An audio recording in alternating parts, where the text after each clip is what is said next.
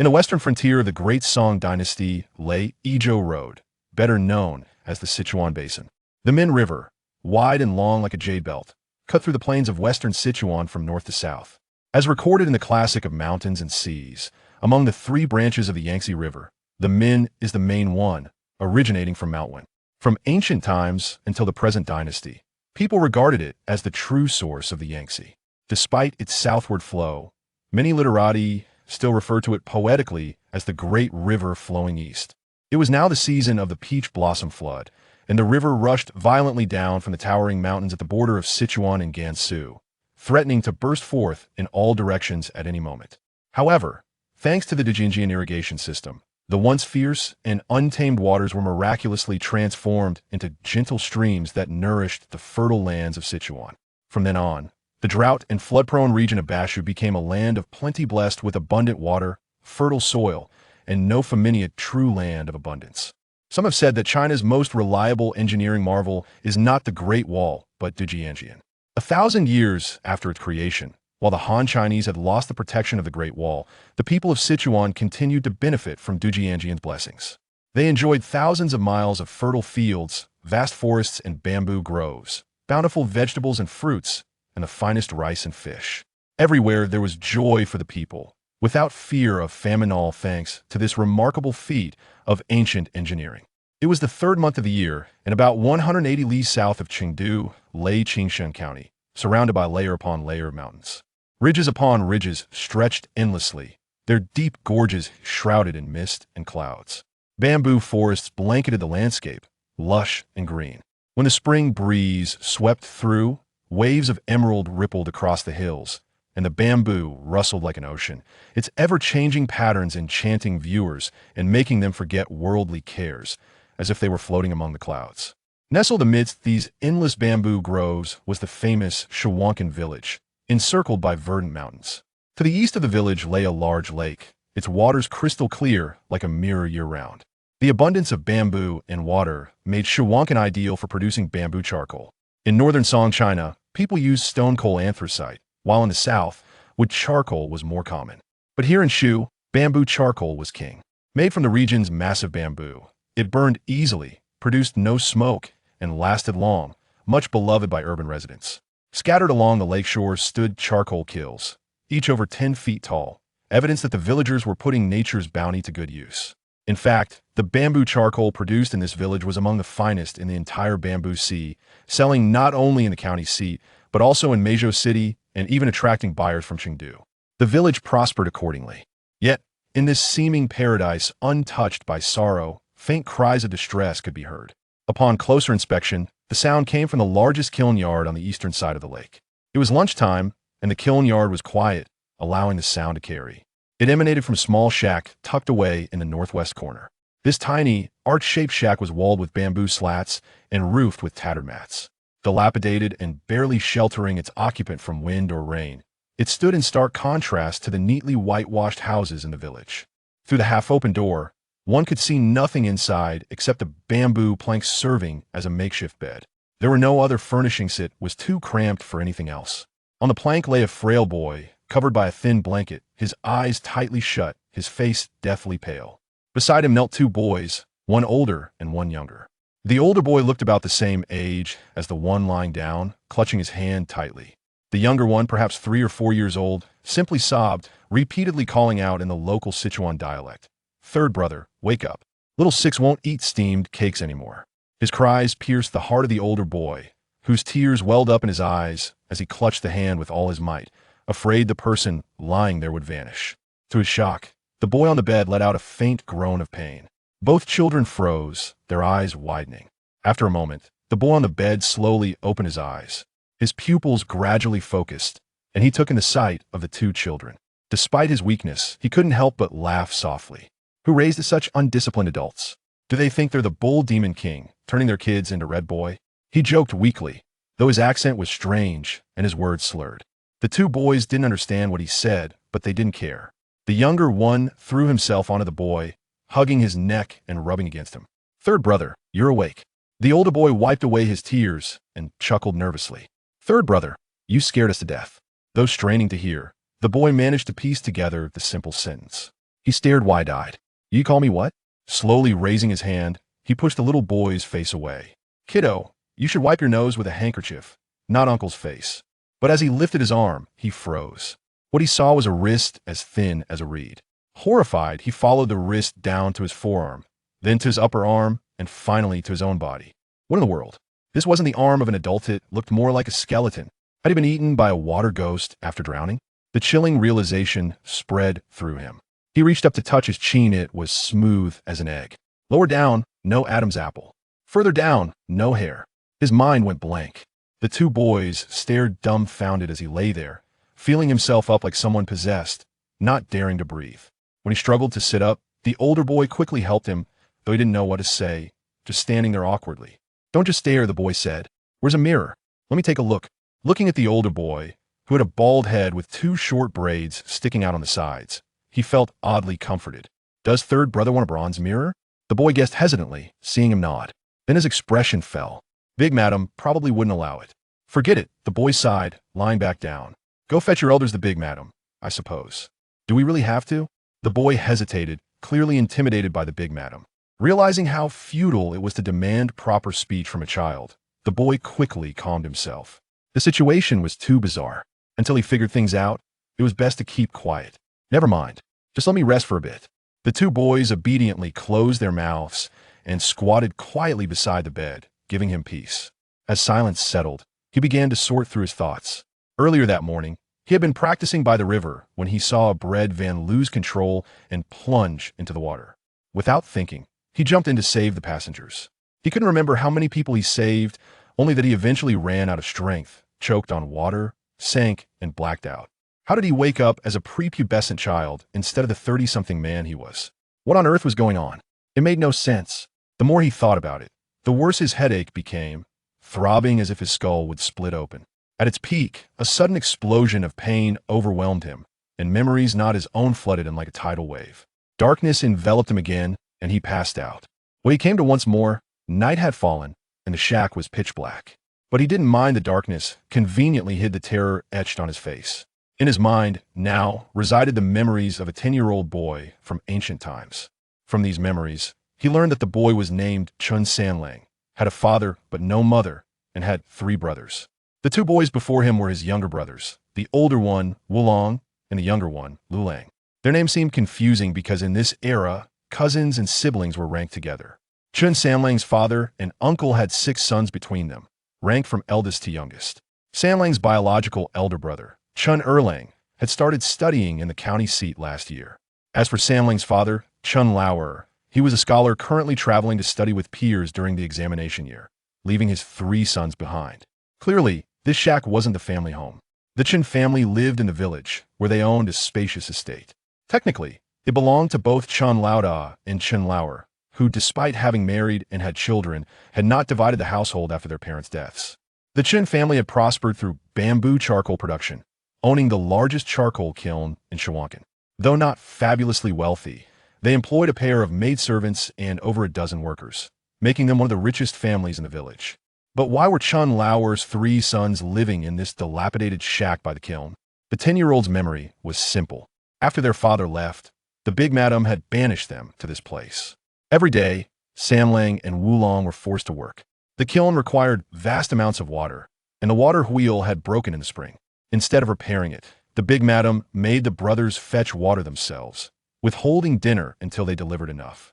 Even with all their effort, 2 10-year-olds couldn't meet the demand. Fortunately, the workers pitied them and occasionally pitched in, ensuring the brothers had food to eat. Still, carrying water even partially filled buckets was grueling labor for children. For over a month since the water wheel broke, the brothers had endured this punishing routine. No wonder Wulong always looked so bitter. That day, however, the big madam had behaved unusually, staying at the kiln all morning to oversee their work. By mid-morning, the brothers were already exhausted, dizzy, and weak. During their final trip to fetch water, Sanlang, weaker than his brother, slipped and fell into the water. That was his last memory before waking up as this new person. Why had drowning resulted in such a miraculous transformation? Was he now Sanlang, or was Sanlang him? Or were they somehow intertwined? He couldn't figure it out, and suspected he never would. Ultimately, he was an optimistic person. Until he found a solution, he decided to pretend to be the boy, lest he be mistaken for a monster and killed. Thus began his strange new life. Chapter 2. Brothers. He was never one to dawdle. Having firmly resolved to adopt the persona of Qin Sanlang, he no longer feigned sleep. Just as he was about to speak, a rumbling sound erupted from his stomach, which had not seen a morsel of food since morning. In the pitch darkness, he felt a flush of embarrassment creeping over his face. Glancing around at the obscurity, he could only discern two faint silhouettes. Why is there no light? Has third brother forgotten? After a moment of silence, the larger figure, Wulong, replied in a deep voice, "You want to ask for food this afternoon." But the matron refused and scolded you harshly. Qin Sanlang felt his anger surge. This is abuse of minors. Minors? That's you too, he retorted. And what about you? Unfortunate child, why bring up such matters? Qin Sanlang thought to himself, feeling trepidation towards the world outside. He was not yet prepared to engage with strangers and decided to endure the darkness for the night, reasoning that he wouldn't accidentally poke his chopsticks into his nostrils. Is there anything to eat? Yes, replied the children. Sensing that he had returned to normalcy, the two young ones relaxed, with Lulang immediately sticking to him like a plaster. This time, Qin Sanlang did not push him away, allowing him to lean against his knee. Wulong handed him a conical piece of food. Qin Sanlang took it, squeezing it gently. It was likely a coarse grain cake. He couldn't help but let out a self-deprecating chuckle. Well, at least I definitely won't poke my nose with this. Tentatively, he took a bite. Unsure if it was made of husks or bran, but the rough texture filled his mouth and throat, causing him to frown. Can this be eaten? It can be eaten, Wulong affirmed. We had this for lunch. Qin Sanlang cursed in frustration, but hunger compelled him to swallow it down, though he rolled his eyes in disgust. Water. Lulang trembled as he brought a large bowl to him. Qin Sanlang took it and gulped down a couple of mouthfuls, washing away the rough food. To his surprise, the water was exceptionally clear and sweet, providing a small comfort to his troubled heart. After finishing the cake with the water, he still felt hungry and instinctively asked, "Is there more?" "There is," Wulong replied, retrieving another piece from his pocket. "Thank you."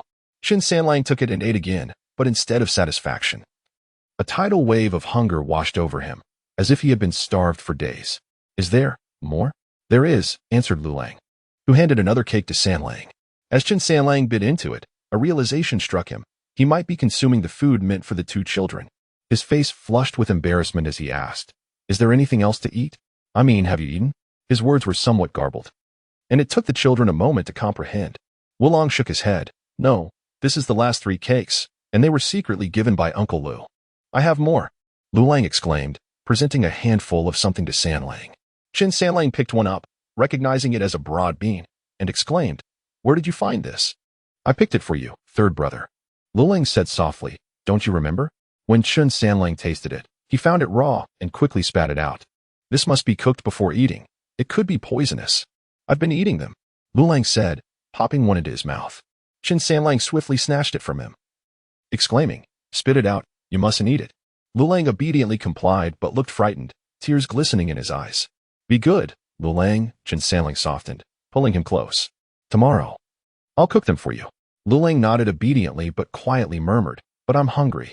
Qin Sanlang held the cake to his mouth, yet Lulang pursed his lips, refusing to eat, saying, "Third brother is sick. You need to eat more to get better." Wulong vigorously nodded in agreement. Qin Sanlang felt a pang in his heart, his eyes brimming with moisture, cursing himself for being so sentimental. He forced a smile. "I'm not a bottomless pit. If I eat too much, I won't be able to eat anymore." After much coaxing, he managed to get Lulang to consume half of the cake. Lulang, not yet 4 years old, had been anxious all day and soon fell asleep in Qin Sanlang's arms. Gently, he laid him beside him and remembered Wulong, apologizing. "You haven't eaten yet, have you?" "It's fine," Wulong replied with a silly grin. Third brother said, "Once asleep, one isn't hungry anymore. It really works." He then climbed onto the bed to sleep as well. Qin Sanlang, feeling weak, couldn't get out of bed, especially with Lulang clinging to his arm and Wulong grasping his clothing. He had no choice but to lie still. As he reclined, he noticed the broken roof above allowed glimpses of the magnificent stars. He widened his eyes in awe, marveling at the beauty of the night sky. He could not fathom how such heartless individuals could so cruelly mistreat these children. They deserved severe punishment. Cursing the unfeeling elders, he lamented his own predicament. As a mere child, was he destined to endure such torment indefinitely? Perhaps he should escape, but he had 2 burdens to consider. These two pitiable little ones clearly saw him as their sole support. How could he abandon them? Two little fools. I don't even know who I can rely on. Qin Sanlang felt deeply frustrated and eventually succumbed to sleep amidst his worries. The resounding crow of a rooster shattered the tranquility of dawn. Qin Sanlang awoke, feeling the weight of his two younger brothers pressing down on him, and found himself in a restless slumber. He realized that Lulang had sprawled across his chest, leaving a sizable wet spot of drool. For the first time, he carefully observed this little brother, noting his long eyelashes and delicate features. He was indeed a rare beauty. Though malnutrition had resulted in an oversized head and a diminutive body, marring his inherent charm yet evoking deep sympathy. Turning to glance at Wulang, he saw that this child was also skin and bones, but his larger frame made him appear somewhat sturdier. Even in sleep, Wulang bore a furrowed brow, his face serious. To put it kindly, he seemed to embody righteous indignation, but truthfully, he looked as if he carried the weight of the world on his shoulders. Are these two truly my brothers?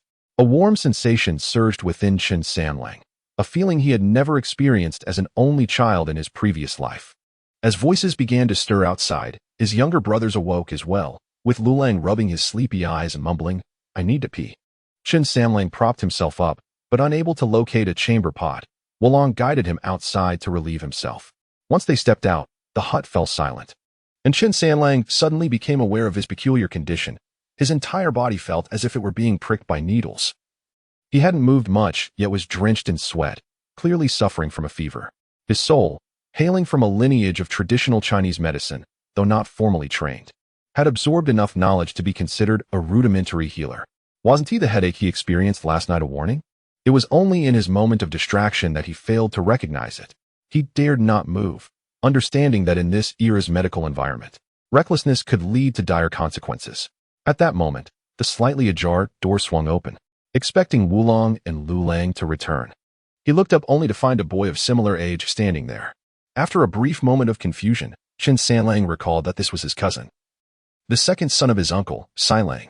In stark contrast to his two ragged brothers, Qin Silang was impeccably dressed in a dark blue silk robe adorned with floral patterns. A black waistcoat over it, fitted trousers, and brand new soft boots. Though unfamiliar with the fabric, Qin Sanlang felt a surge of envy, wishing he could strip Silang and dress his two brothers in those fine garments. Just then, the boy spoke, his words laced with the local accent. "Third brother, are you well?" Seeing the genuine concern etched on his face, Qin Sanlang reluctantly suppressed his thieving intentions and replied with irritation, "I won't die. I heard about your misfortune yesterday afternoon, but couldn't find the time to come." Qin Silang, visibly unsettled, asked, "Have you seen a doctor?" "How could I possibly summon a doctor? It's all my mother's fault."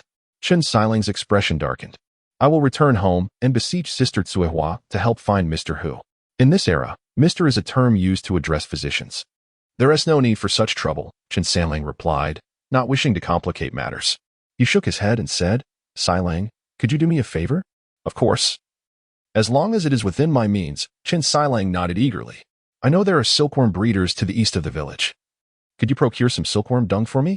Qin Sanlang, sensing familiarity in Silang, continued his request. "Also, ask Sister Tsuehua for some dried tangerine peel, used for cooking. She will know what you mean." Qin Silang silently noted this, nodding without uttering a word when suddenly a loud and grating voice, far more piercing than a rooster's crow, called out from outside. "Silang, where have you been? My mother is calling. I must hurry."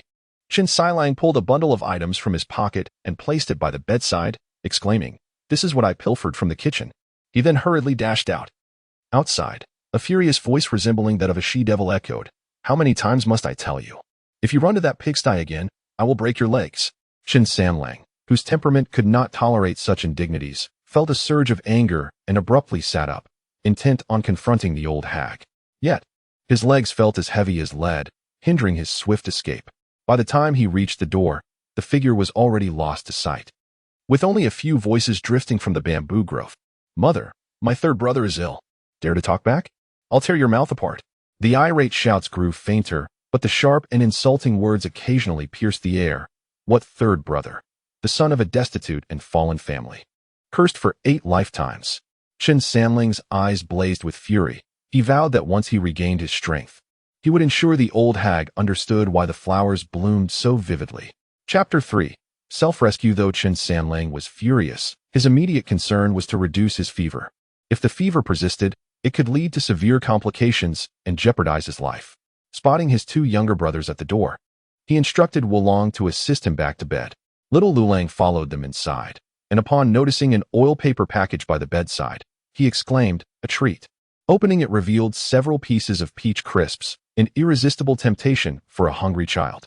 He picked up a piece and was about to take a bite when Wulong swatted it away, declaring, "Don't eat their disgusting food." Liu Long's eyes brimmed with tears, prompting Qin Sanlang to pull him close and glare at Wulong. "This is from Xiling," he said. "It's all the same," Wulong retorted with a hint of stubbornness. "What a fool," Qin Sanlang scolded. "If we don't eat the old hag's food, won't that just benefit her?" Upon reflection, Wulong conceded. Thus, he resolved to consume it as if it were the old hag's food, savagely devouring it. Qin Sanlang, feeling pity for Wulong who had been hungry all night, handed him a piece. Children are easily deceived. Wulong indeed took a hearty bite, almost snapping at Sanlang's fingers in the process, fearing their mother would discover them. Qin Xiling only dared to take a few pieces, and within moments, the two brothers had devoured all but one. Then he remembered that Sanlang hadn't eaten. Blushing, Wulong quickly offered the last piece to him. "Sanlang should eat. But Sanlang is sick and cannot eat. He needs medicine now." Qin Sanlang smiled and advised Lulang to keep it for later. He then asked Wulong, "Feeling stronger now?" Wulong shyly nodded. "I need hot water," Qin Sanlang slowly stated. "I noticed a stove and some firewood behind the hut. Can you start a fire?" He had earlier observed that the hut likely served as a resting place for workers at a charcoal yard and could be used for cooking. Wulong shook his head, embarrassed by his inadequacy. "Go borrow some fire from Uncle Liu," Qin Sanlang instructed. "Tell him Sister Tsuewa needs it to heat water for us." "Tsuewa?" Wulong pondered, knowing she was a servant at their uncle's home. "Where is she?" Wulong did not understand, even in later times. No one would dare let a child of 8 or 9 play with fire. Why ask so many questions?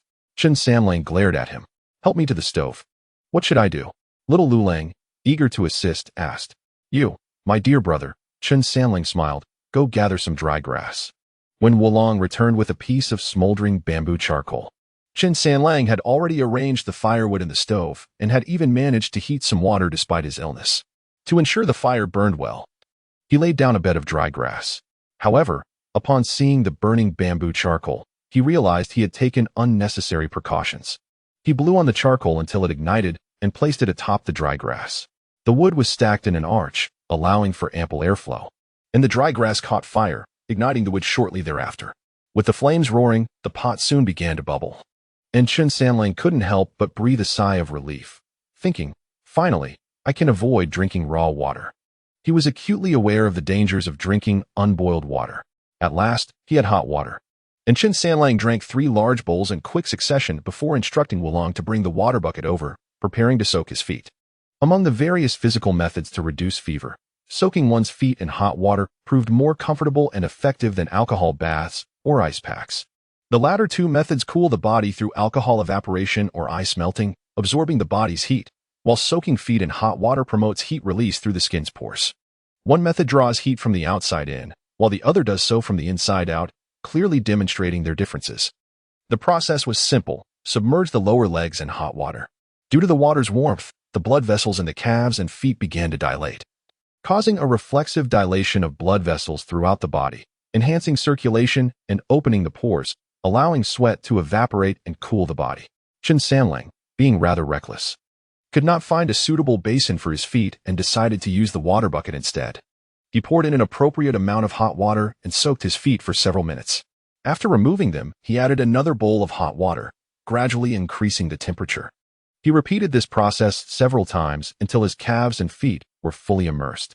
As a result, Qin Sanlang was drenched in sweat, as if he had been pulled from the water. Meanwhile, Wulong was bustling around, fetching and pouring water, moving at a quick pace despite being told to slow down. Little Lulang, being so young, obediently remained outside, adding firewood and watching the flames, hardly moving all morning. As Qin Sanlang's temperature gradually decreased, he felt warmth filling his heart. Around noon, while their mother was napping, Xiling hurried over, perspiring profusely despite the cool weather. He dropped off the supplies Qin Sanlang needed and rushed back, fearing their mother might discover him. Prior to his arrival, Qin Sanlang had already sent Wulong to fetch a piece of bamboo. While soaking his feet, he scraped off the outer green layer of the bamboo, revealing the pale inner part, carefully shaving it down. This was a traditional Chinese medicine known as fresh bamboo shavings. If left to dry thoroughly, it would be called bamboo shavings. This medicinal herb is slightly cold in nature and sweet in flavor, known for clearing phlegm and cooling the lungs. When combined with silkworm sand and dried tangerine peel in a decoction, it serves as an effective remedy for fever and vomiting, alleviating headaches and body aches caused by fever. Generally, 1 dose is sufficient to reduce a fever. In severe cases, 2 to 3 doses may be required. And once the fever subsides completely, further doses are unnecessary. Eager to recover, Qin Sanlang drank 3 bowls consecutively and then fell into a deep sleep for the afternoon. By evening, when he awoke, he felt utterly refreshed, free from pain, and filled with energy.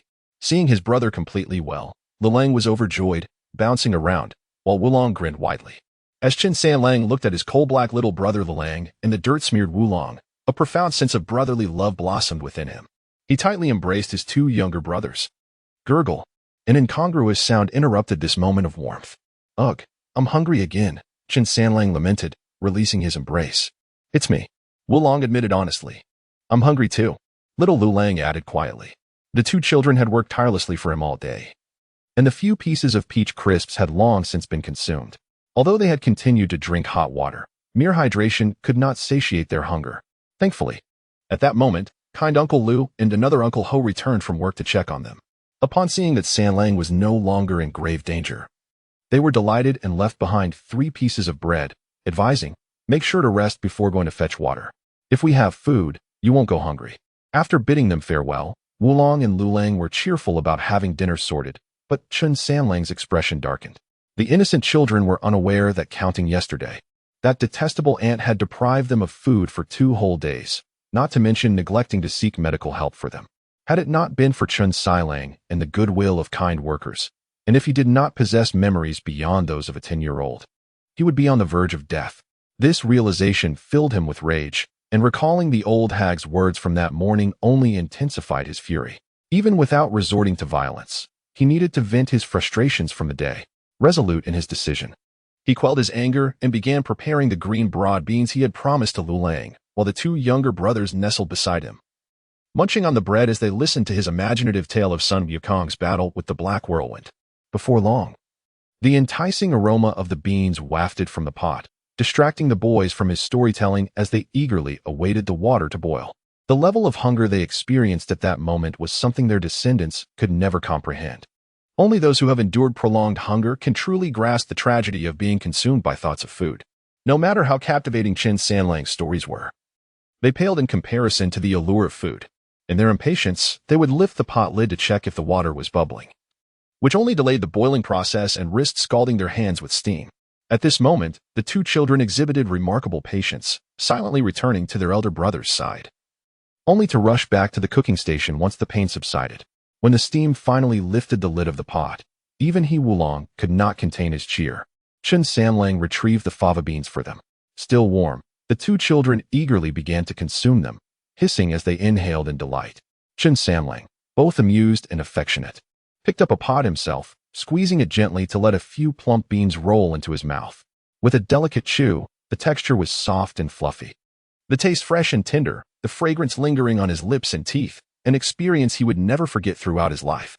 As the sun dipped below the horizon, casting a golden shimmer across the lake's surface and bathing the 3 brothers in its warm glow, the moment was filled with an exquisite tranquility and warmth. After they finished the beans, Qin Sanlang urged his 2 younger brothers to bed early, while he himself wandered outside. In the dead of night, the 2 little ones were soundly asleep when he gently roused them. Wulong reluctantly opened his eyes, while Lilang, feigning sleep, grumbled, I want to sleep. Do you wish to eat meat? Qin Sanlang's single remark instantly dispelled their drowsiness. Why did he say that? Because over the past 2 nights, he had heard the little ones mumble in their sleep at least 7 or 8 times, repeating the words, meat, big meat. What is it to yearn so deeply that even dreams are filled with longing? This was it. Wulong, now awake, pondered for a moment before slowly responding. It's been a long time since we had meat, clearly reminiscing about their last meat feast. Hurry up, I shall take you to eat meat. Qin Sanlang got out of bed, helped the little Lilang put on his shoes, and together, in the dark, they slipped out of the door. Upon reaching the cooking area behind the house, illuminated by the bright moonlight, the 2 children beheld a large, plump rooster lying still on the ground.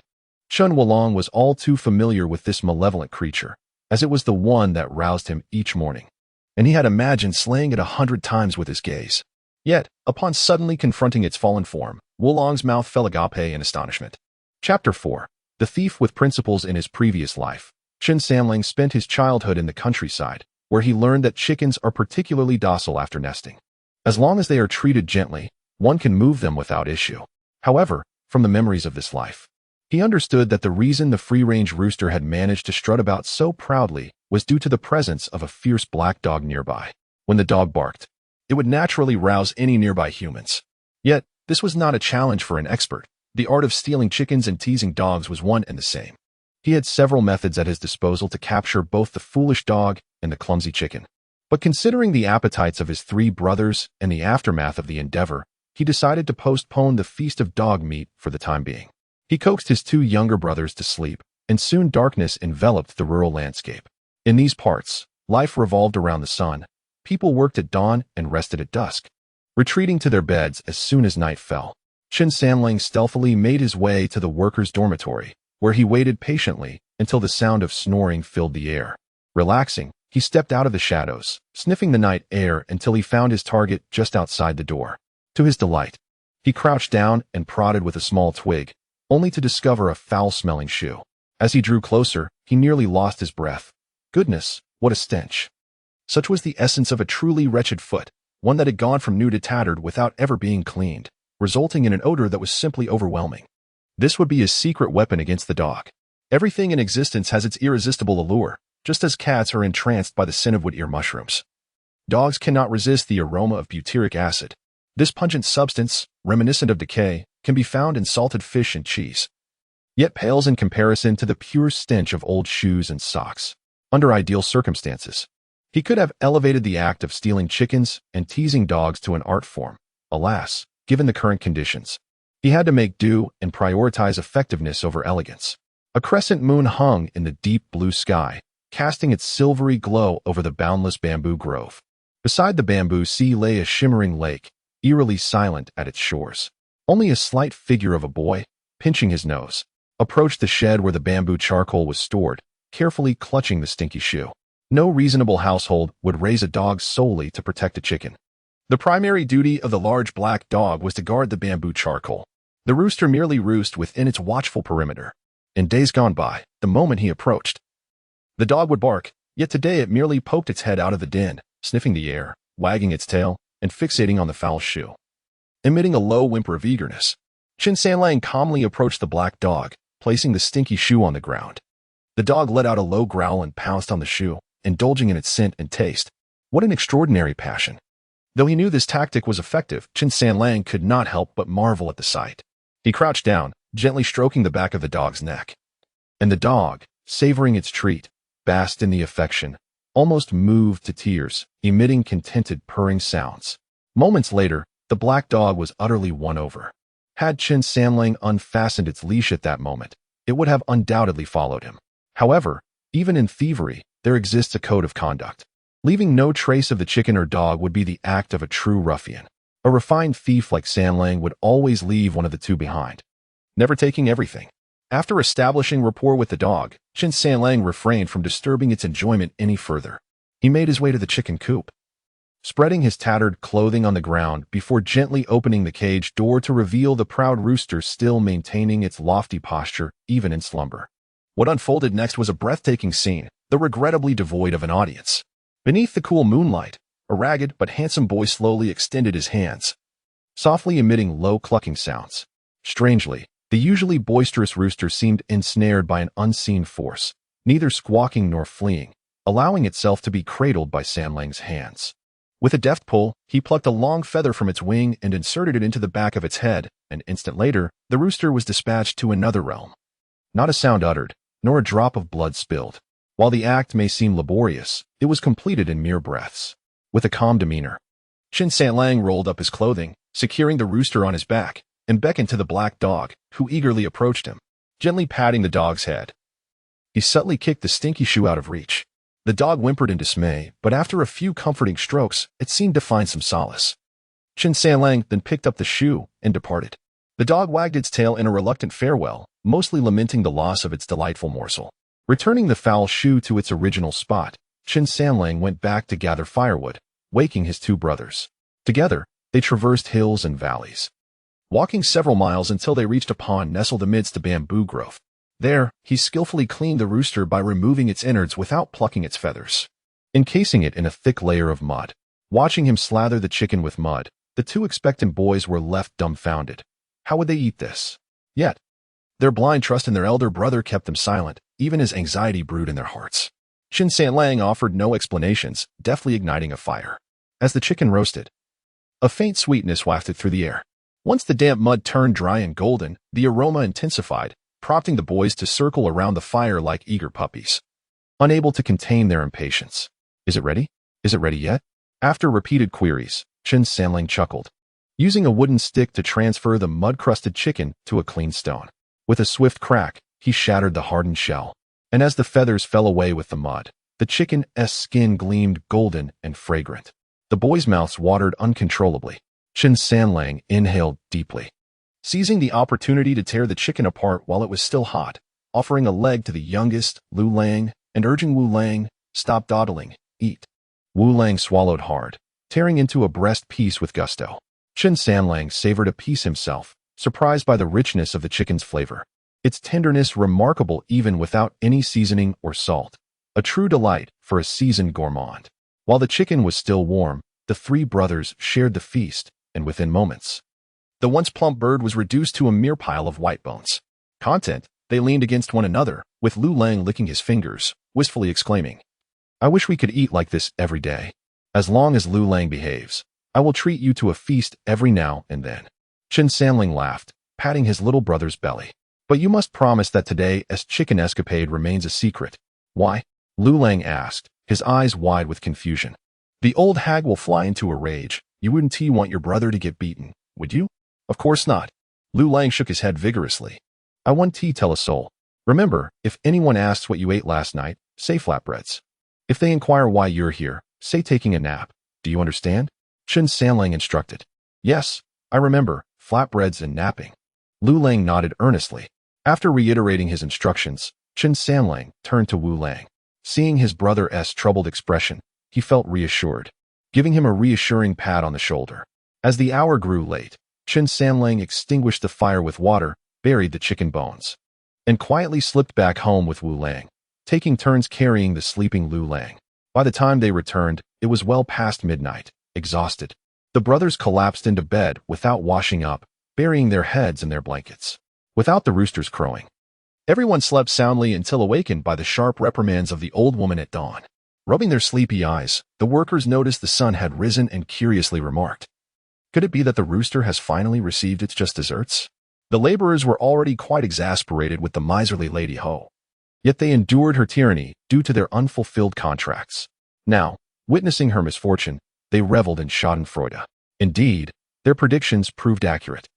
As they donned their garments and made their way to the courtyard, they beheld the old, cantankerous Lady Ho standing before the chicken coop, irate and gesticulating wildly, spewing foul language. "Who dares to steal my chickens? I shall hunt them down and make them pay." No wonder the roosters remained silent today. It was, after all, due to Madame Chun's replacement. Those with sharp tongues began to jest. "Lu the monkey, the most cunning of them all, I suspect it was you who pilfered them." Lady Ho, unable to find anyone else to direct her fury toward, immediately retorted, "Return my chickens at once." Madame Chen clarified, "We are respectable individuals and will not tolerate your slander." Lu the monkey, indignant, exclaimed, "You may inquire around. I, Lu the monkey, have traversed several coal yards, and no one has ever accused me of dishonesty." Despite their labor for her, these individuals were not bound in perpetual servitude as in previous dynasties. The Song Dynasty prohibited the trade of slaves. All hired workers were free citizens, maintaining their status as respectable individuals. They entered into contracts with their employers for 3 to 5 years merely to sell their labor for survival. Upon contract completion, they were free to depart. And should they seek employment elsewhere or change professions, maintaining a reputable standing was paramount. This interconnectedness involved so-called neighborhood mutual assurance and industry mutual assurance. Any dealings with the government, such as purchasing property, opening a shop, or obtaining permits, required endorsements from neighbors or coworkers.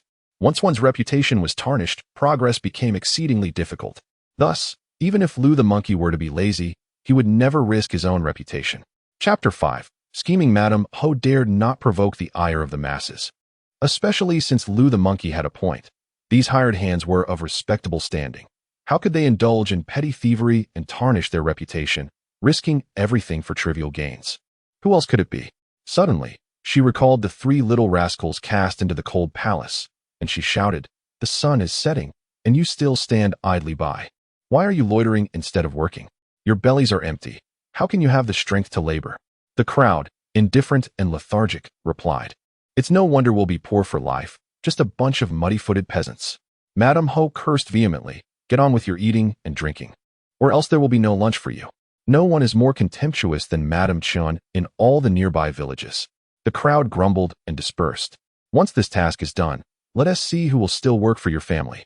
Those waiting to work for us stretched from Zhongyan to Xiaolupo. While Madame Ho continued her tirade, she stormed toward the shed in the northwest corner. Chen Sanlang had already been roused by Madame Ho's clamor and, upon hearing footsteps, realized she was coming to conduct a search. He quietly instructed his 2 younger brothers to keep their mouths shut. Just as he dressed Xiao Lulang, Madame Ho burst in, her fury palpable, and berated them. "Speak. Was it you little wretches who stole my chickens? Who are you calling little wretches?" Chen Sanlang suppressed his anger, bending down to put shoes on Xiao Lulang. "I'm calling you little wretches."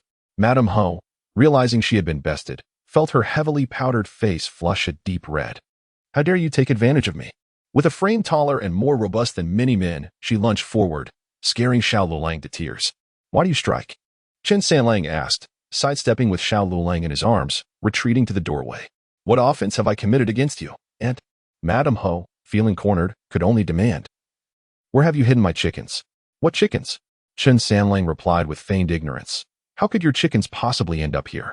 It must be you who stole them. If I find them, I will have you arrested." Madame Ho began a thorough search, yet found not a single feather. However, she noticed the hearth behind the house still smoldering and remnants of something having been cooked. Seizing upon this as evidence, she accused, "Have you cooked my chickens? Look at the pot. Is there even a trace of grease?" Chen Sanlang retorted coldly. His words reminded Madame Ho that the pot was set into the hearth, and removing it would require dismantling the structure. If chickens had indeed been cooked, there would surely be signs of grease. Yet, after scouring both inside and outside the pot, she found not a drop. Doubt crept in. "Then why did you build a fire?" "I was gravely ill yesterday and needed hot water. Since you refused to feed us, I had to cook for my brothers," Chen Sanlang replied frostily. "I know you resent my father and me for consuming your resources, harboring thoughts of separation. You have treated us with disdain, especially while my father is away studying. You have bullied my brothers mercilessly." Pausing, he added with emphasis, "Why must you act so harshly? This year is crucial. My father may succeed in the exams, and then we shall see how you fare." He intended to divert Madame Ho's attention, ensuring the children did not reveal their secret, while simultaneously admonishing her to temper her cruelty. Madame Ho, realizing she had underestimated this child, felt a pang of surprise. How could he speak so boldly? Can he truly see through my intentions? For years, because her husband was not scholarly, her in-laws had pinned their hopes on her younger brother-in-law, naturally leading to favoritism towards his family. The narrow-minded Qin family had long harbored grievances. However, while her in-laws were alive, she feared her brother-in-law might actually succeed in becoming an official, thus she maintained a facade of cordiality. Yet this distortion of feelings had accumulated resentment over the years, ultimately leading her to view her brother-in-law's family as thorns in her side. What delighted her was that her brother-in-law had squandered over a decade. Not only had he failed to pass the imperial exams, but he hadn't even managed to pass the preliminary tests. This solidified her belief that neither he nor her husband were destined for officialdom. Consequently, she could no longer tolerate the 5 members of her brother-in-law's family living off her, especially as they burdened her with their educational expenses. Separation was the only solution. She had long been resolved to this idea. But the reason she had delayed the division until over 2 years after her mother-in-law's death was not due to a lack of resolve but rather fear. She feared the law's unforgiving nature. In the Song Dynasty, family separation was not merely a domestic affair. The dynasty had repeatedly praised large families for maintaining unity, promoting brotherly harmony. While few truly achieved this, the legal system was explicit. If grandchildren or children establish separate households while their grandparents or parents are alive, they face a 3-year sentence. If children separate after their parents' death, they face a 1-year sentence. This meant that while grandparents and parents were alive, anyone daring to separate would face 3 years of punishment. And even after the parents' passing, division could only occur after the mourning period was completed, or else face a year of punishment. This was to prevent the disgraceful spectacle of siblings squabbling over inheritance before attending to their parents' funeral rites. The laws of the Song Dynasty, both in terms of their formulation and execution, were exemplary, almost delving into human nature itself. Yet, while the law is rigid, humans are not. Relying on unyielding statutes to protect all is impossible. Although Madame Ho hesitated to separate, she wielded her status as the eldest daughter-in-law to oppress her brother-in-law's family, alleviating some of her long-standing grievances. Previously, she merely withheld kindness from her brother-in-law, denying her nephew new clothes and good food. But now, she was driving the 3 children toward ruin. The Qin family, a sizable household, could not afford to treat their own nephews so harshly without incurring shame and scandal. Madame Ho's sudden cruelty stemmed from the fact that this march marked the time for the Qin family's lawful division of property. She was determined to secure the lioness' share, thus preemptively instructing her brother to arrange matters with the county office. Much to her dismay, her brother returned with news that the officials had warned her that such matters were delicate, as the laws of the Song Dynasty opposed separation and division of property, viewing it as a disruption of public order. Therefore, those who proposed separation would likely end up receiving less.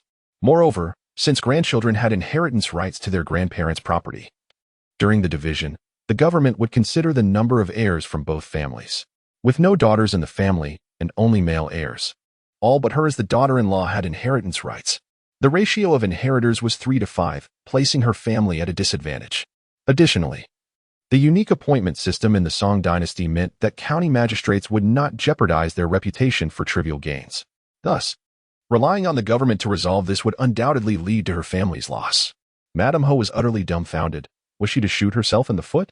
Her brother advised that either Chun Erlang should propose the separation first, or they should reach a private agreement before heading to the government for property division. As long as their arrangement appeared fair and reasonable, the magistrate would likely turn a blind eye. This became Madame Ho's lifeline. She was resolved to push her brother to propose separation, thus escalating her cruelty. Coincidentally, Qin Erlang was away studying, so she began to mistreat his 3 children in myriad ways, intending for Chun Erlang to be awakened to the situation upon his return. Faced with a choice, either remain home to care for the children or immediately agree to a separation. If by misfortune 1 or 2 of them perished, it would play right into her hands. In these times, the mortality rate for children was astonishingly high, even among affluent families, if a couple bore 10 children. Managing to raise half was considered miraculous.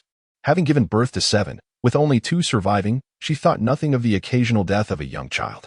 Suddenly, the thoughts of Madame Ho were laid bare by a child, causing her to feel a wave of panic. She began to mutter curses under her breath, such as "I'll tear your mouth apart," while instinctively retreating, wishing to escape the penetrating gaze that seemed to see into her very soul. Qin Sanlang secretly exhaled a sigh of relief, though his expression remained unchanged. However, Madame Ho could not simply slink away in defeat. Her face darkened as her eyes darted about, searching for an opportunity to suppress the audacity of the young boy before her. When her fierce gaze landed on Xiao Lulang, she suddenly noticed him shifting back slightly, prompting her to bellow, "What are you hiding?" as she lunged to seize his right hand. "What are you doing?" Qin Sanlang rushed to shield his younger brother, but being only 10 years old himself, he lacked the strength of a seasoned adult. With a fierce shove from the formidable woman, he stumbled. Although he quickly regained his footing, in that fleeting moment, Xiao Liulang's sleeve was caught by Madame Ho's grasp. "Let him go," Qin Sanlang cried, clinging tightly to the woman's arm as he urged Xiao Liulang to flee. Yet, the terrified little boy stood frozen in shock. Black Wulong, regaining his composure, grasped his brother and pulled him towards the exit. Xiao Liulang's tattered clothing could barely withstand the force, and as it was yanked, the sleeve tore open, revealing an object that fell to the ground. Upon recognizing the item, even Qin Sanlang was momentarily taken aback. It was a charred yellow chicken leg. Aha! Madame Ho's anger surged, and she forcefully shoved Qin Sanlang aside, adjusting her disheveled hair, exuding an exuberance akin to that of a crowing rooster, declaring, "I knew I was right, just a bunch of thieving little rascals." "You're talking nonsense." Surprisingly, The protest did not come from Qin Sanlang or Black Wulong, but from the flustered Xiao Lulang, whose face flushed crimson as he stammered, I swear my brother isn't a thief. How dare you retort? Madame Ho, the fierce matriarch, was relentless in her wrath. She raised her hand and struck Xiao Lulang, sending him tumbling to the ground, blood streaming from his nose and mouth. As she prepared to unleash further wrath, a furious shout rang out, "You filthy hag!" Before she could respond, her words turned into a shriek of pain as Qin Sanlang, driven by a surge of madness, collided with her side. Caught off guard, Madame Ho stumbled, her composure shattered, while Qin Sanlang, overestimating his own strength, lost his balance and fell as well. At that moment, Black Wulong let out a low growl, lunging forward to land atop Madame Ho, raining down blows upon her with furious intensity. Chapter 6. The reckless hero. However, the disparity between adults and children is immense, particularly when comparing a woman as formidable as a man to a boy, not yet 9, who has long suffered from hunger. Hedong remained silent, relentlessly pummeling Ho with a rain of fists. Though her hair was disheveled and her face bruised, ultimately, the blows inflicted little lasting harm. In a moment of desperation, she pushed with both hands, striking Hedong in the stomach and sending him sprawling, his head hitting the ground with a thud, rendering him unconscious. As Ho attempted to rise, she was met by the bloodshot gaze of Qin Sanlang, who stood before her, grasping a brick meant for building a stove, his expression icy. "Stop!" Ho screamed in terror. "You cease your violence," Qin Sanlang retorted, lifting the brick and bringing it crashing down towards her face. Though the brick was made of clay, the impact promised to inflict severe injury. Instinctively, Ho raised her arms in defense, but the brick shattered upon contact, leaving her arms numb. After discarding the broken brick, Qin Sanlang unleashed a flurry of kicks, targeting the most vulnerable parts of Ho's abdomen with each strike. She cried out in agony, rolling on the ground, her wails piercing the air, audible even to the villagers. Qin Sanlang's furious roar had already drawn the attention of the workers, who hastily set aside their meals and rushed over, only to find a boy, resembling a mad tiger, attacking what appeared to be a sack. But upon closer inspection, they realized it was no mere sack, but their mistress, Ho. "Stop this at once." Although the laborers held disdain for Ho's character, they could not turn a blind eye, and they hurriedly called for an end to the violence. Qin Sanlang glanced at them, his expression unyielding, and with a determined leap, he directed all his strength into a knee strike on Ho's back, producing a bone-chilling crack. Ho's scream, more animalistic than human, echoed as she lost consciousness. In the next moment, the workers overwhelmed Qin Sanlang, pinning him to the ground. Yet he strained to lift his head, calling out hoarsely to his 2 younger brothers. "Let me see them! Let me see them!" The workers exchanged glances, and it was Uncle Lu who spoke up. "What are you afraid of? Can a mere child escape?" Nestled in the picturesque Sichuan landscape, where mountains rise and waters flow, the region offers unparalleled living conditions, inspiring its inhabitants to cultivate their ideal homes. In the plains of western Sichuan, harmony between humanity and nature is omnipresent, immersing one in an enchanting watercolor landscape. Situated just outside the city of Qingxia, Zhongyan is but a small corner of this magnificent panorama, yet it contributes to the beauty of the entire scene. The village, constructed in harmony with the surrounding hills, features houses stacked upon one another, shaded beneath the sprawling branches of ancient banyan trees. The architecture is characterized by small, blue-tiled roofs, 2-story stilted buildings made of wood structures, and walls of bamboo mixed with clay and whitewash. The pristine stone paths that weave through the village speak of its wealth and tranquility. The foremost residence, though modest in size, boasts stone-carved pillars and whitewashed walls, adorned with intricately carved wooden doors and windows. Once the envy of all, the Chun family has fallen from grace. Now, passers-by hear the anguished cries emanating from within and mutter, "She deserves it. Ouch, my mother, it hurts." The cries belonged to Ho, who lay swaddled in bandages on her bed. She had been carried back horizontally, and upon examination by the local physician, it was discovered that her arms were fractured and 3 ribs broken. The elderly doctor, who had treated many in the village, remarked on her remarkable fortune in that no vital organs were injured. Otherwise, she would have surely faced a more dire fate. Though she escaped death, her suffering was unbearable. With her arms in splints and ordered to remain bedridden for a month, every breath tugged at her fractured ribs, causing her immense pain. Yet her tongue remained unrestrained, first cursing Qin Sanlang, then expanding her wrath to encompass her brother-in-law's entire family, ultimately condemning the Qin ancestors. "How could I have married such a wretched man?" she lamented, her anguished cries echoing through the room. Qingxia, the eldest of the Qin family, who had been sitting with a furrowed brow, could no longer contain himself. I told you, never act so ruthlessly, or you shall face retribution. You never listened, and now look where it has led you. You heartless fiend. Upon hearing her husband's words, Ho's eyes narrowed dangerously. You urge me to take on the role of the villain, and now you feign innocence? Just wait until I recover. I will settle the score with you. Very well, I shall refrain from speaking of it. Qingxia retreated, his voice trembling slightly. But what shall we do now? We are family. We cannot truly resort to legal action, can we? I long to take him to court. I would gladly see that little beast put to death. Ho's face showed a fierce determination. He nearly took my life. I cannot allow him to escape unpunished. To court? Qingxia sighed. Our eldest son is preparing for his examinations. We should avoid unnecessary complications. What do I care? I am the victim here. Ho gasped. Take me to the county office. Upon seeing my condition, the magistrate will surely impose a severe sentence on that wretched boy. You are mistaken. Qingxia shook his head vigorously. Although your injuries are indeed severe, the culprit is but a 10-year-old child. The magistrate will investigate the circumstances thoroughly. Let them investigate. Do you think I cannot discipline my own nephew? Ho retorted dismissively. You are aware that you are his aunt. Qingxia frowned. How can you justify abusing your nephew like this? What will people say about the Qin family? Unbeknownst to Qingxia, the actions of this spring had already tarnished the family's reputation, and he remained oblivious to the shame they had brought upon themselves, believing his standing to be quite respectable. Qingxia, you truly lack shame. Hearing her husband place the blame upon her, Ho erupted. Was it not you who opposed my desire to partition the family? Or did you forget I sent those 3 children to the charcoal yard? Qingxia's face flushed with embarrassment. I thought it was merely a show. I had no idea it would escalate to this extent. How have I gone too far? Which of your eyes saw me overstep? Ho pressed relentlessly. If you hadn't gone too far, how could a 10-year-old child? Qingxia began, but fell silent, unable to voice the latter half of his thought. Ho, however, understood. She would not relent, wailing, what misfortune have I encountered to be married to such a man, who treats me like a mere servant, only to retreat at the first hint of unpleasantness. Had it not been for Qin Sanlang, who had used all his strength to break her ribs, Qingxia would have surely confronted her directly.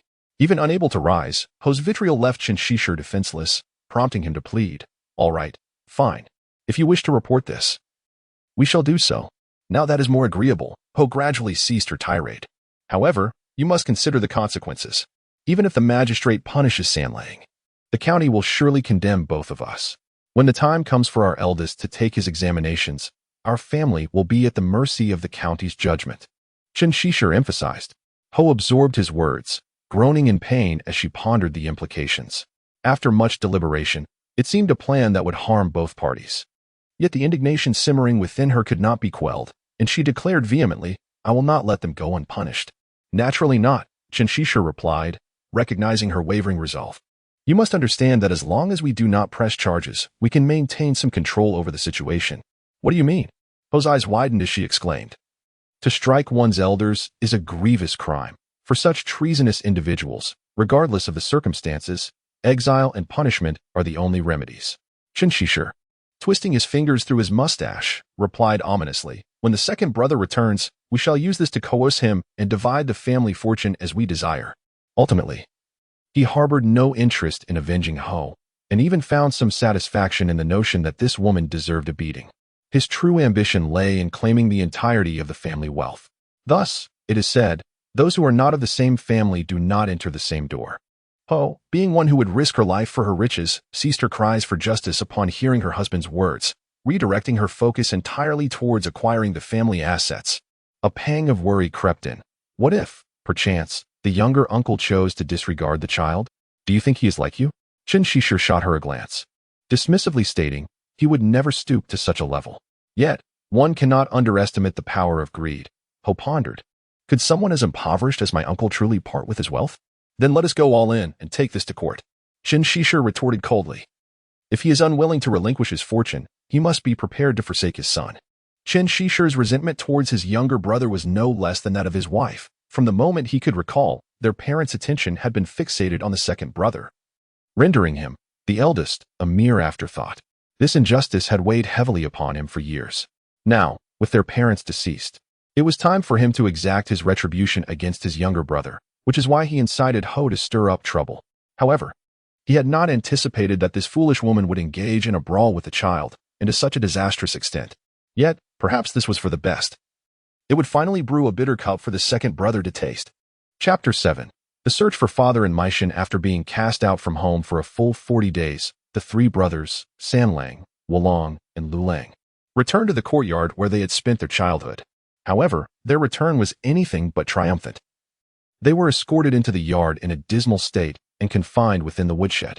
It was unnecessary to imprison the youngest, Lulang, yet he clung desperately to Sanlang, weeping inconsolably. Concerned that their captors might mistreat his brother, Sanlang held onto Lulang tightly, rendering them inseparable. Ultimately, they had no choice but to confine him as well. The transition from the makeshift shelter to the woodshed offered a slight improvement in their environment. At least it was spacious and less suffocating. Overwhelmed by his own fate, Sanlang meticulously examined Wulong and Lulang for any injuries. The two children appeared to be mostly unscathed, though they displayed signs of fatigue. While most would attribute this to sheer fright, Sanlang's keen observations revealed that both had suffered varying degrees of internal injuries. Internal injuries, though often relegated to the realm of martial arts fiction, indeed exist in the real world, manifesting as what is termed internal trauma, various soft tissue injuries, and their lingering repercussions. These could obstruct vital bodily functions, transforming external wounds into internal maladies that may persist for years, potentially leading to serious complications or disabilities. Liulong's injury was minor. A slight misalignment of his cervical vertebrae was rectified by Sanlang, alleviating the young one's risk. Wulong's predicament was more severe, as he had struck the back of his head upon landing. Although the ground was soft earth, the impact had caused a mild concussion. Traditional Chinese medicine attributes this to damage to the brain's meridians, resulting in stasis, best treated with acupuncture. However, lacking such resources, Sanlang resorted to manual therapy. He guided Wulong into a seated position and stood behind him, using his thumbs to gently massage the sternocleidomastoid muscles on either side of his neck, alternating from top to bottom. One hand supported Wulong's forehead, while the other stroked from his hairline to the nape of his neck, then targeted acupoints like Fengqi and Neikong. Moving to the front, he employed his thumbs to massage Yingtang, Qiming, Yingxiang, and Qingjiang, alternating techniques. Finally, he pressed the occipital area with the palms of his hands, tapping the fontanelle, and concluded by rubbing his hands together until warm to gently apply heat to Wulong's head. Upon completing the treatment, Sanlang felt fatigued but was relieved to find Wulong's pulse steadier. With a few more sessions, he believed the boy would recover fully. As he closed his eyes to rest, his thoughts turned to his own precarious situation. The old matriarch would certainly not relent, yet with so many witnesses, the likelihood of her exacting personal revenge was slim. It was more probable that she would send him to the authorities. He recalled overhearing the hired hands on the road, stating that striking one's elders was a grave offense, punishable by banishment or military conscription. The mere thought of becoming a thief conscript, marked with a gold seal on his face, sent a shiver down his spine. He had read the thief conscription compendium and felt that such a life would be utterly bleak. The only escape from such despair would be to become an outlaw. No, Sanlang thought bitterly, unwilling to see his life irreparably tarnished. What if he attempted to flee? That would be even worse. Even a 10-year-old knew that in this era, without an official travel pass, one could scarcely move. Thief conscripts still had a semblance of freedom, should he become a fugitive. He would be condemned to a life of hiding in the deep woods, faced with a dismal future should he remain, and no viable escape. Sanlang grasped the unyielding grip of the law under the Song Dynasty, which was no less severe than in later times. He was not a superhero with extraordinary powers, nor did he possess the mystical abilities of a Taoist priest. Neither was he the protagonist of a time-traveling novel who could navigate through adversity with ease. In the vast structure of a monarchical society, the individual felt overwhelmingly insignificant. Yet, Sanlang did not regret his impulsive actions. Given the chance to do it all over again, he would react the same way.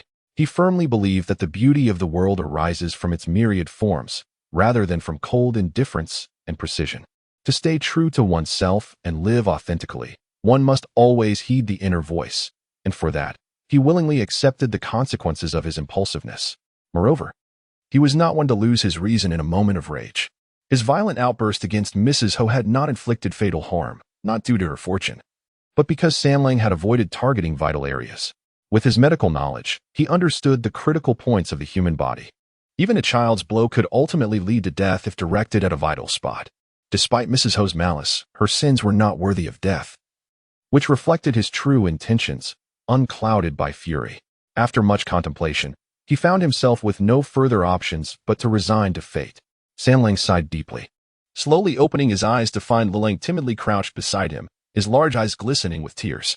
"What is it, Lilang?" Sanlang reached out, pulling him into an embrace and gently patting his back. "I want to eat chicken legs," Lilang stammered through his sobs, slowly. Sanlang was so careful to remind you.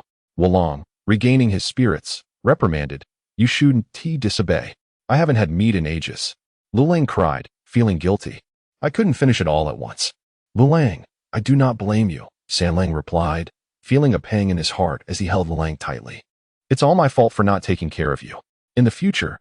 As the words hung in the air, a profound sadness enveloped him. What future could there be? Once he was exiled, it was likely he would never see them again. His eyes moistened as he softly added, "You must listen well." "I will listen to you, Sanlang." Lilang nodded vigorously, wiping away his tears. "I won't be naughty anymore." "Very good, but not just to me. You must also listen to Wulong and Erlang and—" "Father," Sanlang urged with concern. Despite his deep resentment towards their irresponsible father, he realized that the only one who might offer protection to Wulong and Lilang in the future would be that same negligent figure. "Father, why hasn't he returned yet?" At the mention of their father, Lilang looked up, his face streaked with tears. Sanlang gently wiped away his tears and reassured him, "He will be back soon. To take you out." "I want to be with Sanlang," Lilang insisted resolutely. "All right, Sanlang will go with you." Sanlang ruffled his little head, determined not to let Lilang feel sorrow despite the turmoil in his heart. As they remained confined in the woodshed until midnight, hunger and thirst gnawed at them. Suddenly, they heard a rustling at the door. Sanlang cautiously approached the sound and felt something, a flatbread. A name flashed through his mind, and he whispered, "Silang?" He hesitated to consume someone else's food, fearing it might be poisoned.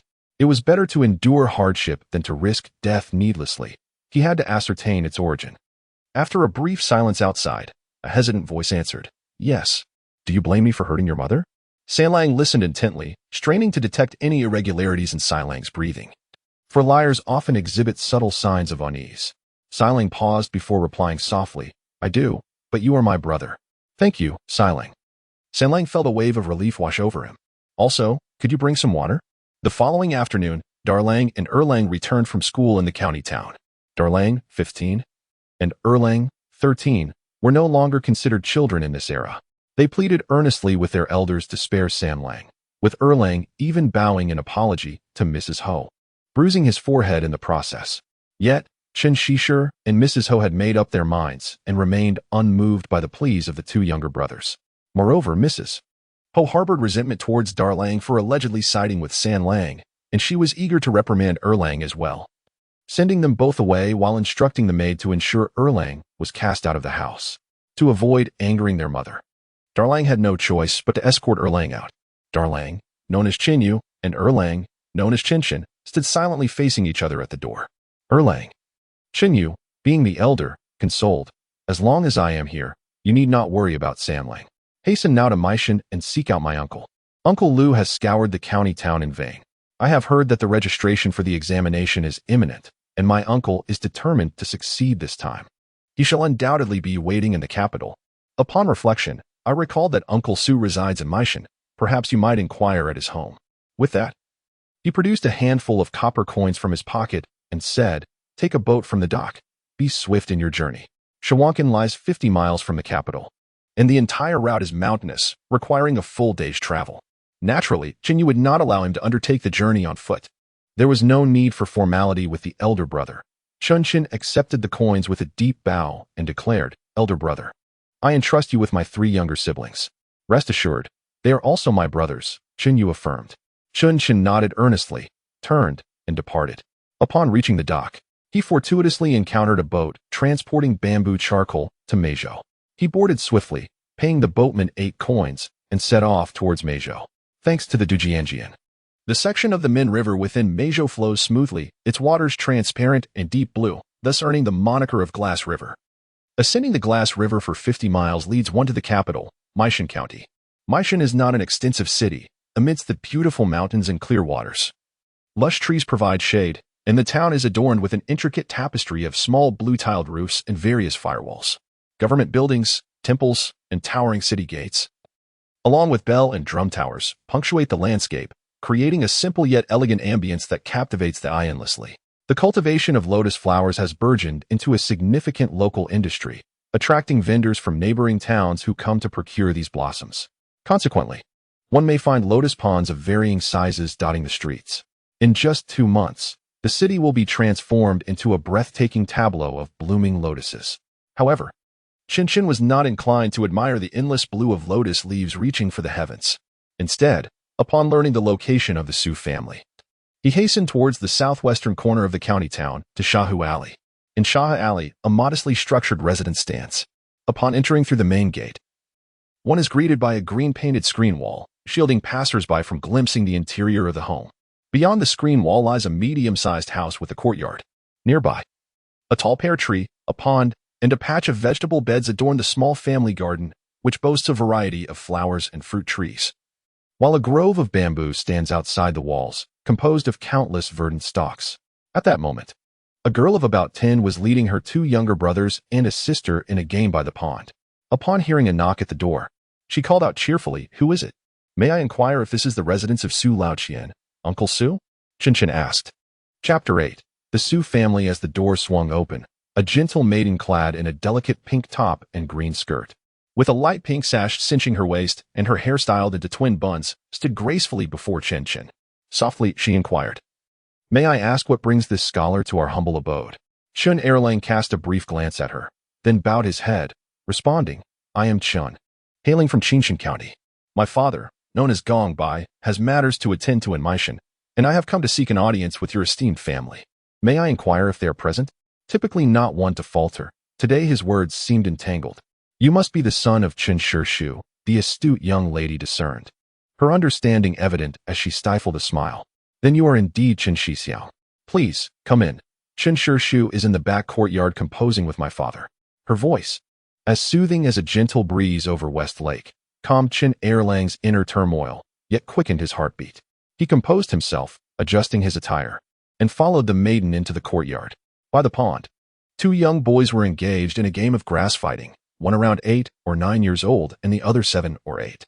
The penchant for gambling runs deep in the Song Dynasty, transcending age. This game of grass could be divided into martial and literary contests, with boys typically participating in the martial and girls in the literary. The martial contest was simple. In the season of spring, when grass flourished, participants sought out preferred blades to engage in a test of strength. Those who were resilient would triumph, while the ones who broke would lose. Guided by their older sister, the boys were engaged in the literary contest. Earlier, she had taken her younger sister to gather an assortment of flowers and grasses from a nearby garden, which they placed in a basin, engaging in a contest of knowledge about the plants. The challenge was to name the grasses in a paired, antithetical manner. Whoever could name the most and maintain the highest level of wit would emerge victorious. The sister's intent was educational amusement, so she refrained from competing with her brothers. The older boy proudly declared, "I have guanine willow," to which the younger boy retorted, "I have luohan pine." The exchange continued, with each boy presenting their finds. "I have bellflower," and "I have drum flower," followed by, "I have goldcup grass," and finally, "This is Yuzan flower." As the older sister led Qingxia into the courtyard, the eldest boy exclaimed, "I have brother flower." "What do you mean by brother flower?" The younger brother responded, puzzled. "Clearly, it resembles spring plum, one branch above, one below, akin to us, born of the same mother, with me preceding you. Hence, it is indeed brother flower," the elder insisted, defending his claim. The younger boy, undeterred, rummaged through the basin and proclaimed, "Then this is couple spike." Their spirited debate elicited giggles from their 6 or 7-year-old sister, who chimed in, "If you say that, then a flower that blooms larger and smaller could be called father and son flower, while 2 flowers blooming back to back could be enemy flowers, right?" Her whimsical logic flushed the brothers' faces red, prompting the elder to playfully pinch her cheek, leading to a playful chase. The younger sister, spotting her older sister, scampered over and whimpered, "Sister, look, brother is bullying me.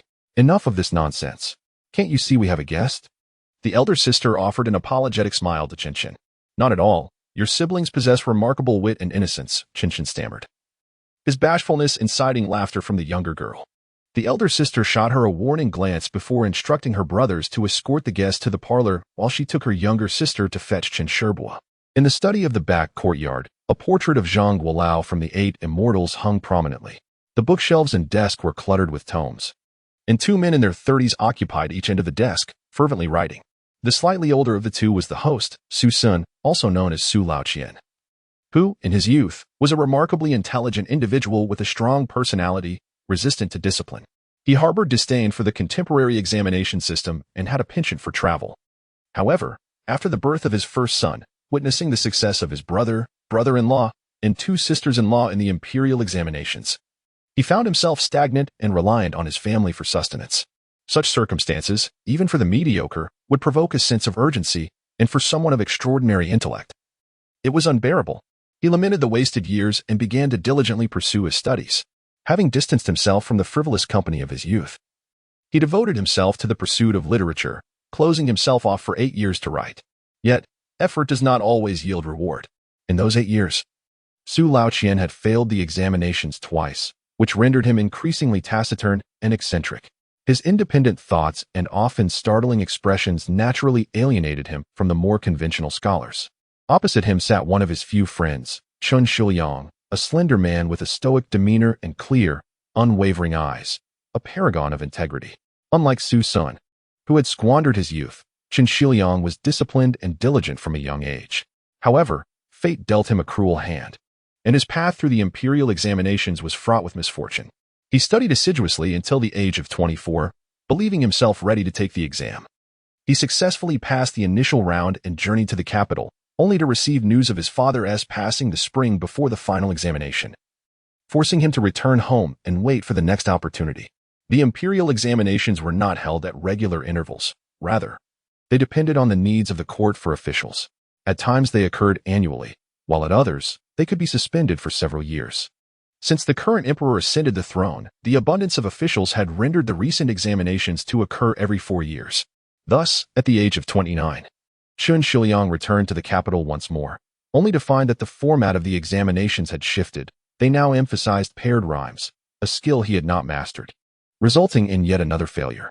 On his journey back to Shu, he encountered Su Sun, who had also faltered. The 2 silent men shared a cabin, often spending days without uttering a word. Yet, before disembarking, they had forged a profound friendship. In the ensuing years, they frequently corresponded and delved into the study of paired rhymes. Consequently, Su Sun advised his daughter to incorporate these literary exercises into her playtime with her younger brothers, a lesson learned through painful experience. After 3 years of rigorous study, at the ages of 32 for Chen Shiliang and 37 for Su Laoqian, they found themselves at a critical juncture in their lives. Thus, as spring approached, Su Laoqian insisted on dragging Chen Shiliang to various literary gatherings to enhance their poetic skills. Although Chen Shiliang was initially concerned about his 3 children, he reasoned that once the examination was over, he would be away for more than a year, necessitating that the eldest brother look after them. He thus endeavored to persuade his brother and sister-in-law, reiterating his instructions to his son to behave, before embarking on this scholarly journey with Su Sun. Now, as their 2-month academic excursion drew to a close, with only 3 days remaining before the registration at the government office, Chen Shiliang planned to return home immediately after registering, taking refuge in the Su household for the last few days to prepare some examination essays. In the Song Dynasty, the examinations were not a lifelong commitment as in later times. Each was valid for only 1 attempt. If one did not achieve the rank of Jinshi, they would have to take the examination again. Though both men were confident in their abilities, the burgeoning literary culture in Sichuan over the years had them treading cautiously. As they were engrossed in their writing, a knock echoed from outside. Su Sun furrowed his brow, setting down his pen and calling out, "Who is it?" "Father." "It's me." "Ah, Bianjing? Did I not instruct you to refrain from interrupting?" Upon realizing it was his sensible eldest daughter, Su Sun softened his tone. "What is it?" "Chen Shishu's son has arrived, stating he urgently seeks your presence." In that moment, Chen Shiliang's heart skipped a beat as he set down his pen. "Lao Quan, I shall step out to investigate." "Go quickly," Su Sun urged, refraining from prying into family matters.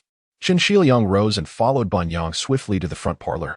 Chen was rendered speechless by the inquiries of the Su brothers. Upon noticing the arrival of his father, he hastily rose and said, "Father, there is an urgent matter." Chen Shiliang raised a hand, signaling him to refrain from speaking further, come with me to my room. This was not an attempt to conceal matters from their master, but rather a prudent decision as the grand examination approached. If there truly were any troublesome issues, would their master assist or not? If he chose to help, it could affect their performance in the examination. If he chose not to, it would weigh heavily on his conscience. Thus, it was best to keep him uninformed. Once they returned to the guest room and closed the door, Chen Chun relayed the happenings at home to his father. The messenger said that Sanling nearly harmed Ant and is now confined. However, Chen Shiliang expressed disbelief, stating, Sanling, with such a gentle disposition, would rescue even injured kittens and puppies. How could he possibly harm anyone, let alone your aunt? This revelation left Chen momentarily at a loss for words, as he too had only heard it secondhand. He finally managed to say, regardless, the family is searching everywhere for you, saying that if you do not return soon, they will report it to the authorities. Report it to the authorities. Chen Shiliang's expression darkened. He quickly gathered his belongings, placing them into a bamboo box, which he slung over his shoulder, declaring, we must return. He then strode out towards the courtyard gate. Bianjing was waiting in the courtyard, and, upon seeing Chen Shiliang's attire, exclaimed in surprise, Uncle, are you leaving? My dear niece, my family is in urgent need. I must depart immediately, Chen Shiliang replied, performing a respectful gesture. I regret that I cannot bid farewell to your father. Please convey my apologies to him. With that, he hastily exited. Bianjing could only open her mouth in astonishment as he swept past like a gust of wind. Chen turned to her apologetically, saying, I am sorry. My father has this temperament. Since there is an urgent matter, elder brother, you should hurry and follow. Bianjing said with a smile and a slight bow. I wish you all the best. Thank you. Thank you. Chen replied with a deep bow, then rushed off in pursuit of his father, nearly colliding with the wall. Chapter 9. Chen Shiliang father and son arrived at the wharf only to learn that the last boat had just departed, leaving them no choice but to wait until the following morning to return to Qingxia. Chen Shiliang rummaged through his pockets, hoping to hire a fast boat. But whether it was due to insufficient funds or the inherent dangers of night navigation, no boatmen were willing to take on the task. Father, what shall we do? Chen asked anxiously. Chen Shiliang gazed at the distant green hills, resolutely declaring, Erlang, you shall endure a night aboard the vessel and return on the earliest boat tomorrow. And you? At this point, the term use sufficed even between father and son. Chen Shiliang's gaze was as steadfast as ice as he replied, I shall walk back. But father, there are wolves in the mountains at night. Chen expressed his concern. Let us wait until morning. Nonsense, I have this. Chen Shiliang produced a whistle from the bottom of his book box, stating, I have slain wolves before. Then I shall accompany you. Chen insisted. No. You are too slow, Chen Shiliang stated firmly. I must hurry back. I cannot take care of you. He handed his book box to his son and added, I must rush to close the city gates. You should find something to eat tonight. With that, he departed swiftly like a gust of wind. The next day, as the sun rose, Chen Shiliang's weary and lean figure truly appeared outside Shuai village. From the early hours of the previous evening until now, he had traversed a full 80 miles of mountain paths, his once pristine blue silk robe now tattered in several places, the hem frayed into wisps. The sandals on his feet, wooden clogs, were nearly caked in dust, yet his spirit remained vigorous. After washing the grime and sweat from his face by the lake, he did not head home, but instead made his way to the family charcoal yard. The laborers had just risen. Without the crowing of roosters or the nagging of the old witch, they relished the opportunity to be lazy, idly eating and chatting. Naturally, their conversation gravitated towards the recent tragic events. Seeing Mother Bug so grievously injured, with her unyielding temperament, she is bound to report it to the authorities. And the Qin family will surely be in an uproar, one remarked. In China, we have a tradition of nicknames that dates back to the Song Dynasty. Reported? They say family scandals should not be aired publicly. Does she think herself honorable? Retorted a man referred to as Uncle Liu, indignantly. How could a woman drive her children to such extremes? Ah, poor Sanling, he was such a clever and sensible child. Would he have acted thus if not pushed to desperation? Another lamented. That child has spirit, Liu Houzi added with admiration, seeing his two younger brothers lying on the ground. Unaware of their fate, it would be strange if he did not go mad.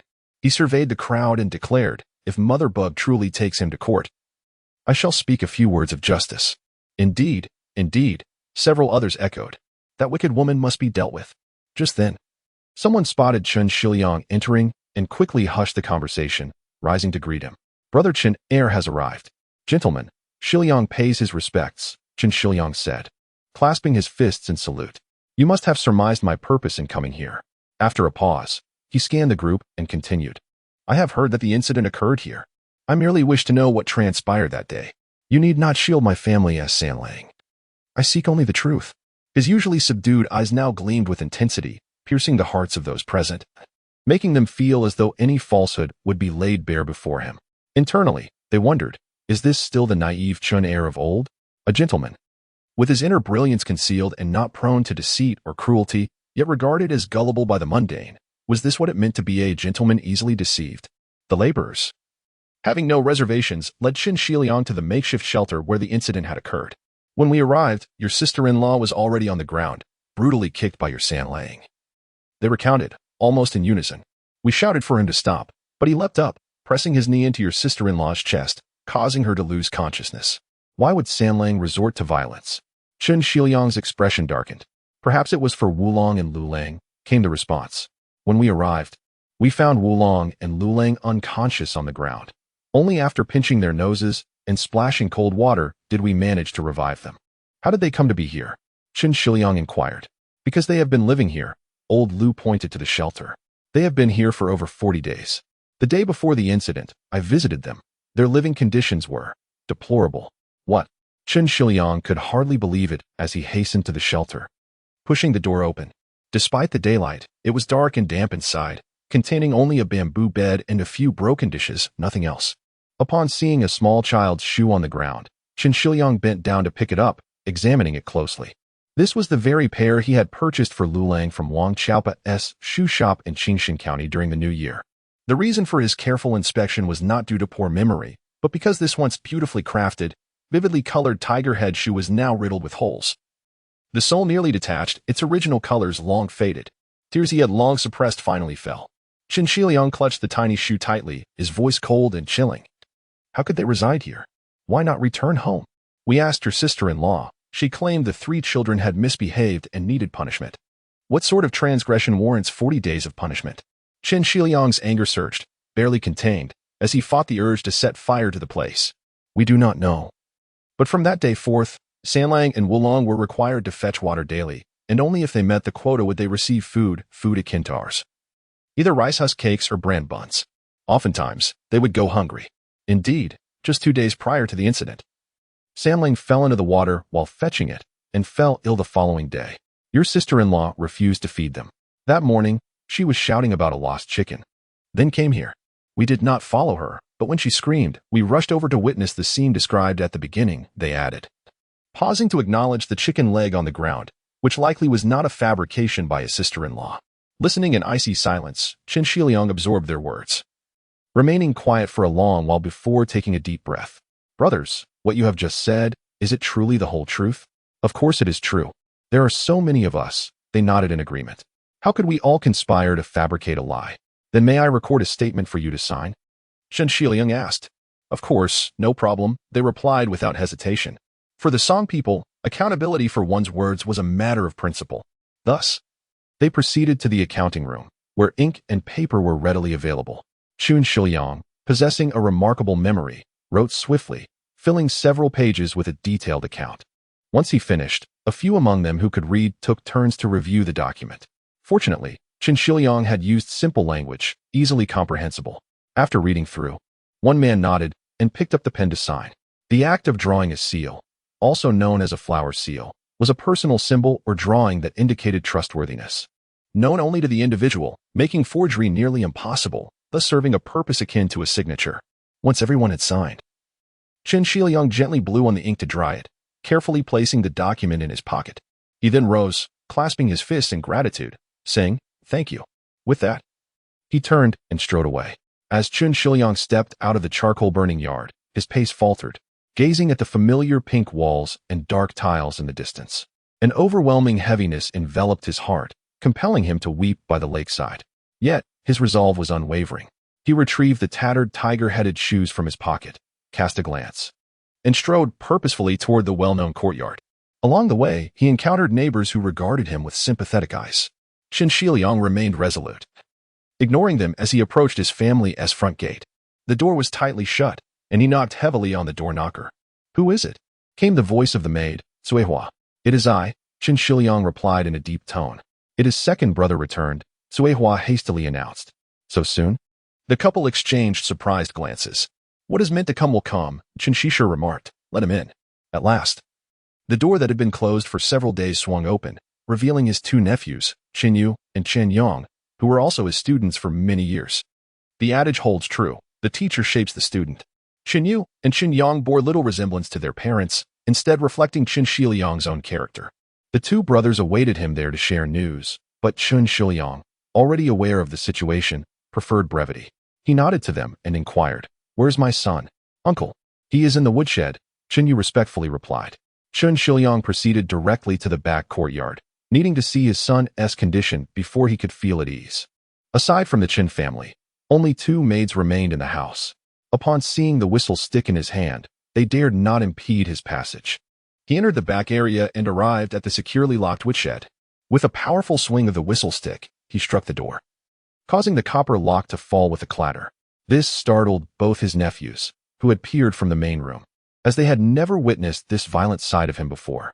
Pushing open the woodshed door, he beheld his three sons, ragged and emaciated, huddled together in a state of alarm. Tears streamed down his face. In truth, Sanlang was merely embracing his two younger brothers in slumber, and they had all been startled by Qingxia's sudden entrance. Father. Upon recognizing the visitor, Xiaolu and Haiwalang burst into tears, clinging to one another, leaving Sanlang feeling rather embarrassed. Chapter 10. The importance of culture. Holding tightly to his two emaciated sons, Qingxia cast his gaze towards Sanlang, who was huddled in the corner. From his perspective, it appeared as though Sanlang was a wayward son, trembling in fear of his own actions. A pang of sorrow welled within him as he shifted the two younger boys to his left arm, freeing his right to beckon Sanlang closer. Come here, my child. I'd rather not. Sanlang shivered, instinctively wrapping his arms around himself, though he genuinely considered Wulong and Lulang as his brothers. The notion of having a father was still too much for him to bear. Come here. I do not blame you. Seeing his son's hesitance, Qingxia felt a surge of compassion. Alas, there is no choice but to endure. Resolving to identify as Sanlang, he silently repeated, I am Qin Sanlang. I am Qin Sanlang, as he slowly approached. Holding his right arm aloft, which was becoming increasingly weary, he finally drew Sanlang into a firm embrace. A wave of goosebumps overtook Sanlang, and an unsettling chill ran down his spine, with a singular thought racing through his mind. I am being embraced by a man. And so tightly. His back stiffened in response. Sensing his son's unease, Qingxia, misinterpreting it as fear, gently patted his back. Do not worry. Your father has returned. Despite the discomfort, warmth spread through Sanlang's heart. Little did anyone know how helpless he felt in recent days, longing for a savior. After a brief moment of fatherly tenderness, Qingxia picked up Lulang and, with Sanlang and Wulong in tow, strode purposefully towards the main room. Inside, Qingxia and Hoshi sat, one upright and the other reclining, while their two sons were ordered to stand guard. The couple glared at the entering quartet with expressions of fury. Qingxia placed Lulang down and bowed deeply to his elder brother and sister-in-law. Elder brother, sister-in-law, your younger brother has returned. They ignored him, turning their heads away in silent indignation. Undeterred, Qingxia rose and spoke gravely. I never imagined that in just over 40 days, so much would transpire. All the blame lies with me. It is my fault for focusing solely on my career and neglecting my duties as a father. My tolerance has led others to believe they could bully us. Qingxia and Hoshi found the first half of his speech somewhat palatable, but the latter half struck them as acutely offensive. The scholar's words, devoid of vulgarity, were a clear indictment of their lack of familial compassion and their maltreatment of the young. Unable to contain herself any longer, Hoshi unleashed her fury. I once thought you were a refined individual, yet you have raised such nefarious children, engaging in theft and assault against their elders. We refrain from reporting them to the authorities for the sake of family honor, yet you should return to discipline them and apologize to me, your sister-in-law, who has nearly perished from this ordeal. Instead, you storm in here, unrepentant, and turn the tables on us. It is clear to me that like father, like son, the roots of this mischief lie within you. With a dramatic groan, she added, there is nothing more to discuss. We must report this to the authorities. Her remarks, laced with veiled threats, suggested she had long prepared for this confrontation. Do not presume that our illiteracy renders us oblivious to the laws of the Song Dynasty. which dictate that assault and murder of grandparents, grandmothers, uncles, and aunts are heinous crimes. This proclamation sent shockwaves through Sanlang's heart. He had never anticipated such severe consequences. Even more alarming than what the hired hands had conveyed. Unbeknownst to him, this was also the result of his uncle and aunt's last-minute preparations. Stealing a glance at Qingxia, Sanlang noted the absence of surprise on his father's face, indicating that for those of a certain stature, this was common knowledge. He lamented internally, ignorance of the law is inexcusable. Should I manage to escape this predicament, I must familiarize myself with the Song criminal code. However, he was currently at a loss, relying solely on his father for salvation. Be strong, father. His sister-in-law was correct, indeed. The Song laws included stipulations regarding filial impiety. Qingxia, shedding his customary reticence, replied with a cold smile, but you grasp only half the truth. Our great Song Dynasty is founded on virtue, and its laws emphasize education and reform over mere punishment. Hence, we have the lenient provisions of 3 exemptions and 3 pardons. Hoshir found herself at a loss. She had no understanding of the Song penal laws. The accusations she had relayed were taught to her word for word by Qingxia, and now, upon hearing about the leniencies, she was utterly bewildered. Qingxia remained silent, pondering the vastness of the Song legal code.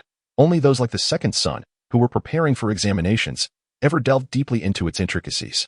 The 3 exemptions refer to leniency granted for crimes committed by the elderly, the young, or the mentally incapacitated, considering their diminished culpability. The 3 pardons apply to those who commit offenses due to ignorance, forgetfulness, or negligence, recognizing these as unintentional acts, thus warranting reduced sentences. Aware of the gravity of the situation, Qingxia had rushed back that very night, contemplating how to absolve Sanlang of guilt. He had considered lowering himself to plead with Hoshir for mercy towards Sanlang. Yet he knew that doing so would leave the door open for future grievances. After much deliberation, he resolved to adopt a more assertive stance, demonstrating to Hoshir that this matter would bring no benefit to anyone involved. Thus, he recited his prepared remarks with conviction. Our laws stipulate that individuals over 70, those under 15, or those with serious illnesses cannot be subjected to torture. Those over 80, under 10, or suffering from severe illnesses are eligible for clemency when charged with serious crimes such as treason or murder, and even general theft or assault may be settled through fines. My son Sanlang, born in the 3rd year of Jingyu, has just turned 9 years and 7 months, thereby qualifying for the exemption for those under 10. Children of such age cannot comprehend the laws of the Song or the concept of treachery. Thus, he falls within the category of those ignorant of the law. Qingxia asserted, his tone resolute. While both filial and piety offenses exist, the charge of assaulting a respected elder is far less severe than murdering an elder, meriting merely a punishment of exile. When this matter reaches the court, I will petition for leniency. The current sovereign is an exceptionally benevolent ruler, and he will surely show mercy towards my son. How can you be so certain the sovereign will show mercy? Qingxia finally interjected. Because my son's actions are excusable, Qingxia replied, enunciating each word carefully. Excusable? What a farce! Hoshir retorted furiously. Regardless of the circumstances, he bears no justification. You have beaten my youngest son until he bled from his mouth and nose. And you knocked my 3rd son unconscious. Shouldn't an elder brother intervene? Qingxia's expression darkened. I was merely chastising Lu Lang. Your 2 sons attacked me first. I merely struck back once. Who could have known your child was so weak? Hoshir countered vehemently. Even if I did strike him, what of it? As their aunt, I have a responsibility to discipline them. What wrong did they commit that warranted your interference? Qingxia's gaze turned icy. Their petty theft cannot be dismissed, can it? Hoshir argued. Children who steal chickens will grow into adults who steal silver. How could I not take action? Absolutely not. My sons would never engage in such thievery. Qingxia asserted emphatically. Yet you remain in denial. Hoshir exclaimed furiously. My rooster was stolen and devoured by them. I discovered irrefutable evidence on your 6th son. Ask them if this is not true. What an absurdity. Qingxia laughed bitterly. Consuming one's own chicken hardly constitutes theft. That is my chicken. Pray tell, sister-in-law. When did we ever partition our household? Qingxia replied coolly. At that, Hoshir found herself at a loss for words. If the family remains undivided, all possessions of the Qin family are inherited from our ancestors. It remains unclear whether we are of the Chun or the Ho lineage, sighed Qingxia. Impressive. Qin Sanlang could not help but silently applaud. It seemed that a re-evaluation of this irresponsible father was in order. Taking without permission is theft. The Qin family was at a loss for words, and thus Qingxia had to step forward personally. Why take without permission? It is because even if we sought permission, we would still be denied. Qingxia slammed his hand on the table and demanded, "Please tell me, why has my son been relegated to that dilapidated shack? Are they wild cats or stray dogs? Please enlighten me. Why must my son, at not yet 10 years of age, bear the burden of labor? A slight misstep leads to starvation. Are they your slaves? Please explain why, when my son fell into the water, you not only denied him treatment but also withheld food for several days. Are they your enemies? You refuse to answer these questions, yet choose to dwell on my son consuming a single chicken from our own home." Qingxia, infuriated yet sardonic, retorted, "If you are not embarrassed, I feel ashamed for you. And you dare question why the authorities would show leniency towards my son? You have truly lost your senses." At this, Qingxia found himself utterly speechless. Qingxia then took a deep breath, softened his tone, and said, "Eldest brother, we share the same mother and are bound by blood. Even if we cannot treat our cousins as our own flesh and blood, must we resort to such cruelty? What is it that you truly desire? Speak plainly. Brother Xiaoyang is incredibly inspiring. I implore you to recommend. Let us maintain our position on the charts, dear friends." Oh, the hairpin that Sanlang gifted to the Chun family has vanished, not due to any legal complications, but rather from a sense of gruesomeness. Bloodshed does not equate to valor. Having just commenced the story, I momentarily mismanaged the tone. My apologies to all. There will be no further issues moving forward. The next update will be around 8 o'clock. Henceforth, we shall revert to the regular schedule of updates at 8 in the morning and evening. Additional updates will be counted separately. Chapter 11. The scholar's ambition in the Grand Hall. The echoes of the conversation lingered, yet the couple, Qingxia and his wife, remained silent for a considerable time. The reason for their reticence was none other than the unexpected demeanor exhibited by Chun Laonyo upon his return. In the eyes of his elder siblings, he had always been a person of quietude, one who refrained from contention and bore grievances with stoicism. How could he now display such an assertive spirit? The simple-minded couple failed to comprehend that while a gentleman may tolerate others, there are limits to his forbearance. Previously, they had treated Qingxia poorly, and he had endured it, believing it was natural for one nearing maturity to endure scorn while subsisting on the fruits of another's labor. However, this time, matters had escalated.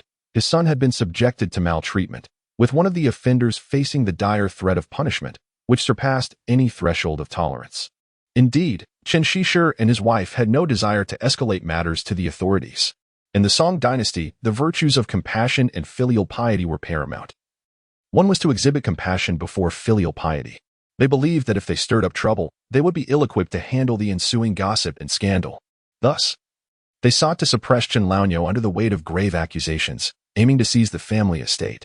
Now, having circled back to the original issue, the dynamics had shifted, and Chun Laonyo had seized the initiative. Could the couple directly express, "Do we wish to divide the family?" After a prolonged silence, Qingxia finally managed to utter, "Let us not dwell on past grievances. After all, such matters are family shame and must not be aired." Chen Laoda had never even ventured to Chengdu. Upon hearing that matters might escalate to the officials, he instinctively recoiled. We cannot simply let this go. Hosher was left with nothing but stubbornness. In Chun Sanlang's perspective, now was the opportune moment to pursue the remnants of their strength against a dwindling foe. True to his nature, he felt compelled to seize the moment to assert himself. At the very least, to reclaim the balance of power. However, Qingxia did not share this sentiment.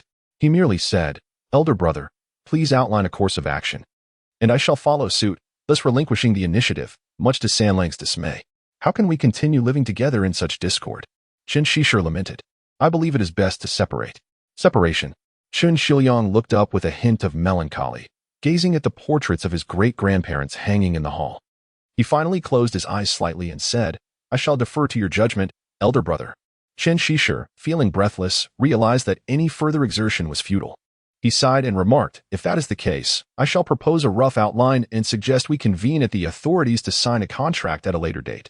Do not think I harbor ulterior motives. It is merely that engaging the officials would tarnish our reputation, and it is best to resolve this amicably. That is prudent. Qingxia nodded.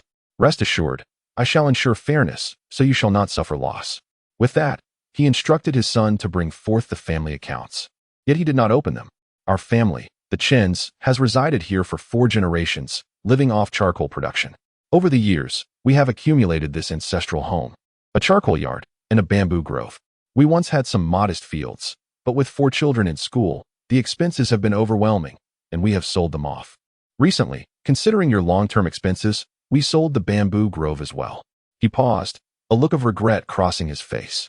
It was the finest bamboo grove in the region, yielding the highest quality bamboo charcoal, and we exchanged it for 300,000 coins. This sum should suffice for your expenses, and even for your son's education in the future. Qingxia nodded. The economic conditions of the Song Dynasty were comparable to the late 1990s and later times. Thus, the purchasing power of a single coin was equivalent to that of a yuan back then.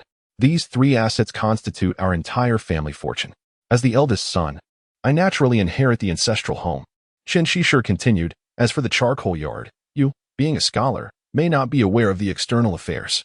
In recent years, the government has imposed additional xixia coins, and business has greatly declined, rendering it almost unprofitable. Otherwise, we would not have sold the bamboo grove. Since that is the case, I shall take the charcoal yard." Qingxia could no longer suppress his sarcasm. "Ah, you who have spent half a lifetime in books. How can you comprehend the intricacies of charcoal production? Do you know which way the door of the trade opens? I possess no other skills but to safeguard this industry. You, on the other hand, will soon travel to the capital for the examination. Once you succeed, you shall become an official. Would it not diminish your worth to engage in this trade?" Qingxia argued. "Thus, it would be wiser for you to take the 300,000 coins and have peace of mind." With that, he cast a nervous glance at Qingxia, hoping that his flimsy arguments might deceive this bookish fellow. Yet, it seemed the latter was not as gullible as he had anticipated, leaving him feeling anxious. Unbeknownst to him, his son, Qin Dalong, was baring his teeth and vigorously shaking his head at Qingxia. "Very well." Qingxia, however, remained oblivious, mulling over the matter for a while before giving his assent. "Wait." Before Qingxia and his wife could interject, Qin Dalong and Qin Yu could not restrain themselves. "Father, you cannot deceive second uncle in this manner. It is not 300,000 coins, but rather—" Silence. Qingxia, filled with unspent anger, stood up and struck Qin Yu across the face, bellowing, "Get out." Qin Yu dared not defy his father, covering his face as he exited. Upon reaching Qingxia, he lowered his voice to add, "It is all merely an IOU. You treacherous wretch." Qingxia, humiliated, hurled a teacup, striking Qin Yu's back, and exclaimed, "I have no son such as you." In the main hall, Qin Dalong's interference plunged the atmosphere into an impasse. After a prolonged silence, Qingxia resorted to petty tactics. "In any case, it is merely this 300,000 IOU. There is not another coin to be had." Qin Sanlang widened his eyes. He had witnessed shamelessness before, but never to this degree. As I have stated before, Qingxia's expression remained unyielding. "That is acceptable." Qin Sanlang's eyes grew even wider, thinking it was absurd to leap into a pit he knew was there. Yet, Qingxia's next words tightened his heart. He spoke slowly. "However, beyond the contract, you must draft a written assurance that today's matters shall not be mentioned again, or else the charcoal yard, the ancestral home, and all family assets shall revert to me." Qingxia was unaware that this very condition played into the hands of his elder siblings, who had no intention of publicizing the matter. They merely wished to monopolize the family fortune. Now that they had received a windfall, there was no reason for them to refuse. The two exchanged quick glances, finding mutual excitement reflected in each other's eyes. They had assumed that the second brother would surely argue for a larger share of the inheritance. Who would have thought he would willingly accept the white paper? Truly, he was a fool of the highest order. As for the additional written assurance, they had no qualms about signing it, for it was a family shame they wished to keep hidden. Fearing that Qingxia might reconsider, they promptly summoned the fourth brother to fetch ink and paper, drafting a contract and assurance, which both parties signed, ready to be filed with the county office at a later date to finalize the division of assets. Carefully holding the still-drying contract, Qingxia beamed, feigning generosity.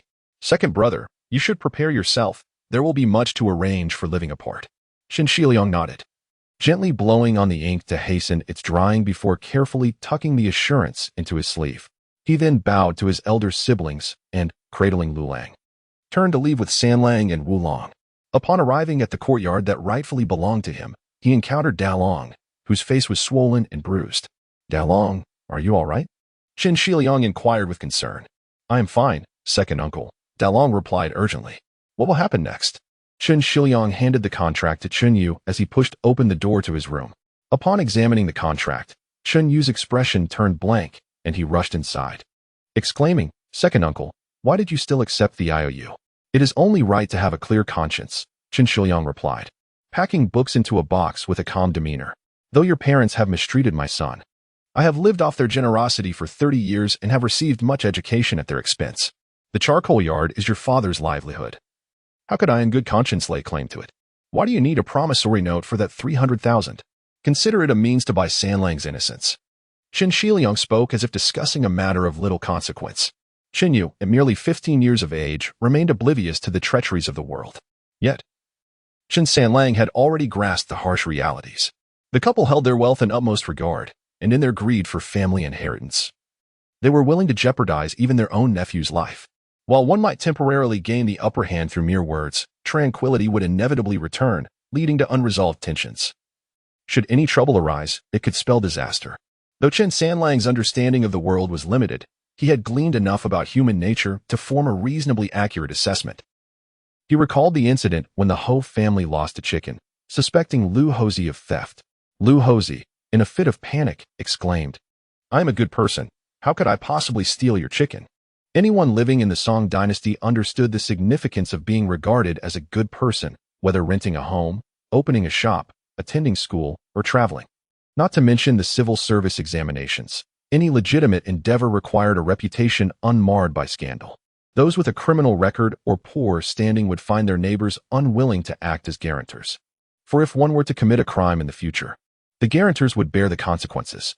Lacking the status of a good person, one could either become a soldier or engage in disreputable trades, effectively sealing one's fate. Often, no evidence was necessary. A tarnished reputation alone could ruin a life.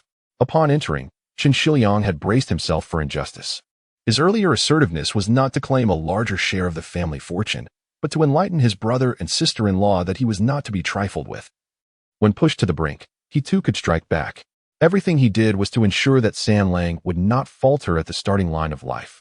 The Chun family fortune exceeded millions, yet Qin Shiliang willingly relinquished his claim to secure his son's honor.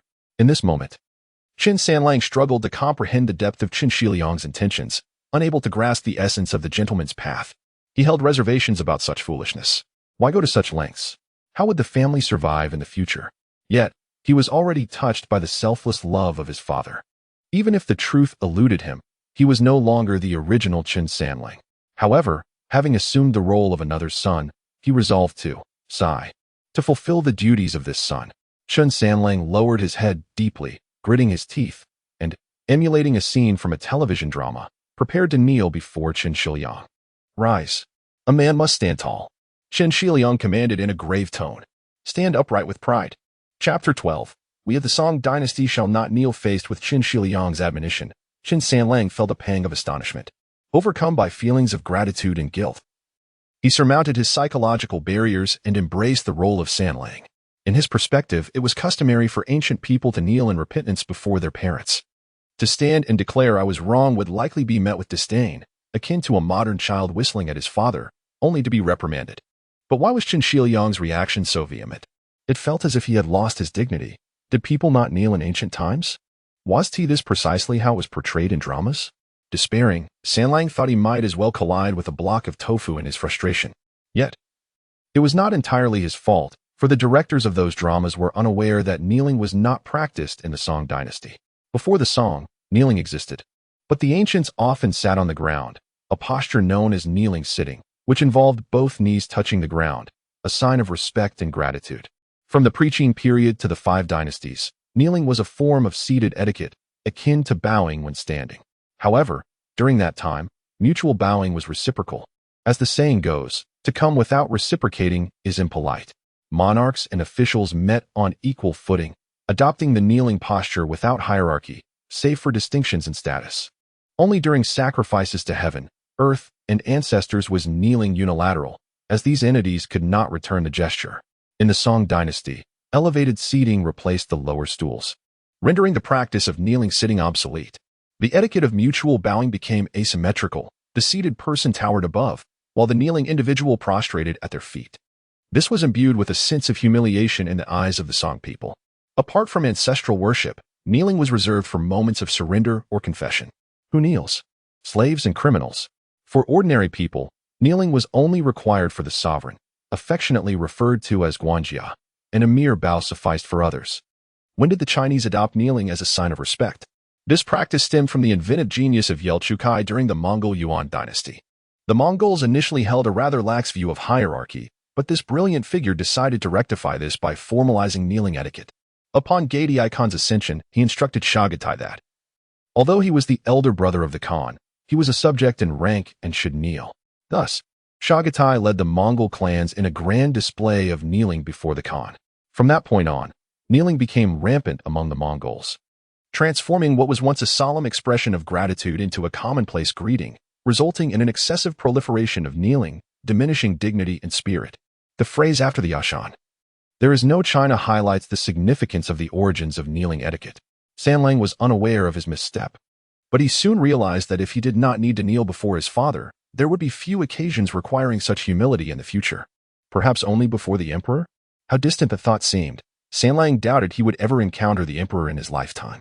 Regardless, the notion of not kneeling at every turn imbued him with newfound appreciation for this morally corrupt, old society. Qingxia was taken aback by Sanlang's apparent self-awareness, mistakenly believing the boy had recognized his own faults and was now confessing in earnest. A gentleman raises his children with 7 forms of leniency. As the saying goes, do not reprimand in public, do not blame for remorse, do not scold at night, do not criticize during meals, do not chastise in joy. Do not reproach in sorrow, do not fault in illness. He initially intended to sternly reprimand this unruly child, but now felt compelled to soften his tone. Sanlang, remember, one continuously errs throughout life, yet some mistakes are absolutely unforgivable. Commit them once, and your life is irrevocably ruined. Qin Sanlang sincerely heeded this counsel. Little Lu Lang, attentively listening, looked up at his father and asked, "What mistakes can one repeatedly make?" "None," replied Qingxia. He affectionately ruffled Lu Lang's hair, gently reminding him, as the sage says, to err and not amend is truly an error. Do you understand? Yes, I understand. I shall only err once for each mistake. Lu Lang replied in his childish voice. That little rascal will surely grow into a troublemaker. Qingxia chuckled. His earlier frustrations eased somewhat. At noon, Erlang returned. Seeing his younger brother's gaunt appearance, he could not help but shed tears. Speak on the road. Go fetch a large cart. Qingxia had already packed the items to be taken, which included the children's clothing and a few books, with only a smattering of daily necessities. Nevertheless, moving was inherently burdensome. Qinchin hurriedly accompanied Dallin outside, soon returning with a cart, and the 3 of them hastily loaded the bundles. Sanlang wished to assist, but none required his help. His brothers treated him as a child, leaving him feeling particularly out of sorts. Upon his arrival, despite recognizing his 10-year-old body, he had felt like an adult, as he needed to protect the younger ones.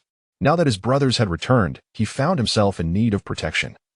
And the psychological disparity was palpable. This feeling of being overlooked was fraught with frustration and helplessness, driving him to the brink of madness. Before departing from the Qin household, Qingxia led his 4 sons to pay respects before the ancestral tablets. This time, Sanlang was astute. He knelt only when Erlang did, mirroring his actions and finally avoiding any blunders. Kneeling before the ancestral tablets, holding up an incense stick, Qingxia's tears streamed down.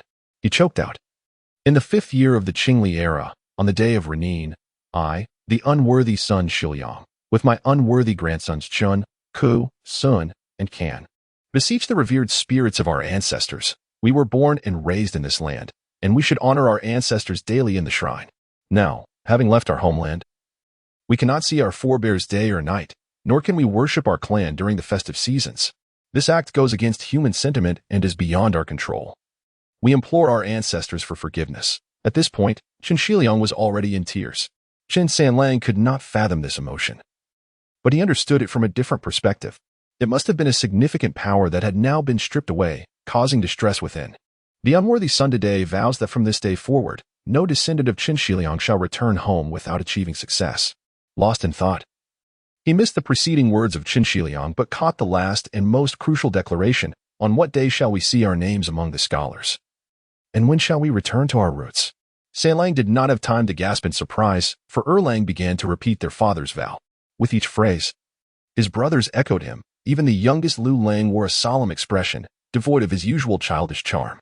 After the children swore their oaths before their ancestors, Chen Shiliang turned to leave, trembling as he pushed the cart away, not daring to glance back at his ancestral home.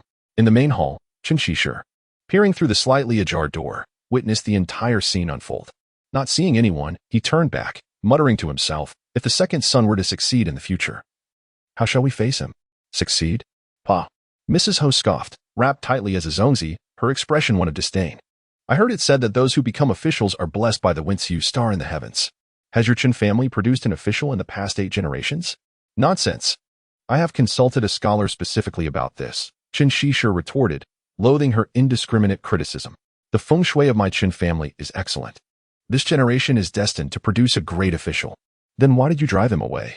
Mrs. Ho, who firmly believed in such matters, countered. Of course, my son studies. Chen Shishir finally voiced his most secret thoughts. Who told you that any family can produce 2 officials? What if he succeeds? What about Dalan? Expelling that family. If not Dalang, then there is still Si Lang. It will inevitably fall into our hands. Truly remarkable. Ho has finally come to admire her husband, who is undeniably astute and cunning. She murmured, if the Qin family were to produce an official, it ought to be my son. Look at Dalang and Si Lang, each blessed with a fortune's countenance. Unlike the second son, whose features resemble a sharp-nosed monkey, he should take a moment to reflect upon himself. A most absurd ambition. Desiring what is unattainable. As she spoke, a thought crossed her mind, and with concern, she inquired, are you certain that once they depart, the Qin family's fortunes will belong to us? Fool. Those 5 father and sons possess no skills, merely clinging to a pile of worthless IOUs. They are fortunate not to starve, let alone aspire for an examination. A toad dreaming of swan meat. Truly impressive. Ho could not help but praise, her admiration for her husband deepening.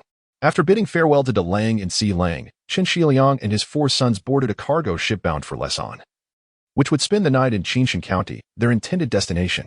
As the vessel departed from Shirwang village, Chen Shiliang cast a final glance at his homeland, its flora and fauna, before lowering his eyelids and succumbing to a deep slumber in the cabin. Utterly exhausted after a day and night without rest and the rigors of moving, his 4 sons occupied themselves. Lang entertained Lu Lang, while Wu Lang quietly kept company with San Lang, having noticed that his elder brother had grown unusually silent. Chen San Lang gazed fixedly at the receding bamboo sea, his heart heavy with discontent. He had come to realize that he had seemingly traversed time. Yet, why was it that others, upon such a journey, appeared omniscient and omnipotent? As if granted a cheat code? In his previous life, though occasionally impulsive, he was no less capable than anyone else. Why, upon returning to the Song Dynasty, did he feel so ignorant, ineffectual, and foolish? In just a few days, he had nearly faced exile and military conscriptions, relying on a modest father to sacrifice his wealth for his rescue. This time, he had narrowly escaped a calamity, but what of the next? Next time? Even this father might prove powerless. The path ahead was shrouded in uncertainty, and Chen San Lang was beset with sorrow. As the sun set behind the western mountains, Qingxia County lay just within sight. Chapter 13. Qingxia County. Fortunately, San Lang was inherently an optimist. Along the journey, the reflections of bamboo danced upon the water, and waterfowl took flight amidst the breathtaking scenery. Reclining on the deck, he listened to the gentle lapping of water against the hull and gazed at the ever-changing clouds and the vast sky, quickly recalibrating his emotions. One must always look ahead. When faced with a lack of options, one must endeavor to improve oneself. Given his bewilderment regarding the world, it seemed prudent to conduct a SWOT analysis. With this thought, San Lang rose and picked up a piece of charcoal, drawing a cross on the deck. In each of the 4 quadrants, he inscribed a Latin letter, the first representing strengths, the second weaknesses, the third opportunities, and the 4th threats. He began with strengths, as his fragile spirit desperately craved reassurance. After a moment's contemplation, he wrote down knowledge in English, fearing it might be deciphered by others. Why had his father been so taken aback by the 2 goats? Simply put, knowledge is power.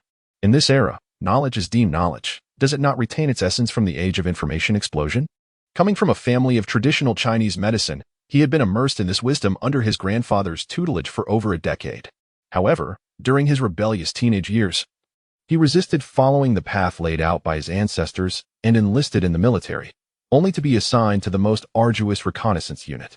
Upon returning to civilian life, he worked various jobs and embarked on entrepreneurial ventures, laboring tirelessly for over 10 years, eventually establishing a small enterprise with over 200 employees. While not a resounding success, this experience enriched his life and broadened his skill set.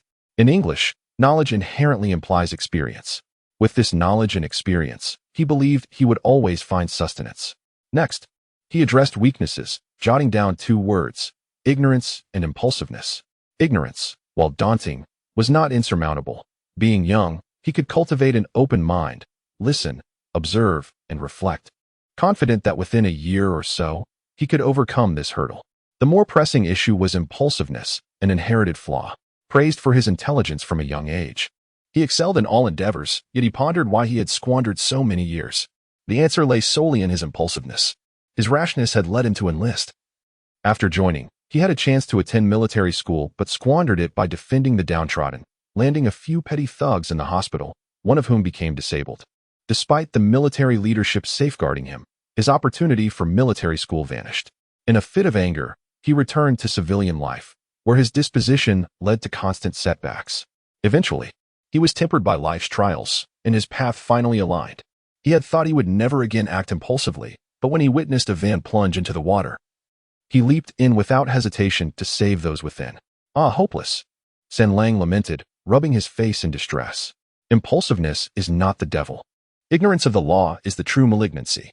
This time, he resolved never to repeat such a mistake. It seemed imperative to study the law, to understand what was permissible in the Song Dynasty and what was absolutely forbidden. Having analyzed internal factors, he turned to external ones. In the opportunities quadrant, he inscribed the phrase "a good era." Having perused medical texts since childhood, he naturally encountered classical literature. Although his historical knowledge was fragmented, he recognized the 5th year of Qingli as the period of Emperor Renzong of the Northern Song. In the spring of the 4th year of Qingli, Tang Zijing was demoted to guard the Bailing region. The following year, with governance in harmony and myriad endeavors flourishing, he undertook the reconstruction of the Yeyang Tower. Even middle school students know that. So, this year Tang Zongliang reconstructed the Yeyang Tower? Regrettably, he could not attend the ceremony. It seemed Fan Wenzhong was still alive. Thus, it could be said that the Northern Song had just entered its golden age, blessed with the most benevolent emperor, a truly splendid time. Although fate had played its hand, being transported to this era, to the land of abundance, was 100 times better than being cast into the 5 dynasties or Yuan dynasty. What then could he possibly find to complain about? Another fortunate, though not widely shared, revelation was that in the ancestral hall, he had heard his father mention the names of his brothers, Qin, Ku, Sen, and Zhuan.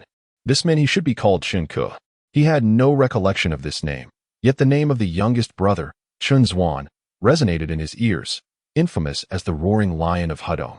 How fortunate he was to avoid becoming a figure of ridicule throughout history. As for the youngest brother, a fierce wife is a treasure, he mused. Was it a bit cruel to take pleasure in another's misfortune? Much of one's happiness often rests upon the misfortunes of others, even if it is merely the future tribulations of the youngest brother. With this thought, San Lang's spirits lifted considerably. Only one item remained: challenges. Without a moment's hesitation, he wrote money. Even in the best of times, the lack of it could lead to starvation. Observing his father's gentlemanly demeanor, he could tell that he regarded wealth as trifling. Although deeply moved and remorseful regarding Chun Shiliang's sacrifice of his fortune for his own integrity, San Lang was critical of his father's ultimate handling of the situation. If it were him in that position, he would have thoroughly dealt with those 2 rascals, ensuring their silence. Alas, the gentleman's principles forbade him from pursuing profit. Perhaps to his father, money was indeed the most inconsequential matter. He could envision a future where their family of 5 faced hardship, living out tales of perseverance akin to fireflies illuminating the snow and borrowing light through the wall. Yet this was not the life he desired. He had suffered enough in his previous life. Just as he was beginning to relish life, he was thrust into this predicament once more. Did fate intend for him to endure yet another round of suffering? No, absolutely not. I shall savor life. San Lang vigorously shook his head, resolutely declaring, living the most fulfilling life is the only way to honor this second chance. Having made this vow, he suddenly felt a peculiar sensation. Upon opening his eyes, he found Chun Shiliang, Chen Erlang, Wu Lang, and Lu Lang standing behind him, their expressions a mix of astonishment and disbelief. Ah, how utterly bored.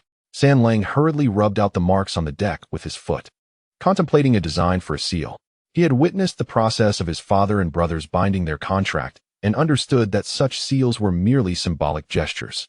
Oh, He had indeed deceived his 3 brothers.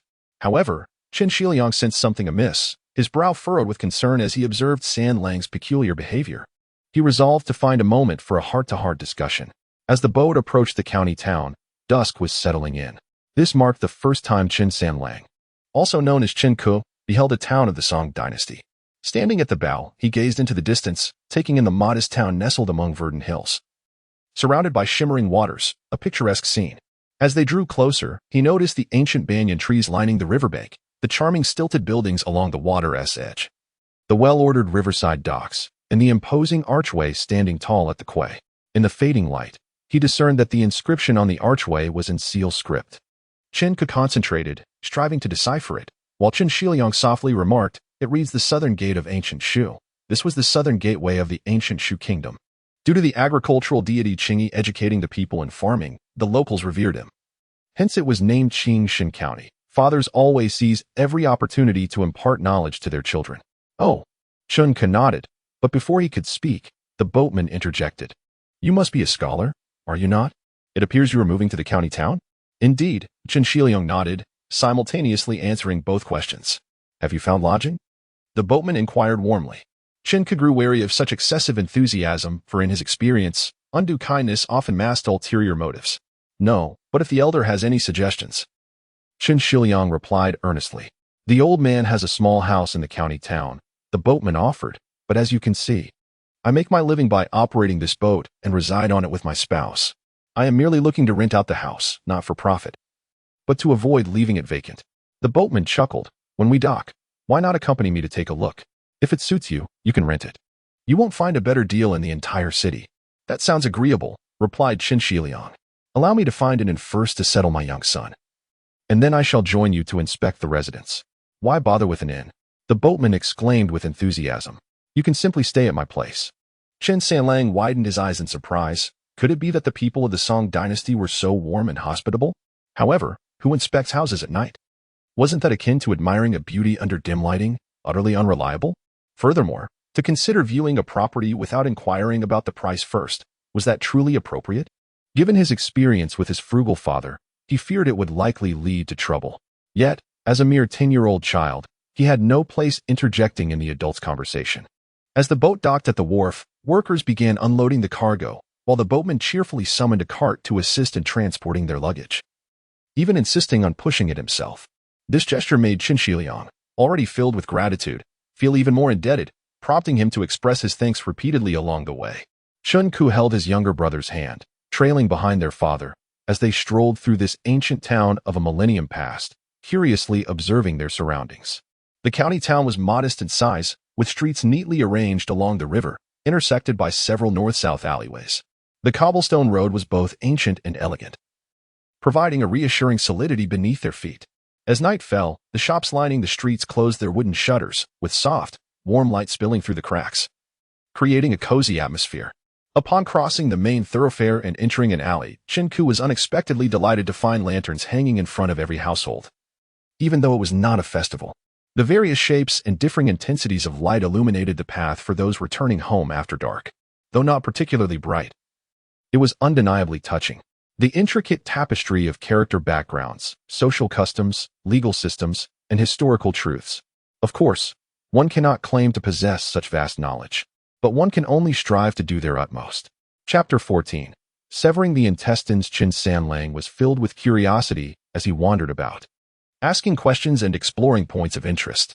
He darted over to inspect various places, and it took Erlang numerous attempts to keep him from straying too far. As they meandered through the narrow alleyways, they finally arrived at the abode of the boatman Qiu Lao. Upon entering, they found themselves in a spacious courtyard with 3 rooms. Yet it was utterly devoid of furniture. Qiu Lao led them into the main room, produced a candle, and struck a flint to light it, placing it in the candlestick while apologizing for the disarray, saying it had not been inhabited for quite some time.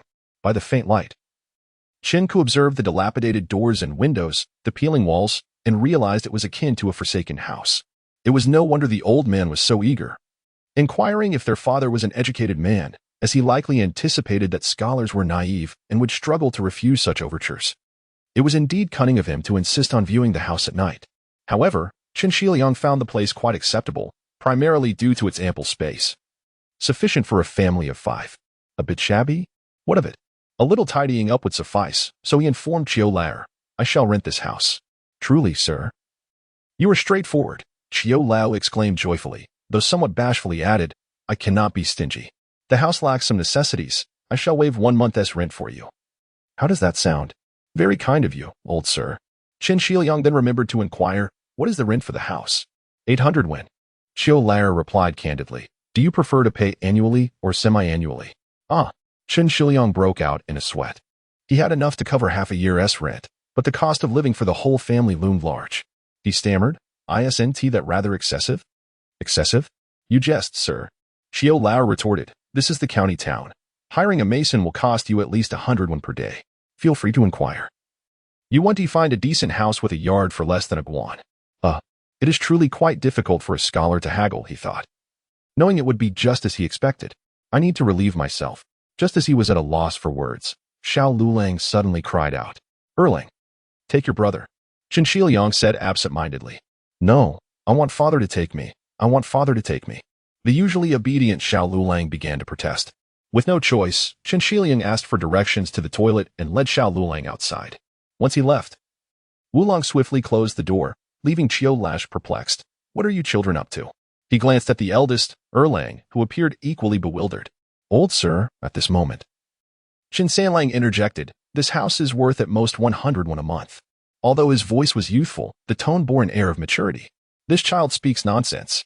Qiu Lao retorted, displeased, such a large courtyard. On the way here, I was observing. Qin Sanlang chuckled. Guess what I saw? What? Qiu Lao's pupils widened.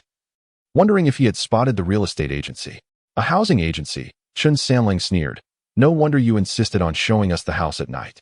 You mistook my father for an easy mark. What is a housing agency? Qiu Lao asked, perplexed. Perhaps it is not called that, but it matters little. You need only know that outside the store is a notice board, Qin Sanlang gestured, which lists houses for rent or sale. What is that store called, old sir? The tooth shop. Qiu Lao's confidence faltered instantly. The tooth shop? Oh, I have heard of that name. In any case, I took a glance. And various houses are available for rent, with prices generally around 400 to 500 won. Qin Sanlang stated emphatically. How unfortunate for me. Qiu Lao lamented. Feeling vexed, he had hoped to deceive a naive scholar and not only alleviate his worries but also gain a fortune. Who would have thought that the scholar had a son sharper than a monkey? 500 when it shall be. Qiu Lao resigned himself to the situation. Deciding to concede. I have stated, we shall only pay 100 won. Qin Sanlang retorted coolly, not a single coin more. He emphasized. Look up and tell me what you see. What? Old sir followed his instruction and looked up. The stars in the sky. You can see them from inside. Qin Sanlang, employing his prior experience in bargaining, quickened his speech. Now look around.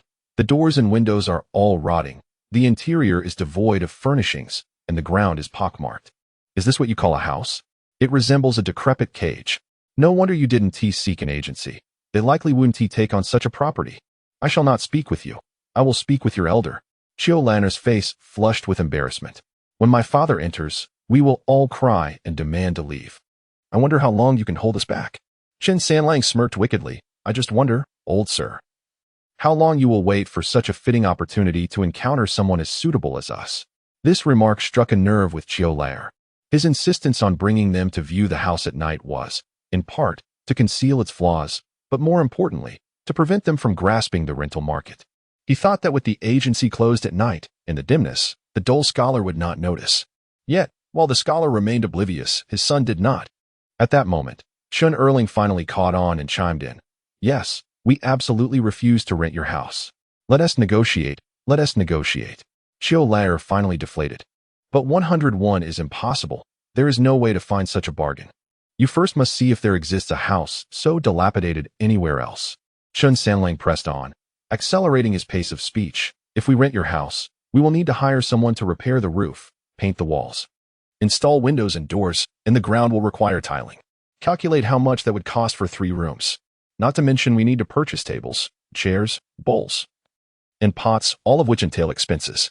When we stay for a year, the house remains yours, as do all the furnishings. It's as if we are paying to refurbish your hazardous dwelling. You should consider how much you ought to compensate us. Qiu Lao fell silent. Though internally, he was calculating. In truth, even without receiving payment, living there for a year would still benefit him. Chun Sanlang concluded firmly, otherwise, your rundown house will remain unsold for years. You would be gaining a sum of silver for free while also refurbishing the property. Where else would you find such a deal? Just as Qin Ke finished speaking, Pei Wulong exclaimed urgently, Father is back. 101. You decide if you agree. Sanlang concluded, and at that moment, Qin Shiliang entered, quickly adopting a childlike demeanor. Witnessing this child's swift transformation, Qiu Lao felt a shiver run down his spine. Pondering what kind of person this child would become, one who would devour others without leaving a bone. Old Sir, Qin Shiliang, not yet aware of the situation, was determined to negotiate. I think it is still too expensive. Indeed, it is excessively so.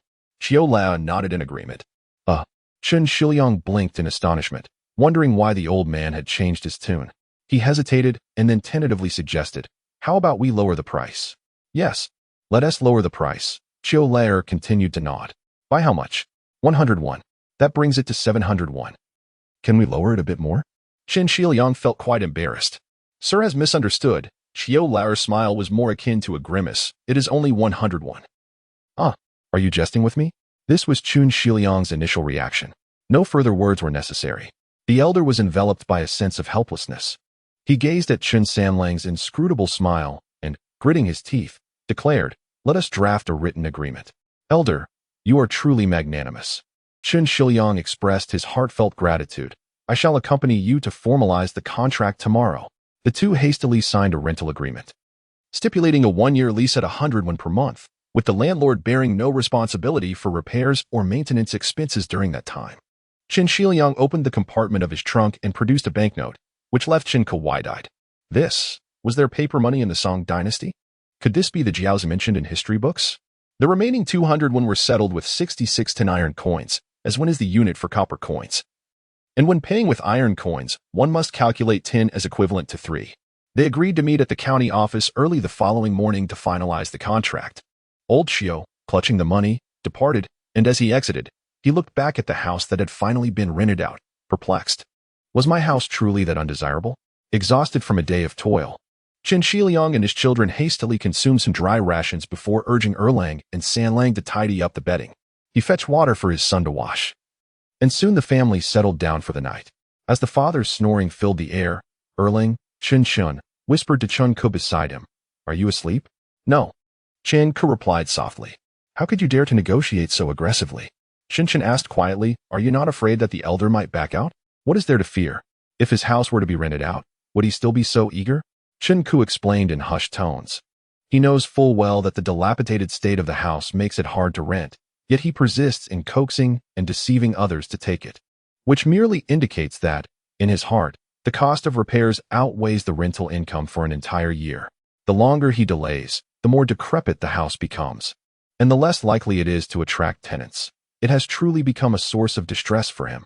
Qin began to grasp the situation. It was precisely this insight that enabled you to secure such a low price. Indeed, Qin Ke nodded, feeling his eyelids grow heavy. Are we truly going to spend money on repairs? Qin expressed his concerns. His unwillingness to repair it only suggests that the costs are exorbitant. No? We can manage with a little patching. Are we really going to undertake major renovations? Qin Ke chuckled reassuringly. Do not worry. If a year from now we are still residing here, it would signify our utter failure as brothers. He yawned and added, Now let us sleep. Yet, one last question lingered in Qin's mind. How did you become so formidable? Heaven knows.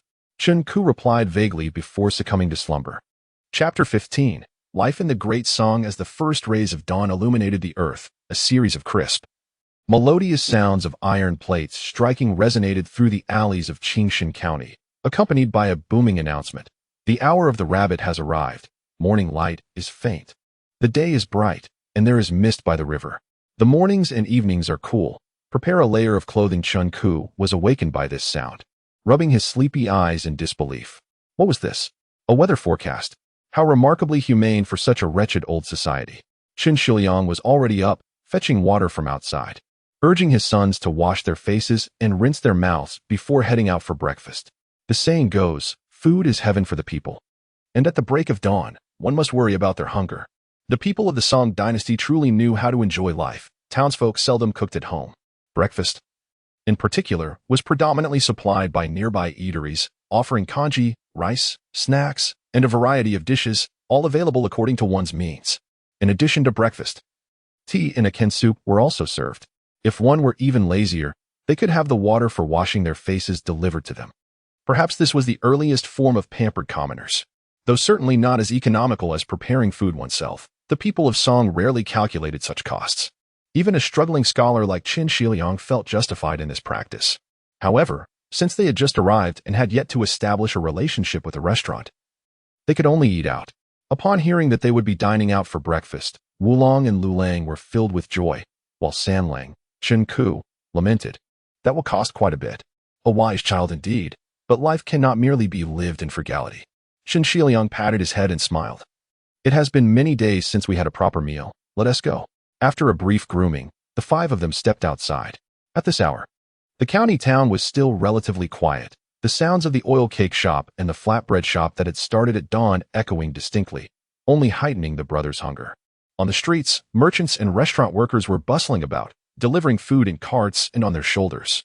Qingxia approached a young man carrying a food-laden shoulder pole, inquiring about the direction of a specific establishment, and led his sons to a breakfast shop marked by a large sign bearing the character for food. This breakfast shop was located beneath a stilted building along the main street, where many had rented spaces that served both as homes and businesses, some even being owners who took advantage of the location to start their trade. The shop was small, with only 5 tables. But the numerous food boxes indicated that takeout was their main business, though they warmly welcomed dine-in customers. Seeing customers arrive, the attendant greeted them with a warm smile. Welcome to our establishment for breakfast. We offer a variety of dishes and soups. Thank you, young man, Qingxia replied, leading his 4 sons inside to a cedar table. In this era, patrons addressed the shopkeeper as Big Brother and the attendants as Second Brother. You seem unfamiliar here. Is this your first visit? The young man asked as he served complimentary rice porridge. We just moved here yesterday, Qingxia explained. Congratulations on your move, the attendant said, gesturing towards a row of bamboo signs behind the counter. Our specialty is pancakes, but unfortunately, the 5 varieties are not available this morning. What would you like? Following his indication, the Chen family saw various types of pancakes listed on each sign, each with clear pricing: xiaobing, soup pancakes, steamed pancakes, ring pancakes, sugar pancakes, flaky pancakes, and more, 7 or 8 varieties in total. There were also items not classified as pancakes, such as mantou, wontons, and dumplings. Chen Ke, invoking Sanlang's memory, suddenly realized that in the Song Dynasty, pancake did not exclusively refer to round food items made through grilling. Anything made from flour could be termed as such. What is commonly known as pancake in later times was referred to as xiaobing in this era. Soup pancakes referred to noodle soup. Steamed pancakes, originally called jabing, were renamed to avoid the current officials' taboos, though they were essentially buns steamed in a bamboo basket. As for the mantou at this time, they were actually stuffed buns. Qingxia ordered 5 bowls of soup pancakes, a basket of mantou, and fearing it might not be enough, added 5 more steamed pancakes. To their astonishment, nearly in the blink of an eye, little remained. The children were ravenous and eagerly devoured the food as if a whirlwind had swept through, leaving no trace. Qingku, having never tasted a proper meal in his life, felt he could consume an entire cow. Wulong was even hungrier, and Erlang had not eaten a decent meal in days, while even Lulang was stuffing his mouth as if fearing the next meal might be elusive. Slow down, don't choke. We can order more, Qingxia said, feeling a pang of concern as he quickly placed another order. Eventually, they managed to fill the children's bellies with 5 more baskets of mantou, 3 bowls of soup pancakes, and 10 steamed pancakes. Thank you for your patronage. That will be 52 won. Since this is your first visit, the shopkeeper says it will only be 51. The attendant grinned as he settled the bill. Thank you. Thank you. Qingxia, while paying, felt a twinge of pain in his heart, realizing half a month's rent had vanished. No wonder they say, half-grown boys can eat their fathers to death. With 4 half-grown boys, would they not consume both of their fathers? After their meal, he instructed Erlang to take the 3 younger brothers home first. I will go to the county office to finalize the contract. You all tidy up the house and behave yourselves. The father and son parted ways at the shop's entrance, with Qingxia heading to meet old Qiu while Chun led his brothers homeward. On the way back, the sun was now high in the sky, and the streets buzzed with liveliness. Shops had lifted their shutters and hung up their signs, displaying their goods. The golden and silver papers in the paper shop glimmered in the morning light. The hat shop had set out long tables filled with various hats, The silk shop showcased rolls of new patterned fabric. The pottery shop exhibited an array of jars and bottles. The blacksmith was hammering away. And the traditional medicine shop emitted a familiar fragrance that Sanlang recognized. In addition to the various shops, there were also itinerant vendors pushing carts and calling out their wares along the streets. There were those selling woven baskets, oil, straw shoes, snake oil, grinding mirrors, paper, incense, salt, crafting straw flowers, selling pig's blood soup, flour powder, ginger, and various types of cakes and pastries. The vibrant and intense atmosphere of life enveloped Sanlang completely. Though he had been in this world for some time, a strong sense of alienation had lingered within him until this moment. Witnessing this bustling scene, he finally felt that he was truly living, immersed in the life of the great Song Dynasty. He had intended to explore further, but with a multitude of chores awaiting at home, the brothers had no choice but to leave the street and return to their modest courtyard. Upon their return, they stared at the dilapidated house. Inside and out, every corner was in need of tidying. They were at a loss as to where to begin. Is labor expensive? Without their father, Qingli decided to shed his childlike demeanor. Since their parents lacked practical experience, it was up to him to support the family. Though his age was a barrier, he had grown accustomed to this unusual role. What labor? Qingli paused, realizing, before the new year, when our ancestral home was renovated, Uncle hired a tiler who charged 100 a day. Sigh. Qingli sighed, that's a month's rent. Qingli could not help but roll his eyes. You must have bargained too harshly. Let's fetch some water to clean the floor first, and hope it doesn't rain anytime soon. Qingli stood up, patting his bottom, and grabbed a bucket to fetch water from the courtyard. By the time they had tidied up the inside and outside of the house, Qingxia returned, carrying a bamboo basket filled with rice, vegetables, and 2 small fish, strung with willow twigs hanging from the side. Behind him was a short man, carrying 2 baskets full of pots, bowls, benches, and a cutting board, holding a kitchen knife in his hand. It seemed that the hearty breakfast had left him feeling unfilled, so he decided to cook for himself at home. He asked the man to move the baskets into the eastern kitchen, and Qingxia settled the payment with him. The man smiled. You must have just moved here. I live just down the street. It was indeed a high neighbor. Please step inside. Qingxia had managed to squeeze a few stools into the main room of the northern chamber, making it somewhat presentable for guests. However, he politely declined, stating he had a shop to tend to. The man chuckled, saying that once the gentleman settled in, he would gather the neighbors to offer their congratulations. Welcome, welcome, Qingxia replied with a respectful gesture.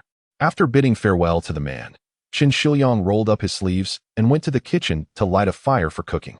Having once traveled to the capital for the imperial examination, he knew that the journey was long and arduous, and inns were not always within reach. Aside from the wealthy young masters accompanied by their attendants and cooks, most had to fend for themselves in the kitchen. Naturally, Qingxia's culinary skills could hardly be described as culinary art. He merely knew how to transform raw ingredients into something edible. Consequently, the rice was burnt, the vegetables overcooked, and even the soup resembled dishwater. After a morning of toil, the children were again famished. The table was soon cleared, with the food disappearing in the blink of an eye. Witnessing them finish an entire barrel of rice left Qingxia in a state of alarm, for it was meant to last for 2 meals. It seemed he would have to purchase rice again in a couple of days. As someone who had never managed a household before, he felt a wave of headache wash over him. He had intended to wait a while before seeking repayment of debts, a daunting task that was intimidating to even contemplate. However, having paid the rent today and purchased daily necessities, which consumed half of his savings, he realized it was better to act sooner rather than later. He would start tomorrow. Once the children had cleared the dishes, Qingxia gathered them and spoke earnestly. Though times are tough at home, time waits for no one. If your studies fall behind now, you will never catch up. With that, he retrieved 3 books from his chest and continued, Sanlang, Wolong, Lulang, you have squandered an entire spring. We cannot afford to waste any more time. He turned to Erlang and added, your father has much to attend to in the coming days, so Erlang, you shall stay back for a couple more days to watch over your younger brothers. Ensure they do not slack off. Chapter 16. The innate chef as dawn approached. The first light of morning flickered across the sky, which was overcast, prompting the need for an umbrella when stepping outside. The next morning, the wake-up call accompanied by the weather forecast arrived as scheduled, indicating a gloomy day with a possibility of rain. However, after a simple bowl of porridge, Qingxia ventured out with an umbrella in hand. Before departing, he left 101 for Qingxia, intended as a meal allowance for the 4 brothers. The sum was evidently generous, but his primary concern was that the children might not have enough to eat. He also reminded Chun to diligently supervise the younger brother's studies, as he would be checking on their progress upon his return. Once he left, Qingku turned to Erlang and asked, "How much do you think we can get back?" I don't know. Qingxia had grown accustomed to his younger brother speaking with an adult-like demeanor. "What do you think?"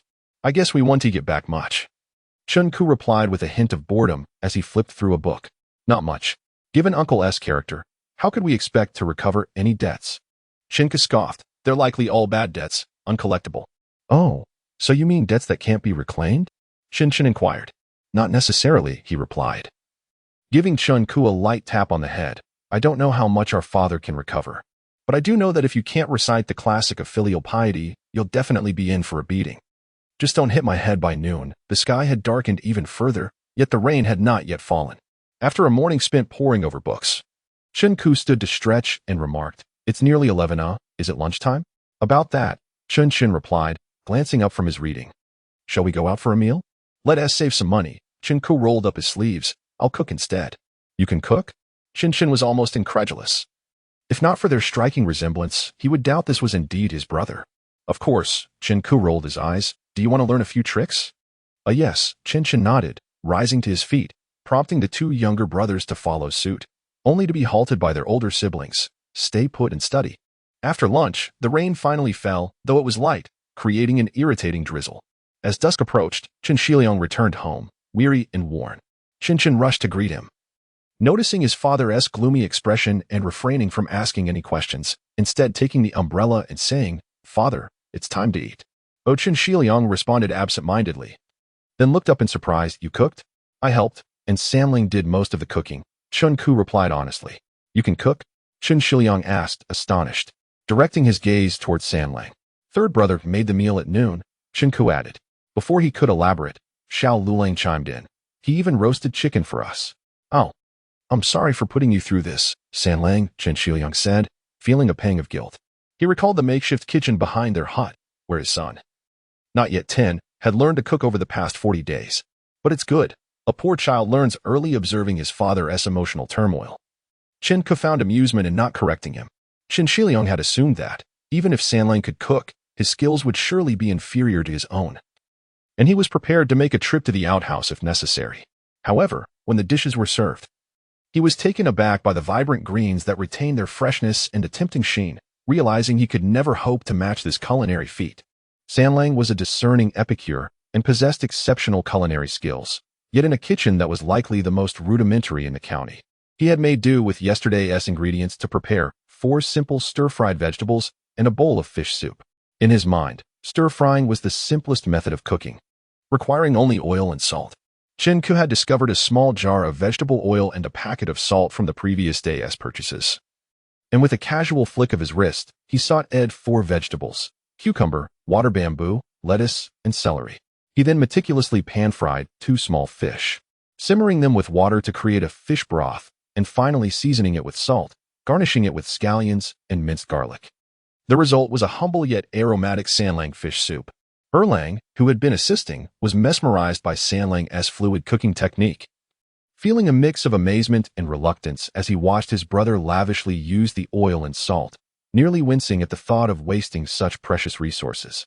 He hesitated to voice his concerns, as Sanlang was too engrossed in his culinary endeavors to notice. Under the watchful eyes of his sons, Qingxia picked up a chopstick full of cucumber slices and took a bite, instantly feeling a delightful crunch and tenderness, the fresh aroma flooding his senses, bringing him to the brink of tears. This reminded him of the stir-fried dishes he had enjoyed at lavish banquets in the capital, which, despite being far from perfect, was nothing short of a miracle coming from a 10-year-old's hands. "Father, why are you crying?" Xiao Lulang asked curiously. "Is it not delicious?" "Delicious, absolutely delicious. It's wonderful." Qingxia wiped his eyes and smiled sheepishly at his sons. "I never expected to taste flavors reminiscent of Bianjing. I'm feeling a bit sentimental." A Sanling was puzzled. "It's just a few plates of simple stir-fried vegetables. Moreover, the oil temperature was insufficient, and the color, flavor, and texture were rather ordinary." Why did it seem as if their father had consumed a meal of profound significance? Could it be that the legendary happiness derived from children cooking for their parents was true? Yet, it didn't seem so. Qingxia appeared genuinely moved by the dishes. Recalling how his three brothers had also praised the meal at noon, claiming they had never eaten anything so delightful, Fanlou felt there must be more to this phenomenon. Delving deep into his memories, he was astonished to realize that in his 10 years of life, he had never once tasted a stir-fried dish.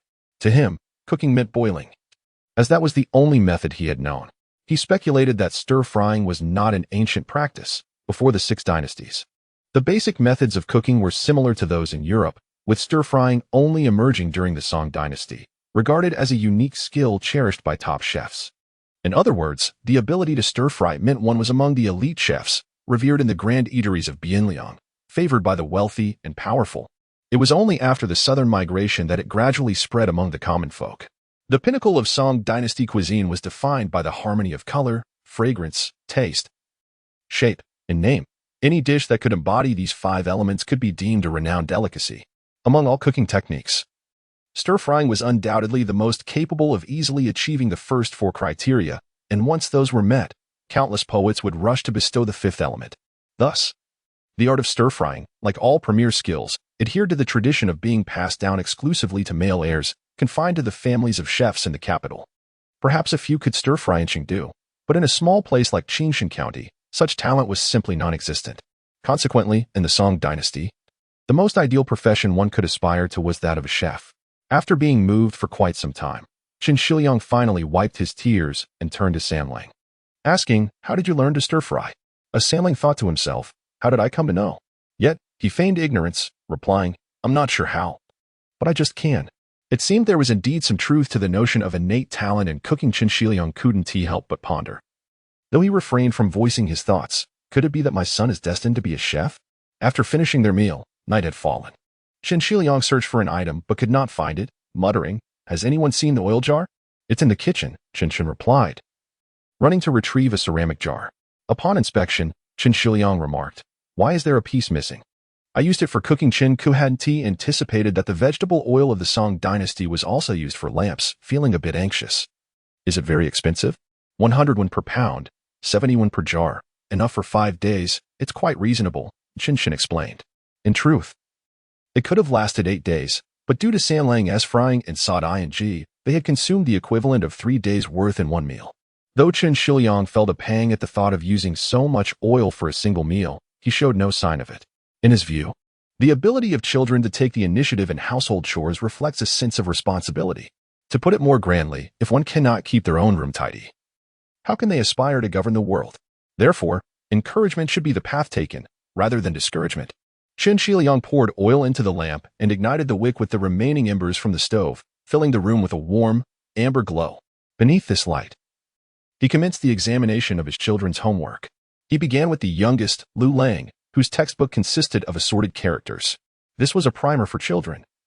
Distinct from the Confucian texts prevalent in later dynasties, such as the 3-character classic and the 1,000-character classic, which primarily imparted moral teachings. The Song Dynasty employed a more practical approach, utilizing the 100 family surnames and assorted characters, for while the ultimate goal of education was the imperial examinations, the majority of children would not have the opportunity to pursue higher education. Thus, acquiring practical knowledge alongside literacy was the correct philosophy. The Book of Assorted Characters opens with the assertion, "Among all beings in the world, agriculture is paramount. To manage daily affairs, one must first understand the assorted characters." The text then transitions from agricultural practices to daily life, covering topics such as food, marriage, and commerce, thereby encompassing frequently used words and phrases. In this manner, while the children learned to read, they also received foundational education in essential life skills. Qingxia wrote the characters Liu Yue'e was to learn in a jumbled order, and the astute boy effortlessly recognized them all, earning his father's praise. However, Qingxia swiftly announced that the volume of characters to be learned would double the following day. The joy on Liu Yue's face wilted almost instantly. Next came the turn of Wu Lang, whose expression was one of profound despair, a sentiment that seemed to have begun with his studies. He appeared to harbor a grudge against the textbooks, having been reciting the 1,000-character classic since the previous year, yet still struggled to remember it in its entirety. Fortunately, Qingxia was quite familiar with his situation. He only desired for Wu Lang to recognize more characters and understand the world, yet he was cautious not to overwhelm him, fearing it might lead to aversion to learning. Thus, he offered gentle encouragement, urging him to persevere and to return tomorrow. Finally, it was Qingxia's turn, whose textbook was The Classic of Filial Piety. Chapter 17. Unforgettable. The Classic of Filial Piety, during the Song Dynasty, served as a fundamental textbook for middle school students. As the title suggests, it is a classic that expounds on the Confucian virtue of filial piety. The opening verse states, "Filial piety is the foundation of virtue and the source of education." This text is the shortest yet most foundational among Confucian classics. One must first comprehend the classic of filial piety before delving into the four books. Qingxia, having studied medicine from a young age, was required to begin his education with Confucian texts, making the classic of filial piety an essential read. Although it has been largely established that this book is a forgery by the Confucians of the Han Dynasty, he dared not tell Qin that it was concocted by Dong Zhongshu and his ilk to brainwash the populace, for fear of dire consequences. As a 10-year-old, the wisest course of action was to diligently read and memorize it, line by line, with the foundation laid from a past life. Coupled with his prior memorization and a day of intensive study, he felt confident that he could recall most of it. Thus, he began to recite. Confucius resided, and Qingxi attended. The master said, "The ancient kings possessed supreme virtue and essential principles that harmonized the world, ensuring the people lived in peace and that there was no resentment between rulers and subjects. Do you understand this?" Qin initially closed his eyes, his fingers silently tapping the table, nodding slowly in rhythm with the recitation. When Qingxia recited, to utilize the way of heaven, to divide the advantages of the land, to be frugal, and to support one's parents. This is the filial piety of the common people. He opened his eyes in satisfaction, recognizing that Fanlou had indeed exerted himself today. He expected Qingxia to stumble soon after, yet the boy continued reciting with the same rhythmic flow, as if reading from a script. Upon reaching, the 5 types of punishments number in the thousands, yet no crime is greater than that of unfilial behavior. A ruler must be paramount. Without a sage, there can be no law. Without filial piety, there can be no kinship. This is the path of great disorder. Qin's mouth fell agape in astonishment. He had primarily focused on the 2 younger brothers today, never anticipating that his elder brother had undergone such a transformation, excelling not only in bargaining and cooking but also in recitation. As Qingxia continued with, to teach the people love and respect, nothing surpasses filial piety. To teach the people propriety and harmony, nothing surpasses brotherly love. To change customs and habits, nothing surpasses joy. To govern the people, nothing surpasses propriety. Qin mouth also widened in disbelief. He continued until he reached, in life, one expresses love and respect. In death, one expresses sorrow. The essence of life lies therein, and the duties of a filial child towards their parents are fulfilled. Finally, Qingxia paused, a bit embarrassed, saying, "I can't recall the next part." "It's already the last sentence." The father and brothers were left in astonishment. Qingxia was taken aback himself, although he was not unintelligent. Lengthy passages had always posed a challenge. Despite the classic of filial piety being only 903 characters long, its fragmented sections made memorization quite difficult. Yet, he could not explain why everything was so vividly clear in his mind. Whenever he thought of a segment, its content materialized effortlessly. Both the participant and the observer were left dumbfounded for a moment before Qin cleared his throat, concealing his astonishment and stating, "Your recitation is decent, but memory alone is insufficient. One must engage with the text on a deeper level." He then adopted a serious demeanor and asked, "Fanlou, do you understand why I had you memorize the classic of filial piety?" "I do," Qingxia replied softly, nodding. "Because I struck Annie the other day." "Indeed." Qin expression softened slightly as he took a sip of water. "Do you recognize where you went wrong?" "I do," Qingxia acknowledged. "I acted against my superiors and assaulted my aunt. That is a grave sin." "Partially correct." Qin set down his bowl. "From the perspective of one's true feelings, I do not support blind loyalty or filial piety. If one suffers abuse without resistance, how are they different from livestock? The sage says, repay grievances with virtue. How then can one repay virtue? Repay grievances with integrity and repay virtue with virtue. This is the natural order of things. However, one must adhere to the rules of society." "What are the rules?" The classic of filial piety embodies those rules. The Song Dynasty governed the world through filial piety. Successive emperors have revered this principle, and the people universally regard filial piety as the highest virtue, casting disdain upon the unfilial. Society is thus. Others will not comprehend the intricacies and will judge based on superficial words. branding you with indelible stains, leaving you unable to defend yourself. Do not feel aggrieved. Even the foremost figure of the realm, the esteemed emperor of the Song, must endure in the face of filial obligations.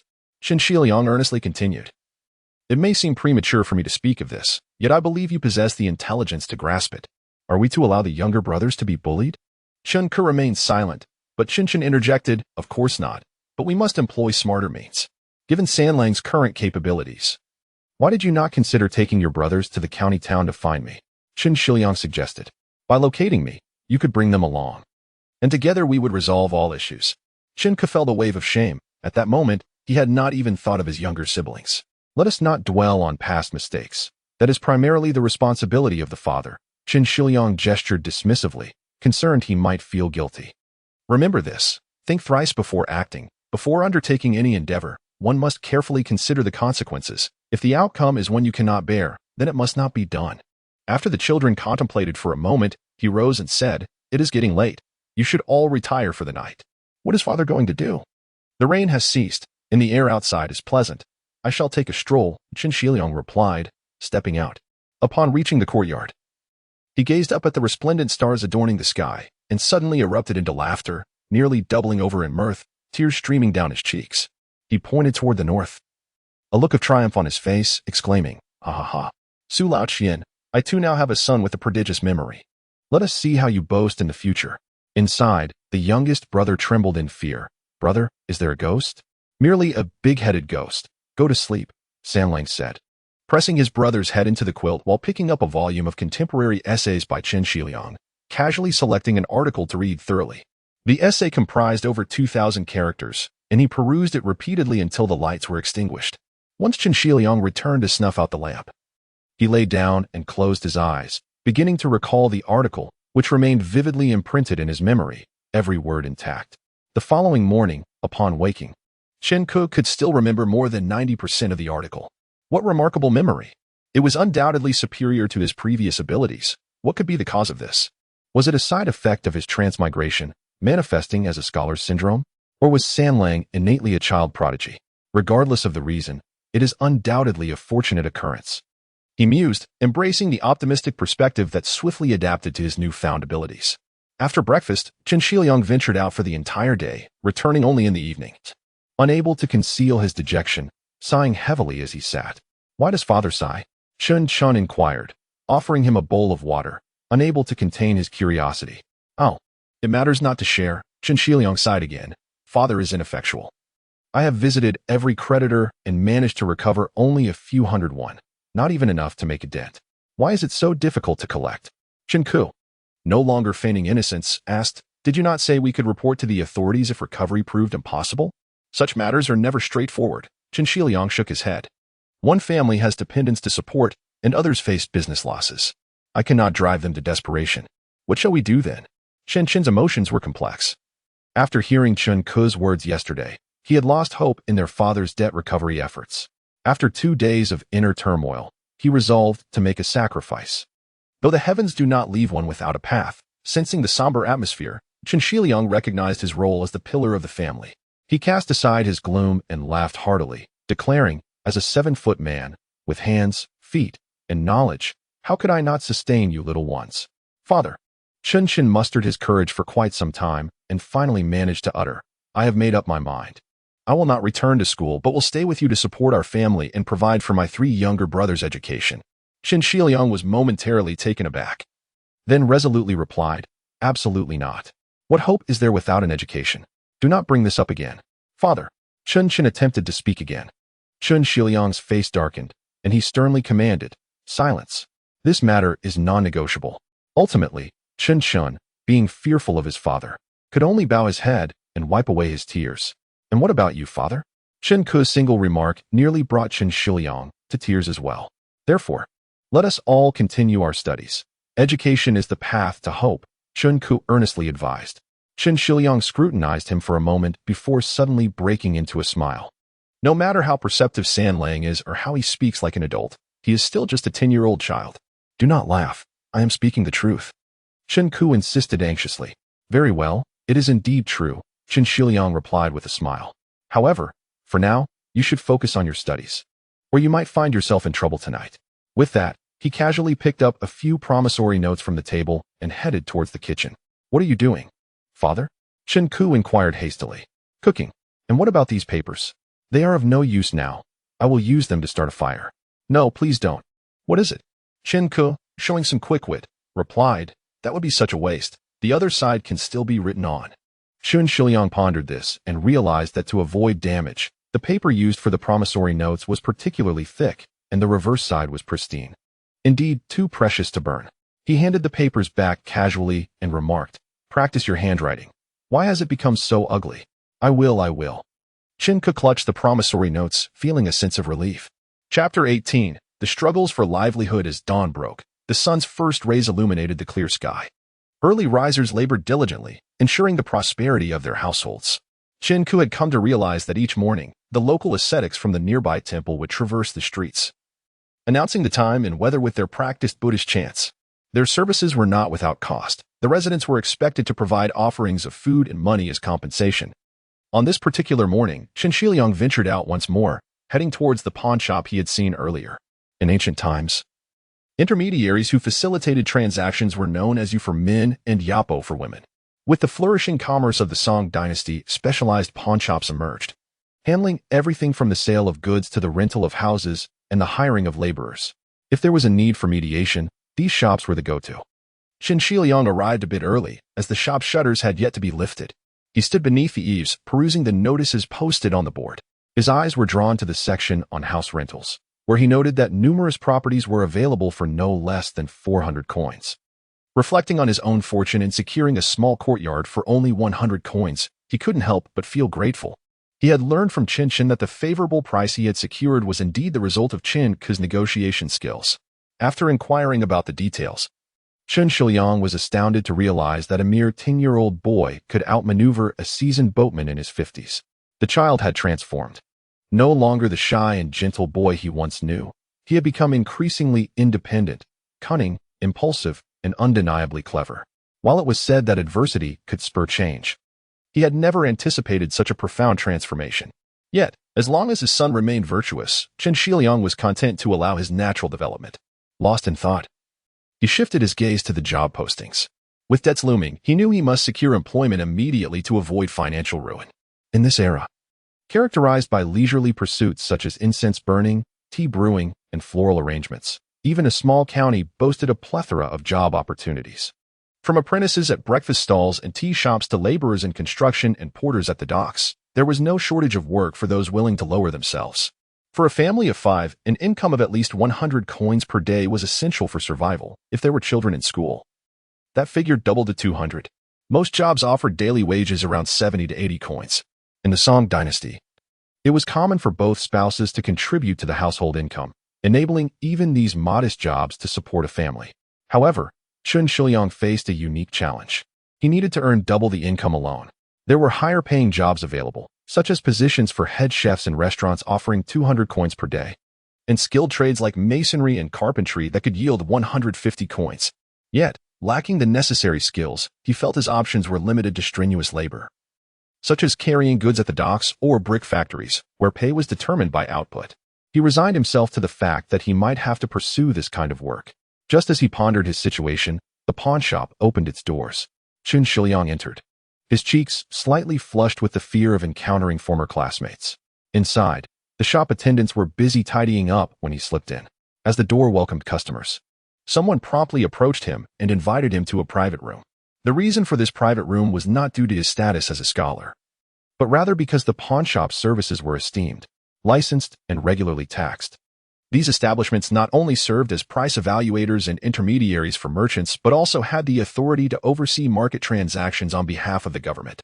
Within the private chamber, a well-dressed pawnshop agent was enjoying his morning tea, having just finished breakfast. The method of preparing tea had evolved since the Tang Dynasty. Instead of boiling leaves, one would now grind tea cakes into a powder and mix it with hot water to create a thick paste. The agent poured a measured amount of boiling water into the teacup, skillfully stirring it to achieve the perfect consistency. If Chen Ku were present, he would surely exclaim that this was reminiscent of the later Japanese tea ceremony. In truth, it could be said that the Japanese tea ceremony was derived from the tea artistry of the Song Dynasty. During this time, Nearly everyone possessed the skill of tea preparation. But among men, the pawnshop agents excelled in this craft. It was not merely a love for tea that drove them. The customs of the Song Dynasty required that during the tea preparation process, others remained silent and attentive, showing respect. A seamless tea preparation could dispel tension and foster a sense of intimacy, making business transactions more favorable. Yet, this was also a source of ridicule among the gentry, who preferred to discuss poetry and philosophy while sipping tea, avoiding mundane matters entirely. As the agent served Qingxia a cup of tea, he too lifted a cup, gently skimming off the froth with the lid. Smiling as he remarked, "You seem to be a learned gentleman." "Indeed," Qingxia nodded. "I have studied for many years and have even participated in the imperial examinations in the capital." "Ah, a successful candidate," the agent exclaimed respectfully. In this era, the title of Jiren merely indicated eligibility to take the examination, and once completed, one no longer retained that status. However, it did not hinder the common folk from using it as a term of respect. Today seems to be the day for local examination registrations. "Why are you still in the county?"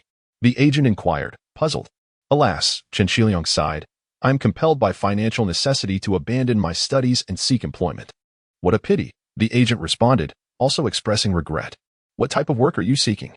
Qingxia shook his head. "I am utterly lost. Allow me to assist." The agent offered, rifling through a stack of pamphlets on the table. He opened one and continued, "Mr. Lee from the east side of the city is seeking a tutor. Room and board are provided, with a monthly salary of 2 guan.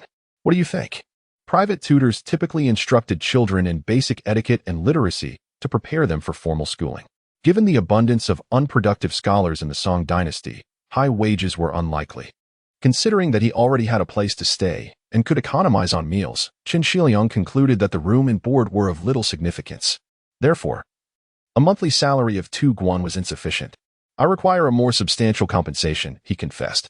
"To be candid, I have 4 sons and very little support. The pressure is immense." "I shall keep searching," the agent replied, flipping through the pamphlets. "Are you skilled in accounting?" "I can read and calculate," Qingxia assured him. "Excellent. The chomping granary is hiring for the accounting position," the agent announced. "However, it's only for the month of June, with a pay of 8 guan. The granary is the government's grain reserve, and June is when the summer taxes are collected, so they require extra help. If you perform well, you may be prioritized for autumn employment." "I will accept this position," Qingxia stated. "Could you please check for any long-term opportunities, preferably something I could start immediately?"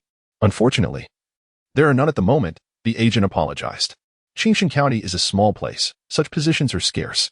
Perhaps you should consider the opportunity with Mr. Lee. I am capable of performing manual labor."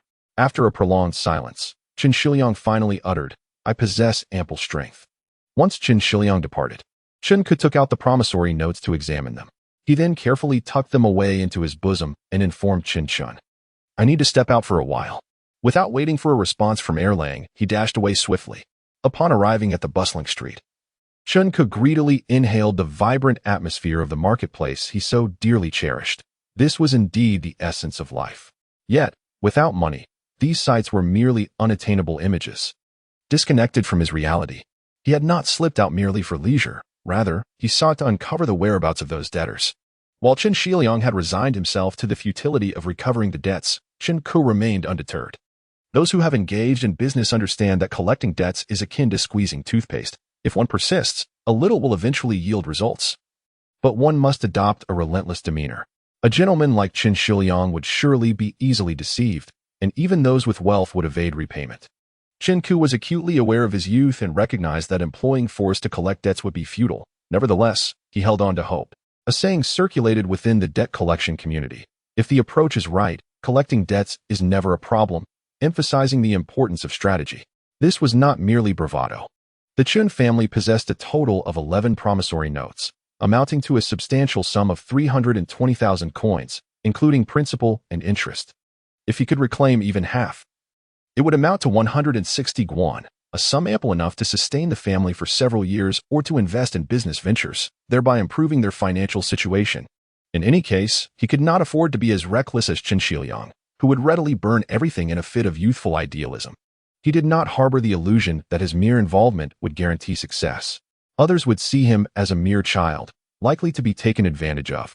Yet, he felt compelled to ascertain the situation. Without inquiry, hope would remain elusive. With knowledge, perhaps a solution would emerge. Having learned the addresses, he made his way towards the residence of the first debtor. Chapter 19. The Trap. In the following days, Qingxia left early and returned late. Exhausted yet unwavering in his commitment to his children's education. Regardless of how late or weary he was, he diligently checked their progress and explained any difficulties they encountered. Qingke, on the other hand, ventured out daily, unable to be restrained by Erlang. With the days until his return to the academy dwindling, he felt it necessary to have a serious conversation with his younger brother.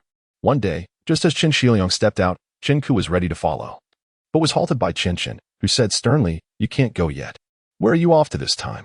I've told you, I have matters to attend to." Qingke retorted, shaking off his grip, but remaining stationary. "What matters?" Qingxia questioned suspiciously. "You've been acting all mysterious and won't tell me anything."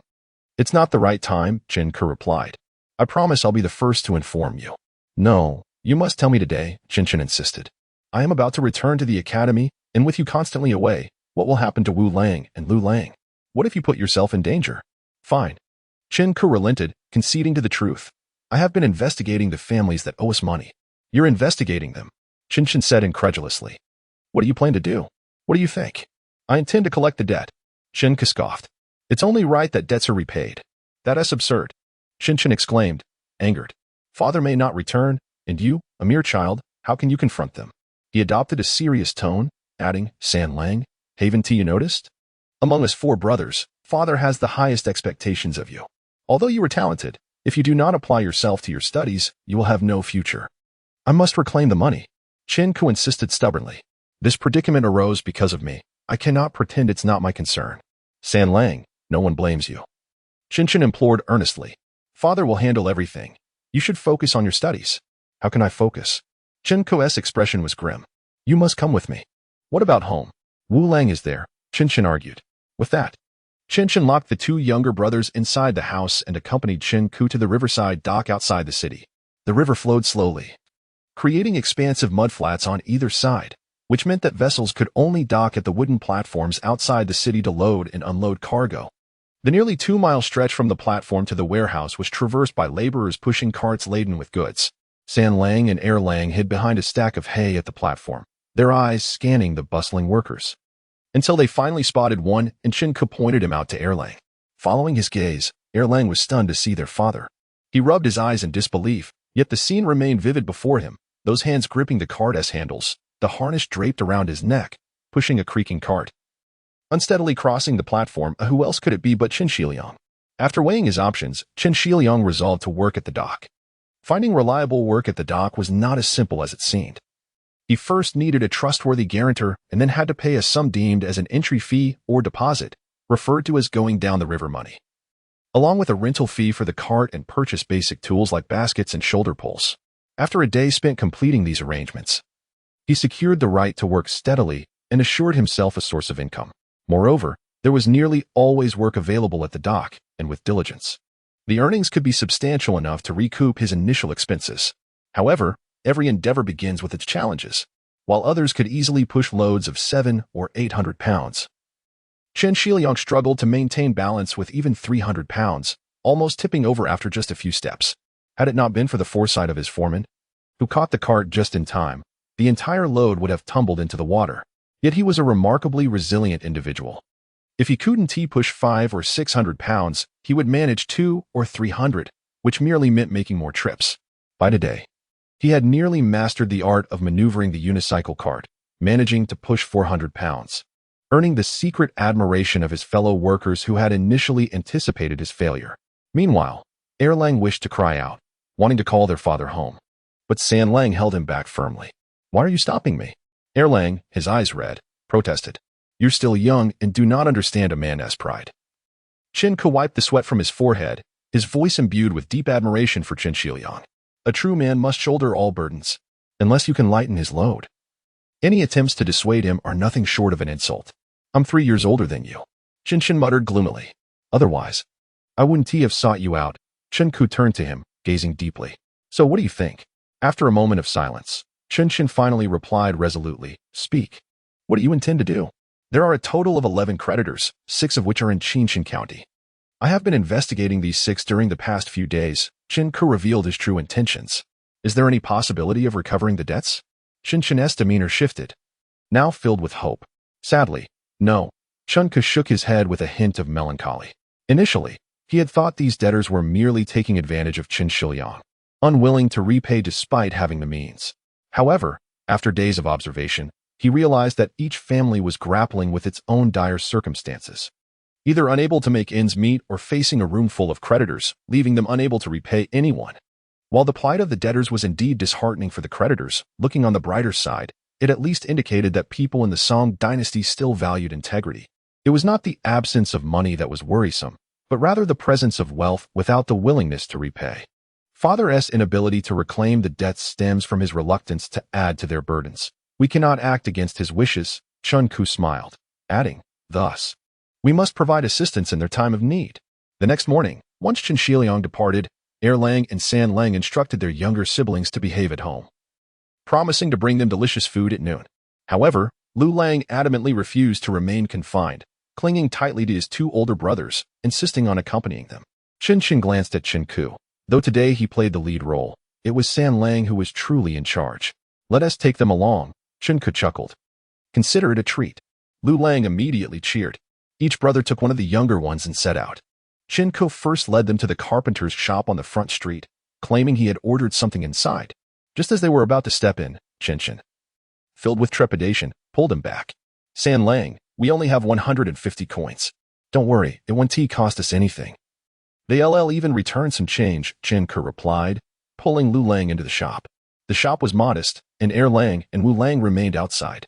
Passing through the area filled with finished tables and chairs, they spotted the shopkeeper, Master Pan, leading two apprentices engaged in carpentry work in the yard. Upon seeing them enter, Master Pan was not only unperturbed, but greeted them with delight. Ah, Sanlang has arrived. Come, sit at the front. Uncle Pan, this is my brother Lu Lang. Qingxia introduced, prompting little Lu Lang to greet the carpenter. The boy obediently complied. Good, good. Master Pan smiled, ruffling Lu Lang's hair, then casually picked up a small wooden sword and handed it to him. Take this and play. With few toys of his own. Lu Lang looked at Sanlang with hopeful eyes. How much is it? What money? It's just scrap wood. Master Pan laughed heartily. Thank you, uncle. Sanlang expressed his gratitude, encouraging Lu Lang to do the same. You're welcome, you're welcome. Pan the carpenter withdrew a key from his pocket and approached the counter, stating, Speaking of money, you have already reserved more than 10 of those official hats. In this round, I have lost. As he spoke, he opened the drawer and took out 5 strings of iron coins, saying, Here is your 5 guan, and I have also prepared the items you requested. When you step outside, do not forget to have the neighbors bear witness. Although he claimed to have lost, a genuine smile radiated from his face as he added, Sanlang, remember to seek me out for such designs next time. Who knows if I can come up with anything again? I shall do my utmost. Sanlang, holding the money in one hand and lifting a wooden box from the corner with the other, inquired, Is this it? Indeed, meticulously crafted. It took me 2 days of labor, replied Pan the carpenter, intrigued. What do you need from the blacksmith shop? To forge iron, came the succinct reply, leaving Pan momentarily speechless. As Qingxia arrived at the doorway, merchants nearby craned their necks, laughingly asking, Qingxia Sanlang, did you win or lose? Aware of the principle that one should not flaunt wealth, Qingxia understood the unwritten rules of gambling. If one wins, it must be displayed to all, ensuring the loser cannot contest the outcome. He could only raise the iron coins high, and the crowd erupted in cheers, as if they had won themselves. Erlang, initially confused, quickly grasped the situation and exclaimed, Sanlang, you actually engaged in gambling. There's no need to be so astonished. Qingxia tossed the money towards him and remarked, Speak up. The people of Song were notoriously fond of gambling, from the highest nobles to the common folk. Nearly everyone indulged in it. The term guanpiyu refers to a game of chance wherein various items serve as stakes for wagering. For instance, nearly all goods sold by street vendors can be both sold and wagered, provided both parties are in agreement over the stakes. For example, a ceramic pot that costs 15 coins to purchase might only require 5 coins to wager. Winning grants possession of the item, while losing results in a loss of money. Simple and straightforward, as long as there is wealth and goods involved. Chapter 20. The officials had shared the saying, if the upper beam is not straight, the lower beam will be crooked, aptly describes Zhao Kuangyin. the founder of the Song Dynasty, who was famously known as a gambler. His descendants, too, were drawn to this vice. Even the current emperor, renowned for his leniency and kindness, could not resist temptation and often engaged in gambling with palace attendants. However, Zhaozhen lacked skill, often losing nearly every bet, leaving him in dire straits. Unable to stop, he resorted to borrowing half of his losses from the attendants to continue gambling. In the Song Dynasty, the principle of willing to gamble must accept losses prevailed, and palace attendants were unwilling to return the money they had won, leaving him perpetually frustrated. For the emperor, gambling was primarily a source of entertainment. Winning or losing was of little consequence. In stark contrast, for the common folk, winning was paramount, if not equally important alongside entertainment. Standing in the streets of a millennium past, Qingli observed clusters of gamblers and buyers, their eyes wide with excitement, eagerly shouting and biting their lips in tense anticipation. This scene ignited his own gambling instincts. After all, who among men is not tempted to gamble? It is merely the constraints of law and morality that often suppress this inclination. Yet, in this era where gambling was rampant and even officials openly participated, he felt a rush of adrenaline and a desire to join in. But what adult would gamble with a 10-year-old child? Winning would hardly be honorable. And both parties were expected to stake a considerable amount to ensure fairness in the game. Where could he procure funds to wager? More critically, in the Song Dynasty, commoners were almost born into the world of gambling. From childhood, they engaged in games of chance, and by their youth, they had fully immersed themselves in the gambling culture, making them seasoned players. The small vendors, eager for citizens to gamble without incurring losses themselves, meticulously crafted games, insisting that others follow their rules. For instance, a vendor might present a 3-foot diameter spinning wheel, painted in the colors of the rainbow. A player could pay a small fee to shoot an arrow at the wheel. The vendor would call out phrases like hit white, hit red, miss all, as the arrow landed. If it landed on the winning colors, the player could claim their prize. Otherwise, they could pay again for another attempt.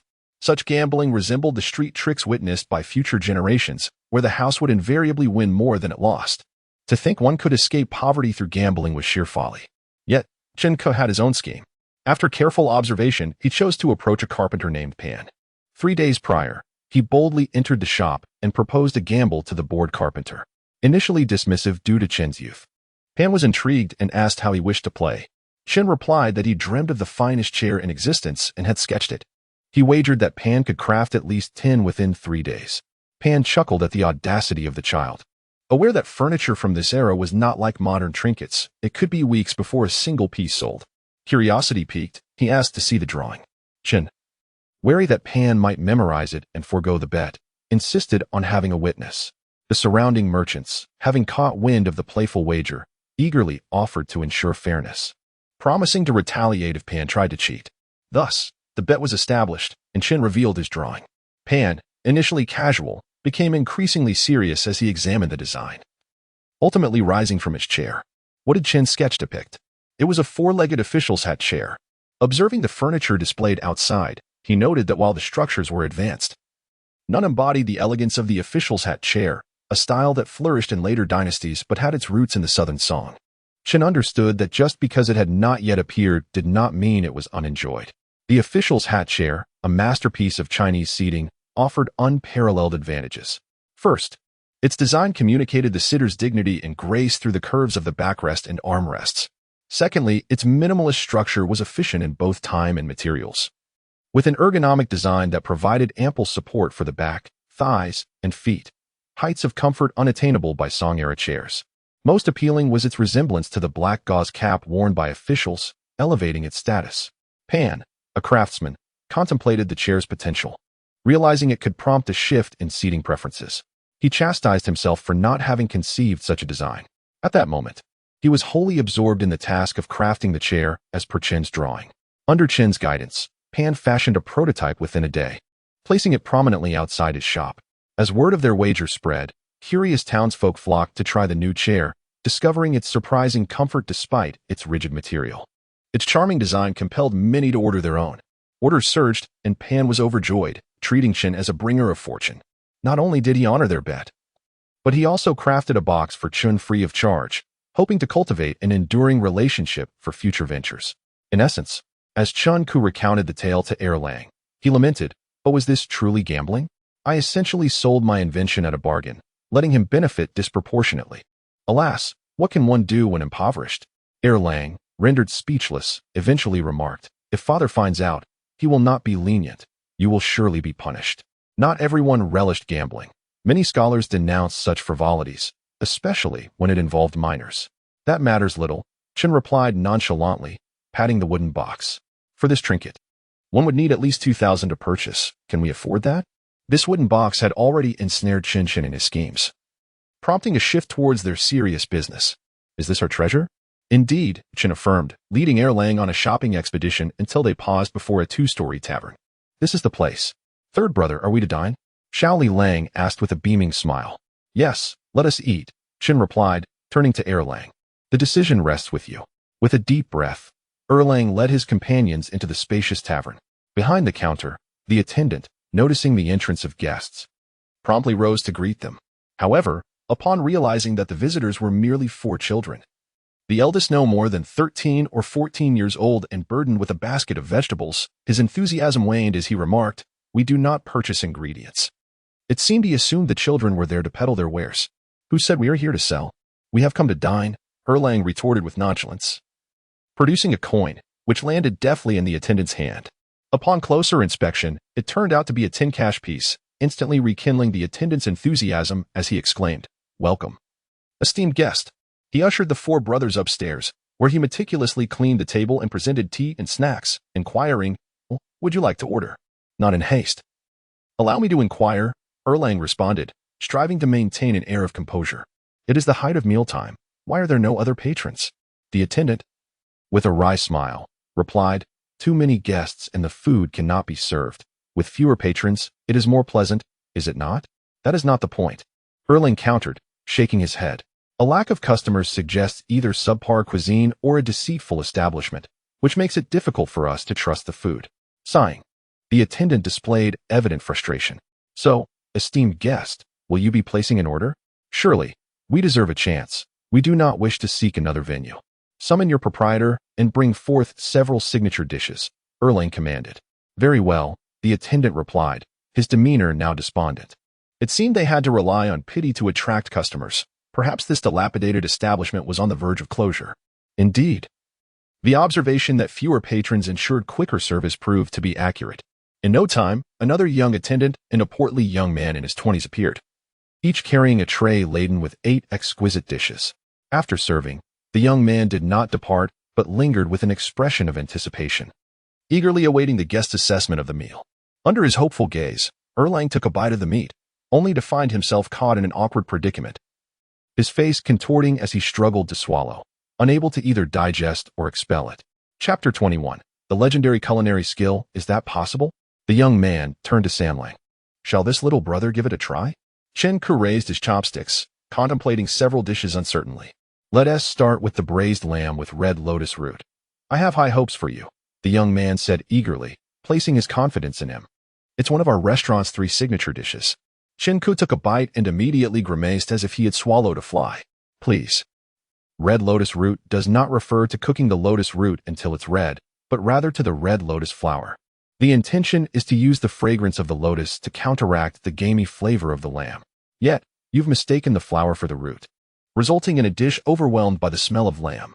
He paused, plucking a small flower petal from the plate. "You even dyed the root with the red flower. Truly imaginative. If I eat this dish, my mouth will be crimson and others will think I've been poisoned. Who would dare to visit your establishment again?" Not only was Chen Ku sharp-tongued, but his words also struck at the heart of the young man's confidence. As he wiped the sweat from his brow with the apron tied around his waist, the young man murmured, "Try this secret recipe mountain pheasant soup. It is another of our 3 signature dishes." Chen Ku tasted it and shook his head with a sigh. "What a fresh game hen. Yet you've ruined it. You didn't tea blanch it in boiling water first, and now it's full of earthy flavors. The cooking time was far too short. The meat is tough and stuck between my teeth. How terrible. What's worse is that there's even chicken droppings in the offal. Poor cooking reflects skill, but failing to clean the ingredients shows a lack of attitude. I suspect your chef has a grudge against the owner." "And no." The young man's face flushed crimson, tears welling in his eyes. "Try this amit ba tofu. It's the 3rd of our signature dishes." Chen Ku looked at the dish, a yellowish lump, and widened his eyes. "What on earth is this?" The dish was meant to depict the Buddha preaching on the sacred mountain. The tofu had been sculpted to resemble the mountain, with a large figure on top representing the Buddha, smaller figures beside him as the 4 great bodhisattvas, and tiny grains of rice as the 800 arhats. The young man pointed at the dish, clinging to his last shred of dignity. The chef is quite bold to attempt such intricate carving on tofu, Shunku remarked. This complex design must have taken a long time to carve, right? An entire day, the young man thought to himself, relieved to finally receive some praise. An entire day? It must have spoiled by now. Can you smell it? Shunku pinched his nose. So you added cloves, star anise, dried tangerine peel, and bay leaves to mask the odor. But not only did you turn the tofu brown, it now smells nauseating, my friend. The flavor is indeed a bit overwhelming. However, this dish is primarily meant to showcase the chef's carving skills, the young man desperately defended. The chef could have used the leftover tofu to create something remarkable. Poor knife skills are not his fault, but presenting such a frightening dish is unacceptable. Qin gently patted Lu Lang's head and asked, Lu Lang, what does this big lump resemble? Lu Lang stared wide-eyed and exclaimed, cow dung. Ah. The young man could no longer contain himself and squatted down, cradling his head in despair. It seems I am truly not cut out to be a chef. Woe is me. So you are the chef? Erlang grew anxious, rising to clasp his fists. I apologize sincerely. I had no idea. Precisely because you were unaware, you spoke the truth. The young man sobbed inconsolably, tears streaming down his face. They say where their essay will, their essay way, but it's all a lie. I have been self-studying culinary arts for over 6 months, yet I still have not made any progress. I might as well die. This is not a matter of talent. Sanlang finally spoke. Oh? The young man raised his tearful gaze towards Sanlang. Then what is it? Their essay saying, a master leads you to the door. The rest is up to you. Sanlang, despite his youthful appearance, spoke with an air of wisdom. Without a mentor guiding you, you will fumble in the dark and never truly master the craft. Yes. The young man's eyes brightened momentarily before dimming again. It's all my fault. When my father was alive, I wasted my days, never stepping foot in the kitchen. Then he passed away unexpectedly, and I had no place to learn. Your father was the previous owner of this establishment, Fulai Hotel? Sanlang asked knowingly. Yes. The young man wiped his tears. My father was also the head chef. At that time, Fulai was not the best among the 3 hotels in the county, but it was certainly not the worst either. Why not simply say second? Sanlang rolled his eyes. How did it end up in such dire straits? My mother was the manager, and there were 2 apprentices and 3 workers. Business was thriving. The young man sighed. However, last winter, my father fell ill suddenly and passed away. My mother, overwhelmed with grief, fell ill as well. The owners of the other 2 hotels had long thought there were too many hotels in Qingxia County and sought to take advantage of our misfortune. They offered high prices and lured away my father's 2 apprentices, leaving us without a head chef and causing our business to plummet. Reluctantly, you had to step in. But with no knowledge, all your efforts were in vain. Qingku sighed. Why not find a master to teach you? Where could I find one? The young man smiled bitterly. Even if I wanted to apprentice, no one would take me. In this day and age, skills are like a lifeline. Artisans guard their craft fiercely. Unless you are the master's own disciple, outsiders wishing to learn must serve as apprentices for 5 to 8 years. Even then, they will hardly teach you, only giving you a chance to learn by observation. But with the young man's status, he shouldn't expect any hotel in the county to teach him. Let us not dwell on the past. Sanlang waved his hand. What about now? Do you wish to learn the culinary arts? Of course. I dream of it.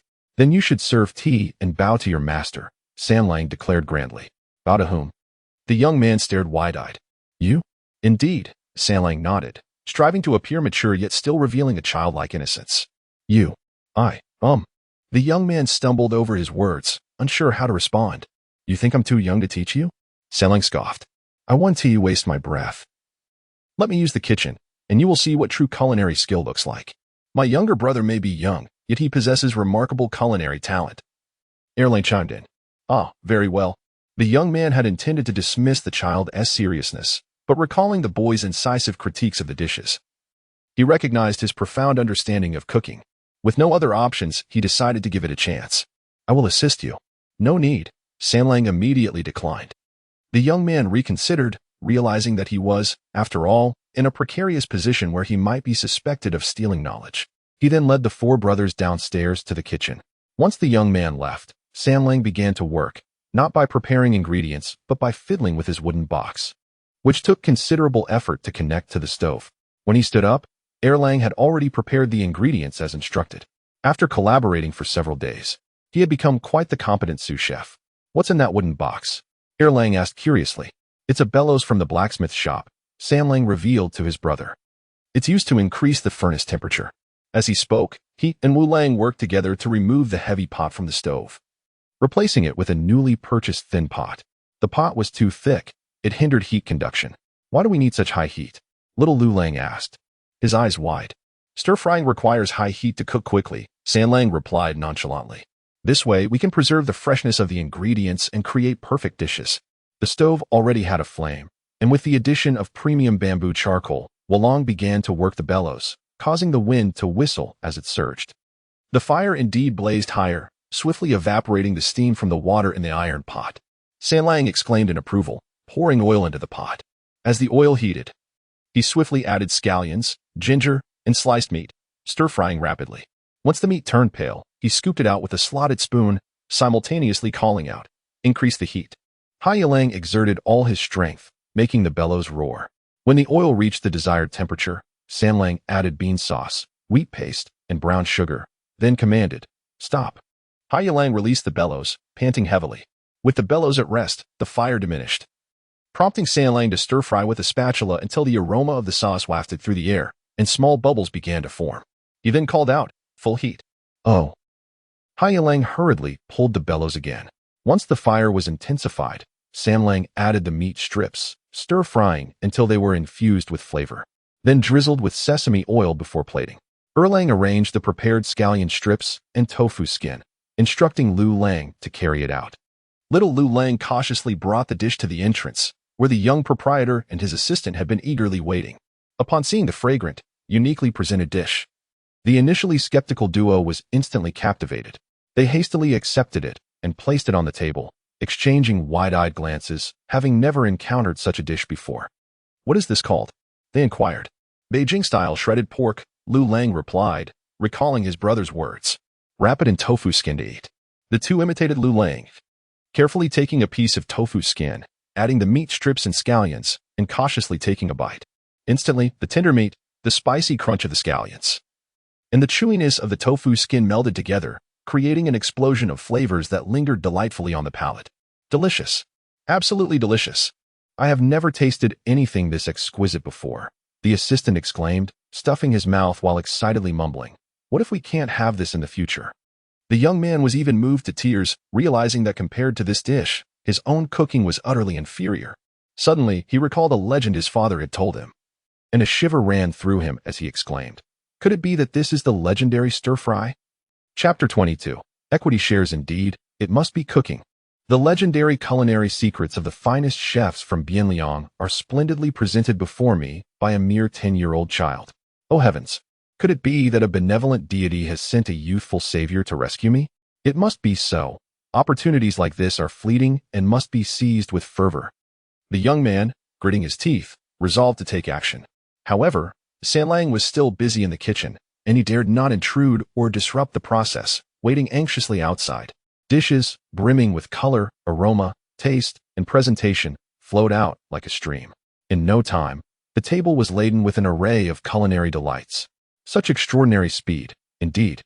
It was a divine skill.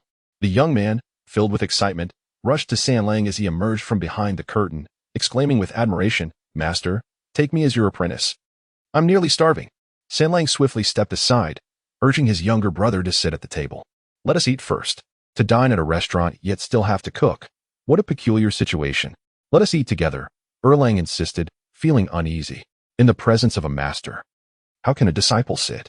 Yet the young man unhesitatingly replied, "Uncles and masters, please eat. I shall stand by and serve." This was his way of adhering to the apprentice's etiquette. "Uncle, Erlang swallowed hard, realizing he was still a youth. "Is that what we call you?" Xiaolilang tugged at Wulong's sleeve. "Just eat." Wulong shot him a glare. "Let us eat together," Sanling said, feeling awkward. "Whether or not to formally apprentice can wait until after the meal." "As you command," the young man replied, taking a seat at the lower end of the table. He intended to inquire about the names and methods of the various dishes, but the Chun family's upbringing dictated silence while eating, so he suppressed his questions. Nevertheless, Sanlang's dishes were a feast for the senses. The plump youth, who had never tasted such stir-fried delicacies, was soon engrossed, his chopsticks flying. He forgot all notions of hierarchy, prompting the Chun brothers to glance at him in surprise. Fortunately, with a table full of food, the brothers had no fear of scarcity. Under the plump youth's influence, the Chun brothers began to devour the food as well, and the grand hall echoed with the sounds of clinking chopsticks and hearty chewing.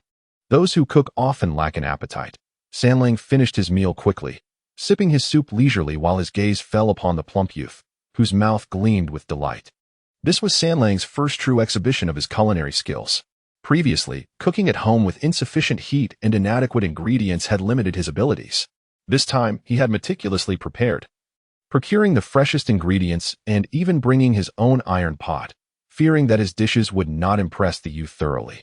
Sanlang's diligence in coming to this Jifeng hotel stemmed from a singular motivation. The establishment's owner owed the Qin family 30,000 coins.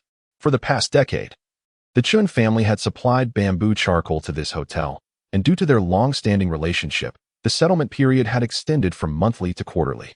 This 30,000 coins represented the debt incurred since last winter.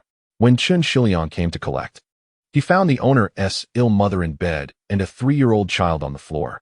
So he didn't even mention the debt, but instead left 100 coins for them.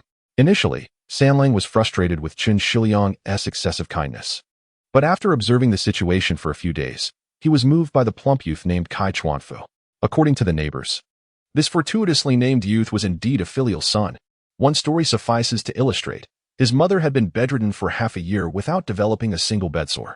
Those who have cared for the ill understand the significance of this. It is normal for parents to care for their children in such a manner.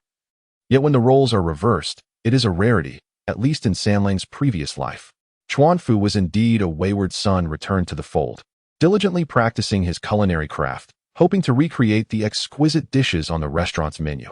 Alas, culinary skills cannot be self-taught, especially when one aspires to run a restaurant and create complex dishes. Diners come to enjoy the cuisine, not to serve as guinea pigs. Thus, Jifeng Hotel faced dwindling patronage, teetering on the brink of failure. By the time Sanlang regained his senses, only the gleaming bottoms of the plates remained. The brothers had never tasted such delectable food and were left clutching their bellies, groaning in satisfaction. The youth, Kai Chuanfu, stood, cradling his belly, and invited the Qin brothers to another table, serving them tea and snacks. Then, with a cup of tea in hand, he bent towards Sanlang, hopeful, and said, "Master, please take me as your apprentice." Sanlang finally accepted the tea, taking a sip. "In the presence of my master, I bow to you as a disciple." Hiccup. Chuanfu quickly bowed deeply. In the Song Dynasty, such a gesture was equivalent to a later kneeling bow. Yet, unbeknownst to him, having stuffed himself too full, he bent down to bow and let out a loud burp, causing the brothers to laugh heartily. "Speak up," Sanlang prompted him. Chuanfu sheepishly stood and asked, "Master, when will you teach me the culinary arts? Chinese cuisine is vast and profound. Haste is of no use." Sanlang glanced at Erlang, who produced a debt note and handed it to Chuanfu, saying, "Take a look at this first." "Oh." Chuanfu's face flushed as he scratched his head. "So you are the creditors, no wonder. Please, grant me a few more days. The money will be forthcoming soon." "If we were here simply to collect a debt, would we have gone to such lengths?" Erlang replied as per Sanlang's instructions. "To be honest, we noticed your difficulties and wished to assist you in overcoming this challenge." "What good people you are." Chuanfu's nose tinged with moisture, nearly shedding tears. Qin Diguan is indeed a great benefactor, and his son is also a great person. He bowed repeatedly, expressing gratitude. "I will certainly study culinary arts diligently and not disappoint you." "You lack more than just culinary skills," Sanlang stated bluntly, "even with excellent cooking. If you know nothing of restaurant management, you will merely remain a good cook for life." "Indeed, I know nothing," Chuanfu admitted, feeling ashamed. "In the past, I merely wandered aimlessly on the streets, and now I deeply regret it." He no longer regarded Sanlang as a child, but treated him as a mentor. "A wayward son returned is worth more than gold," Sanlang, with a sage-like demeanor, declared, "as long as you diligently learn from me. Do not say that you can only open a tavern in this small town. Even in Chengdu, you could venture to Bianjing." Had he said this previously, Chuanfu would have scoffed, but having witnessed Sanlang's top-tier culinary skills, he recognized the validity of his words. Therefore, Chuanfu felt no skepticism. His face flushed with excitement as he declared, I will certainly study diligently under you, master. He continued with the conversation that had been interrupted, saying, to be frank, I have already sold this establishment. The first thing I shall do is repay Master's debt. What? You sold the restaurant? Sanlang could no longer maintain his composure, his eyes wide with astonishment. When did you sell it? To whom? Boss Liu from the east side of the city has long wanted to acquire my family's establishment. But initially, it was my father's legacy, and I found his offer too low, so I had always refused. However, recently, with several creditors knocking on my door, I found myself unable to repay and had no choice but to agree. For how much? 80 guan. You sold such a large establishment for only 80 guan? Sanlang, furious, laughed in disbelief. The property alone is worth more than that. Consider this. Selling a two-story hotel in a bustling area for a mere 80,000 yuan is nothing short of a heartbreaking transaction, even in a county town. I am aware of this, yet they exploit my misfortune to drive the price down. What can I do? My apprentice lamented. It is easy to sell this hotel, but to reopen it would require an exorbitant amount of money. Sanlang sighed and inquired, has the transaction been finalized? Not yet, Chuanfu replied. We have only signed a preliminary agreement. Is there a possibility to retract? Sanlang asked, clinging to a glimmer of hope. Yes, Chuanfu explained. As long as we return double the deposit before the transfer is processed at the government office, we can terminate the sale. What is the deposit amount? 8 guan. Chuanfu stated. I have 4 guan here. Can you manage to gather the other 4? I can, Chuanfu whispered. I just sold some salted meat that my father prepared. Excellent. This afternoon, go and cancel the agreement, Sanlang decisively instructed. If you study under me for a month, making a profit from the restaurant will be assured. Indeed, Chuanfu replied. Since I have taken you as my master, I shall heed your every command before embarking on this endeavor.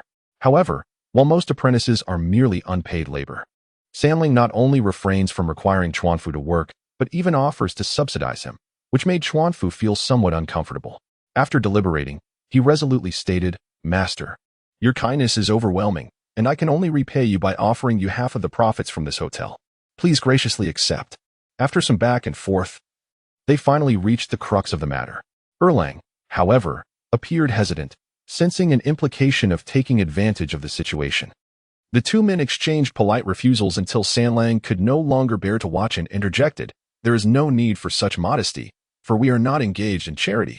My culinary skills and business acumen are valuable assets. Your learning from me will undoubtedly yield profits, and thus sharing the returns is entirely reasonable. Precisely, Chuanfu nodded in agreement. A hotel requires a skilled chef, and even then, a 20% share is customary. For a culinary genius like my master, offering half is certainly not excessive. There is no need for half. I will not participate in the management, merely guiding and providing ideas. A 3-7 split would suffice. You take 7. I take 3, and all debts will be absolved. The hotel will be entirely yours, and we shall only take our shares. Am I being too presumptuous? Chuanfu asked, feeling a twinge of guilt. Chapter 23, Emergency in his previous life. Qingxia had experienced enough triumphs and tribulations in the business realm to grasp the essence of win-win. One must allow others to benefit in order for transactions to endure. Sometimes, what appears to be a loss can ultimately yield significant gains, and therein lies the wisdom. Under his guidance, the elder brother Qingxia, representing their family, entered into a contract with Kai Chuanfu, agreeing to a profit-sharing arrangement of 70-30. Both parties planned to visit the local government to file the agreement the following morning before embarking on their culinary and hotel management studies. Having unfinished homework, the Chun brothers took their leave from Lai Fu, while Chuanfu prepared to return to Boss Liu to rescind the preliminary contract. Upon returning home, the children were abuzz with excitement. Such a monumental event made each of them feel as though they had accomplished something grand. They chattered incessantly throughout the afternoon. Although Sanlang repeatedly reminded them that they needed to study in the evening, his admonitions lasted only a short while before they succumbed to their chatter once more. The consequence of this was that, aside from the exceptionally gifted Sanlang, the others had barely memorized a few lines by the time night fell, ultimately realizing the gravity of their neglect. You shall await your punishment tonight. Sanlang sighed helplessly as he rolled up his sleeves to prepare dinner. By the time dinner was ready, Qingxia had returned. Following the principle of no reprimands after meals, he allowed himself a brief respite before commanding the children to recite their lessons. As it turned out, none of the 4 children had completed their assignments, not even the usually reliable Sanlang. He could have managed it. But as the one who led the group today, he felt it inappropriate to thrive while others faltered. "What have you been doing all day?" Qingxia inquired angrily. "Nothing much." Ouyang, who had been strutting about like an adult, revealed his true self before his father. "Then why squander the entire day?" Qingxia's countenance darkened. As a father, he was well aware of how much effort his sons had put forth throughout the day. "We know we were wrong." Ouyang dared not confess the truth to his father and instead solemnly retrieved the ruler to present it to him. Although a gentleman should not hold grudges, such attitude problems certainly could not be overlooked. Otherwise, similar situations would only recur and the matter would become irretrievable. "Father, do not punish Urge. It is all my fault. It was I who invited him out to play." Fanlou interjected, unable to contain himself. "If punishment is to be given, let it be directed towards me. I did not impose a curfew upon you," Qingxia replied, "but how can you roam about all day in such a small town?" He fixed a cold glare at Fanlou. "Aside from wandering, I presume you engaged in other activities, did you not?" At this, Fanlou's heart sank as he thought. This news travels too swiftly. He failed to consider how small Qingxia County truly was. One could hardly pass gas on one end without it being heard on the other. A 10-year-old child playing cards and winning 5 guan of money. How could such news fail to reach the bustling docks? Though the child's name was unknown, Qingxia immediately thought of his own Fanlou, believing that no other child possessed such talent. He had intended to review their lessons before probing into this matter.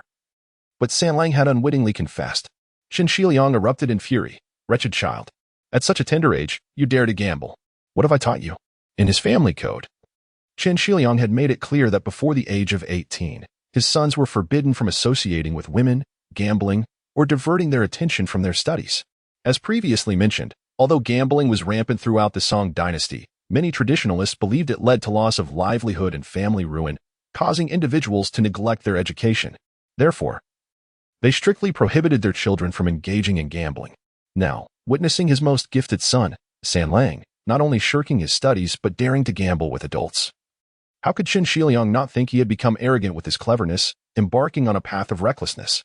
Fanlou lowered his head in silence, tacitly acknowledging his wrongdoing, and slowly extended his hand. The left hand seeing Fanlou's right hand extended, Qingxia's expression darkened. Fanlou reluctantly switched to his left hand, and Qingxia raised the ruler high, bringing it down with force. A piercing pain shot through Fanlou, yet he stifled any sound. The ruler fell heavily, striking flesh, delivering a total of 20 strikes. Afterward, Fanlou's hand had swollen considerably. Fearing further transgressions, Qingxia felt compelled to impart a lasting lesson and confined him to the east wing, forbidding him from dinner. Ouyang pleaded for Fanlou, but Qingxia coldly replied, "First settle your own account." According to the rules, due to their poor recitation, Fanlou received 10 strikes, and due to Ouyang's negligence, an additional 5, totaling 15 strikes, causing him to gasp in pain while gripping his wrist. Ouyang received 10 strikes as well. This boy, with his stubborn demeanor, remained silent, though the expression on his face grew increasingly forlorn. In truth, he received a lighter punishment due to his young age. For the youngest, Ouyang, Qingxia administered a moderate 5 strikes. Afterward, noticing Ouyang's slight tremor and pale complexion, he paid it no heed, confident in his own judgment of severity. Striking a 4-year-old was naturally done with care. The ruler was raised high and brought down gently, producing a sound without causing real harm. That night, the atmosphere at home was naturally oppressive. The 4 sons remained silent, extinguishing the lamp and retiring early. In the middle of the night, Ouyang heard his father snoring thunderously and opened his eyes, wanting to sneak out of bed to bring food to Fanlou. However, as he passed by Ouyang, he suddenly froze, for he heard faint whimpers. He reached out to touch his body, finding it covered in cold sweat, yet his small frame burned with fever and trembled slightly. "Father," no longer concerned about Fanlou, he called out urgently, "Ouyang is ill." Fanlou, soundly asleep on the trunk in the wing, suddenly stirred at the noise, bleary-eyed. He noticed the light from the main room and saw shadows moving behind the paper window, indicating something was amiss. He propped himself up on the trunk. A sharp pain surged through his left hand, jolting him awake. Gritting his teeth in pain, Fanlou hurried to the window and saw Qingxia stepping outside. Urge, what happened?" Fanlou called out. Ouyang suddenly fell ill. Ouyang emerged into the dark, his expression hidden. But the urgency in his voice revealed his anxiety. He was drenched in sweat, burning hot, and shaking. He turned to leave, saying, "I must apply a damp cloth to him." Have you determined the cause of the illness? Sanlang shouted. Father is fetching the doctor. Do not provoke him now. Just wait quietly for the night to pass. After saying this, Erlang turned to return indoors. Fool. What doctor? Let me take a look first. Sanlang knocked on the window. Sanlang, stop causing trouble. Erlang replied sternly. I admit your culinary skills are exceptional, but medicine is a different field altogether. You cannot manage this. With that, he entered the house. Come on, I'm not a cook. Sanlang lamented, banging on the window. I've studied medicine for a decade. The town was not large, and the people were warm-hearted. Soon a doctor in his 40s arrived. After a thorough examination, he closed his eyes and shook his head for a while before slowly opening them, addressing the anxious father and sons. Alas, it is an intestinal abscess. An intestinal abscess? Yes, this ailment often arises from overeating, rushing about after a meal, or sustaining injuries, leading to damage to the intestinal blood vessels, stasis of blood, and heat accumulation, resulting in necrosis and pus formation. The doctor nodded sagely. The Suan states, Lesser Yang reverse. Organs unwell, what is the treatment? Qingxia had no patience for scholarly recitations and rudely interrupted. A large dose of Baihu decoction is required, the doctor replied. I will write you a prescription. Tomorrow you shall fetch the medicine and administer it daily. Within 3 to 5 days, alas. Child, what are you doing? In a moment of distraction, a boy of about 10 stealthily slipped into the room and approached the sick child's bedside, gently probing the ailing boy's abdomen. Sanlang, how did you get out? Qingxia exclaimed, exasperated. Quiet. Sanlang retorted, ignoring him and intently examining Liu Lang's symptoms. In a soft voice, he called, Lu Lang, as if sensing his brother's presence. Lu Lang opened his eyes, gazing pitifully. Third brother, save me. Of course, Sanlang replied. Tell me, does it hurt when I press here? Lu Lang shook his head. What about here? Sanlang inquired again, and Lu Lang once more shook his head. It doesn't hurt, just feels bloated. And I have no strength at all. All right, rest now. Sanlang sighed with relief, sitting upright. Fortunately, it's not appendicitis. Appendicitis? What is that? The doctor asked, puzzled. It's an intestinal abscess, Sanlang declared. The doctor's expression faltered. Sanlang, stop joking. Qingxia admonished. What do you know about medicine? He then turned to the doctor, clasping his hands in respect. Sir, please prescribe some medicine. What medicine? Sanlang interjected. Baihu decoction is a purgative meant to extinguish fire. Do you wish to harm my brother? Absurd. What do you know about Baihu decoction? Qingxia retorted angrily. It consists merely of Anna Marina, gypsum, honey-fried licorice, and japonica rice, Sanlang replied with a cold smirk. Qingxia glanced at the doctor and, seeing his astonished expression, realized Sanlang was correct. Still, he scolded, you've only read a few medical texts and presume to understand. Yet you dare to mislead. Withdraw. It is he who feigns knowledge. Sanlang pointed at the old doctor, stating it is no Sindallac skill. But to practice without proficiency is to endanger lives. You. The doctor exclaimed, as if stepping on his tail, I won't look any longer. If your family has a capable healer, resolve it yourselves. With that, he shouldered his medicine box and left, unable to be restrained by Qingxia, who could only hope he would calm down before seeking him again. You've caused this mess. Qingxia returned, naturally taking his ire out on Sanlang. What will we do about Liu Lang's illness now that the doctor has left? I will treat him, Sanlang declared assertively. Chapter 24.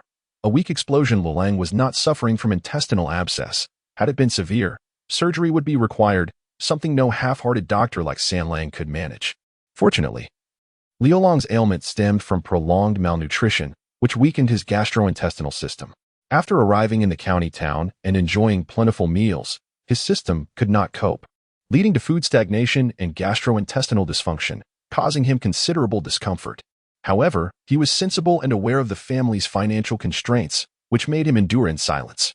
The true catalyst for his condition, however, was the excessive feasting of the previous day. From a Western medical perspective, this resulted in indigestion and high intestinal obstruction, leading to significant potassium loss in his blood. Such loss could render his limbs weak and powerless, and if not promptly addressed, could even pose a life-threatening risk. As Sanlang elucidated these pathological details in as straightforward a manner as possible, he discerned a mixture of belief and skepticism in the eyes of his brothers. Erlang was inclined to believe, while Qingxia remained doubtful. Regardless of their skepticism, Sanlang asserted firmly, surely, we can prepare a pot of ginger tea with brown sugar for Liu Lang? Naturally, This was feasible. During this era, ginger tea was the go-to remedy for ailments. And even if it did not cure, it at least posed no harm. Soon, a steaming bowl of ginger tea was presented, and the brothers coaxed Lu Lang into consuming a generous portion. Strangely enough, after drinking it, he ceased to tremble and groan, finally able to sleep soundly. Observing this, his brothers naturally felt a surge of confidence. Qin Shiliang exclaimed in astonishment, "Could it be that it is not an intestinal abscess after all?" "Indeed not," Sanlang replied, shaking his head. Though he is feverish, trembling, and experiencing abdominal discomfort, had it truly been an intestinal abscess, Lu Lang would be writhing in pain. Instead, he merely feels bloated and weak, largely due to gastrointestinal stagnation and the loss of a certain vital energy. He paused before continuing. Ginger tea can swiftly replenish this vital energy. For the bloating, chicken gizzard can be highly effective. Chicken gizzard, is that the yellow lining from the chicken's stomach? Qin Shiliang inquired. Precisely, Sanlang confirmed with a nod. Could these two remedies truly cure Liu Lang's illness? Qin Shiliang pondered aloud, beginning to feel more convinced by Sanlang's articulate reasoning. This dietary remedy merely addresses the symptoms, Sanlang clarified, shaking his head. To treat the root cause, we must rely on the formula known as Buzhong Ichi decoction. Buzhong Ichi decoction?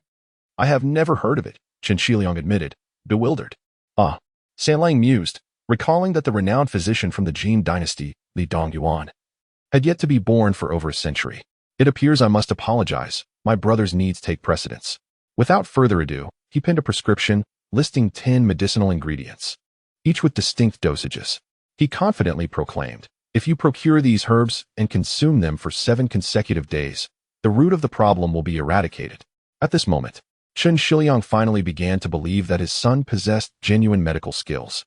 This realization overwhelmed him. How could one person possess such diverse talents? Reading, cooking, practicing medicine, and gambling. Was there some divine intervention at play? This absurd notion was not merely a jest. He genuinely contemplated it as an explanation for his son's sudden enlightenment, akin to the Buddha's profound awakening.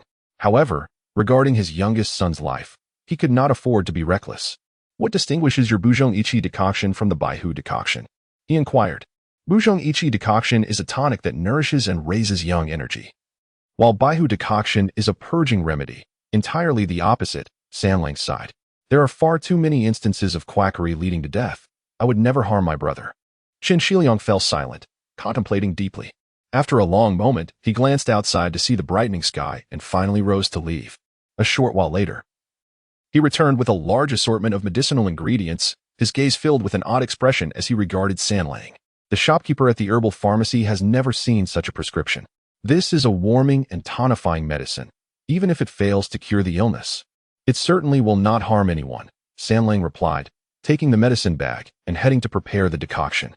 Qin Shiliang sat there, torn between speaking and remaining silent. Just as he hesitated over whether to allow Lu Lang to take this questionable remedy, a knock on the door interrupted him. Excuse me, is this the Qin residence? Erlang hurried to open the door, revealing 2 scholarly-looking gentlemen, one clad in a royal blue silk robe, the other in a green Taoist gown, both appearing to be in their 30s, holding white paper fans. Ah, it is my 2 esteemed uncles. Greetings to you, my dear nephews. Erlang bowed deeply, then turned to call out, Father, Uncle Song and Uncle Su have arrived. Qin Shiliang adjusted his attire and stepped outside, astonished to see them. Old Quan and Old Shun, what brings you here? You left abruptly the other day without a word, Old Quan, also known as Su Sun from Meishan, replied sternly. Naturally, I had to come looking for you. Please, come inside, Qin Shiliang urged. As Su Sun entered the dilapidated abode, the strong scent of medicinal herbs filled the air, causing him to suppress his inclination to reprimand. And he followed Song Fu into the courtyard. Upon entering the main room, Su Sun noticed Lu Lang lying on the bed. Is your son unwell? Yes. He experienced a sudden illness last night, but he appears much better now. Qin Shiliang invited them to sit at the table and offered some water, saying, We have no tea, please settle for plain water. No rush, replied the gentleman known as Old Qin, Song Fu, a friend he had met during his travels. Having studied martial arts on Qingxia Mountain since childhood, he only descended at the age of 25 to pursue literature. Possessing both exceptional martial skills and a profound knowledge of medicine, he approached Lu Lang to take his pulse. After a moment of contemplation, he declared, The child is experiencing gastrointestinal dysfunction and stagnant energy. Once he awakens, I shall administer some acupressure. Indeed, Qingxia lamented. If only I had listened to the quack who misdiagnosed it as an intestinal abscess. The symptoms were indeed similar, enduring severe episodes. Distinguishing between the two could be quite challenging. Surprised, Song Fu regarded Qingxia with newfound respect. Have you also dabbled in the art of medicine, Brother Gongbi? It is not me, Qingxia insisted, but my son. Oh, is your second son truly so skilled? Song Fu inquired. Not my second son, but my third, Qingxia clarified, his voice faltering. Sanlang is merely 10 years old, isn't he? Song Fu exclaimed, astonished. Not even 10 yet, Qingxia admitted, feeling embarrassed. He insisted it was not an intestinal abscess and even prescribed ginger tea and chicken gizzard, and now he is busy preparing medicine in the kitchen. Such nonsense. Song Fu began, shaking his head, but upon hearing the prescription Sanlang had provided, he nodded in agreement. This is indeed appropriate. Ginger tea replenishes energy while chicken gizzard aids in digestion. An excellent combination. Buzhong Ichi. Qingxia realized. That is precisely the name of the formula he prescribed. Let me see it, Song Fu requested, and Qingxia handed him the prescription. As Song Fu studied the document, his expression grew increasingly serious. Finally, he exhaled deeply and declared, with this formula, one could establish a reputable practice for a century. Ah, Qingxia was taken aback by such high praise. Have you encountered this formula before? Susan asked. Never, Song Fu shook his head. Then how can you be so certain it is effective? Susan pressed. A good prescription must harmonize its components, achieving balance among the 4 elements, Song Fu explained, gesturing to the prescription. In this formula, astragalus serves as the sovereign, nourishing and raising yang energy to sustain life. Codonopsis, atractylodes, and licorice provide warmth and energy to fortify the spleen and stomach as ministers, nurturing vitality. Qinpai regulates energy flow, and Angelica nourishes blood and essence as assistants, while Simicifuga and Buplurum work in concert to elevate and clarify yang energy. From a pharmacological standpoint, it is impeccable. Could it really be mere luck? Qingxia marveled, unable to fathom that Sanlang's formula contained such depth. With so many ingredients, each requiring precise measurements. How could it possibly be luck? Without decades of diligent study, one could not conjure such a well-crafted prescription, Song Fu asserted, his expression growing peculiar. Is it truly the work of a 10-year-old child? Why speculate? Let us simply summon him and inquire, Su Sun interjected. Erlang promptly went to fetch Sanlang, who had already overheard their conversation. Under the peculiar gazes of 3 adults, he could not help but feel a twinge of anxiety. Could they possibly think of him as a demon to be burned? He recalled the text that stated the first rule for time travelers was to conceal their abilities. Surely, few were as ostentatious as he. Sanlang, may I inquire about the origin of this formula? I do not know. It simply sprang from my heart. Sanlang responded, having lost the fervor of the previous night, now feigning innocence and naivety. Nonsense. How could it possibly spring from my heart? Su Sun retorted playfully. Indeed. Why could it not? Sanlang blinked innocently, nearly choking Su Laoquan with his earnestness. Song Fu further interrogated him, ultimately sighing, truly, there exists such a phenomenon as self-taught genius. Of course, Su Sun replied with an air of certainty, not to mention the likes of Gan Luo, who became a minister at 12, or Zhou Yu, who commanded troops at the age of 7. In our current dynasty, there are the likes of Wang Wanzhong, Yang Wengong, and Song Xianxian, alongside the recently emerged prodigies.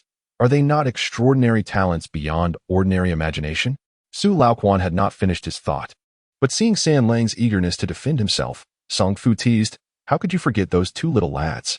Su Sun's face flushed with pride as he declared, indeed. My 2 boys require but a single reading. Upon hearing of the triumphs and failures of the past and present, they grasp the essence effortlessly, far surpassing the average person. Sanlang's eyes widened, his mind racing with 2 words, Laoquan? Uncle Laoquan. Su Laoquan. Father of Su Shi and Su Jia. Indeed, this is Meizhou in Sichuan, the birthplace of Su Dongpo. Ah, our Qingxia County is said to be where Su Dongpo had his first love.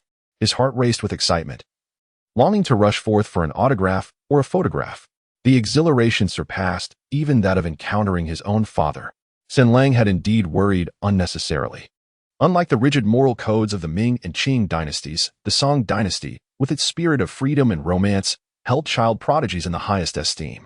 Since the reign of Taizong, the child scholar examination was established for exceptional children. Any child under the age of 15 who could master the classics and compose poetry would be examined personally by the emperor.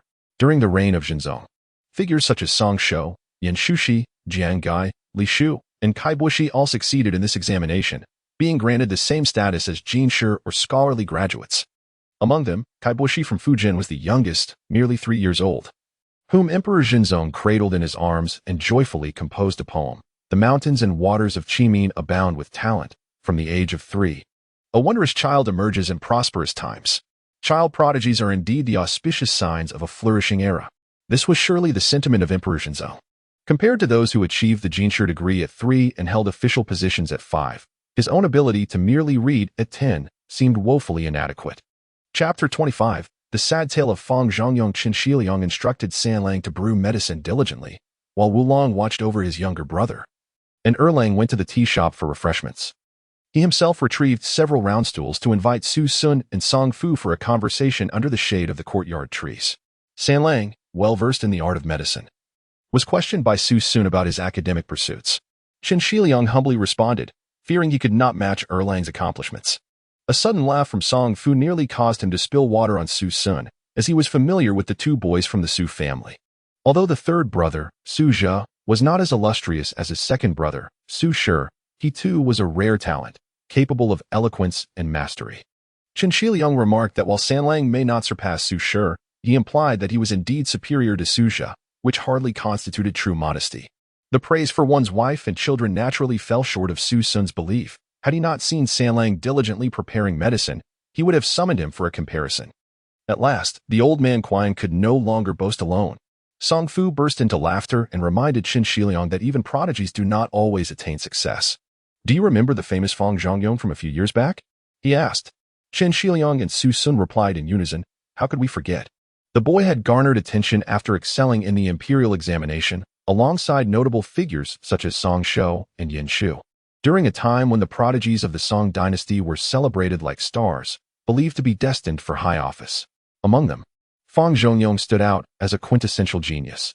It was said that he hailed from a family of farmers and at the tender age of 5 had never encountered paper or ink. One day, he suddenly cried for these items, and his father, unable to refuse, borrowed them from a neighbor. Fang Zhongyong swiftly composed 4 lines of poetry and inscribed his name upon it.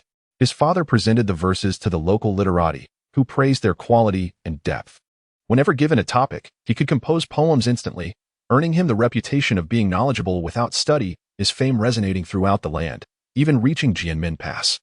In Qin and Su's memories, he remained a prodigious child, but Song Fu's reminder prompted them to realize that he must now be in his early 20s. He should have already achieved the jinshi degree, Su Sun remarked. Why has there been no news of him? Alas, that child has fallen from grace, Song Fu sighed. It perfectly embodies the saying, a child prodigy may not necessarily flourish in adulthood. Is that so? They exclaimed in astonishment. From whom did you hear this? Recently, I came across an essay lamenting Fang Zhongyong's fate in a contemporary literary collection, Song Fu replied, recalling the piece. After recounting Fang Zhongyong's decline, Qin and Su could only shake their heads in dismay.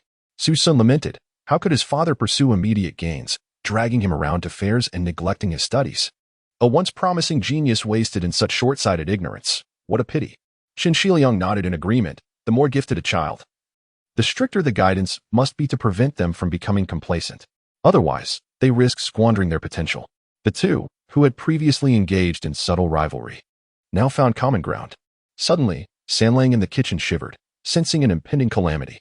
The conversation shifted away from children, and Qingxia inquired, by the way, how did you find us? I assumed you would return to Maishan after resolving your family matters. Su Sun resumed the earlier topic. We waited until the day of registration, but you were nowhere to be found. Thankfully, you left your household documents behind, allowing Chu Rin and me to register you. His words, though simple, carried weight. Qingxia, experienced with the examination process, understood the complexities of the registration, which required personal attendance and a series of inquiries and endorsements from peers. His absence had transformed a significant inconvenience into a monumental task, and he was unaware of how much effort and persuasion had been exerted on his behalf. I am deeply grateful for your kindness. I will remember it, Qingxia said, rising to clasp his hands in appreciation. There is no need for such formalities among close friends, Su Sun and Song Fu replied with smiles. After wrapping up our affairs 3 days ago, we decided to visit Shawangkan to uncover what had transpired. Ah, best left unspoken, Qingxia responded, his expression darkening. How did you manage to find us here? We initially had trouble entering, Su Sun explained. Your brother and sister-in-law informed us that you had separated from your family, and they were unsure of your whereabouts. Eventually, it was your nephew who discreetly revealed that you had relocated to the county town. Yesterday we sought you out, but night had fallen, compelling us to find lodging at an inn. This morning, we inquired for any new arrivals, which led us to your door, Song Fu added. Looking around at the dilapidated dwelling, Su Sun remarked, it appears you have encountered hardships. Indeed, Qingxia replied, a hint of self-deprecation in his smile. Heaven bestows great responsibilities upon those it deems worthy. They must first endure trials of heart and body, face adversity, and endure deprivation, with a touch of humor. Qingxia encapsulated his plight. Song Fu remained silent for a moment before quietly offering, difficulties are like jade, they refine us through hardship. Public affairs will eventually pass. Yes, Su Sun added, persevere, and with your talent, you are bound to succeed in this examination. Just wait until you return home in glory and see their expressions. About that, Qingxia lowered his gaze, responding with difficulty, I do not intend to sit for the examination. Why ever not? Su Sun and Song Fu exclaimed in surprise. After 4 years of waiting, how can you so easily give up? It is not a matter of ease. I have contemplated this for several days, Qingxia said. Recalling the distressing image of his 3 sons confined in the woodshed, enduring suffering. He raised his head, his expression composed. My children are still too young. And without their mother, I cannot abandon them for such an extended period. You are worried about them, Song Fu observed. Let them come to stay with me. They would have companionship with my son. Or they can come to my place, Su Sun suggested. My wife is quite adept at child rearing and will ensure they do not neglect their studies. Thank you both for your generous offers. Your kindness touches me deeply. Qingxia replied, though he understood that neither of his friends was in a better position than he was, each burdened with their own responsibilities. They could hardly afford to support 4 children's needs and education. Moreover, he had vowed never to let his children live under someone else's roof again. Yet, he was resolute. He would set aside all else and focus on nurturing his children to adulthood. Thus, he firmly declined their kind offers, saying, the imperial examinations occur every few years. There will always be opportunities ahead. With a sigh, he added, but much like the tale of Fang Zhongyang, a child's education is a singular opportunity. Once lost, it can never be regained. Recognizing his steadfast nature, Qin and Su understood that he would not waver in his decision, and further persuasion would be futile. Then, what do you plan to do for a living? Su Sun inquired. If one is willing to toil, one shall not starve in the Song Dynasty, Qingxia replied, glancing at his own rough hands. I can support the 5 of us. Why not move to Maishan? Su Sun urged. It is a larger city than here, and there are ample opportunities for teaching and transcription. If it comes to that, one could even seek a position at the county office, Su Sun suggested. Not quite. Although Qingxia County may be smaller than Maishan, Qingxia shook his head. There is one thing that Maishan lacks. What is that? A school. Qingxia chuckled. In just a few years, your young lad will also come here to study. Why should I tire myself with constant back and forth? Indeed, there exists the Zhongyan Academy in Qingxia, established by the esteemed scholar Wang Fang, who ascended to the rank of Jinshi. Previously, the number of Jinshi from Sichuan was exceedingly rare, and those who succeeded often settled elsewhere to serve in government. Wang Fang's resolute return to his hometown to establish an educational institution and nurture scholars is truly a remarkable exception. However, Wang Fang's efforts bore fruit, as his students consistently excelled in their examinations, and the reputation of Zhongyan Academy grew ever more illustrious, attracting even the scholars from Maishan in the capital. This is precisely why Qingxia relocated his family to Qingxia County. In truth, it might be better to depart a few years later, Su Sun remarked, half in consolation, half in earnest. You may not yet be aware, but the recent reforms of Minister Fan have faltered. Impossible. Qingxia maintained his composure until now, but his expression shifted as he exclaimed, it has only been a year. Was it not just last month at the Literary Assembly that they praised the reforms as remarkably effective, with all the high-ranking officials extolling them? How can it be that this month they have failed? The discussions at the Literary Assembly reflected last year's news, Su Sun replied, shaking his head. We learned of this from the governor. He is a student of Minister Fan and wept bitterly upon reading and the official reports about Minister Fan and Minister Fu being reassigned. Such news cannot be false. But the emperor was not heaping praises and urging diligent governance. Qingxia lamented with indignation. Indeed, the emperor has issued an edict to completely abolish the reforms and reassign the two ministers, Su Sun stated. The court is now in disarray, with the old faction led by Minister Xia attacking the new faction as a cabal. Throughout history, emperors have always been wary of ministers forming factions. Although the current emperor is benevolent, he is no exception. It is said that Minister Xia, in a bid to undermine the old faction, even had a maid in his household meticulously imitate the handwriting of Mr. Qingli, producing a letter that appeared indistinguishable from the original. This forged letter purportedly from Mr. Qingli to Minister Fu declared intentions to depose the emperor. He then presented this letter to the emperor and spread it far and wide, accusing the new faction of conspiring to establish a new ruler. Thus, rumors proliferated, and public sentiment grew increasingly anxious. Shameless, utterly shameless, Qingxia exclaimed in fury. Are we to allow the petty to ruin our great Song Dynasty? Chapter 26. Within the book lies beauty in the annals of the Song Dynasty, which had flourished for years. Peace and prosperity seemed to reign. However, beneath the vibrant tapestry of its facade, various internal issues began to surface. The national treasury faced a dire shortfall, and military campaigns consistently ended in defeat. Particularly noteworthy was the brazen declaration of independence by Liu Yue'e of the Tangut people, who seized control of the Shaanxi and Heshi regions 7 years prior, establishing the Western Xia Empire. From any standpoint, the Song Dynasty could not tolerate this affront. Thus, 2 years later, the two armies clashed in Yan'an, resulting in a disheartening defeat for the Song forces. The following year, under the command of Han Qi, the Song army suffered yet another loss at Lupin Mountain. In the third year, battles ensued at Zhenrong, with the Song forces again facing a catastrophic defeat. Despite the repeated victories, the spoils of war acquired by Western Xia paled in comparison to the resources garnered through previous treaties and trade. Moreover, the disruption of civilian commerce left the people of Western Xia in dire straits, lamenting their lack of tea and the exorbitant cost of clothing. Grievances mounted. And with the deterioration of relations with the Liao dynasty, Western Xia sought peace. In the fourth year of the Qingli era, a treaty was finally reached.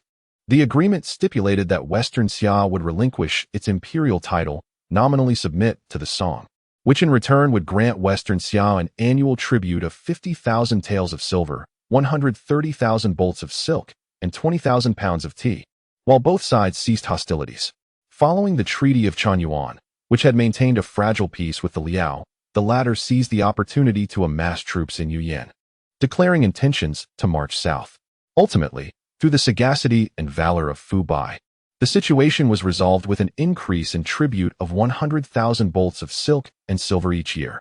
The failures on the battlefield, the imposed tributes, and the disintegration of territory ignited a sense of indignation within the young emperor, under the urging of reform-minded officials who shared his sense of humiliation. In the third year of Qingli, he dismissed Elijian and appointed Zhang Dexiang, Yan Shu, Jia Chao, Han Qi, Fan Zhongyan, and Fu Bai to govern concurrently, while Ouyang Xiu, Kai Xiang, Wang Su, and Yu Jing were designated as advisors, tasked with enacting reforms to revitalize peace. Given the year named Qingli, this initiative became known as the Qingli New Policies. The architects of these reforms, Fan Zhongyan, Fu Bai, Han Qi, and Ouyang Xiu, were all distinguished figures of remarkable talent, and the shared sense of grievance throughout the court and society infused the initiative with great expectations. Scholars like Su Sun and Qingxia, eager to serve their country, yearned to join Fan's council and contribute to the new policies. Yet, to their dismay, within a mere year, the ambitious reforms faltered, leaving the three disheartened. They struggled to comprehend the emperor's rapid shift in direction.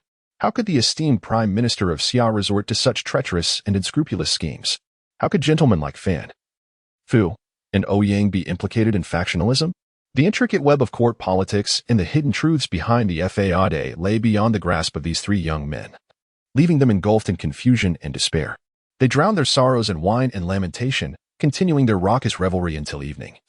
When Song Fu finally escorted the intoxicated Su Sun back to the inn for rest, Qingxia, ever disciplined and concerned for the safety of his younger son, refrained from excessive drinking.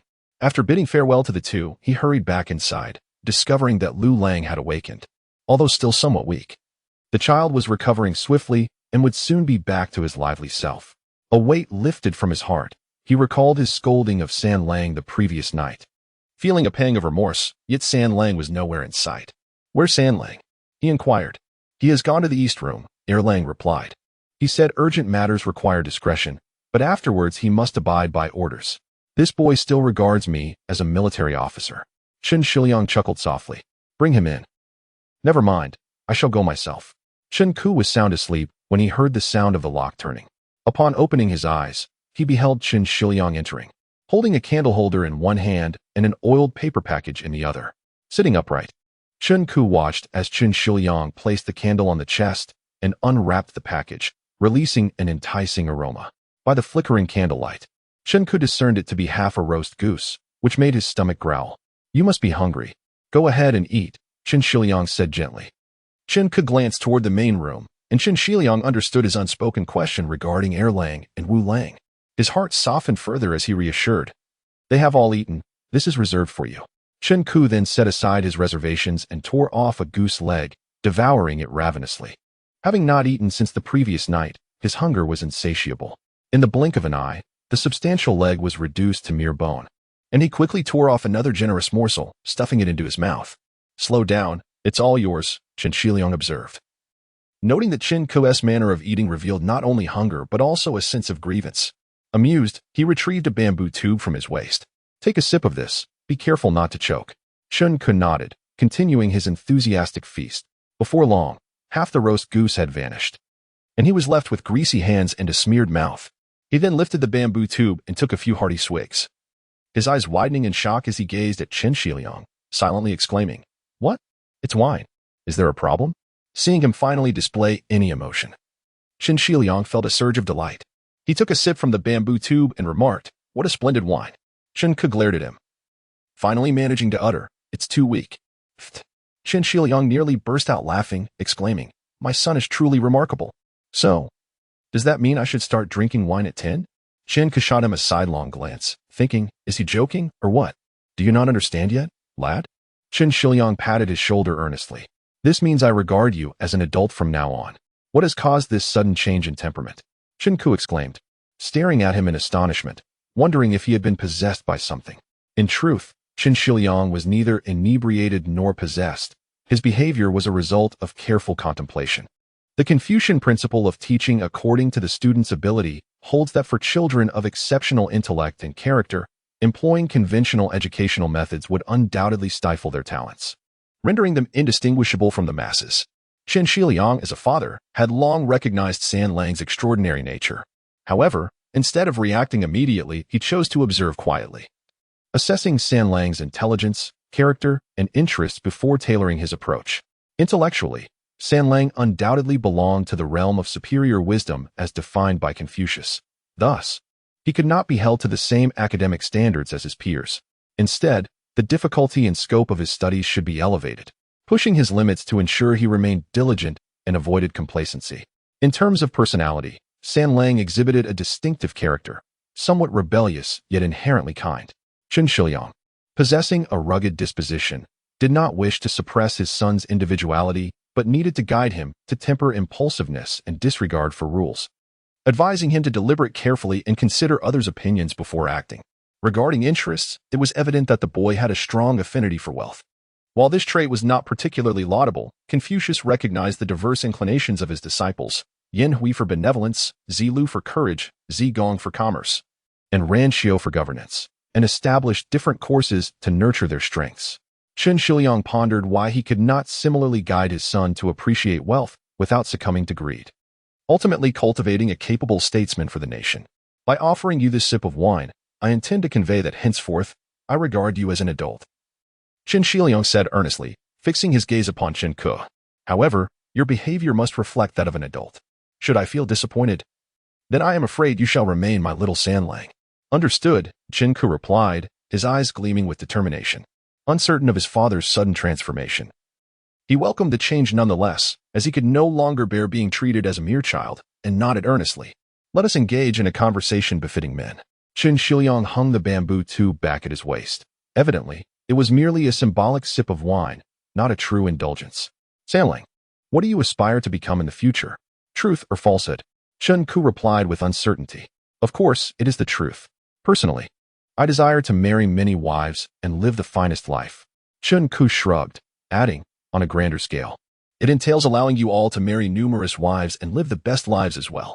Qingxia was taken aback, struggling to suppress his urge to explode. Aside from our family, have you ever considered doing something for the world at large? The world. This notion felt too abstract for Qingxia. In the era he inhabited, the aspirations of individuals were primarily focused on leading a good life. As for national affairs, they seemed merely to serve as fodder for idle chatter among people over tea and meals. Thus, upon arriving in this world, his thoughts revolved around whether the era was peaceful and how to elevate his family from poverty, rather than pondering the grand dynamics of the world. He was certainly not the type to be starved, yet harbor ambitions for the world, leaving him perplexed by Qingxia's inquiries. The frustration within Qingxia was palpable. He recalled hearing from Su Laopuan that when Su Shi was but 8 years old, he was inspired by his mother's tale of Fantang's courage and loyalty to the nation, vowing to emulate such valor. In stark contrast, his own son's aspirations seemed rather mundane. Education tailored to the individual. Education tailored to the individual. He encouraged himself and reluctantly pressed on. So, how do you plan to realize your goals? I am unsure. I still do not understand this world, Qingxia admitted, a hint of confusion in his voice. I have no idea how to proceed in the future. Well, that's good. Qingxia sighed in relief, feigning an air of mystery. Shall I offer you some guidance? Please do. Would it kill you to say a few more words? Qingxia rolled his eyes in frustration, taking a deep breath. Reading? He continued, this is not merely my assertion, but echoes the wisdom of Emperor Zhongyan of the Song Dynasty. Qingxia had to repeat to himself. Education tailored to the individual, education tailored to the individual. To overcome his discomfort and articulate those seemingly pedestrian words, the Emperor Zhongyan once composed a poem advocating for learning, stating, a wealthy family need not purchase fertile fields, for within books lie grains aplenty. A cozy home requires not high halls, for within books lie golden abodes. If one departs without a carriage, do not lament, for within books are steeds aplenty. If one wishes to wed without a matchmaker, do not despair, for within books are maidens of exquisite beauty. If a man wishes to fulfill his lifelong ambitions, diligently study the 6 classics by the window. Chapter 27. The beginning of purgatory. Qingxia, in an effort to persuade himself to pursue his studies, even resorted to the promotional phrases of the emperor of the true religion, which elicited a quiet chuckle from Qingxia. After all, he was in his 20s or 30s in his previous life. How could he fail to comprehend such simple truths? Who does not know that the Song Dynasty is divided into 2 classes, the sovereign and the literati, while the rest of the populace constitutes another layer? Being an official in the Song Dynasty not only conferred status and dignity, but also provided economic benefits, akin to possessing a golden ticket for immunity from death, a realm where the literati were spared, even if one committed a crime.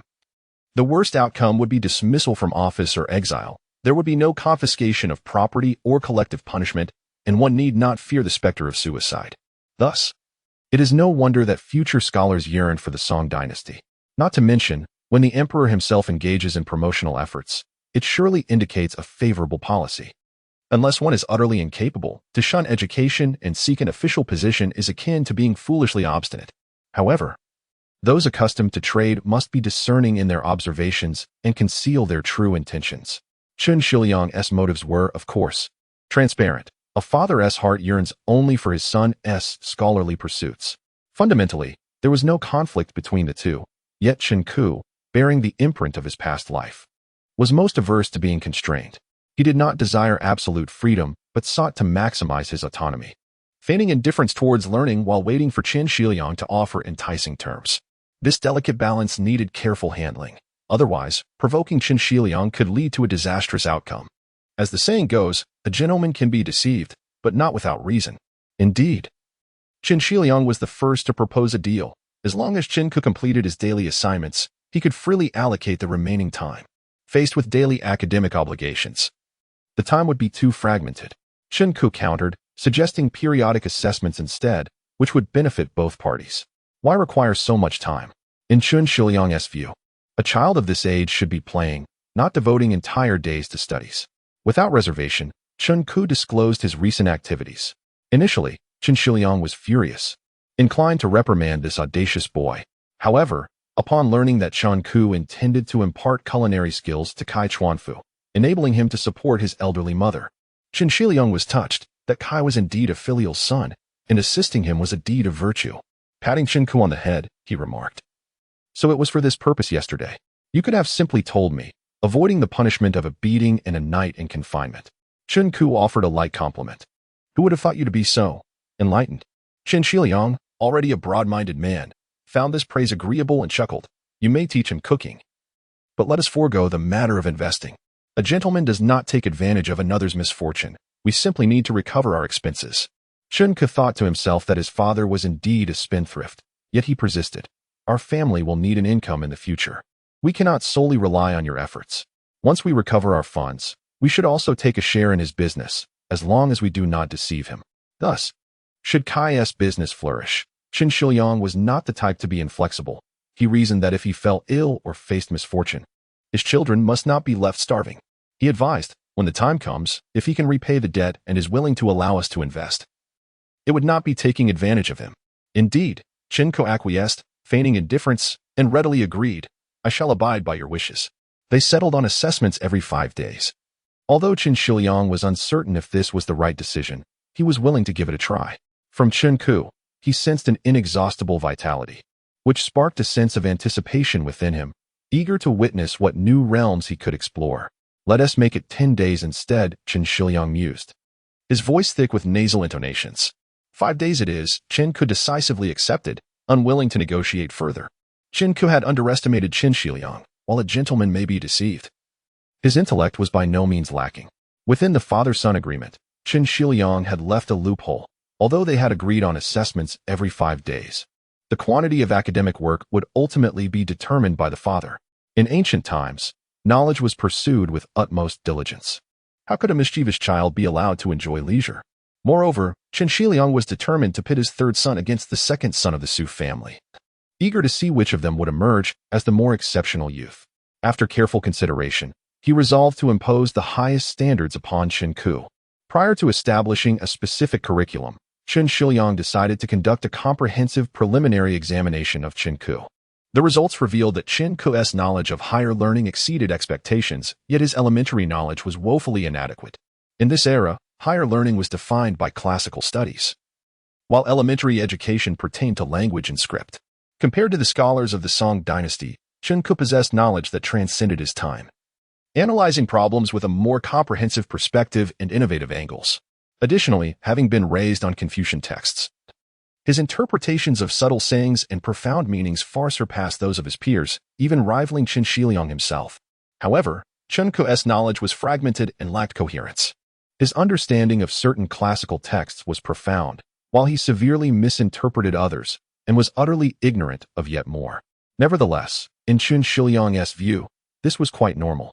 As he had never elucidated the classical texts to Chen Ku, it was sufficient for him to memorize them. This was not due to Qingxia's laziness, but rather a reflection of the teaching methods of the time.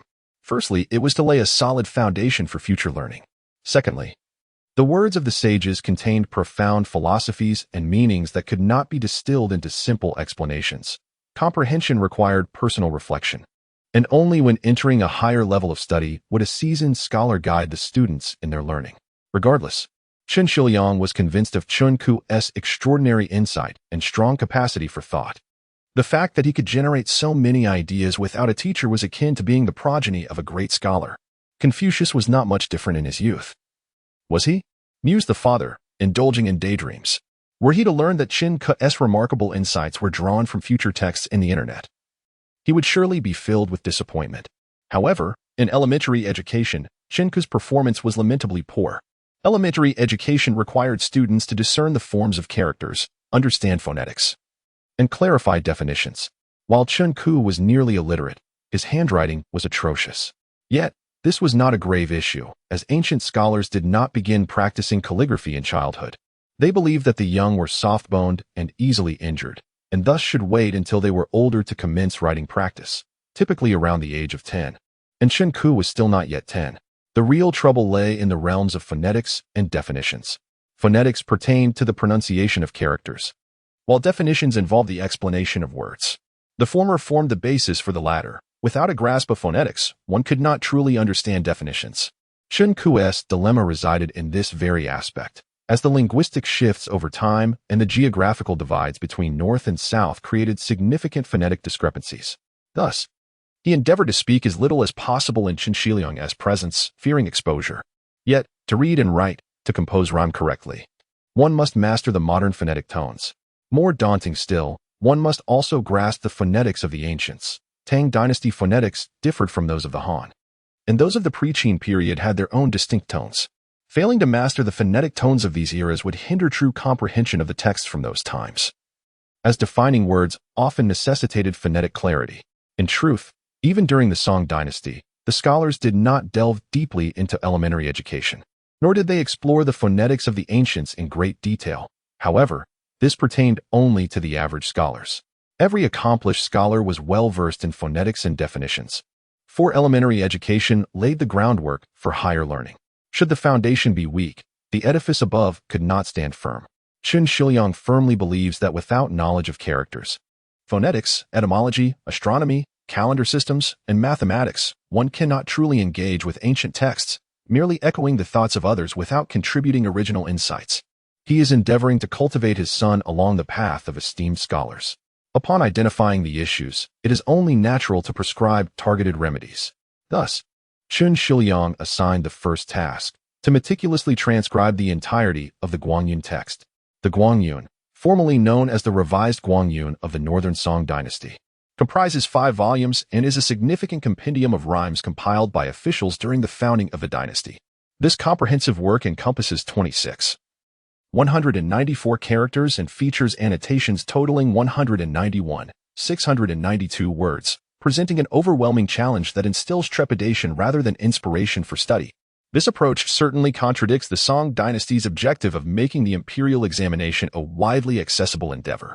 Therefore, during the reign of Emperor Shenzong, in order to facilitate memorization for scholars and to ease the examination's difficulty, the Ministry of Rites issued a more concise version, containing merely 590 characters, a considerable reduction from the Guangyun.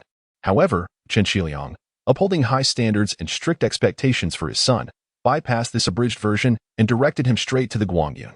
Upon confronting the 5 volumes of this rhyme book, with the main text exceeding 26,000 characters, and requiring that each character be inscribed with utmost precision, the son could not help but internally exclaim, "How can I possibly manage anything else?"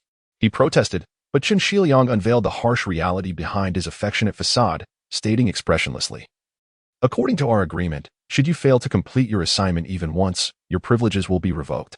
With a chilling smile, he added, rather than lament here, "You should hasten to take up your pen." The son let out a wretched cry and collapsed onto his bed.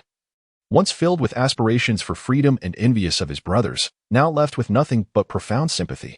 Chapter 28. To be or not to be a master. In the elementary schools of later generations, the teaching of recognizing and writing characters occurs simultaneously. This approach is flawed, as Chinese calligraphy emphasizes the intention must precede the stroke, and young learners lack a perceptual understanding of character structures.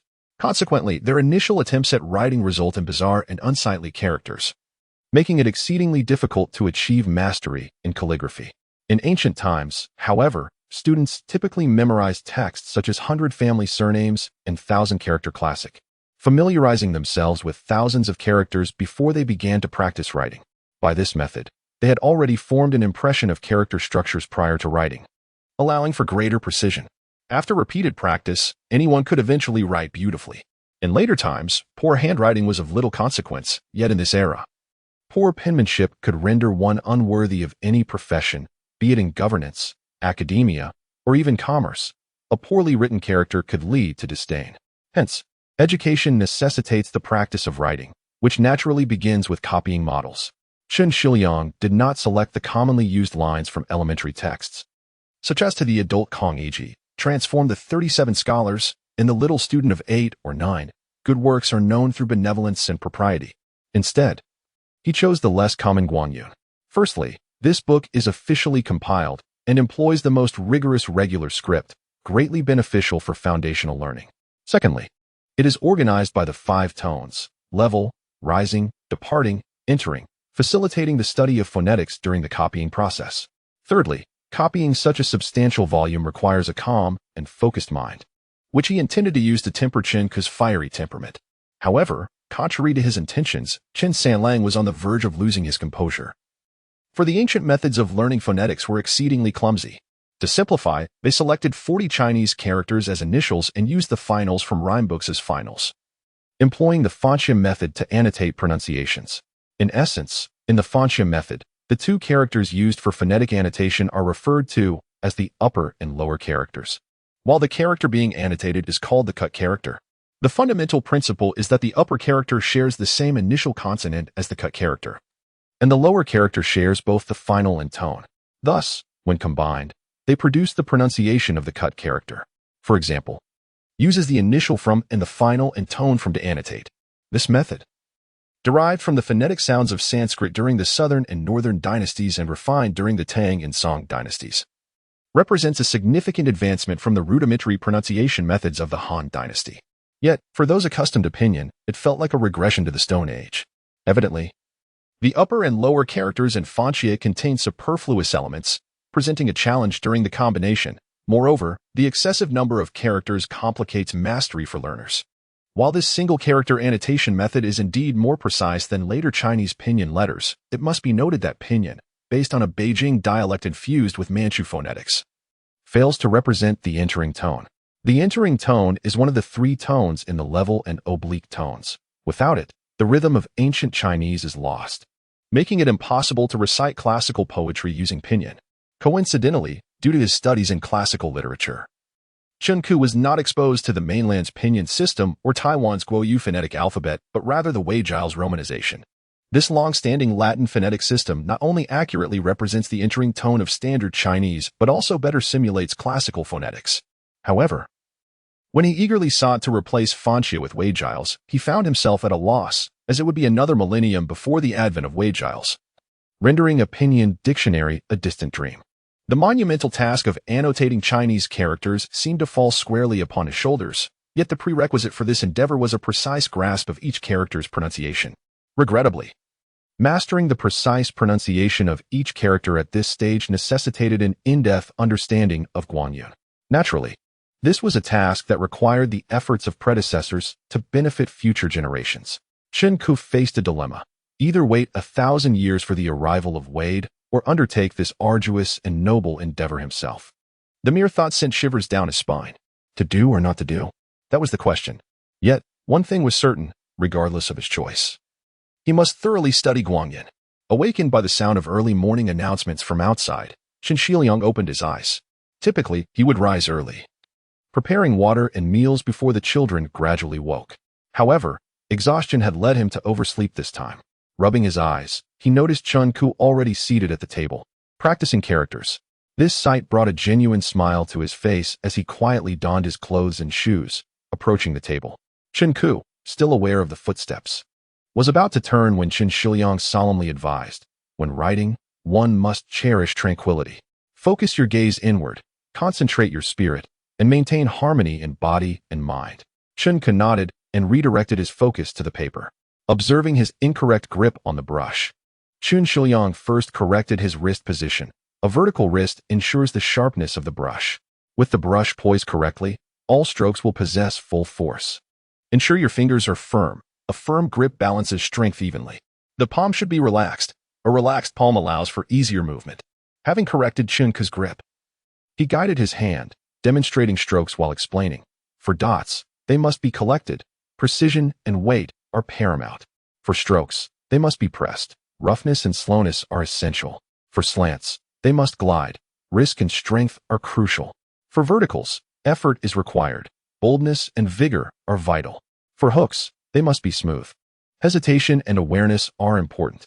For circles, they must be lush. The brush tip must twist. For waves, they must be sharp. 3 bends are necessary to release the bristles. Dipping the brush in ink, he continued writing while speaking. Ensure the brush is not held flat. It must not lie down. The tip must lead. The effort must not be straight, as straightness loses power. The tip must be preserved. gaining momentum as it exits. The stroke must be raised and drawn back. The glide must emerge from the left side of the brush for effectiveness. The peck must be swift, with the brush lying down. The press must extend outward with vigor, allowing the essence to emerge slowly. After sharing a wealth of writing insights, he released Qingxia's hand. Learning calligraphy is best begun in youth with regular script as the foundation. Initially, it is about imitation. First, seek the intent of the ancients. Then study the brushwork, and finally emulate the cursive style. If you diligently practice imitation without pause, within 100 days, your handwriting will no longer be unpleasing to the eye. Upon observing Sanlang's writing, he noted considerable improvement. Just then, he sensed movement in the courtyard and hurried outside to discover a stout young man bustling about in the kitchen. This unexpected visitor was clearly no thief. Could he be the brother of the tortoise maiden? Who are you? Qingxia asked, finding the young man somewhat familiar but unable to place him. Master, do you not recognize me? I am Chuanfu, the disciple of Lifeng. The young man quickly wiped his hands on his apron and excitedly bowed, saying, Master, please accept my humble greeting. Chuanfu of Lifeng? Qingxia exclaimed, realization dawning. You are Boss Kai? Indeed, that is correct, the young man replied, somewhat bashfully. I came early to study, and I truly apologize for disturbing you and your esteemed elder's rest. Not at all. Your matters have already been discussed with Sanlang. Qingxia responded, somewhat puzzled.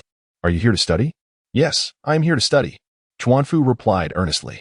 My master is teaching me to cook porridge, steam pancakes, and prepare pickled vegetables. This clearly amounts to making breakfast for you. Qingxia chuckled. In the future, do not heed his words. That rascal delights in pranks. You should not come so early. Let him come to your place to teach you cooking instead. Absolutely not. My young master is virtuous and skilled. I am genuinely here to learn, Chuanfu replied, scratching his head and grinning. Serving my master is the duty of a disciple. If we neglect our duty, we are unworthy of being his apprentice. Qingxia found the young man quite commendable and added, there is truly no need for you to come here. Your shop likely requires your attention. We shall close the shop, Chuanfu declared. I wish to focus on learning from my master for a month before considering anything else. Qingxia felt a tinge of displeasure. Would this not hinder his son's studies? However, such matters are not easily articulated and must be postponed for a few days. At this moment, Erlang, Wulong, and Lulang gradually arose. Lulang had fully recovered, lively and spirited, even more so than before. Upon encountering Kai Chuanfu, they exchanged knowing glances, displaying a camaraderie that felt entirely natural. While Chuanfu's culinary skills may not meet the standards of a professional establishment, they were more than sufficient for a home-cooked meal, especially for families grappling with the daily struggle of hunger. A steamer of pancakes and a pot of porridge were consumed entirely, and Chuanfu cheerfully set about clearing the dishes. However, he was halted by Qingxia, who instructed Wulong to assist instead, stating earnestly to Sanlang, Chuanfu is here to learn, not to serve. Do not let your arrogance bully him. Following this, he departed for work. Nurturing children through education is a costly endeavor, and cultivating prodigies requires even greater financial investment. Qingxia felt a gnawing anxiety in his heart after a day of idleness. Erlang began to pack his belongings, preparing to leave for school. Relieved that Zhongyan Academy was not far from home, allowing him to return daily. Once they departed, Lulang eagerly looked to his older brother, hoping for a day of leisure as he had been granted a special respite. Kai Chuanfu also looked to him, yearning to acquire profound culinary skills immediately. To their surprise, Chen Ke maintained a stern demeanor, moving his writing materials to the table and resumed copying the Guangyan. The two dared not utter a word, exchanging glances as they watched him write stroke by stroke. Only after he finished a full sheet did Chen Ke set down his brush and address Chuanfu. Who is more formidable, my apprentice or I? Chuanfu scratched his head, honestly replying, of course, master is far more skilled. The disciple is simply. Recalling Chen Ke's catchphrase, he added, utterly lacking. Even I, possessing such talent, must diligently lay a solid foundation, stroke by stroke. Chen Ke retorted, rolling his eyes and pointing to the kitchen, scolding, you acknowledge your inadequacy, yet linger idly for half an hour? I do not require a guardian while I write. Should you not hasten to practice your fundamentals? At your command. At your command. Chuanfu quickly scurried away, hands over his head. Chapter 29. Will happiness be distant? Chinese culinary arts have long been characterized by the adage, 7 parts knife skills, 3 parts stir-frying, and the notion that no knife, no dish. Chen Ke thus imparted to Chuanfu This indicates that a competent chef must possess foundational knife skills. To aspire to become an exceptional chef, one must hone superior knife techniques. I yearn to become the greatest chef in the world. Chuanfu's plump face glowed with enthusiasm. That necessitates having unparalleled knife skills. Qingxia did not discourage him, proclaiming, "It also requires the dedication of unparalleled effort. I am unafraid of hardship," Chuanfu declared excitedly. "Very well, let us commence. To master knife skills, one must first select an excellent chef's knife." Qingxia was not merely flattering him. After his demobilization, his first job had been as a chef, and he had even attended a culinary school. Otherwise, he would not dare to rely solely on his 2 hands to cook at this stage. Your father's knife is sufficient for your needs, allowing us to bypass this step. Starting today, you shall begin to practice your knife skills. Achieving a modest proficiency will require 6 months. Qingxia stated, "Of course, our circumstances are unique, and we cannot follow the conventional path. So I shall grant you 3 opportunities for accelerated learning each day, thus allowing us to progress without delay." Listening curiously from the side, Lu Lang pondered and quietly remarked to Wu Lang, "Does third brother mean for this chubby fellow to take care of our 3 meals?" That morning, Kai Chuanfu began practicing cutting air. Qingxia instructed him to stand in a T stance before an empty cutting board. With the knife in his right hand and his left hand poised appropriately, he repeatedly raised and lowered the knife. Initially, he found it quite easy, but as time passed, his arms began to ache, and he contemplated slowing down. Little did he know that in the inner room, Qingxia, upon hearing the sounds of the knife striking the cutting board, slowed down, bellowed, "Are you asleep? Slacking off on the first day while aspiring to be the greatest chef in the world?" "Yes." Chuanfu hurriedly quickened his pace, maintaining the steady rhythm. After an entire morning of chopping, he was exhausted, his back ached, and his legs cramped. Yet he dared not relax for a moment, not only because Qingxia would scold him, but also because if he lost focus, he would inadvertently cut his fingers. By noon, Qingxia finally called a halt, and Chuanfu collapsed onto the ground, unable to lift his right arm. "Take a break. I shall prepare lunch." Qingxia handed him a cup of warm water. "Master," trembling, Chuanfu took a sip from the bamboo cup and looked up with tears in his eyes. "Why are you giving me salt water?" In the Song Dynasty, salt was expensive, and ordinary families did not waste it like this. "To replenish your strength, you fool." Qingxia scolded with an air of authority and then expertly washed, prepared, and cooked the vegetables. Witnessing the legendary culinary skills, Chuanfu's heart raced, his eyes widened, fearing he might miss a single moment. After lunch, Qingxia had him practice using a ladle. The ladle work required strength in the left hand and ease in the right, leaving no room for him to slack off. By evening, Chuanfu could no longer lift his arms, utterly drained. He had no choice but to let Qingxia prepare dinner, to which he expressed his dissatisfaction. There is a saying, old yin and yang, few chefs. Without strength, one cannot be a chef. Why is your stamina so poor? Starting tomorrow, we shall train your physique. Yes, master. Chuanfu was on the verge of tears. Thus, from the next day onward, at the break of dawn, Qingxia took Chuanfu to run 3 laps around the county town. Upon returning home, Qingxia prepared breakfast. Yet, Chuanfu could not rest, for he had to take an axe to the yard to chop wood. According to his unscrupulous master, this would not only build his arm strength but also contribute to household expenses. The firewood he chopped would be sent to the breakfast shop on the front street, ensuring he earned at least 20 coins a day for food. A claim he dubbed a win-win situation. After breakfast, they practiced knife skills in the morning, ladle work in the afternoon, and during lunch and dinner. Qingxia would creatively teach him various stir-frying techniques. This continued for half a month before he began cutting waste paper, starting with 1 sheet, gradually progressing to 2 sheets, and then to a stack. Qingxia lacked the ancient virtue of cherishing writing. The paper he had finished writing upon was all cut into strips by Chuanfu. Remarkably, Qingxia was relentless in his writing, able to provide enough for Chuanfu to cut without pause.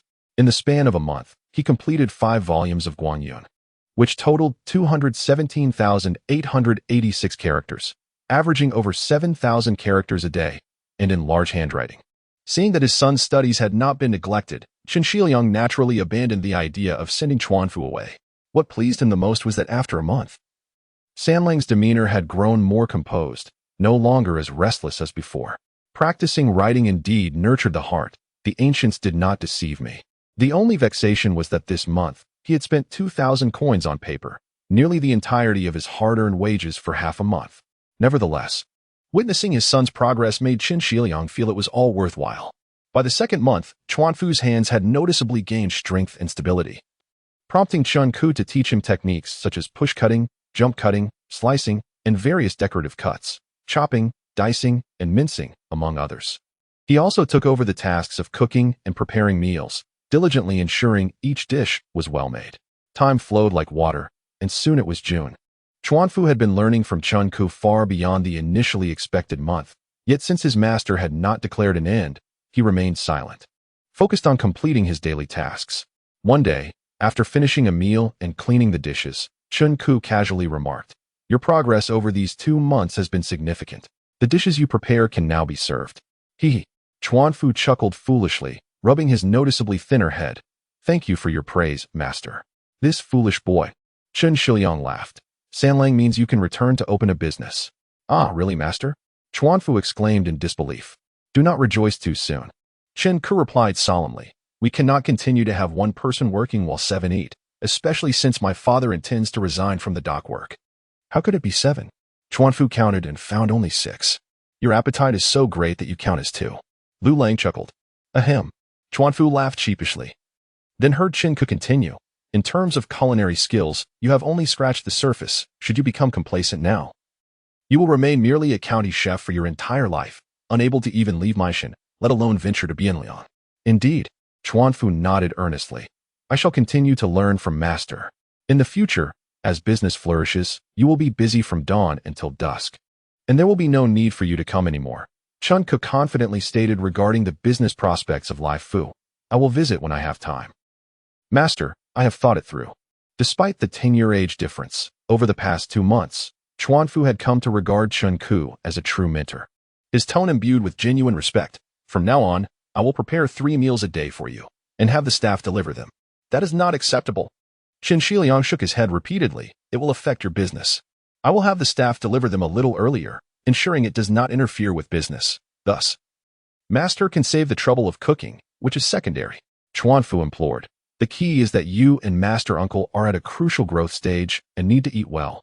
Upon hearing this, Qingxia was somewhat swayed. "In that case, let them eat at your place. Naturally, they cannot eat for free. Whatever the cost, it must be paid. If master says so, then I shall be an outsider." Chuanfu insisted. "Master has imparted his culinary expertise, which I and my descendants will benefit from immensely. How could one assign a price to such knowledge? If I were to charge master for meals, would that not be devoid of conscience? You are just starting out. You must still be frugal." Qingxia felt Qingxia had a keen eye for people, having taken on such a disciple. He would never worry about food for a lifetime. Regardless of how frugal, it would not matter for the master's household. Chuanfu replied innocently, "Just a little leak from the ladle will suffice for your meals." "I had not noticed before." Lu Lang exclaimed wide-eyed. "Brother Chuanfu is quite cunning. Now go play." Qingxia delivered a sharp slap to Lu Lang's cheek, addressing Chuanfu. "Commence operations as I instruct.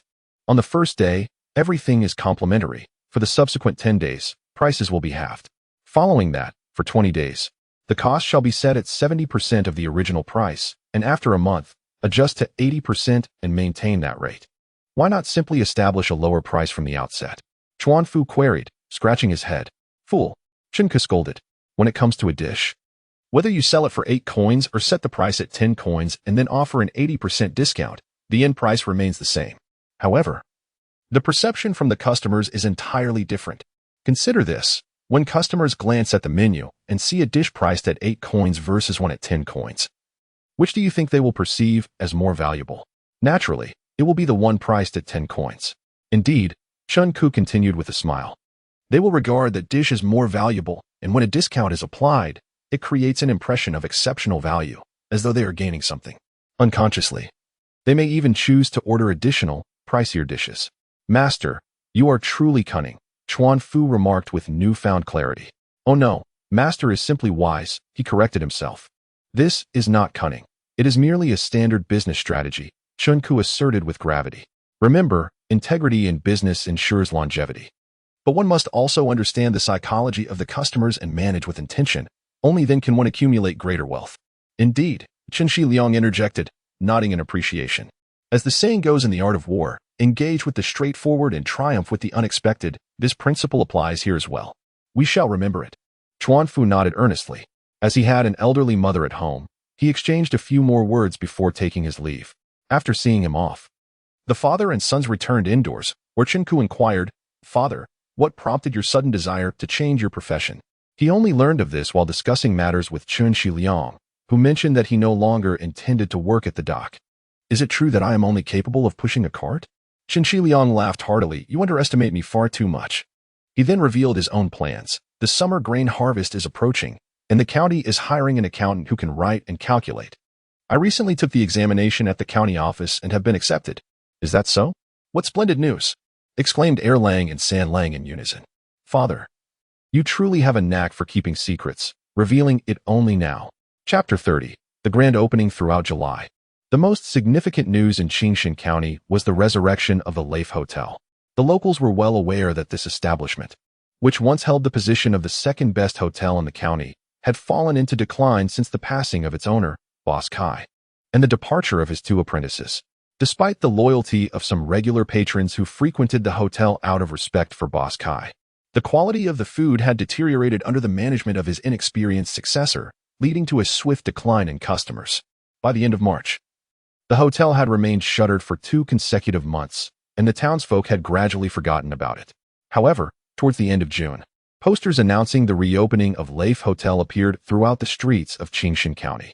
In elegant calligraphy, they proclaimed, "Desire to taste the finest cuisine of the Song Dynasty? No need to traverse mountains to reach the capital. Simply visit Leif in the northern part of our county. We officially open on July 1st. With a complimentary feast on that day, offering a variety of dishes for your enjoyment." The townspeople were initially taken aback. Had the ownership changed? Upon noticing the prominent character Kai at the bottom of the announcement, they realized it remained under the stewardship of the young Kai. The thriving commercial economy of the Song Dynasty had seen various advertising methods, but the notion of a free opening feast was unprecedented in Qingxia County, causing the news to spread rapidly, even reaching the ears of Boss Liu from the Liu Family Hotel in the eastern part of the city. As the largest hotel in Qingxia County, Liu Family Hotel was owned by the stout and affable Liu Yue'e, who had long harbored ambitions to acquire Leif Hotel and expand his business northward. To achieve this, he had lured away Leif's apprentices with exorbitant offers, pressuring Kai Chuanfu to sell at a low price. Just as Liu thought he was on the verge of success, Kai Chuanfu unexpectedly changed his mind and opted to pay a ransom rather than relinquish the establishment. Liu, feeling superior, refrained from pursuing Kai further, waiting instead to witness his downfall, convinced he would eventually return seeking reconciliation. To Liu's astonishment, he soon received news of Leif Hotel's reopening, complete with a complimentary dining event. He scoffed. This fellow is nothing but a trickster. No one would dine at his establishment, even if he paid them. His companions chimed in. Indeed, even dogs wouldn't touch his food. Nonetheless, as a fellow businessman, Liu decided he should show his support. Let us see what kind of dishes this Kai concocts. Perhaps they'll be fit to kill. Despite the disparaging remarks from the outside world, on the day of July 1st, many patrons were indeed drawn to the hotel by the enticing announcement, queuing outside even before the doors opened. Through the cracks of the closed door, Kai Chuanfu observed the throngs of eager customers and, after a sleepless night, felt a surge of anxiety. "Master, why are there so many people?" Qingku, who had been hastily preparing for the day, scolded him. "It's the first time I've heard of someone fearing a crowd at a restaurant. I'm worried I won't be able to serve everyone. Today, I will assist you." Qingku glanced around the empty dining area and felt a sense of wonder that a miracle was about to unfold. Cooking was a novelty, and people were always eager for fresh experiences. "Once we open tomorrow, you'll likely need reservations."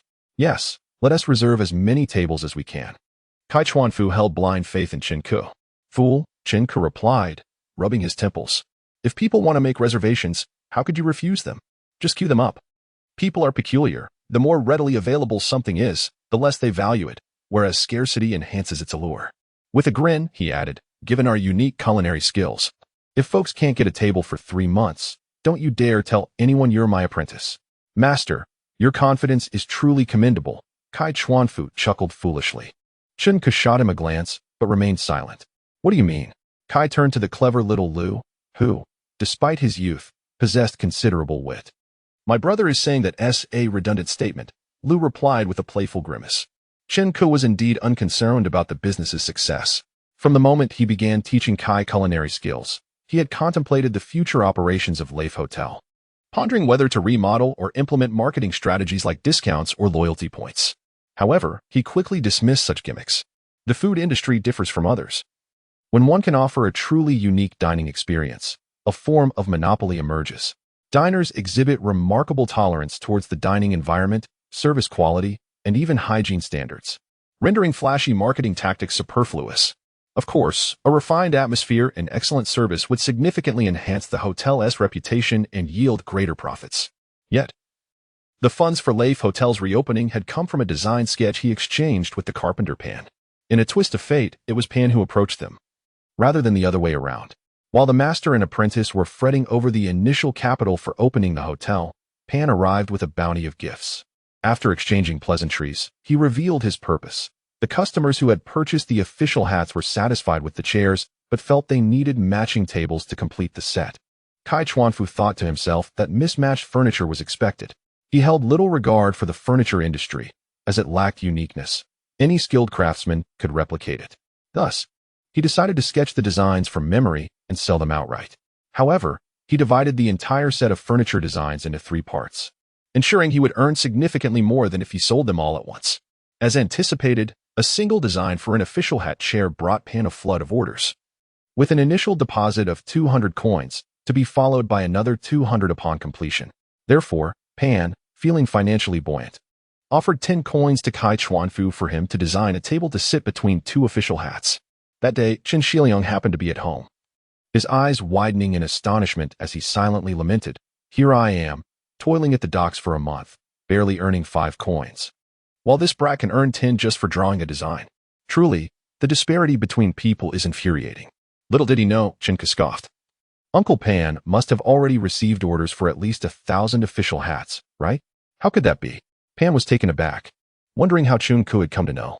Even if it's not that many, it's close.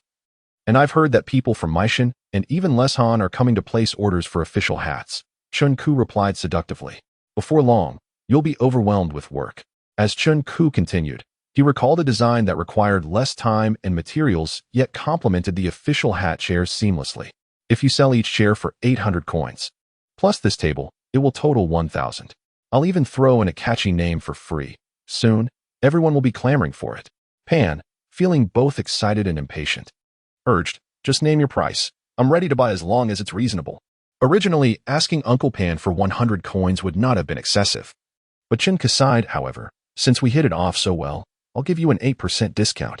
80 coins? Pan hesitated. "But I need to sell 100 pairs of chairs." "You could sell thousands of tables." Qin grinned. "What's more valuable, sesame seeds or watermelons?" "You're a clever man, Uncle Pan. Surely you don't need me to elaborate?" Given the current sales of official hats, this price was already quite fair. Qin had a keen sense for profit but was not greedy. To him, earning a little less but gaining a friend was far more advantageous than making an enemy by overcharging. Thus, the carpenter Pan merely expressed a token lament, yet was immensely pleased to conclude the transaction. Chun Ku then presented a design blueprint for a square table that harmonized with the style of the official hat chair. Upon examining the drawing, Pan realized, "Sanlang, this is indeed a complete set, is it not? Why have you separated them from me?" After all, children are often oblivious to the notion that furniture should be sold as a set. With an innocent countenance, Chun Ku replied, "I feared that if I presented too much at once, you might not find it to your liking." Pan could not help but chuckle ruefully. "You are quite the clever one." As he tucked the blueprint away, he gazed at Chun Ku and declared, "I am aware that you have more stock. Name your price, and I shall procure it all." "Indeed, I do possess additional inventory," Chun Ku affirmed earnestly, "but Uncle Pan, do not lose focus. The furniture industry differs from other trades. Once a product is produced, confidentiality is unattainable. It is likely that by the end of the year, others from different counties will replicate your designs." Pan broke into a cold sweat, his previous sense of pride dissipating. "Yes, that is quite possible. However, fret not too much, for being the first in the market holds its advantages. In the eyes of customers, your official hat chair is the most authentic," Chun Ku advised with sincerity. "As long as you ensure that your chairs are the finest among their peers, there will be no need to worry about orders." "Indeed," Pan nodded thoughtfully, now viewing Chun Ku with newfound respect. Previously, he had merely perceived this youth as talented in furniture design, but now he realized the depth of his insight. He earnestly inquired, "What should I do then?" Firstly, ensure the quality of each chair. Secondly, continuously explore ways to enhance comfort and aesthetics. My recollection of the official hat chair is merely a rough outline, and there are numerous areas for improvement that you must identify and refine, Qingli elaborated. I have observed that merchants in Bianjing and Chengdu each have their own markings. Qingxia, who had been accompanying them, could not resist offering his advice. This would distinguish your products from counterfeit ones and enhance the recognition of your brand. Indeed, your breadth of knowledge is impressive, Pan exclaimed. Elated by the brilliance of this suggestion, not only should a sign be created, but Qingxia added gleefully, we must also register with the government to prevent imitation. Do not limit the registration to just the county, Qingli interjected, astonished.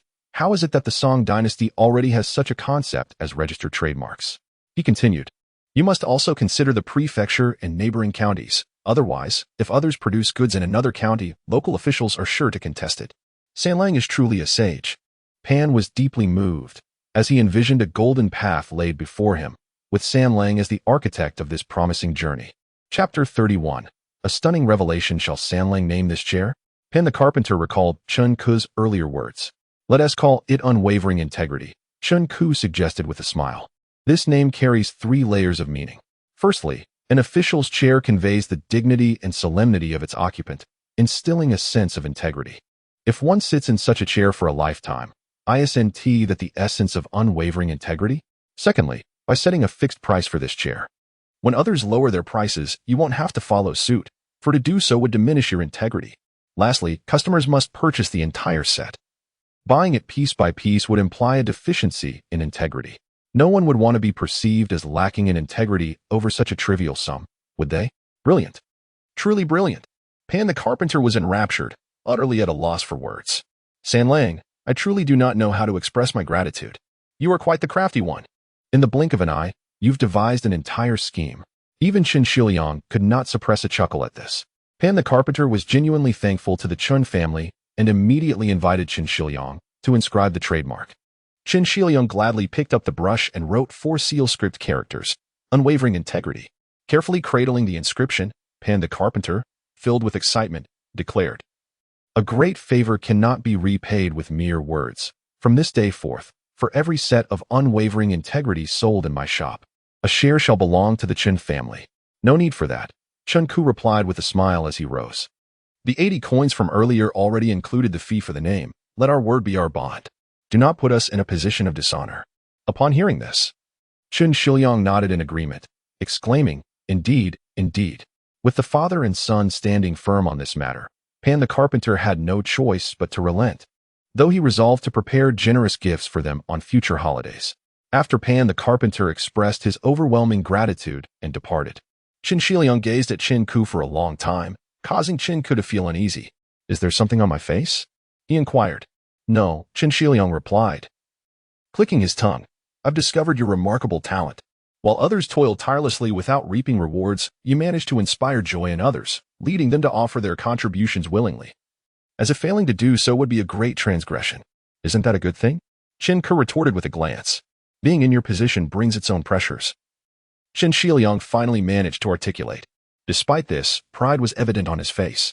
From the 80 coins received from Pan the carpenter, the Chun family decided to allocate only 1,000 coins to repair their perpetually leaking roof. They intended to replace the decayed doors and windows, but discovered that only Pan the carpenter was capable of such work. The Qin family opted not to seek his assistance at this time, preferring to endure the summer as is, to avoid any implications of obligation, chiefly because Qingxia was particularly mindful of this. The remaining funds were collectively lent to Quanfu. As Quanfu reopened, even without renovations, he still needed to stock a sufficient supply of meat and vegetables, as well as oil and condiments. Moreover, the first day was free, with the first 10 days at half price. Thus, substantial capital was necessary to cover these expenses. In truth, Quanfu hoped they would view this loan as an investment, offering the Qin family a share in the business. But the Qin family resolutely refused to exploit this goodwill, insisting it be treated strictly as a loan. Aside from lending money to Quanfu, Qingli was involved in every aspect, from setting the menu and prices to ensuring the quality of dishes and training the staff. Despite his youth, he did not hold back with his apprentices, so regardless of his harsh words, Quanfu bore a silly grin. He understood that when his master scolded him, It was not out of malice, but a reflection of his own shortcomings.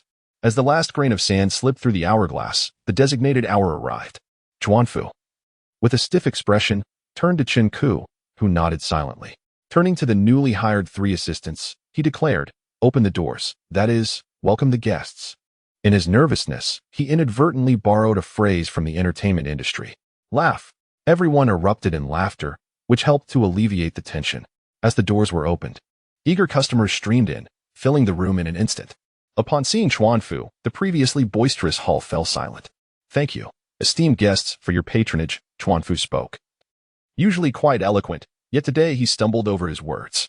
"Our humble establishment has reopened, offering a variety of stir-fried dishes with the menu displayed on the wall. Boss Kai, is your stir-fry truly the divine skill of Bianjing?" Someone inquired mischievously. "Did you perhaps travel to the capital to learn over the past 2 months?" 2 months wouldn't even suffice for travel, Chuanfu replied slowly. "I learned from my master." "Your master? Who is this renowned chef?" The crowd inquired with curiosity. I must keep my master's identity a secret," Chuanfu teased them. "Esteemed guests, allow me to say a word." The well-dressed boss Liu, along with his cronies, occupied the prime table, drawing attention. "Let us not put my cousin Kai in a difficult position. He may be tongue-tied, but that is of no consequence. Our chef does not rely on words, but rather lets his dishes speak for themselves. A master chef is worth their weight in gold. If the food is unsatisfactory, we shall close our doors and leave the restaurant business, for we cannot tarnish our ancestral legacy." Well said, splendidly articulated. The crowd discerned the undertones of his words. Yet they applauded nonetheless, causing Qingli, who observed from the sidelines, to smirk. It seems that in any era, no one empathizes with the weak. As the jeers and taunts echoed, Chuanfu's face flushed crimson, and he bent low, unable to bear the pressure, ultimately retreating behind the curtain into the kitchen. Boss Liu and his entourage, having come to sabotage, seized the moment to amplify Chuanfu's earlier culinary blunders, exaggerating the tales to ludicrous proportions. What had merely been a case of an upset stomach, in their retelling, became a near-fatal scenario. Naturally, diners, upon hearing such rumors, lost their appetites, and many rose from their seats, unwilling to risk their lives for a complimentary lunch. "Should you not intervene?" Qingli, concealed behind the curtain, observed the unfolding chaos. His voice chillingly cold. "If the guests depart, you will lose your chance for redemption." "Master," Chuanfu implored, tugging at Qingli's sleeve like a child. "Please help me. I know you can do it. I certainly could keep them here, but you must learn to take charge as the owner and chef," Qingli replied, shaking off his grip. "Can you continue relying on others for shelter?" "Just this once, master," Chuanfu pleaded. "Not even once," Qingli retorted sternly. "You must choose, to be a laughingstock or the most celebrated chef in the land.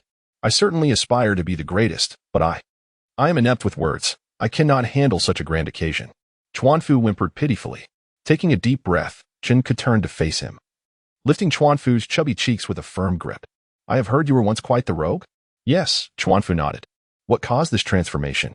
Qingli inquired, twisting his cheek in frustration. "Because I have vowed to turn over a new leaf," Chuanfu replied, his contorted face comically tragic, his voice trembling. "My mother said that to succeed in business, one must be amiable to attract wealth." "Ah, I see," Qingli sighed in relief. "Now bow your head." Obediently, Chuanfu lowered his head, only to receive a resounding slap to his left cheek, still reeling from the shock when the right cheek followed suit. He stared at Qingli in disbelief as his master declared, "Listen well, you foolish boy. Conducting business and living in the streets are one and the same. Repay kindness with kindness and vengeance with vengeance. If you are soft, others will trample you. If you are hard, they will fear you. Being a spineless coward is your own doing. You wretched scoundrel." Huff, huff. Kai Chuanfu, having endured blows and reprimands, finally felt his breath quicken. His eyes tinged with a crimson hue. "Yes, it is imperative to be enraged. This is your domain, and now intruders have come to disrupt it. What will you do?" Qingli bellowed, "Arm yourselves. Whoever dares to oppose us shall be crushed to smithereens." "Damn it," Kai Chuanfu shouted, seizing a kitchen knife and charging forward, with Qingli unable to restrain him. The cacophony in the hall abruptly ceased. The spitting and fuming boss Liu, upon witnessing Chuanfu barreling towards him with a knife in hand, was struck with terror, his teeth chattering, and his idle companions fell silent. "Hey!" Kai Chuanfu strode up, his eyes bulging as he barked. "You, Liu Yue'e, have you come here to dine or to spout nonsense?" As he spoke, He slammed the gleaming kitchen knife onto the table and thundered, "Speak quickly." Boss Liu, in sheer fright, plopped down onto his chair and stammered, "Of course. I have come to eat." "Then shut that bird of yours and order your dishes," Chuanfu retorted, lifting the kitchen knife and scanning the crowd with a fierce glare. "Do not keep me waiting." He then turned on his heel and strode back to the kitchen. Boss Liu's table was thoroughly defeated, and a serene quiet enveloped the world. As the guests contemplated leaving, an unsettling feeling crept over them, as though a pair of sinister eyes lurked behind the curtain, compelling them to focus on the dishes instead. Upon closer inspection, the menu bore titles such as stir-fried something, slippery stir-fried something, and oil-exploded something, featuring ingredients they recognized, yet none had ever heard of such preparations. Thus, they cautiously ordered a few dishes from each table. Fearful of exhausting brother Chuanfu and provoking his wrath, they dared not order excessively, settling for merely 4 or 5 dishes per table. Even Boss Liu's table refrained from ordering too much, yet he struggled to maintain his composure, insisting, "With only one chef, this meal will take until nightfall to complete." However, no one echoed his sentiment, for the first table's 4 dishes had already been served, steaming and fragrant. These dishes were resplendent in color, exuding delightful aromas, and artistically presented, a stark contrast to the offerings of other establishments. Even before reaching the table, they had captivated the entire room. Chapter 32. Zhuxia. Ultimately, the essence of a restaurant lies in its dishes. To ensure that Chuanfu achieves fame overnight, Qingxia invested considerable effort, not only guaranteeing the freshness and superior quality of the ingredients, but also meticulously curating the menu. Beyond the commonplace stir-fried liver and vegetables, it was essential to feature some classic dishes to create a significant impact. In Sichuan, naturally, Sichuan cuisine takes precedence. Although the absence of chili peppers posed a challenge, it was not insurmountable. Chili peppers were introduced to China only during the late Ming Dynasty. Did Sichuanese not enjoy spicy food before then? Clearly not. The region's perpetually humid climate has instilled in its inhabitants an intrinsic craving for spiciness. In the long period before chili peppers graced Sichuan cuisine, the locals relied on the 3 aromas, the trio of pungent seasonings, to satisfy their desire for heat. These 3 aromas comprise Sichuan pepper, ginger, and zhuxia, dried fruit of the prickly ash. Among these, zhuxia stands as the primary bearer of spiciness. Over the past 2 months, to comprehend the palate of the Sichuanese, Qingxia devoted his precious free time to sampling the fare at various eateries in Qingxia County. This was for research purposes, he insisted to Lulang, and certainly not due to gluttony. He discovered that the beloved fish dishes, meat soups, and noodles of the region were all enhanced with a bright red oil, delivering a flavor profile that was spicy, fragrant, and numbing, akin to the chili oil of later generations. Notably, he observed many kitchen entrances adorned with strings of small red beads. Upon inquiry, he learned these were zhuxia, which, while not chili peppers, played a similar role in imparting heat. Subsequently, he devoted himself to studying zhuxia, finding it suitable for stewing, yet when employed in stir-frying, it introduced a bitter note that detracted from its culinary value. However, the Sichuanese have a method of crushing and straining zhuxia to extract its juice, which, after careful preparation, transforms into a lustrous red oil that eliminates the bitterness, producing a spiciness even more authentic and robust than that of chili oil. This revelation greatly relieved Qingxia. Otherwise, he would have hesitated to allow Chuanfu to open its doors merely 2 months after its inception. Mastery of Sichuan cuisine is a formidable challenge. Yet there exists a shortcut: conceal the shortcomings with spices. Indeed, ever since Qingxia began concocting the secret red oil, the popularity of Chuanfu's dishes soared, all due to the mere addition of a spoonful of this vibrant oil. Moreover, the misunderstanding surrounding Sichuan cuisine is prevalent. Its soul does not reside in chili peppers, nor in red oil, but rather in Pixian de Bianjing and the unique use of ginger and garlic. Many may struggle to comprehend this assertion. Yet upon reflection on the 4 signature dishes of Sichuan cuisine, mapo tofu, kung pao chicken, fish-flavored shredded pork, and twice-cooked pork, one realizes that the most authentic preparations do not include chili peppers. The incorporation of heat lends Sichuan cuisine its vibrant and explosive character. Yet it can also obscure its true flavors. Now, constrained by limited resources, Qingxia was compelled to reduce the use of spiciness, inadvertently restoring the authentic essence of Sichuan cuisine. Qingxia's painstaking efforts were not in vain, though the Sichuanese and their cuisine had encountered each other for centuries. Their chemistry remained undeniable, akin to the fateful clash of thunder and fire. The vibrant, tender, and fragrant mapo tofu ignited passions akin to the fiery spirit of a Sichuan girl, leaving one exhilarated, even in death. The succulent and lychee-scented kung pao chicken resembled a gem of jade, providing a soothing experience that one could hardly resist. The sweet, salty, sour, and spicy fish-flavored shredded pork was reminiscent of an enchanting performer, ever adaptable and eager to fulfill one's desires. The glistening, rich yet not greasy twice-cooked pork evoked the allure of a mature, captivating woman, enticing and ultimately irresistible. The flavors were simply exquisite. Diners, lost in their indulgence, could not help but exclaim, "Oh heavens, how can such delectable food exist in this world?" Some lamented, tears in their eyes. "What shall we do if we can no longer savor this? Is it really that serious?" Scoffed Boss Liu, somewhat disgruntled. "They're just a few simple dishes, isn't that so?" Yet, his companions were too engrossed in their meals to respond. During such a fervent moment, any additional chatter meant fewer bites of food. They all dove into their dishes with fervor, occasionally clashing over a piece. "That's mine. Mine. Move aside, or I'll knock you out. Who's afraid of whom? Just let me finish this piece of meat." Observing his lackluster staff, Boss Liu let out a heavy sigh. When someone reached for food in front of him, he angrily swatted their hand away, declaring, "Don't snatch, don't snatch. That plate is mine." Later that afternoon, those completely captivated by the culinary delights flocked to the restaurant once more, and fortunately, Chun Ku had anticipated this surge, dispatching staff to manage the entrance and distribute numbered tickets, allowing one table to leave before another could enter. In less than a quarter of an hour, all 100 tickets for the day were claimed. This incited discontent among those arriving later, who clamored at the entrance. Many shouted, eager to pay for a meal, while those who had received tickets protested, "Do you think we lack money? We are indeed paying for this meal." Some offered to purchase tickets from those in front, and while many were rebuffed, a few at high prices were accepted, witnessing individuals willing to pay hundreds for a ticket. Some idle men began lining up daily at Lei Fumin to collect tickets for resale. Chun Ku's unintentional act inadvertently birthed the earliest scalpers, illustrating that where there is demand, supply will inevitably follow, though that is a tale for another time.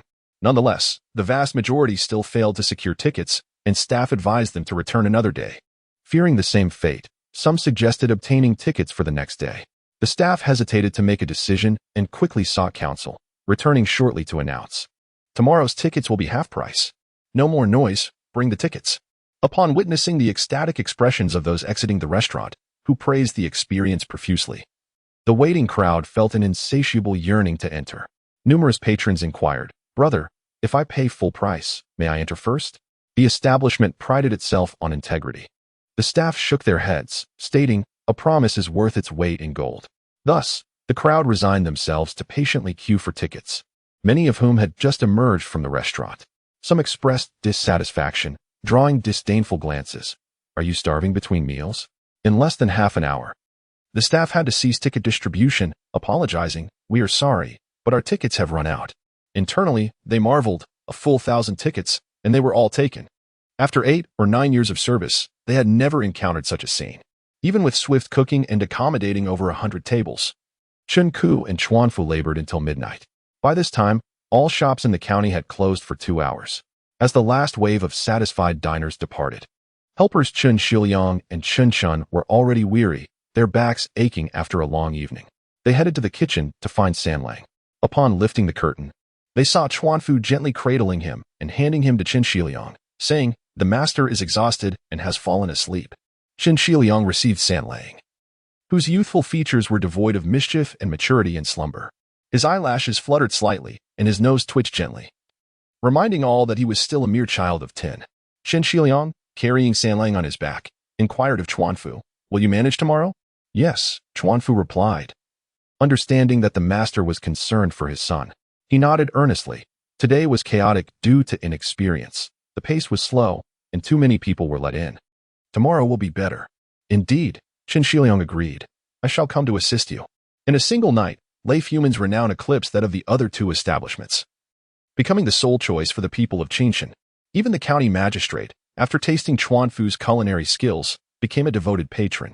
Initially, he had intended to have Lei Fumin deliver meals daily, but upon learning that stir-fried dishes must be enjoyed hot, as they lose their charm once cooled, he began visiting Lei Fumin himself every evening, donning casual attire, undeterred by the restaurant's simplicity.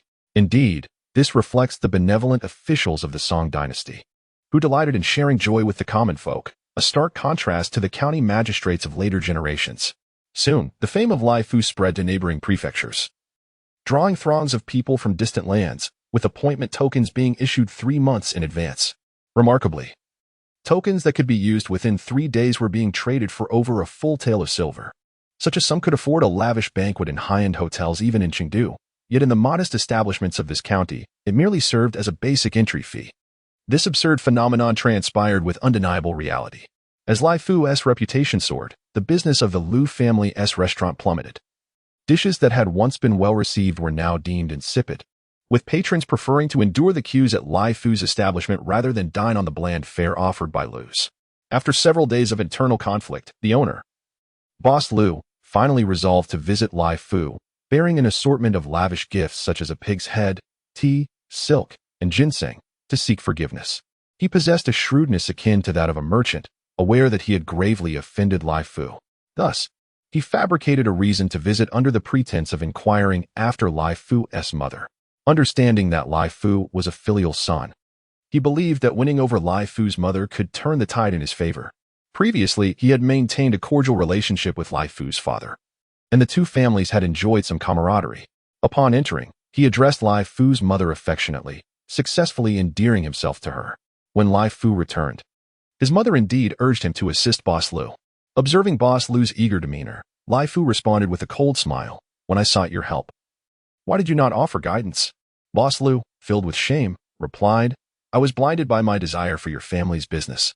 Bowing respectfully, he implored, "Liu Fu, I have an elderly mother of 80 and an 8-year-old child. I too have a mother and children. Why can you not show me compassion?" Liu Fu shook his head and said, "You may return. I shall not teach you." Chapter 33. A blissful life in the Song Dynasty as Liu Fu's business flourished. Chen Ke's studies inevitably suffered. In Qingxi Liang's view, nothing could rival the importance of education. With Liu Fu's meteoric rise, future management appeared promising. Thus, he decided to impose rigorous studies on his son to refocus his attention. Over the course of 3 months, Chen Ke transcribed the Guanyin twice and memorized it once, his cursive script becoming increasingly legible, and he had a basic grasp of phonetics. However, what astounded Qingxi Liang most was Chen Ke's extraordinary memory. While an average scholar might take a year to master the rudiments, Chen Ke was already capable of transcribing the Guanyin from memory. Qingxi Liang, who had taken a year to learn the basics himself, felt the weight of comparison. Well, with greater ability comes greater responsibility. He was eager to discover Chen Ke's limits. Thus, they progressed to the second lesson, Sun Gu. The term Sun refers to explaining meanings in contemporary language, while Gu pertains to elucidating ancient language through modern terms. Hence, Sun Gu is a discipline dedicated to interpreting ancient words and phrases. Qingxi Liang instructed San Lang to transcribe a series of Sun Gu classics, including Erya, Shigu Sun Zhuan, and Mao Shi Zheng, mandating complete memorization. The workload was undeniably heavy, and poor San Lang had to retreat into seclusion for several days, dutifully learning phrases like "what I call uncle, I refer to as nephew, and the hall beside the door is called the school," among others. A small comfort was that he was finally liberated from the toil of daily meals. Each morning, shortly after the monk's dawn announcement, a worker from the front street's breakfast shop would arrive, carrying a load of food. The variety of breakfast items was abundant, rarely repeating for long. For instance, if pork-filled buns were served one day, white meat pancakes or vegetable pancakes might follow the next, while chicken noodle soup or 3 delicacies noodles would be offered on another day. The diverse array of dishes, accompanied by 2 varieties of rice porridge, 2 kinds of herbal soup, and assorted refreshing cold dishes, cost 25 coins per meal, amounting to 800 coins a month. The breakfast selection was flexible in terms of cost, yet Qingxi Liang spared no expense to ensure his children were well fed. After breakfast, Qingxi Liang and Erlang would set out, leaving Chen Ke to supervise his 2 younger brothers' studies. As noon approached, a worker from Liu Fu would arrive with a food box. Although only 3 children were dining, Chuanfu would prepare 4 dishes and a soup for each meal, ensuring a balanced mix of meat and vegetables, never cutting corners. After lunch, the utensils would be returned to the food box, and in the evening, the worker would come again, swapping the midday box for another, adding 2 extra dishes for dinner due to the larger gathering. Qingxi Liang often felt guilty and would frequently lend a hand in the evening. In any case, the issue of meals for the 5 family members was thoroughly resolved.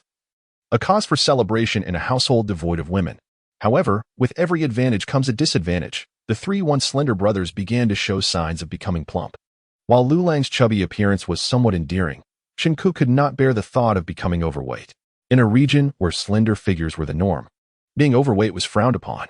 Thus, he proposed to his father that, in addition to their studies, they should engage in physical exercise. Qingxi Liang, who had studied martial arts, naturally did not wish for his sons to become weak scholars. He wholeheartedly supported Qingxia's suggestion. Every morning, before dawn broke, he would take Wu Lang on a run around the county town, and upon returning home, they would practice according to military training outlines, though without marching in formation. Sweaty from the exercises, they would shower and have breakfast, and in the afternoon, Qingxi Liang would lead Lu Lang through a series of military calisthenics. Determined to work off the calories consumed, Wu Lang once philosophically inquired, if it is so arduous, why not simply eat less? To which Qingxia replied, life is sustained by movement. When Wu Lang struggled to comprehend, Qingxia simplified his explanation, exerting energy builds strength. When Wu Lang still did not understand, Qingxia, with a frown, remarked, surely, we cannot forego meals simply because we need to relieve ourselves. Thus, Wu Lang came to understand. One morning, as Qingxia and Wu Lang were competing in push-ups with Lu Lang cheering them on, they suddenly heard a knock at the door. So early for a meal delivery? Qingxia sprang up from the ground, hastily putting on his jacket to answer the door, only to find Pan the carpenter standing there, accompanied by 2 apprentices pushing 2 heavily laden carts. Pan uncle, you must have the wrong house, Qingxia joked. We haven't ordered any furniture. Indeed.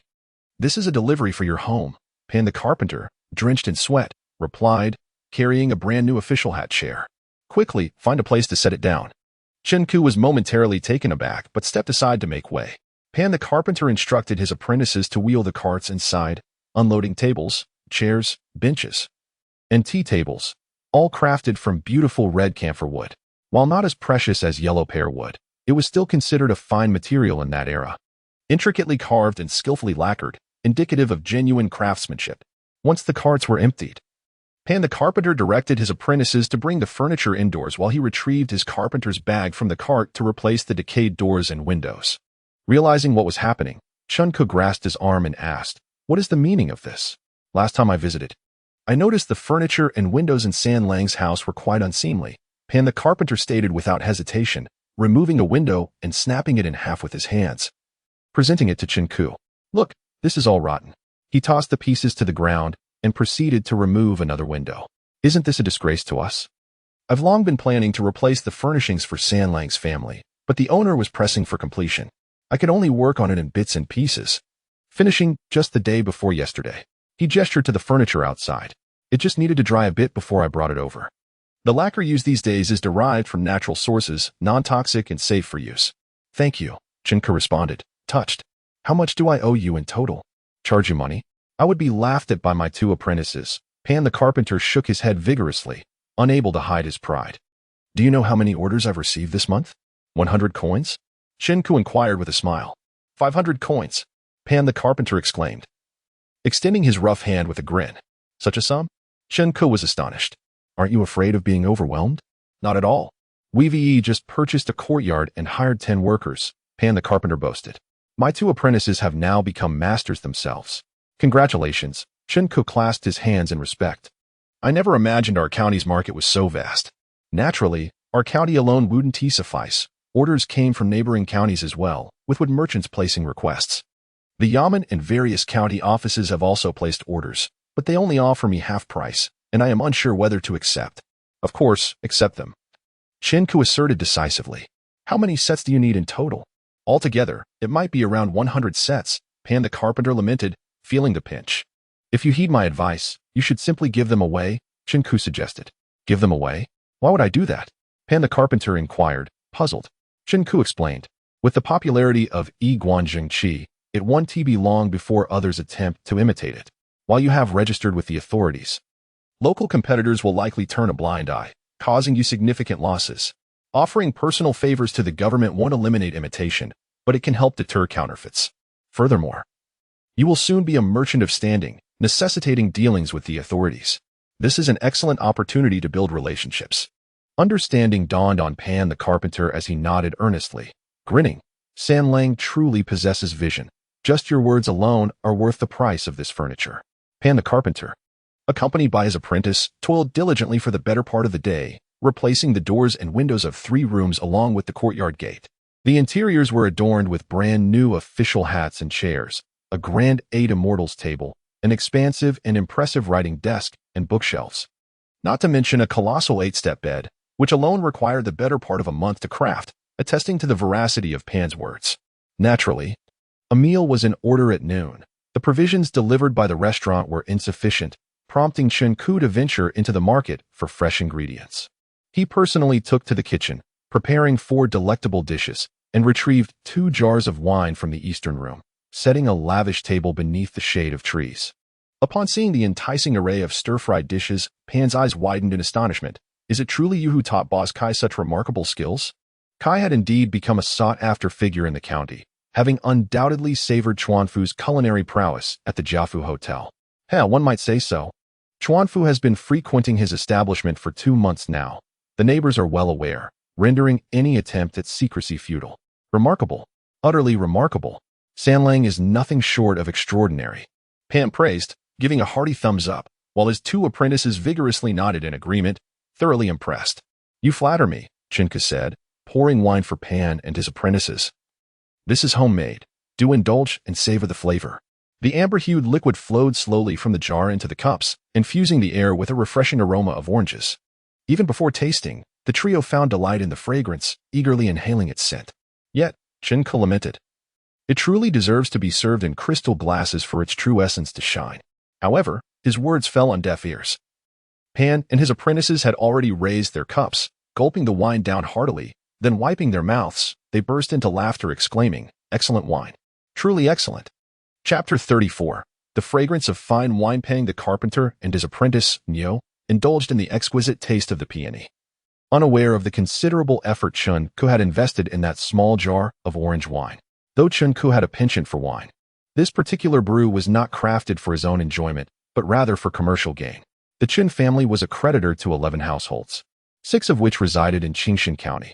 In addition to Kai Chuanfu, there was a wine merchant surnamed Li, an orange grove owner named Zhang, a bamboo grove proprietor named He, a sauce merchant named Tu, and a charcoal dealer named Qian. Chen Ku gleaned from indirect sources that these families had long been struggling due to various issues.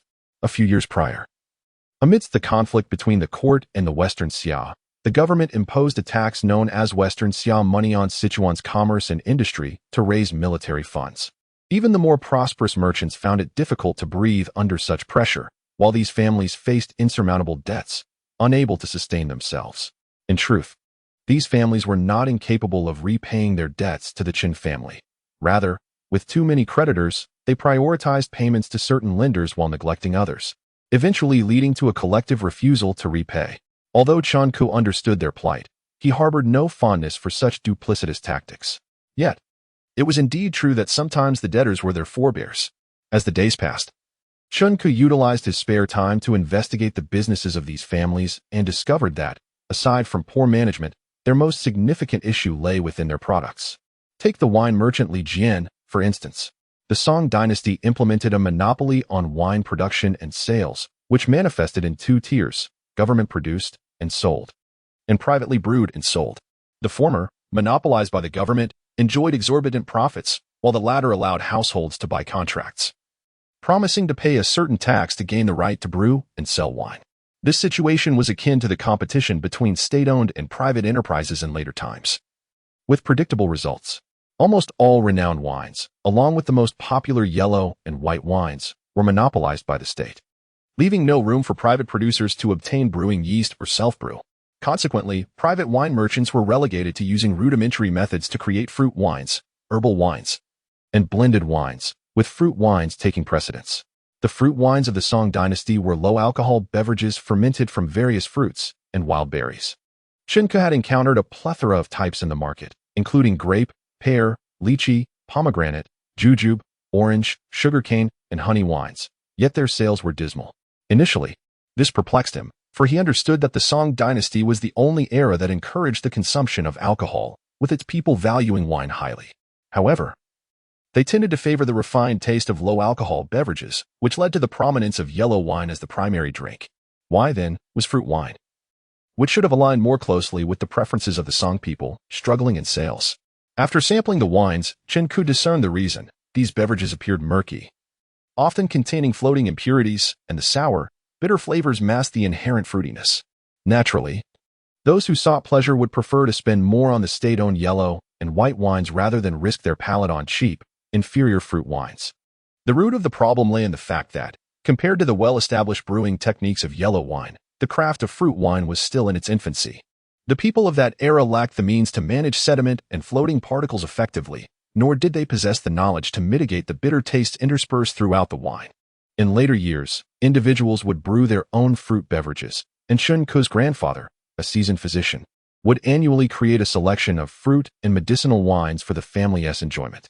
Thus, Chen Ku was no stranger to the techniques of brewing fruit wine. Yet, having never engaged in the practice himself, transforming theoretical knowledge into a fruit wine with the ideal hue and flavor was no simple task. In terms of brewing techniques, fruit wines could be categorized into two types, one that utilized self-fermenting fruits like grapes and plums, which did not require brewing yeast due to the wild yeast present in their skins, and another that necessitated the addition of yeast, such as apple, orange, and lychee wines. Since these fruits lacked their own yeast and would spoil before fermentation could occur, the yeast that catalyzed various wines differed, necessitating the acquisition of specific brewing yeasts to produce corresponding fruit wines. Creating fruit wines that naturally contained yeast was somewhat simpler, but the transport conditions of the time dictated the regional availability of fresh produce. The principle of regionality meant that imported goods commanded high prices, while local products were far cheaper. Thus, seeking distant goods was an impractical folly. In Qingxia, the most commonly cultivated fruit was citrus, while grapes were also grown. Their short shelf life meant they were only available for a brief month. In contrast, local methods of preserving citrus allowed them to last for up to 8 months, making them the only fruit consistently available in the market. Therefore, Chen Ku resolved to experiment with brewing orange wine, leveraging local advantages to revive merchant Li Jian's business, while simultaneously stimulating Zhang's orange grove, an endeavor that would serve a dual purpose. The principle behind preparing orange wine yeast was quite straightforward. Collect fragrant, overripe citrus, extract the peel and some pulp, mix it with fresh orange juice, and allow it to ferment at room temperature. Once a distinct alcoholic aroma emerged, it would indicate a substantial presence of citrus yeast. However, precise ratios, fermentation times, and temperatures were crucial to successfully cultivate viable yeast. Each aspect required careful experimentation to ascertain. Fortunately, citrus in Qingxia was abundantly inexpensive, with just a few coins. One could acquire a large basket, making it feasible to carry out his experiments. Thus, from spring onward, he embarked on a series of trials, hoping to discover the ideal brewing yeast. After countless failures, he finally devised a method to assess the fermentation capability of the yeast by observing the quantity of bubbles produced over a certain period. Once the suitable yeast was obtained, he could portion fresh orange juice and add the yeast in small amounts for fermentation. Upon completion, he would strain the rich, aromatic liquid through clean cloths. Next, he whipped egg whites into a frothy consistency, mixed it with a small quantity of the original liquid, and added it to the jar. After thorough mixing and settling, he would discard the sediment, yielding the base wine. The best samples, in terms of aroma, taste, and color, would be blended to create the ideal orange wine. This process was similarly lengthy. It was only a few days ago that Chen Ku successfully brewed orange wine that could rival the best of future generations. Yet, upon the wine's unveiling, it was consumed voraciously by Pang the carpenter and his 2 apprentices, much to Chen Ku's dismay, akin to burning a lute to boil a crane. A truly dispiriting sight. As evening fell, Chen Shiliang returned home to find the household transformed, nearly mistaking it for another's abode. Upon learning the truth, his expression grew peculiar as he sat in the red camphor-wood official's chair, gently stroking the smooth tabletop, lost in silence. In the twilight, Chen could distinctly observe the glimmer in his eyes. When Chen returned, it took Chen Shiliang a long moment to muster the words, "Father is incapable." With that, he rose and left, skipping dinner entirely. Witnessing his unusual behavior left Chen Ku astounded. He knew that while Chen Shiliang possessed a strong sense of pride, he was not the type to be overly rigid or obsessed with appearances. What could have prompted such a reaction to the mere sight of their furniture and doors? Was it merely a matter of a few days each month, or had accumulated negative emotions finally reached a breaking point? The first dinner at home, following the transformation, was steeped in gloom. Chen Shun could not eat, nor could Chen Ku, and when Wulong saw his brother's lack of appetite, he too lost his appetite. Only Xiao Lulang managed to eat, but upon noticing Wulong's murderous glare, he seated himself miserably. It was all my fault, Chen Ku lamented, cradling his head in despair. I was too eager, neglecting Father's feelings. Father is not that kind of person. You have misunderstood. Chen Shun shook his head and said. He is troubled by something else. Upon hearing this, Chen Ku suddenly realized that it had been quite some time since he had last seen Chen Shiliang's smiling face. Moreover, it seemed that Erling also bore some unspoken worries. Yet he was somewhat oblivious to such matters, burdened as he was with heavy academic responsibilities, and thus had never inquired what exactly had transpired. Sighing deeply, under his persistent questioning, Chen Shun finally confessed, our family's engagement with the Ma family has been annulled. Engagement? Chen Ku's eyes widened in astonishment. What engagement? I was completely unaware.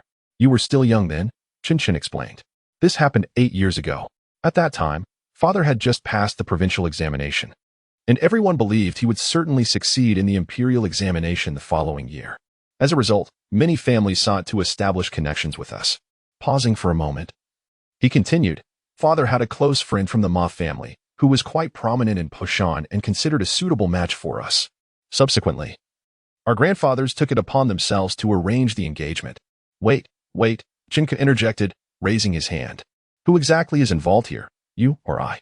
I said it is both of us, Qingxia replied, casting a glance at him. The Ma family has 2 daughters, and at that time, Father had 2 sons, both of similar ages. Naturally, it was a joyous occasion for both families. And what was the outcome? Qingxia said, bemused.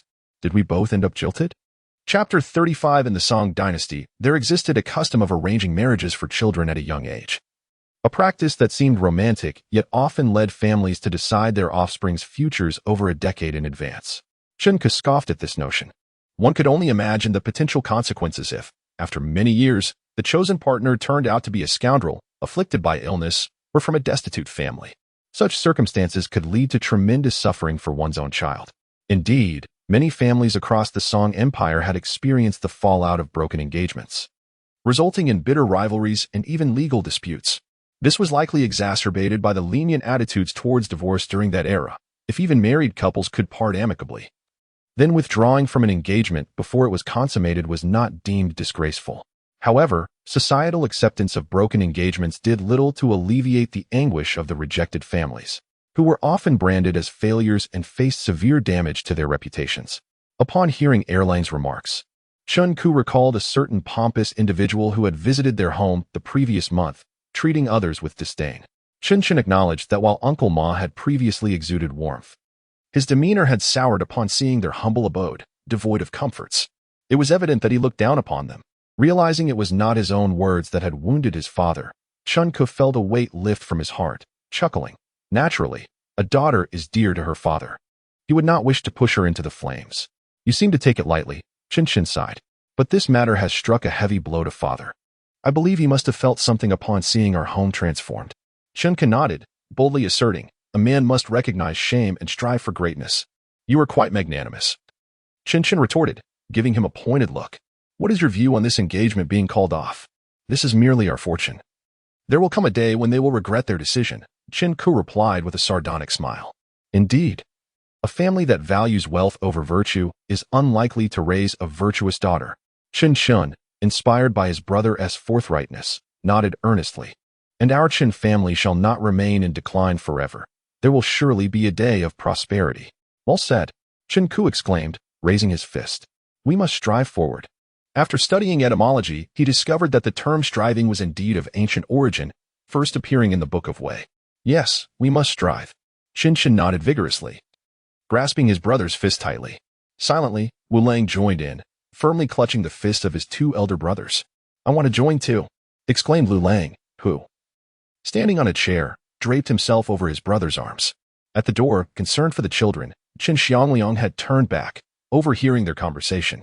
He smiled. Not a forced grin, but one that radiated genuine joy, and, wishing to conceal the tears welling in his eyes, he stepped back outside. What more could one desire than to have such sons? From that day forth, the Qin family was transformed. The four brothers became more diligent in their studies. Even Wu Lang, the least inclined to work hard, and Lu Lang, the youngest, required no prodding. The already industrious Heir Lang and San Lang continued their efforts without fail.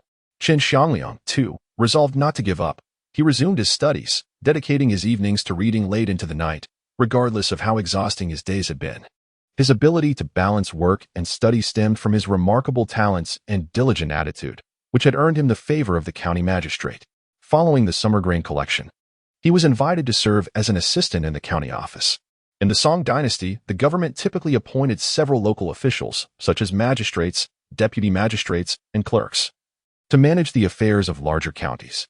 However, the complexities of taxation, legal matters, public order, and disaster relief required far more hands than the few officials could provide.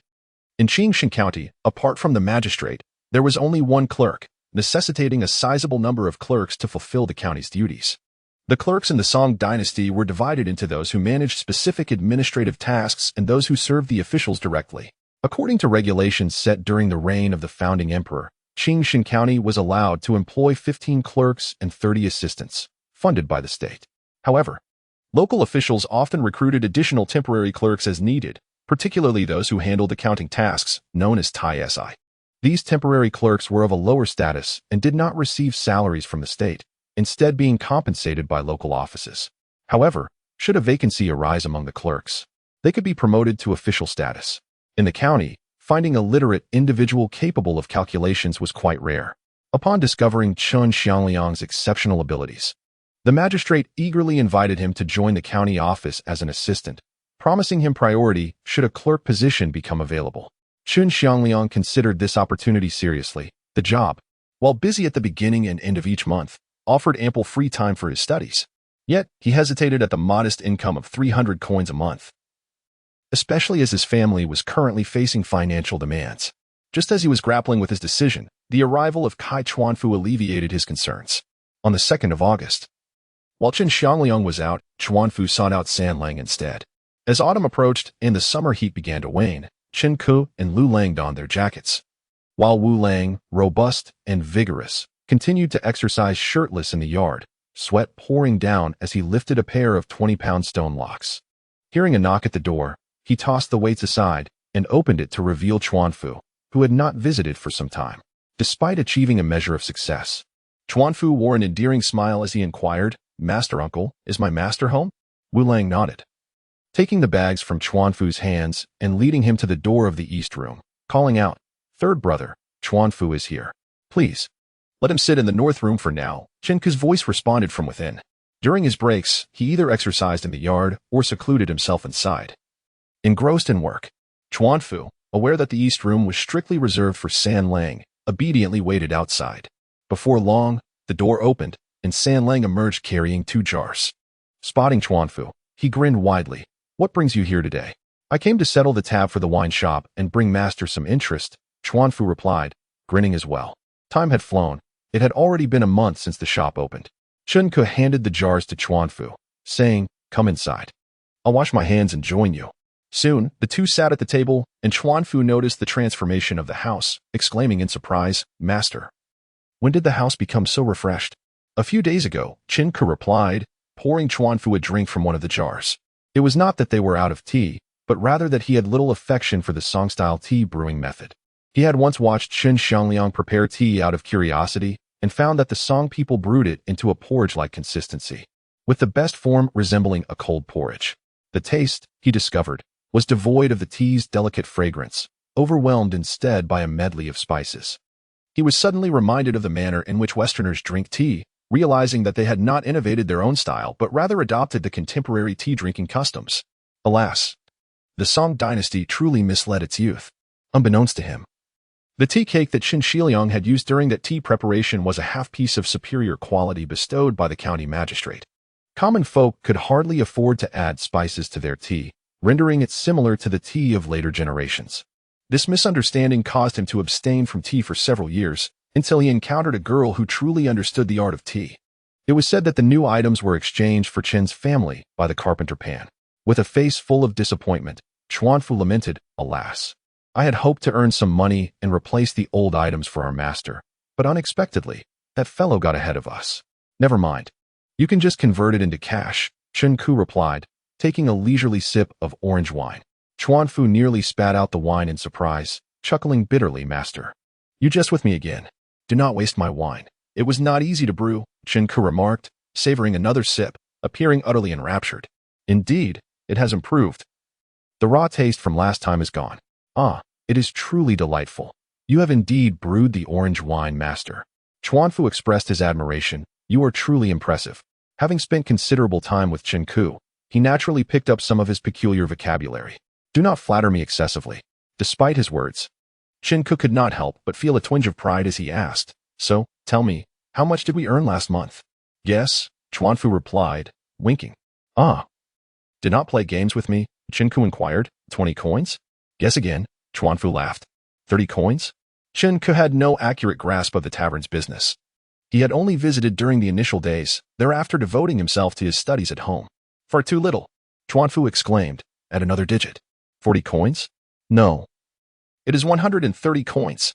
Chuanfu could no longer contain himself, extending all 10 of his stubby fingers, proclaiming loudly, Master.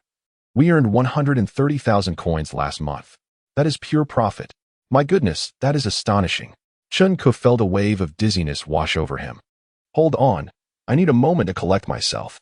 Chapter 36. Business. After Chuanfu concluded his remarks, he produced a thick stack of banknotes from his bosom, stating, in total, there are 120 strings of cash, of which 80 are to repay the loan from my master's family, while 40 represent this month's interest. Qingxia retrieved a crisp, new banknote, caressing it with meticulous attention. This was the earliest form of anti-counterfeit currency, crafted from the finest pale yellow mulberry paper. Adorned with intricate patterns and denominations printed in vermilion and black ink, accompanied by the merchant's seal and concealed serial numbers for private records. The thoughtfulness expended on this diminutive piece of currency was remarkable, as it served as a testament to the printing capabilities of its era. A true treasure of gold and silver would have been even better, he mused quietly. He selected 40 notes and pushed the remainder back, saying, Do not indulge in sudden wealth. The loan need not be returned just yet, for your expenditures will arise later. Chuanfu, having reached a point of blind trust in Qingxia, accepted the money, declaring, I shall calculate the interest for my master. Interest must indeed be accounted for. Qingxia nodded, a stern expression crossing his face as he admonished, Do not be so meticulous with me. Do not darken my doorstep again. Reflecting on his months of unwavering dedication, which were finally yielding substantial rewards, his spirits lifted, and he spoke playfully. One must not let borrowed funds go unrewarded. How can one allow their own to suffer? Chuanfu shook his head and shifted the topic. Master, there is a matter on which I seek your guidance. Speak. Qingxia gazed at Chuanfu with a smile, increasingly reminiscent of the god of wealth. The owner of the Liu restaurant has visited my home several times, Chuanfu began, apprehensively glancing at Qingxia, fearing his ire. He wishes to learn the art of cooking from me. What are your thoughts? Qingxia inquired, sipping his orange wine and squinting. Master, Chuanfu's expression was one of inner turmoil.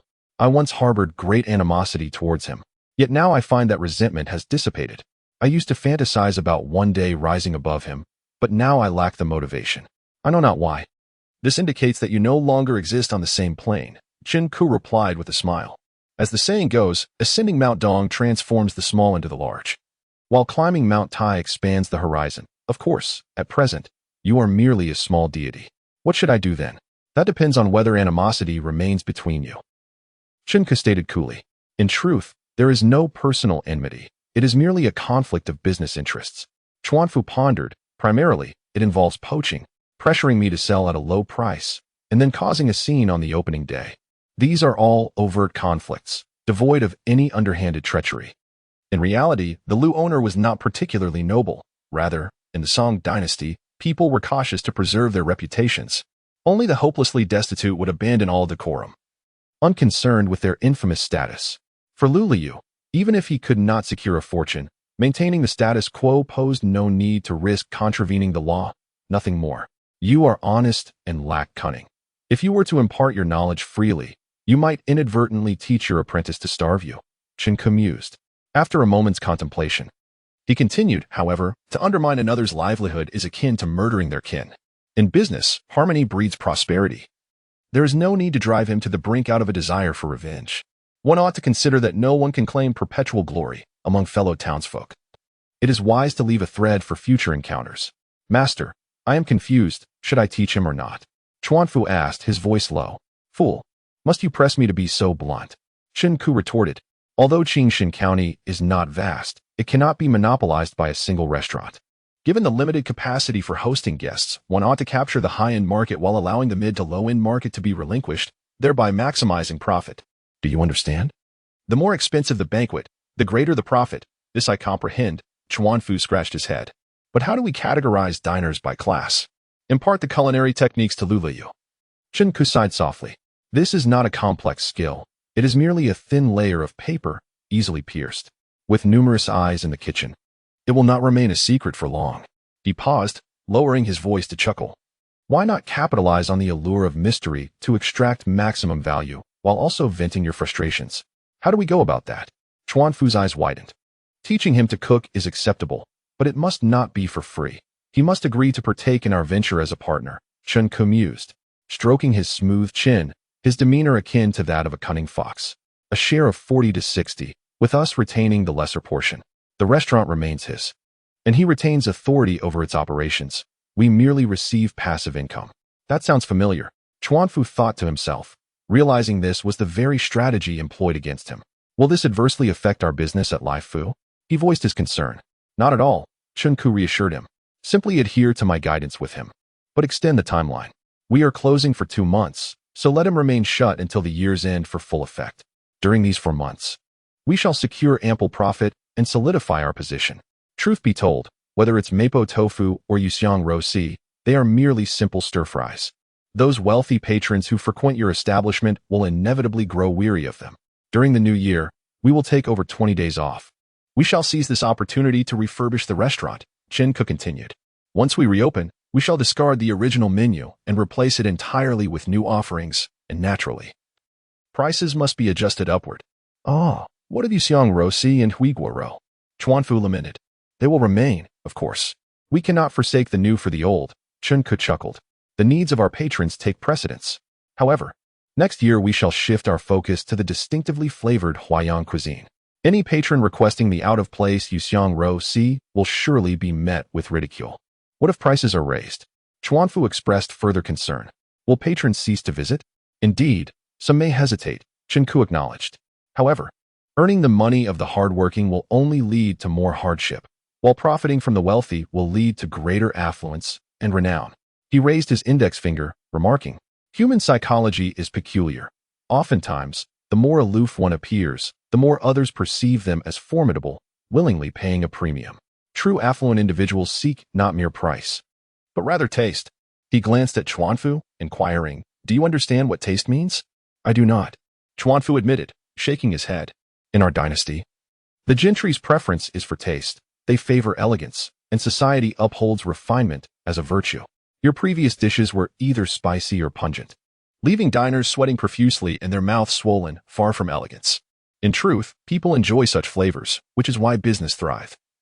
Yet the wealthy will invariably ponder whether there exists a method to savor the essence of stir-frying while maintaining an air of elegance. Ouyang cuisine fits this bill perfectly.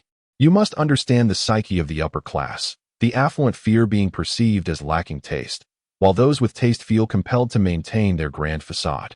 Qingku smiled. As long as we elevate our dishes, service, and atmosphere, Lai Fu will undoubtedly become the restaurant synonymous with the wealthy. At that point, securing a table here will be a challenge, as those affluent individuals, in order to avoid being belittled by their peers, would rather wait 2 months than settle for any other establishment. Master, you are indeed wise, as your reasoning is sound. Chuanfu finally grasped the concept and nodded vigorously. We understand what we must do. Having finished discussing the matter, Qingku presented the unopened jar of orange wine to Chuanfu, requesting, please assist me with a task. Of course, Chuanfu's eyes widened. What task? Deliver this jar of wine to the merchant Li Jian, Qingku instructed. He will naturally inquire about its origin. Understood, Chuanfu nodded. Adding, compared to the wine brewed by master, his orange wine is as inferior as horse urine. There is no need for idle chatter with him. Qingku stated in a low voice. Simply inquire if he would be willing to present his license and collaborate with us to establish a new commercial venture. The most lamentable aspect of the Song Dynasty was the multitude of monopolies. Aside from salt and iron, which had been prohibited for private sale throughout history, commodities such as tobacco, alcohol, sugar, and tea, integral to the livelihood of the populace, were initially all under government monopoly. It was only after the inherent flaws of state-run enterprises became apparent that private merchants were permitted to participate, albeit through a system known as buying the tax. The government would calculate the expected tax for a particular product and invite bids for its operation. Those interested in becoming contractors, or buyers of the tax, could declare their tax amounts, with the highest bidder obtaining the operating license. Once granted the license, they would enjoy a certain degree of monopoly rights, leaving those without a license unable to compete. In truth, Qingxia possessed no authority to sell alcohol. He lacked even the right to brew it at home. However, it was common in this era for affluent households to privately distill fine wines. The government's attempts to prohibit this practice had been largely ineffectual. As long as the products were not sold publicly, they were left unchecked. Would he agree?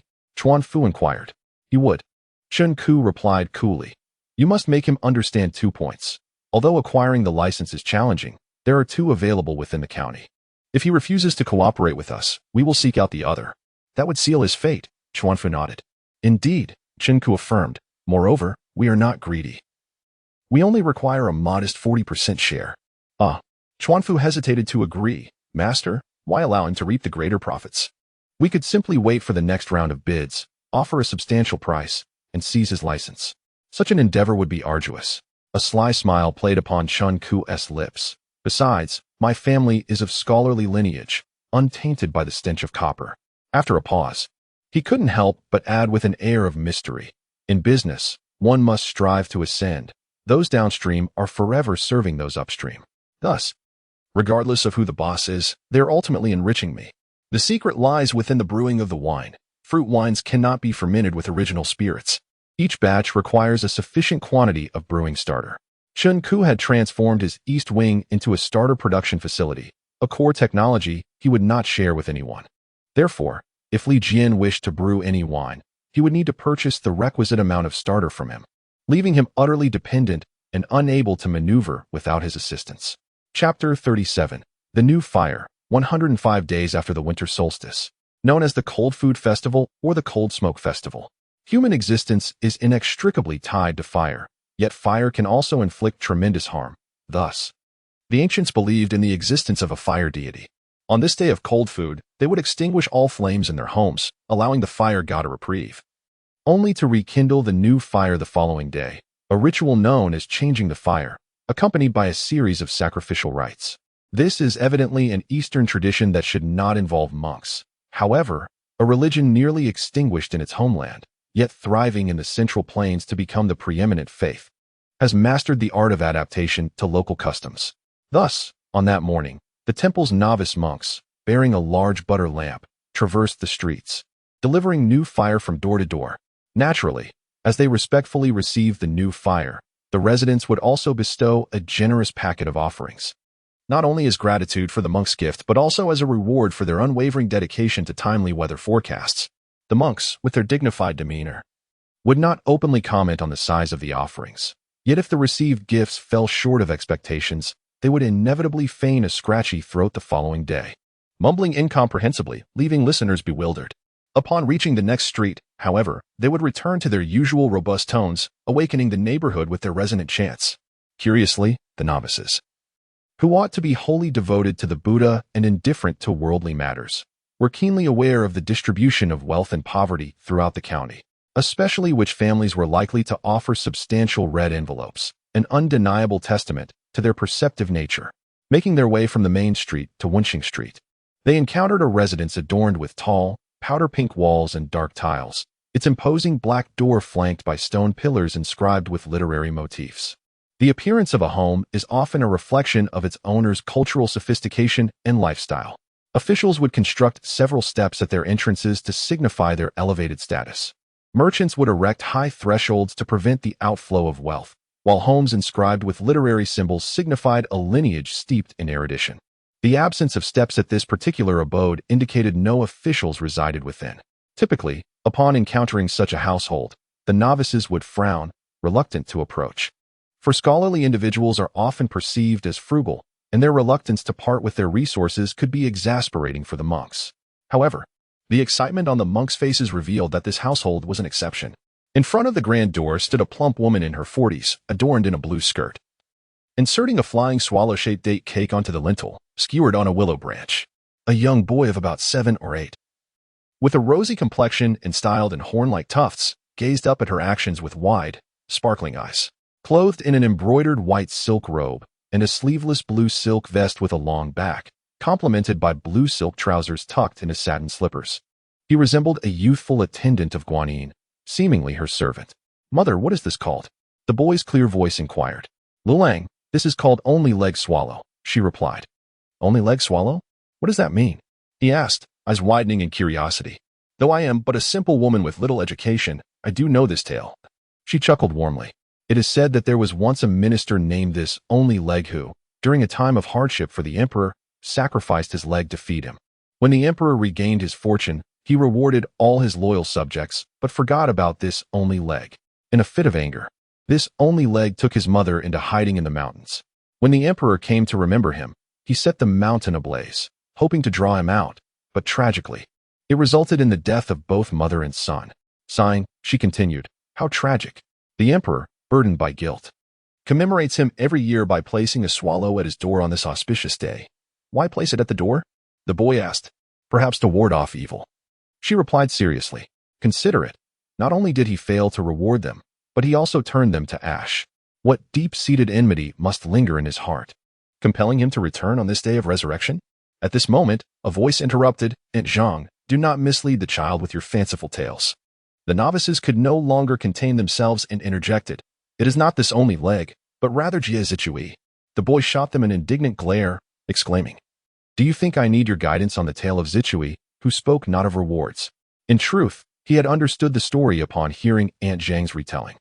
He recognized that this only leg referred to Jie Zichui from the spring and autumn period, yet having grown up without a mother, he relished the experience of storytelling, utterly captivated. "Ah, you little rascal." The novices were at a loss, bemused by his rapt attention despite his awareness. "I simply love hearing mother tell stories. Is that a problem?" The boy retorted, pouting. "You must be here for money, and your luck is fortunate. My elder brother is not at home." Sighing, the novices felt disheartened, pondering how such ignorance could exist in the brother of Chen Sanlang. They worried that the boy's charming demeanor might affect the generosity of the red envelope. The novices proceeded through the grand entrance and rounded a green-painted screen wall, revealing a spacious courtyard adorned with square tiles, where 2 tall youths were engrossed in archery. Positioned at the eastern corner of the yard, their target stood 30 paces away at the western wall. They drew their bows taut and with unwavering precision. Each of their 10 arrows struck true into the red bullseye. The taller of the 2, a dark-skinned youth, lowered his bow and shook his head, expressing dissatisfaction. "It's too close. It lacks thrill. This is merely to cultivate your focus." The other, a youth with a wheat-colored complexion and an air of vitality, jested. "It's not merely practice." "Third brother, shall we venture outside the city for a hunt in the coming days?" the dark youth asked, scratching his head. "It's been a while since we've gone out, and I feel restless." "Indeed, the same goes for me," the other responded with a conspiratorial grin. "But let us not inform second brother. We should sneak out." With that, he slung his bow over his waist and greeted the monks with a smile. "We have awaited your arrival, esteemed monks." Amidst the Buddha's blessings, the leading monk joined his hands in prayer, accepting the oil lamp from the dark youth before lifting the cover of the lamp to ignite its wick. The monk carefully returned the lamp to the dark youth, who reciprocated by placing a silver envelope into his hands. In the Song Dynasty, Sichuan was indeed treated as an ungrateful stepchild, as the government prohibited the flow of silver and copper into the region, resulting in a significant scarcity. Iron coins served as a substitute. Yet their low value and weight rendered them unsuitable for substantial transactions, leading to the emergence of jiaozi.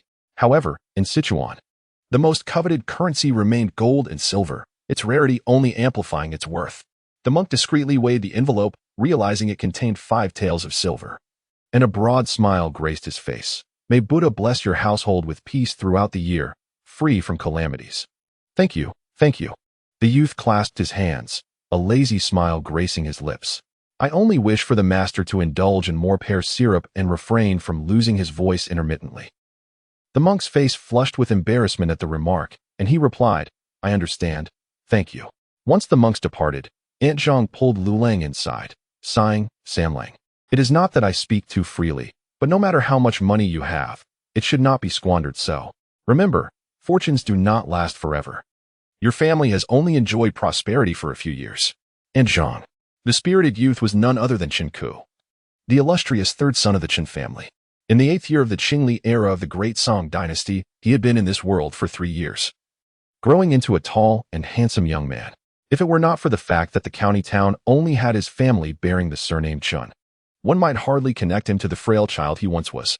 Not only had his appearance undergone a remarkable transformation, but his demeanor and speech had also matured significantly, exuding an air of poise and confidence that prompted one to inquire, whose fine son is this? Qingku laughed heartily, remarking, these monks have it tough. They toil relentlessly, 360 days a year, come rain or shine. If we do not show them a bit more generosity, they may become lax in their duties. Aunt Zhang chuckled in response. Oh, you little fortune bringer, sitting at home while wealth flows in. What need is there to hoard it? Aunt Zhang, a domestic servant from the Chun family and a local resident, had recently signed a 5-year employment contract. With the authority bestowed upon her by Qin Shiliang to supervise a few boys, she often felt compelled to voice her thoughts. Indeed, the past 3 years had been transformative for the Chun household. By the end of the 6th year of Qingli, they had vacated their modest old courtyard and moved into a newly constructed residence. This expansive, 3-section quadrangle courtyard had been purchased from a merchant, completely renovated inside and out, and furnished with the finest furnishings, costing a total of 200,000 coins. Qin Shiliang, by nature, preferred a more frugal approach, yet Qingku was unconvinced. In my previous life, I spent $1 million to acquire a mere 80 square meter 2-bedroom, second-hand apartment. Now, with just 200,000, I can obtain a fully furnished, spacious quadrangle courtyard. Only a fool would settle for less. Adhering to the principle that those who earn should have a voice, Qin Shiliang ceased his objections. Deep down, he too harbored a desire to showcase the progress of the Qin family, no longer the shadows of their former selves.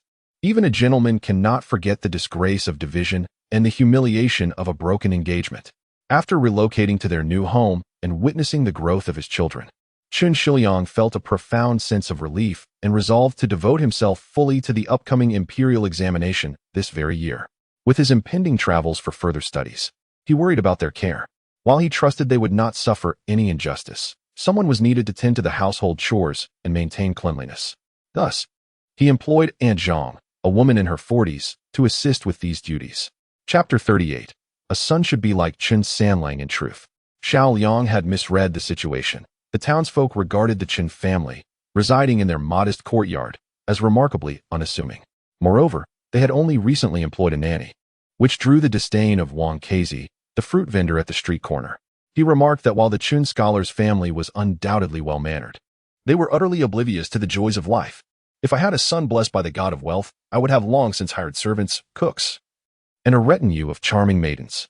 The Qin family, after all, hailed from a distinguished literary lineage, embodying the virtues of gentleness, propriety, humility, and generosity. They were not akin to those hypocritical and depraved households that appeared respectable but were morally corrupt. Old Liu, who sold popular novels nearby, interjected, "Who doesn't he know of the Chun family's generosity in Zhu County? Whenever there is a bridge or road to be repaired, they are always the ones contributing the most." "Ah, you old hag, how can you take things out of context?" Wang Anshi replied, bemused. In this era, Sichuan was experiencing a renaissance in education and culture, quietly rivaling the grandeur of the Song Dynasty, with not only scholars abounding, but even the common folk speaking with an artistic flair. We merely stated that the Qin scholar's family is unaware of how to enjoy life. When did we say they were stingy? He continued. Indeed, you know all about enjoyment. Liu retorted dismissively. Just wait until we meet your wife. Let us see if she doesn't parade those dozen charming maidens of yours. Daigon Yang. If they wish to hire maidens, what right do you have to feel jealous? The surrounding merchants chimed in, teasingly. This made Liu's aged face flush crimson with embarrassment. Amidst the lively banter, a tall young man appeared, clad in a snugly fitted fur coat, his hair adorned with a blue silk ribbon studded with gems, elegantly tied atop his head. He wore a pair of unadorned calfskin boots, exuding a sense of grace and vigor. It was none other than the beloved Qin Sanling. Accompanying him were his brothers, Qin Wulong, resembling a towering black tower, and Chen Lulang, akin to a fortunate young lad. The three brothers had just enjoyed a meal in observance of the Cold Food Festival and had come out to revel in the festivities. Although the Cold Food Festival carried a hint of tragedy, the pleasure-seeking people of the Song Dynasty would not miss any opportunity for indulgence. Despite the prohibition against fire on this day, they prepared an array of cold dishes: cold rice porridge, cold noodles, cold congee, and sweet rice cakes. The Song people had a penchant for sweetness, and the term tang referred to syrup made from malt or grain sprouts. Beyond the food, they would prepare over 10 types of beverages, including spring wine, new tea, and pure spring water. Naturally, the three renowned local wines, Qingxia, Huangjiao, and Ganhong, were indispensable.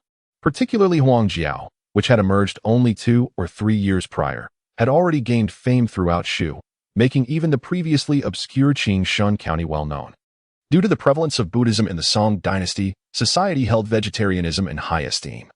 And the dining table on the Cold Food Festival predominantly featured an array of vegetarian dishes. However, the Qin family was an exception.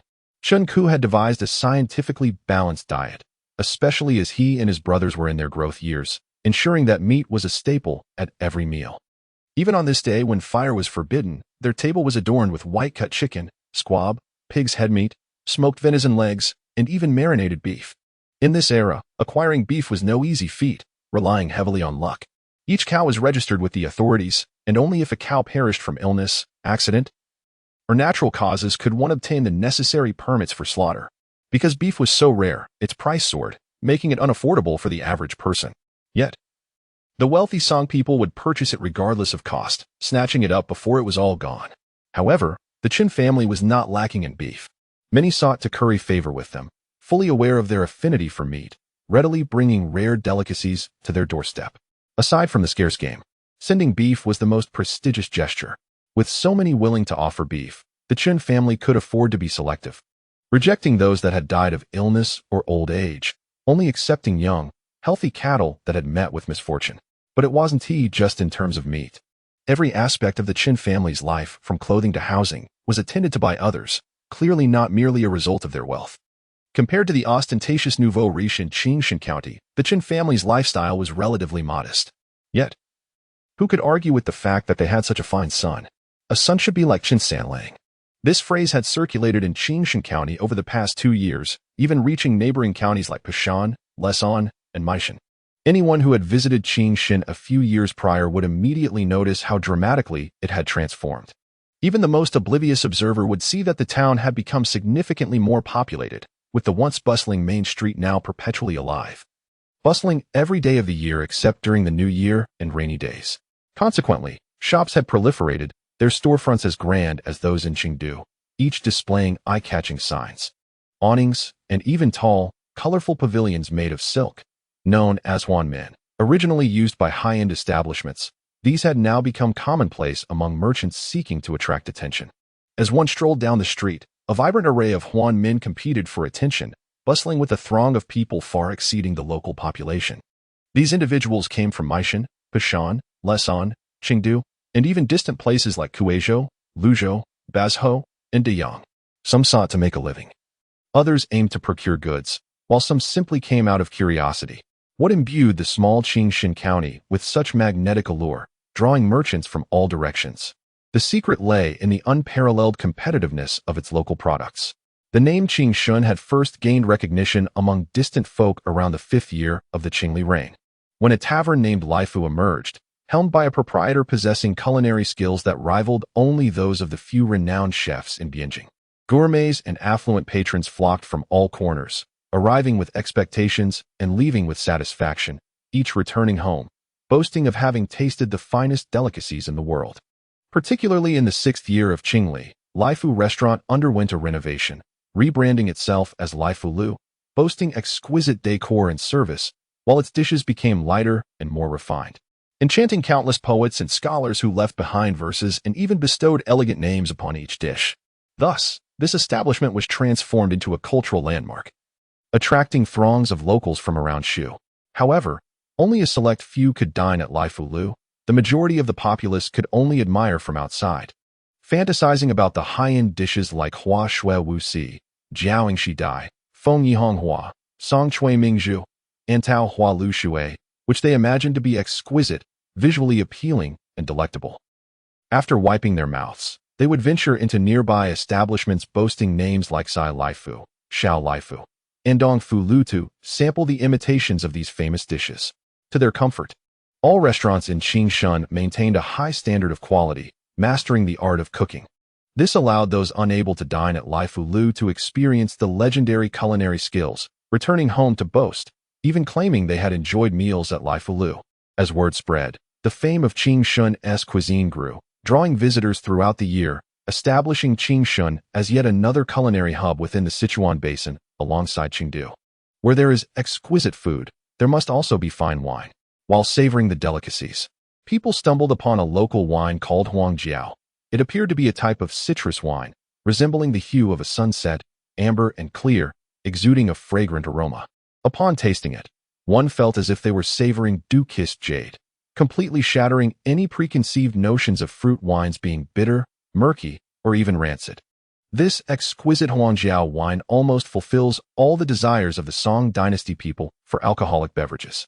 Its delightful citrus fragrance and enchanting clarity make it a pleasure to consume, while its mild potency ensures that one does not easily become inebriated. Furthermore, it possesses an alluring name that lingers in the memory long after the first taste. People not only indulge in 3,000 cups in Qingxia County, but also invariably purchase several jars to take home and share with family and neighbors. The illustrious reputation of Qingxia Huangjiao spread swiftly, attracting astute merchants from afar who eagerly sought to procure it for distribution throughout Sichuan.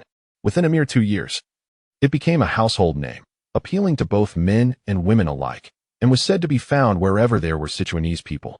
This phenomenon is nothing short of miraculous, as Sichuan is renowned for its exceptional wines, with regions like Jiannan, Luzhou, and Yibin historically recognized as premier wine-producing areas. Faced with the fierce competition from established brands such as Jiannan Chun, Yaozi Shueziu, and Luzhou Laojiao, there seemed to be little room for newcomers. Yet, Qingxia Huangjia managed to carve out a niche for itself, emerging as a noteworthy contender alongside these famed wines. This success can be attributed not only to its ability to satisfy the tastes of the Song people, but also to the producer's remarkable marketing strategies. In essence, there is nothing particularly unusual about this. While most wine merchants sell blended products, the producers of Huangjiao offer only the raw wine, allowing buyers to blend it themselves at home. This significantly reduces transportation costs. While purchasing other wines might require 10 barrels, acquiring Huangjiao necessitates only 5. This practice also enables a substantial portion of the profit to be retained by the distributors. Consequently, as selling Huangjiao proves more lucrative than other wines, merchants across various locales are naturally inclined to promote it vigorously. Given the inherent quality of Huangjiao itself, its meteoric rise to fame is thus entirely warranted. Chapter 39. Everyone admires Qin Sanlang. The most talked about tale among the common folk of Qingxia is undoubtedly the story of Qin Sanlang, who transformed stone into gold, helping debtors on the brink of bankruptcy rise to prosperity. Kai Chuanfu, revered as the king of chefs, has openly acknowledged that Qin Sanlang is his mentor. At a time when he felt utterly helpless, Qin imparted to him the culinary skills necessary for running a successful restaurant. Without the intervention of Qin Ku, Kai Fierdi might have succumbed to despair long ago, and the illustrious Lei Filu would never have come to pass. Li Jian, producer of Huangjiao wine, has similarly confessed that he was once poised to end his life, only to have Kai Chuanfu appear with a jar of orange wine, which subsequently led to the soaring sales of Huangjiao wine throughout Suzhou. Initially, he believed the wine was the work of Master Kai, only to later discover it was the creation of Qin Sanlang. Not only the orange orchard owner surnamed Zhang, but all the orange farmers of Qingxia County owe their gratitude to Huangjiao wine, and even more so to Qin Sanlang. Henceforth, they no longer fret over sales, as the market is now willing to purchase their pumpkin oranges at double the previous price. The sauce merchant surnamed Tu also has a tale to tell. He transitioned from a near-bankrupt purveyor of inferior sauces to a sought-after guest in various restaurants, with his products gradually being distributed across different provinces. All thanks to Kai Chuanfu's enhancement of his production techniques. Due to the monopoly on salt, which rendered it costly, households in the Song Dynasty relied on various bean pastes and sweet sauces for flavoring. Initially used as dipping sauces, The advancements in the making of these sauces gradually led to a cooking method known as sauce method. This method became the predominant culinary technique among the populace for an extended period. Northerners favored sweet sauces made primarily from wheat flour, while Southerners, particularly those from Xiu, preferred bean paste. The sauce produced by the Tu family, naturally, fell into the latter category. Yet, compared to the renowned Pixian bean paste, it paled in comparison. After years of barely surviving, they were on the brink of closure. However, Cai Chuanfu advised him to slightly modify the process of producing bean paste, primarily by extending the fermentation time, allowing the beans to ferment into a sauce mash. This mash was then pressed to extract a glossy black liquid, which Cai Chuanfu aptly named soy sauce.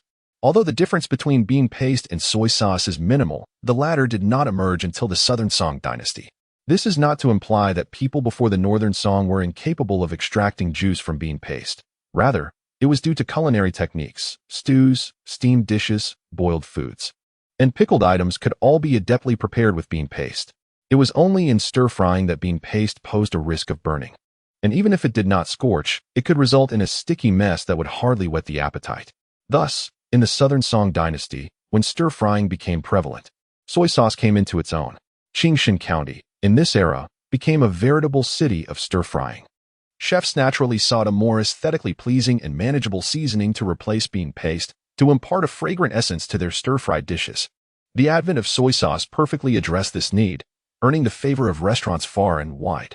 Moreover, as Qingxia had anticipated, the simplicity and ease of learning stir-frying techniques meant they could not be kept secret for long. Indeed, within a year or two, the method had spread throughout Qingxia County, becoming the primary culinary approach among the residents. Only the master chefs of Bianjing possessed the skill and cunning to elevate a simple technique to an art form, keeping it tightly guarded. Nonetheless, the widespread adoption of stir-frying significantly benefited the sales of soy sauce. A new term emerged in Qingxia County to buy soy sauce.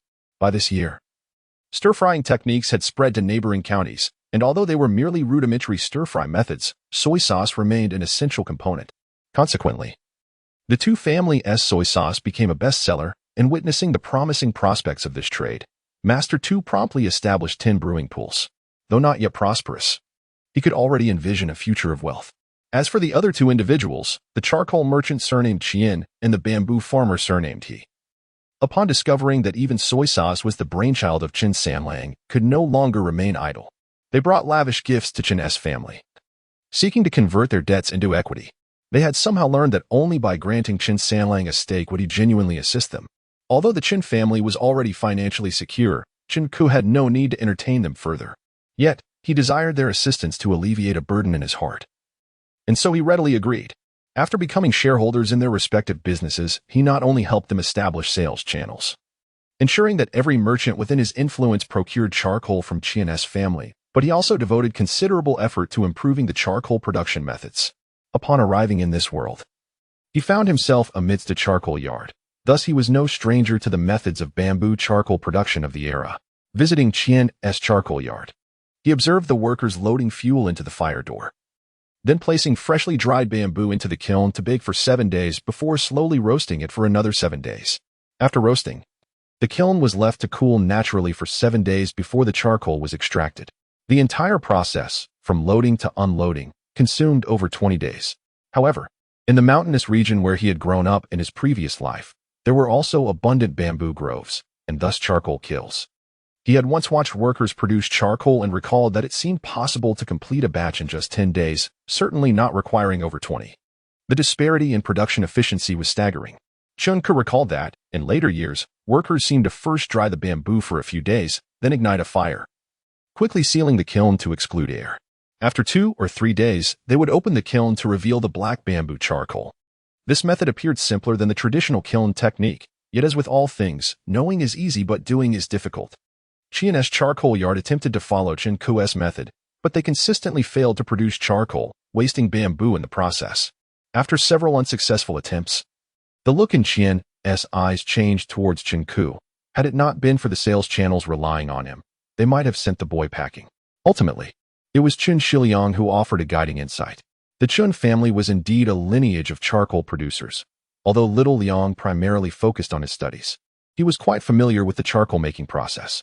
After listening to Chun Ku's description, he pondered and gently remarked, "The charcoal kiln is designed for slow roasting. If you wish to extinguish the fire within such a short time, you must increase the furnace temperature." Chen Sanlang's mind was illuminated. Increasing the furnace temperature was straightforward. He commissioned carpenter Pan to craft an oversized bellows and opened a vent in the charcoal kiln. Then, he enlisted 2 strong workers to take turns supplying air to the kiln. The result was a spectacular sight as waves of heat surged, turning the bamboo into ash. However, this was merely a matter of temperature control. During the second batch, he reduced the airflow and witnessed the charcoal gradually taking shape amidst the fierce flames. "Seal the kiln," he commanded, and the workers sealed the kiln's mouth with clay. 3 days later, the moment of truth arrived. As they opened the kiln, the charcoal sparkled in the sunlight, bringing a sigh of relief from both Chen Ku and the charcoal merchant.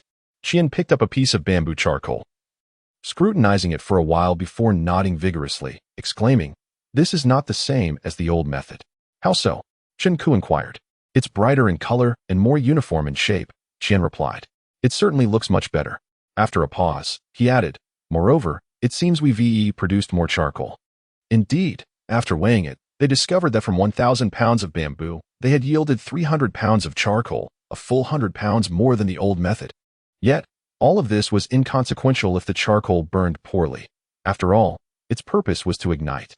The two, apprehensive, filled a basin with charcoal and took it inside to ignite it. They watched as pure flames danced within the basin, producing no smoke whatsoever. Simultaneously, they inhaled deeply. Qian's face lit up with joy. "Do you smell that?" "Yes," Chen Ku nodded, surprised. "This charcoal gives off a delightful aroma when burned." At this moment, prosperity was within reach. Qian grasped Chen Ku's hand tightly, declaring, "Sanlang, you are a living bodhisattva." Chen Ku withdrew his hand, chuckling, "Quickly, give it a name." "Of course, you shall name it." In Qian's eyes, Chen Ku had transcended humanity, becoming a savior in the flesh. "Very well, since it burns with a fragrant clarity, refreshing the spirit like a lotus blossom." Chen Ku pondered and decided to name it lotus charcoal. During that winter, every restaurant in Qingxia County utilized lotus charcoal in their warming braziers for guests. This bamboo charcoal, which filled the room with a delightful fragrance reminiscent of a lotus pond, immediately piqued the interest of diners, who eagerly inquired about its origin. Within a mere 3 days, the lotus charcoal produced by the Qian family charcoal factory was completely sold out. By the following year, it had supplanted the bamboo charcoal from Shiwang village, becoming the premier product of Qingxia County. Moreover, due to its high yield, it essentially monopolized the high-end bamboo charcoal market. By this year, the dignitaries of Qingdu had entirely forsaken the bamboo charcoal from Shiwang village, choosing instead this fragrant and pleasant lotus charcoal, to the extent that it would be considered impolite to host guests without it. Everyone adored Chen Sanlang, for he had a remarkable ability to unlock the doors to prosperity for others. Furthermore, the notion that assistance from him required investment soon proved to be mere rumor. Pan, the carpenter from the front street, attested to this, revealing that Chen Ku had not invested but still aided him in transforming from an obscure county carpenter into one of the most esteemed wood merchants on Yizhou Road over the course of several years. Pan thumped his chest, proclaiming that the emergence of a benevolent figure like Chen Sanlang from their county was indeed a blessing accrued over 8 generations. Boss Bao, a contractor at the dock, shared similar sentiments. As Qingxia County flourished, he became increasingly troubled by the surge in dock traffic. Upon hearing of Chen Ku's renowned name, he approached him with a hopeful heart for assistance. Following Chen's advice, he replaced manual labor with pulleys and levers during loading and unloading, while also granting the laborers additional rest periods. By timing the work with an hourglass, allowing a break for every hour of labor, the dock's throughput astonishingly doubled, significantly alleviating the pressure on operations. Even the pig farmers of the county learned a secret method from him, which rendered the pigs content and solely focused on eating, resulting in a substantial increase in their weight. Significantly, the meat from these pigs, when cooked, exuded a delectable aroma, devoid of the peculiar odor typical of ordinary pork, and even surpassed lamb in flavor. Thus, the pork from Qingxia County gained a stellar reputation. To clarify, the method Chen Ku employed to produce charcoal is essentially the dry distillation process, which only emerged during the southern Song Dynasty. The reason people in the Song Dynasty were averse to pork was due to the unpleasant odor from the pigs they raised. However, the pork consumed after the Song Dynasty lacked this odor, a distinction attributed to a decisive cut, affecting both boars and sows alike. Chapter 40. The authentic realm. The adage that three men can form a tiger reflects how rumors can grow increasingly exaggerated. Within such tales, Qingxia has become an omniscient figure, revered as a sage. This notoriety leaves him feeling somewhat helpless. As the old saying goes, his perceived prowess arises from standing on the shoulders of giants. Since the Song Dynasty, humanity has advanced a millennium, experiencing significant setbacks, yet ultimately progressing, particularly in production technologies, which have improved considerably compared to his era. His knowledge stems from living in a society 1,000 years later, amidst a knowledge explosion in the digital age, leading him to acquire a broader understanding of various subjects. However, apart from his own professional expertise, he can only claim to possess a cursory familiarity with other fields. Qingxia is adept at cooking, capable of brewing fruit wine, and understands that soy sauce derives from fermented beans. He knows the necessity of castrating both male and female pigs, recognizes the utility of pulleys and levers, comprehends the allocation of labor and rest periods, and has observed the charcoal burning process. For a moderately experienced modern individual, these skills are unremarkable, but his understanding remains superficial. For instance, while he knows that a kiln must be sealed to extinguish the fire, he lacks the technical term for this dry distillation method, merely recalling it from memory. This situation parallels the ancient laborers who understood the how but not the why, limiting their ability to delve deeper into the practice, let alone unlock its true potential. Even if he emulates the process, he only engages in tasks devoid of technical complexity, merely breaking through a superficial barrier. For someone untrained in the sciences, while he might grasp that glass is made from soda, sand, coal, and quicklime, one could not expect him to produce glass even with a decade of effort. The same applies to the manufacturing of hydraulic machine tools, steam engines, or firearms. He has never approached these fields, and a century would not yield results. Moreover, Qingxia harbors no passion for scientific endeavors, having narrowly escaped danger. He is determined to cherish his life and enjoy its pleasures rather than squander precious time on tedious experiments year after year. Nonetheless, he has meticulously documented his scant knowledge of mathematics, physics, and chemistry, with hopes of one day sharing it with enthusiasts who may find value in it. As Kongming once stated, possessing a little knowledge about many things makes life more vibrant. This description fits Qingxia perfectly. He merely utilizes knowledge to enhance his own life and assist others, lacking any grand ambition. Furthermore, not every idea he proposes proves effective. In fact, many yield little impact. The few successful concepts have been extolled so widely, combined with the public's affinity for legendary tales, that his contributions have been significantly embellished. However, driven by several key industries, the population of Qingxia County has flourished, commerce has thrived, and the residents have indeed benefited, albeit without understanding the underlying reasons. They recognized these changes coincided with the arrival of Qin Sanlang. So even when his ideas occasionally falter, it does not deter them from boasting about him to outsiders. This has led many to believe that Qin Sanlang possesses the alchemical ability to turn stone into gold. Qingxia has occasionally worried that he might attract too much attention. Yet, fortune has favored him, as he was born in an era of unparalleled freedom and enlightenment, presided over by a benevolent ruler. During this golden age of the Song Dynasty, where countless individuals engage in various pursuits, his relatively modest endeavors confined to a single county, primarily focused on small inventions, hardly warrant mention. Moreover, there is also Qin Shiliang, who grants his son the freedom to act, yet retains the authority to make decisions on significant matters. The Confucian education within the Qin family has begun to bear fruit, at the very least. Qingxia has learned the importance of tempering his brilliance and understands that while money is essential, excessive wealth can be as worthless as refuse. Thus, over the years, he has abandoned his previous obsession with wealth, selflessly aiding many and never allowing flattery to inflate his ego. Instead, he has become increasingly courteous, which has genuinely earned him the respect of the entire county. As the three brothers from the Qin family appeared, vendors at the street corner greeted them enthusiastically. A fruit vendor, Wang Anshi, offered them several crispy, sweet pears without charge. After indulging in a hearty meal, Qingxia, feeling somewhat sated, chuckled. "Why haven't I heard you sing your sales tune today? It's too early. I feared I would disturb you noble gentleman's slumber," Wang replied with a smile. "Am I that lazy?" Qingxia teased, giving him a playful glare. "What new lyrics do you have today? As per our usual arrangement, if you sing a new tune, I shall purchase a few of your wares." "Ah, I have indeed learned a new melody. Wang cleared his throat and began to sing. His voice melodious and lively. Travelers from north and south, please pause and rest your weary feet. Allow me to sing a little tune for you. A delight to hear. These fruits are locally crafted, truly authentic they appear. I cannot enumerate the many fruits, but let me share a few here. Hawthorn apples soothe the throat. Kumquats and papayas are refreshingly sweet. From the branches, fruits of Yin and Yang do grow. Qingxia harmonizes the organs, you know. Dates replenish and calm the stomach. A couple can ward off disasters and troubles. Persimmons soothe the throat and nourish the lungs. One bite can calm 100 ailments, so they say. Lychees alleviate vexation and nourish the blood, eliminating impurities. Their fragrance is a must. His singing was both charming and playful, the lyrics lighthearted, and his comical gestures made it a familiar sight for passers-by, though Chun Ku found himself utterly enchanted. He encouraged Wang, noble son and gentleman, not to exaggerate. Try a taste, and if not sweet or fresh, you may turn and leave without purchase. Excellent. Upon completion of the song, Chun Ku applauded, retrieving a coin from his sleeve and placing it on the table. Please select 3 liang of each of the 9 fruits you sang about and send them to my home.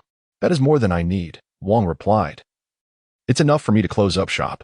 If you do not profit from me, from whom shall you earn? Qingxia chuckled, shaking his head. Do not send me too many fruits. My household is small, and waste is the greatest crime. Thank you, noble sir. Wang beamed with delight. As the Chun brothers continued on their way, an elderly vendor called out, Noble sir, why not purchase some books? For within their pages lies beauty. Your books contain no beauty, Qingxia replied with polite refusal. Liu, do you still dare to sell pirated books? Should you get caught by the authorities? Do not come to my father for assistance. The term pirated was not introduced by Qingxia, but rather originated from the Song Dynasty. In this era, woodblock printing dominated. With engraved boards, one could produce volumes of prints quickly, leading to substantial profits. Consequently, in the Tang Dynasty, unscrupulous individuals began unauthorized reproductions of prints for personal gain. The rampant piracy naturally incited the ire of authors and publishers alike. The court took this matter seriously, for it was simple logic. Rampant piracy would not only deprive authors and publishers of income, but also encroach upon the market for legitimate works. If left unchecked, who would write or publish in the future? In the end, this would harm readers and undermine the interests of all. With a commitment to education and culture, the Song Dynasty could not allow such detrimental practices to flourish. In the early Northern Song period, the court enacted a series of regulations, incorporating the management of the publishing market into governmental affairs. It mandated that all printed materials must be submitted for registration at local offices before they could be published, ensuring that each print was documented and numbered, thus curtailing the possibility of unauthorized reproductions by publishers. It is perhaps due to the officials and bureaucrats of the Song Dynasty, who predominantly hailed from scholarly backgrounds, that the era exhibited a remarkably stringent stance against piracy, benefiting from governmental protection of culture. The prohibition of unauthorized reproductions and private engravings became a prevailing norm within the printing industry of the Song Dynasty. Any publisher caught engaging in such illicit practices faced permanent expulsion from the trade, with severe offenders subjected to exile or military conscription. One could assert that the copyright protection during the Song era far surpassed that of subsequent generations, effectively eliminating the emergence of pirated books in cities where governmental authority was robust. However, there existed a particular category of publications that fell outside this stringent regulation, the popular vernacular tales, which, due to their vulgar content, could not pass the censor scrutiny, but were nonetheless adored by the masses. Despite the absence of legitimate distribution channels, the demand remained fervent, prompting numerous unscrupulous individuals to clandestinely engrave and print these works in remote villages, subsequently smuggling them into urban areas for sale. While such books were not rigorously suppressed by the authorities, they were deemed too risky to sell in bookstores and were instead peddled by itinerant vendors like Liu Yue'e, who traversed the streets but avoided bustling thoroughfares, operating in locales where officials seldom ventured. What shall I eat if I do not sell this? Liu Yue'e chuckled. Perhaps you could hire me to serve you. I assure you, I will attend to your every need from head to toe. Although she was referred to as Posey, she was merely in her 40s and retained a youthful appearance, still exuding charm. She particularly relished teasing handsome young men. Qingxia was not the type to indulge in youthful frivolity. He laughed heartily. Do not expect an old cow to graze on tender grass. The onlookers, amused by the jest, exchanged bows as the Chun brothers ventured onto the main street. As they strolled, the flow of pedestrians thickened, and the vendors clustered more densely along the roadside. It was the vibrant spring season, with peonies, hawthorns, and wood fragrances all in bloom. Flower sellers arranged their wares in bamboo baskets, calling out their wares with lyrical chants reminiscent of the famed Wang Anshi. This was not the exclusive domain of a single vendor, but a skill shared by many merchants. Such distinctive calls, rich in rhythm and melody, resonated uniquely, creating a harmonious chorus akin to a symphony of birds in a forest, enchanting all who heard it. Despite having lived in this environment of melodic bartering and vibrant commerce for 4 years, Qingxia found himself endlessly captivated, unable to extricate himself from the allure, believing it to be more melodious than any celestial harmony combined. Chapter 41. The unpredictability of fortune and misfortune. Qingxia had no particular aim. He simply strolled leisurely through the streets with his 2 younger brothers, observing groups of townsfolk gathered to watch performances, listening to the laughter of children at play, and admiring the myriad shops that bloomed like spring flowers in vibrant competition. Each vendor called out their wares like yellow orioles singing sweetly, while the nearby candy shop filled the air with delightful aromas. Engaged in this simple act of walking, listening, and watching, Qingxia felt as though he were savoring a cup of exquisite nectar, experiencing profound contentment. Just as he began to feel a pleasant intoxication, he suddenly heard someone call out to him, "San Lang." Following the voice, he saw that it was the wine merchant Liu Yue'e, accompanied by 2 servants bearing gifts. "Ah, Uncle Li, what brings you here on such a festive occasion?" Qingxia greeted him with a smile and clasped his hands in salute. "I'm just passing by." Liu Yue'e attempted a smile, though it did not fully reach his eyes. "But there are matters we need to discuss. Is it simply a visit after such a long time, or is there something pressing?" Qingxia inquired. Liu Yue'e sighed. "Let us talk at your home." Qingxia nodded, noticing that Lu Lang was in high spirits, and instructed Wu Lang to keep an eye on him before leading Liu Yue'e back to their residence. Upon arriving, Qingxia invited Liu Yue'e to sit in the front hall but could not locate Aunt Zhang, so he took it upon himself to pour tea for his guest. "There's no need for that," Liu Yue'e stopped him. "I am in such a state of urgency that I cannot enjoy tea." "Then you must calm your nerves," Qingxia replied, though he was not adept at brewing Song Dynasty tea. Instead, he brought Liu Yue'e a cup of water. "Drink this first." Liu Yue'e gulped down the water, then sighed heavily. "A great calamity is upon us, San Lang." Qingxia furrowed his brow, waiting for him to elaborate. "Yesterday, I was summoned by the Grand Commandant, who informed me that Huangjiao wine has been added to the tribute list for Izhou Prefecture." Liu Yue'e's face was etched with bitterness.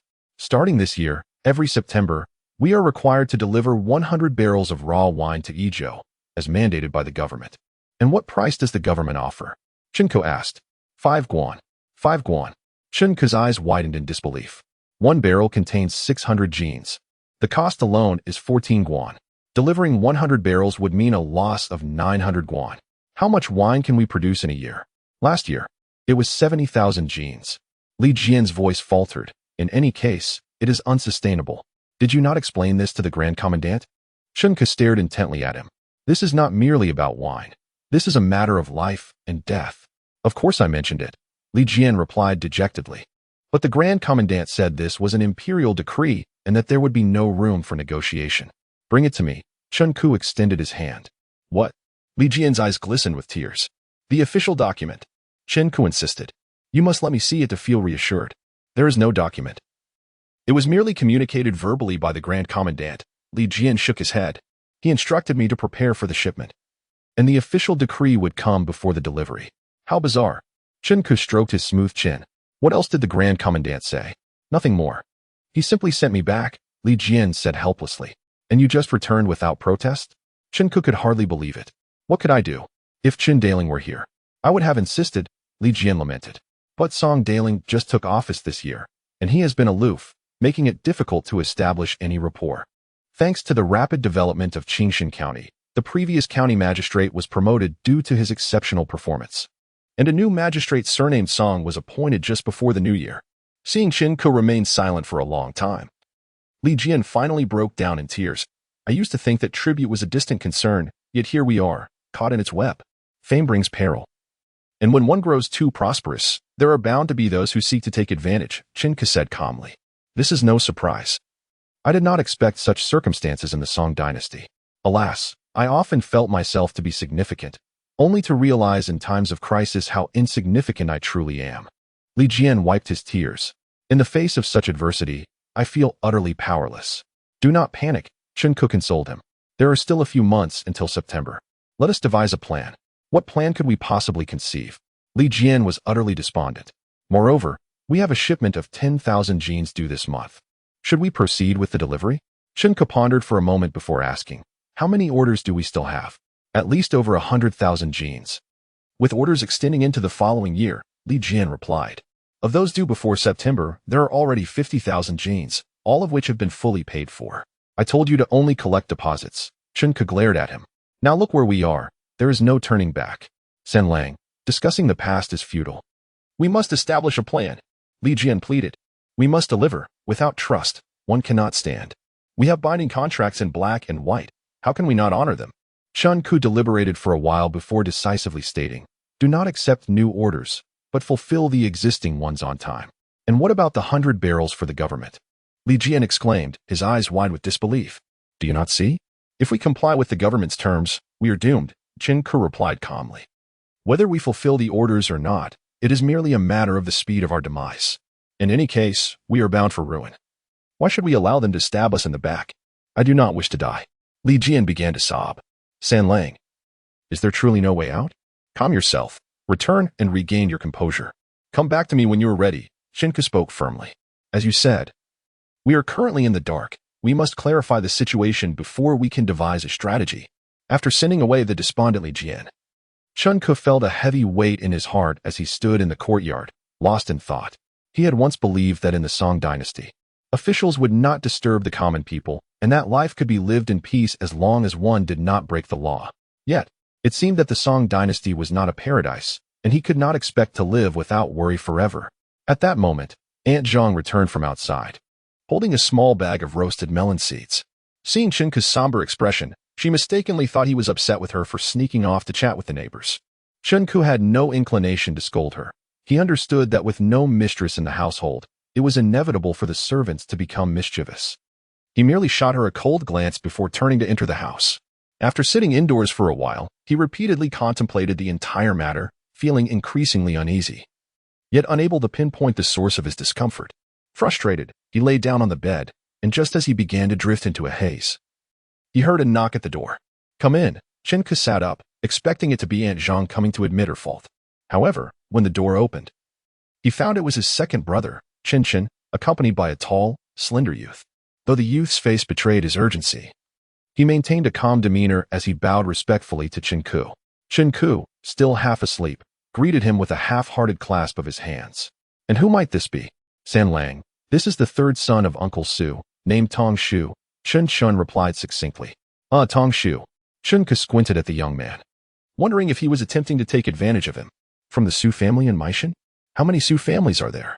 Usually talkative, Qingxia was unusually articulate today.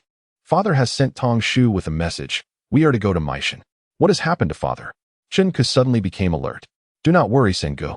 Uncle Qin is quite well, the tall youth assured him, though his voice was tinged with urgency. It is my family that has a patient, and we request your assistance.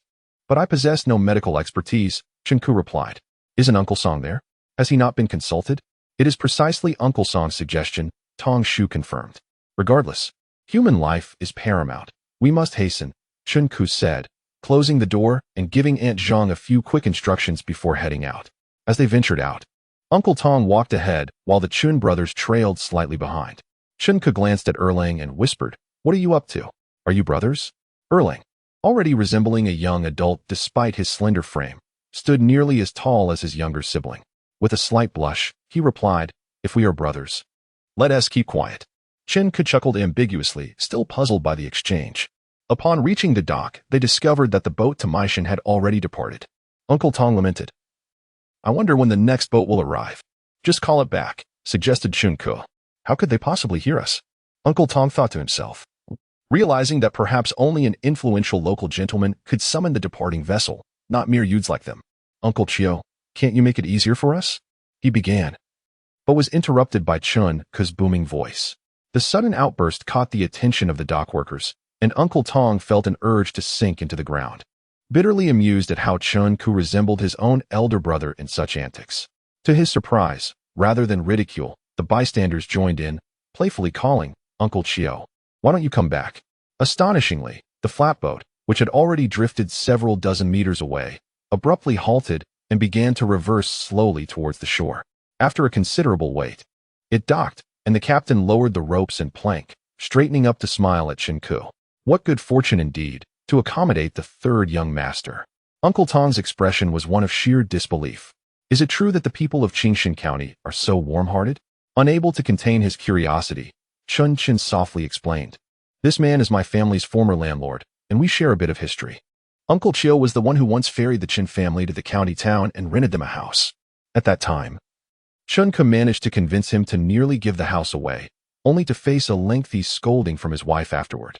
Little did they know that when the Qin family moved out, the courtyard had been transformed, even more splendid than before, with tenants every month. However, overjoyed, his wife decided to stop renting and moved back in. As long as he wasn't out on the boat, Uncle Xiu also returned home, not only ceasing to be annoyed by Qingli's bargaining, but even seeking ways to repay him. As the boat departed from the county town once more, Qingli and Uncle Xiu exchanged expressions of gratitude, while Qingli noted that he was still a year younger. Intrigued, he inquired, Uncle Tong, how many brothers do you have? I have only one elder brother, Uncle Tong replied thoughtfully. Our names share a character, one is Zhong and the other is Tong Shu. As we once had another brother who passed away young. My apologies, Qingli expressed with sincerity. It is of no consequence, Uncle Tong reassured him, his demeanor softening as they grew familiar. I too feel there is an issue with my name. I have even asked my father to change it. May I be so bold as to ask? Qingli hesitated before finally asking, is your given name Su Jia? Indeed, I am Su Jia. The young man confirmed with a gentle nod, revealing no surprise at the question. Chapter 42. The Lost Masterpiece. Su Jia. Upon hearing the name, Qingli walked to the stern of the boat with a calm demeanor and suddenly grasped Erlang's arm, exclaiming, Did you hear what he just called me? Third brother? Qingxia replied, puzzled. He called me brother. The eminent figures of the Tang and Song dynasties referred to me as brother. Qingli murmured with a blissful expression, shaking Erlang's shoulders vigorously. This absolutely must be recorded in the family genealogy.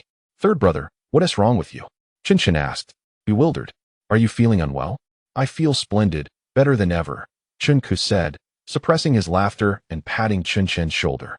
Life is truly wonderful. Indeed, it is quite marvelous. As he contemplated the forthcoming meeting, his heart raced with anticipation. It had been 3 years. He wondered how she was faring and if she had grown even more beautiful. Seeing the two brothers' eccentric behavior, Su Jia couldn't help but be astonished. Despite repeatedly telling himself to remain composed and not to embarrass the time travelers, he felt his excitement mounting as they drew closer to Meishan. Su Jia himself was somewhat indifferent. Although he was aware of the man's renown, he wasn't well versed in his writings or accomplishments. However, his elder brother was not only the most celebrated figure of a millennium but also universally adored, appealing to both young and old alike. Still composing works that astonish the world, his charm is unmatched. Now he was about to visit the home of this illustrious figure and witness the living Su Dongpo. Upon reaching the shore, he was so exhilarated that his hands clenched tightly, his eyes sparkling. Glancing at his second brother, he noticed Qingxia was equally fervent, his hands tightly clasped and his eyes alight. This left Qingli utterly perplexed. What are you so excited about? Qin Erlang, equally baffled, retorted. What are you so excited about? Meanwhile, Su Jia was equally mystified, wondering, what are these two so worked up about?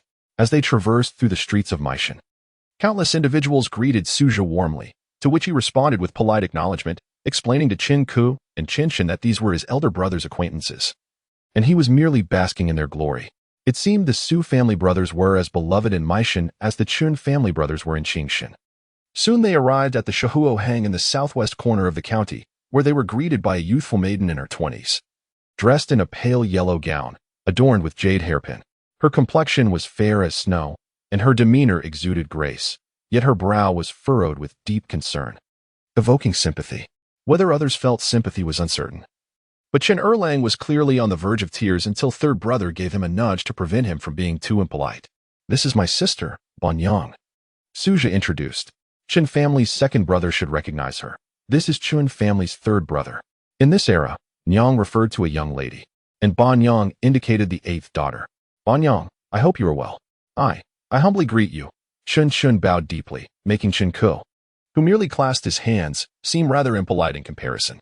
Yet, Su Banyang merely offered a slight bow in return, her attention immediately focused on third brother. Her eyes glistening with tears as she implored, "Qin family brother, you must save my sister." With that, she pulled Qin Ke's sleeve and led him inside. In the Song Dynasty, the relationship between men and women was not as liberated as in the Tang Dynasty, but it was more natural and harmonious, devoid of excessive restrictions. Moreover, to Bianjing, Qin Ke was still a child. Upon entering the main room, Qin Ke saw Qin Shiliang, Su Sun, and Song Fu present. But he did not see the illustrious Su Xian, whom he eagerly anticipated. Nevertheless, given the gravity of the situation, he reasoned that Su Xian would not escape. It was best to focus on the task at hand. "Apologies for the sudden summons, dear nephew," Su Sun said apologetically, looking weary.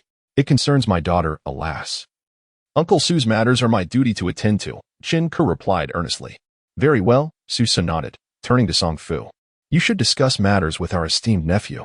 Song Fu shook his head, saying, "Let our esteemed nephew examine her first."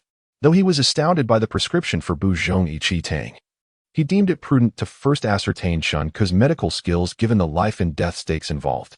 Thus, Su Sun and Song Fu led Qin Ke to the back courtyard. While Qin Shiliang deemed it unnecessary to accompany them, he discreetly advised Qin Ke, "Do not overestimate your abilities. If you cannot help, do not hesitate to admit it. Do not risk her life." In Qingxia County, hardly anyone was aware that Qin Ke possessed medical knowledge, as treating ailments was no trifling matter. A misstep could cost a life, and facing legal repercussions could ruin a lifetime. Therefore, Qin Shiliang repeatedly urged his sons to keep this matter confidential. Only two outsiders knew of Qin Ke's medical expertise, and they were Su Sun and Song Fu. Hence, when Song Fu suggested that Qin Ke take a look, Shiliang could not object. "I will exercise my discretion," Qin Ke assured, nodding in agreement with his father's counsel, yet deep within, he felt a twinge of uncertainty. Even a divine doctor could not claim to cure all ailments, let alone he, a half-hearted practitioner. Routine ailments might be manageable, but should he encounter a complex case, it would be wiser to concede, preventing any harm that could lead to scandal. Su Banyang, worried for her sister, excused herself, stating she would tidy up the room for the two gentlemen before retreating to the back courtyard. Qin wished to follow her but was halted by Qin Shiliang, who questioned, "Why are you going with her?" I. Initially, he intended to say he would help tidy up, but feeling too embarrassed, he changed his response to, "I need to relieve myself. The restroom is in the front yard. Why are you going to the back courtyard?" Qin Shiliang shot him a glare. "And why didn't you come to school with us?" Qin had never lied in his life, and now, caught in a fib, he felt his face flush. "Third brother has never left Qingxia County. I was worried he would be scared, so I came along." "Oh." Qin Shiliang regarded him skeptically. He knew his son well. While it was true that third brother had never ventured beyond Qingxia, it was uncertain who would care for whom on their outing. However, in another's home, it was inappropriate to probe further. He sighed, saying, "Go then." This was Qin Ke's first venture into a young girl's chamber. Though he kept his gaze averted, he noticed the room contained a large bookshelf brimming with books, and a writing desk neatly arranged with several sets of volumes. Were it not for the flowing curtains and delicate silk drapes, he might have mistaken it for the study of the Su brothers. "Are you the esteemed nephew of the Qin family?" spoke a woman with her hair styled in a loose bun, clad in a blue gown, her appearance and demeanor remarkably similar to Bianjing's. Her voice was gentle and melodious. "I am your Aunt Chung." She was Su Sun's wife, and she found it rather inappropriate to summon a mere child to treat her daughter. However, her grace and composure were exceptional, and she maintained her decorum. "Dear aunt, I bow before you." Qin Ke steadied himself and returned the bow respectfully. "There is no need for excessive formality. Please, esteemed nephew, attend to my daughter," Qing urged, stepping aside to reveal a frail girl lying quietly on an embroidered bed. Due to her illness, her dark bangs clung to her pale forehead, and her long braid fell from her shoulder to the pillow. She was nestled beneath a thin quilt, accentuating her delicate fragility. Her alabaster skin made her dark hair and lashes appear even more lustrous. Despite the agony she endured, her slightly furrowed brows still conveyed an air of elegance and tranquility. Su Xiaomei alive. Qin Ke steadied his emotions, suppressing the daydreams that had surfaced since his arrival in Meishan, scrutinizing her closely. He noticed she was unconscious, drenched in cold sweat, and even trembled slightly, causing his heart to sink. How could she be so gravely ill? Madam Cheng, may I inquire what symptoms your sister exhibits? Asked Qingli. She has a fever, a headache, a restless heart, and a parched mouth, replied Madam Cheng with concern. Moreover, she is now sweating profusely and trembling. She added. Qingli nodded thoughtfully, stating, I shall examine her pulse. Madam Cheng then placed a cloth pillow beside the bed and gently drew her daughter's hand from beneath the silk quilt, resting it upon the pillow. Once she had arranged everything, Qingli returned, having washed his hands, and sat cross-legged on the round stool, his fingers resting on Su Xiaomei's delicate wrist. Regardless of belief, the room was so silent that one could hear a pin drop. After a brief moment, Qingli rose and softly said, Let's step outside to discuss. In the adjoining room, Songfu inquired about the pulse diagnosis. Qingli gazed at him with an unusual expression and remarked, The pulse is floating and rapid, lacking strength. The pulse at the wrist is very weak. Indeed, Songfu nodded, feeling a partial relief. Madam Cheng then asked, What does the wrist pulse signify? The pulse is divided into 3 sections, Cun, Guan, and Qi, with Qi corresponding to kidney energy, Songfu explained. What illness afflicts my son? This was the paramount concern of a parent. Severe typhoid, Qingli asserted confidently. If it is typhoid, why is the sweating becoming increasingly severe? This eased the worries of Su Sun and his wife, as Songfu had expressed similar sentiments, indicating that at least the child's condition was accurately assessed. This is precisely what I wish to understand. Qingli emphasized, how could the illness become so severe when it should not have reached this extent? Alas, it did not begin this way. Initially, she merely feared the wind and had slight sweating. Your aunt summoned a doctor, who prescribed a dose of Ma Huang decoction. And thus it escalated to this state. Su Sun's tone grew somber, seemingly blaming his wife for consulting an inept physician. Madam Cheng's eyes reddened, and she quickly turned away, dabbing her tears with a handkerchief. Isn't this why we were hastily called back? Songfu interjected to alleviate the tension upon observing. It appeared the medication was misaligned with her condition, complicating matters. Hence I requested your presence for a joint consultation. Since taking that doctor's prescription, Madam Cheng quickly regained her composure and added to Qingli, my daughter began to sweat incessantly. Her body felt hot. She could not rise. And at times she spoke nonsensically, trembling all over. Dear nephew, what could be the cause of this? As she spoke, tears began to fall once more. This is a consequence of the erroneous use of Ma Huang decoction, Qingli replied slowly. Isn't Ma Huang decoction specifically for treating typhoid? Songfu asked, perplexed. I have also prescribed such a formula. Why is it effective at times, yet ineffective at others? Uncle Song, Qingli pondered momentarily before candidly stating. The treatise on cold damage classifies illnesses into 6 channels, and Ma Huang decoction applies solely to the Taiyang condition. It cannot be universally administered. He had endeavored to soften his words, for in his view, this knowledge was fundamental to traditional Chinese medicine. How could Songfu, a seasoned physician of over a decade, fail to grasp such a simple principle? Treatise on cold damage. To Qingli's surprise, Songfu appeared utterly bewildered, asking, Which medical text is this? I have only heard of the treatise on cold damage and miscellaneous diseases, but not of the treatise on cold damage alone. The treatise on cold damage is a section of the treatise on cold damage and miscellaneous diseases. Qingli realized he had misjudged Songfu. I had not encountered it in Qingxia County, assuming it would be available in the capital. What? Songfu exclaimed. Shock evident as he grasped Qingli's shoulder. You have seen the long-lost magnum opus of the medical sage. Lost? Chapter 43. No one is born with a great beard. It would be inaccurate to say that the knowledge has been completely lost, for you have witnessed it yourself. Haven't you? What a fortunate lad. Songfu shook his head, remarking that there must still be copies of the text in existence. However, those who possess such manuscripts are exceedingly protective, resolutely refusing to allow outsiders even a glimpse. The renowned healer of the Tang Dynasty, Sun Simiao, devoted his life to catching a glimpse of this book, only to be repeatedly denied access. In his frustration, he inscribed the lamentation. The secret prescriptions of the masters in Jiangnan are not to be transmitted. It was only upon reaching the age of 100 that he finally laid eyes upon the text, and subsequently recorded the principles regarding the treatment of febrile diseases in his own work. The Qianjin Fong, enabling future physicians to understand the use of Ma Huang decoction for treating such ailments. When Qingli observed that Songfu was unfamiliar even with the treatise on febrile diseases compiled by Wang Anshi, he realized that centuries of warfare had obliterated a significant treasure of the nation. Yet, He was not a historian and could not comprehend why this book resurfaced in later generations. He could only address the matter at hand, stating that the Bianjing Fong primarily consists of medicinal formulas, and its recording of the treatise on febrile diseases is incomplete, notably lacking fundamental medical principles, which leads to the misuse of drugs. But where lies the error? Song Fu inquired. From a symptomatic perspective, the ailment suffered by the young lady of the Su family indeed aligns with the Ma Huang decoction pattern, and one would expect her to take the decoction immediately to expel the evil through sweating. Chen Ku pondered carefully, articulating, however, her pulse at the wrist is slow and weak. The treatise mentions that a slow pulse indicates insufficient vital energy and scant blood. Individuals with such deficient vital essence should not suddenly consume the potent Ma Huang decoction to induce sweating, as their own righteous energy is inadequate. And using such strong medicines may result in internal turmoil, leading to a series of adverse symptoms. What then is the solution? The Su couple found themselves at their wits' end, wondering when the two of them would cease their medical discussions and prioritize saving lives.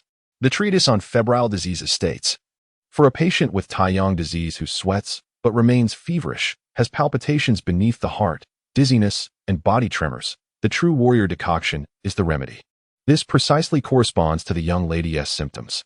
Chen Ku, halting the discourse, took up his brush to write a prescription, stating that after 3 days, she should take Qingxia pills and bamboo leaf decoction to clear the residual toxins, allowing for a swift recovery. As others had not even perused the treatise on febrile diseases, they naturally lacked the authority to comment and could only obediently procure the necessary herbs. While Su Sun went out to gather the herbs, Madame Cheng tended to her daughter and instructed Bianjing to prepare some food for the Chen brothers. Bianjing suggested that Su Zhe accompany Chen Ku ahead. However, Chen Ku replied, there are elders, Uncle Song and my father, ahead, it would be rather formal. Perhaps we should avoid their presence. Indeed, Su Zhe noticed a shift in Chen Ku's gaze, filled with gratitude and admiration, and readily consented, after we finish our meal, do come to my room for a visit. An excellent idea. Chen Ku was also curious to see the living quarters of the Su brothers. Contemplating this, he quietly inquired, why have I not seen your second brother? Alas! Su Zhe's expression faltered as he scratched his forehead, hesitating before whispering, my second brother is under house arrest. House arrest? Chen Ku immediately felt a sense of kinship, curiously asking, what did he do wrong? This. Su Zhe felt a twinge of annoyance, inwardly questioning why this individual was so inquisitive. Having never met his brother, why was he so eager to pry? Yet considering that Chen Ku had traveled a great distance to aid his sister, any lingering irritation quickly dissipated. Sighing, Su Zhe decided to respond honestly. The academy's teacher has ceased instructing my brother. Ah, what transpired? Chen Ku's eyes widened in surprise, not anticipating that Su Xian had been expelled from school. It's a long story, Su Zhe began, before deciding to be succinct. To keep it brief, we were both studying at Shochang Academy, where our teacher, Mr. Liu, is the best in Meishan.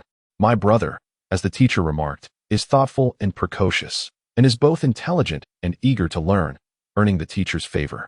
However, he occasionally could not restrain himself from pointing out mistakes in the teacher's lectures, leaving the teacher in a predicament. Indeed, Chen Ku nodded, acknowledging, those lacking an open mind seldom appreciate having their authority undermined. That is indeed the truth, Su Zhe agreed, expressing his concurrence with Chen Ku's observation. He continued, a short while ago, our teacher composed a poem about herons, and my brother recited it with remarkable fluency. The heron gazes at the distant waves. The cold wind sweeps the sandy shore. The fisherman suddenly takes flight. Snowflakes chase the wind at an angle. Quite impressive, isn't it? Chen Ku, under the guidance of his father, had already mastered the nuances of music and philology, which are the essence of poetry. Thus, he possessed the ability to evaluate poetic works. The teacher, feeling quite pleased, used it as a model to instruct students on poetry composition. My brother quietly remarked to me that while the poem was commendable, the last line could be improved. He and I often ventured to the lakeside, where we would sometimes see the snow-white feathers of herons fall amidst the lush reeds. A striking contrast. Before I could urge him to remain silent, he had already raised his hand. When the teacher inquired what was the matter, he stood and declared, Teacher, I believe the line snowflakes chase the wind at an angle would be better revised to snowflakes fall among the reeds. Su Zhe continued, upon hearing my brother alter his prized work. The teacher was taken aback and, though displeased, thoughtfully replied, that is indeed a good revision, it is indeed better, Chen Ku remarked. For fall among the reeds surpasses chase the wind at an angle in terms of imagery. Despite this, he felt a sense of sympathy for Mr. Liu. With Qingxia's current knowledge, he could effortlessly compose poetry without adhering to strict rules, and his references would be well researched. However, poetry is not merely a mechanical assembly of words. Its elevation depends on the author's innate talent. While diligent effort may yield competent poetry, attaining an artistic level necessitates inherent literary flair. In the realm of poetry, both Qingxia and Mr. Liu are but ordinary individuals. How could they compare to the illustrious Su Xian? Isn't that quite magnanimous? Qingxia could not help but defend Mr. Liu. But the teacher had another statement. I am not your master, Su Xiaomei replied gloomily. The next day, he summoned my father to the academy and informed him, I can no longer teach your son, this prodigy. Perhaps you should seek someone more capable. My father, despite his efforts to persuade the teacher, found him resolute against re-accepting my brother. My father, not one to hold his tongue, made a few sarcastic remarks, resulting in the teacher refusing to instruct me as well. Though he refrained from divulging the specifics of Su Xiaomei's commentary, it likely echoed sentiments such as, not only do you lack talent, but you also lack the breadth of character. Upon hearing this, Qingxia could not help but smile wryly. What a peculiar matter. Just for altering 3 words, a student was expelled. The teacher's mind must be less accommodating than a needle's eye. One cannot say that. Su Xiaomei, a person of integrity, was reluctant to place all blame on the teacher. In truth, the teacher had endured my brother's behavior for quite some time. It was simply that this instance proved too much. Indeed, Qingxia nodded, in light of this, among the other students. The teacher may not be held in higher regard than your brother. Sighing, Su Xiaomei replied, my brother excels in many aspects. Except for this one, he cannot keep his thoughts to himself. Whenever something comes to mind, he must express it to feel satisfied. At this point, he suddenly realized how he had engaged in such candid conversation with Qingxia, a behavior that was quite unlike him. At that moment, Su Bianjing emerged from the kitchen, carrying 2 large platters. As it was the cold food festival, they could only partake in pre-prepared cold dishes, which spared the cook from additional effort. Qingxia and Su Xiaomei promptly assisted, and Su Bianjing, fond of the capable and spirited young man from the Qin family, warmly urged, do not toil, third young master, simply wash your hands and join us for dinner. Once the food was laid out on the table, Qingxia could discern that the Su family had extended their utmost hospitality, yet it paled in comparison to the midday feast at his own home.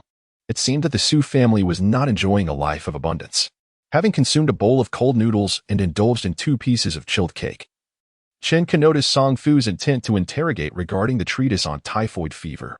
Swiftly, he cast a glance at Su Xiaomei, excusing himself to the elders, and discreetly slipped away from the dining table.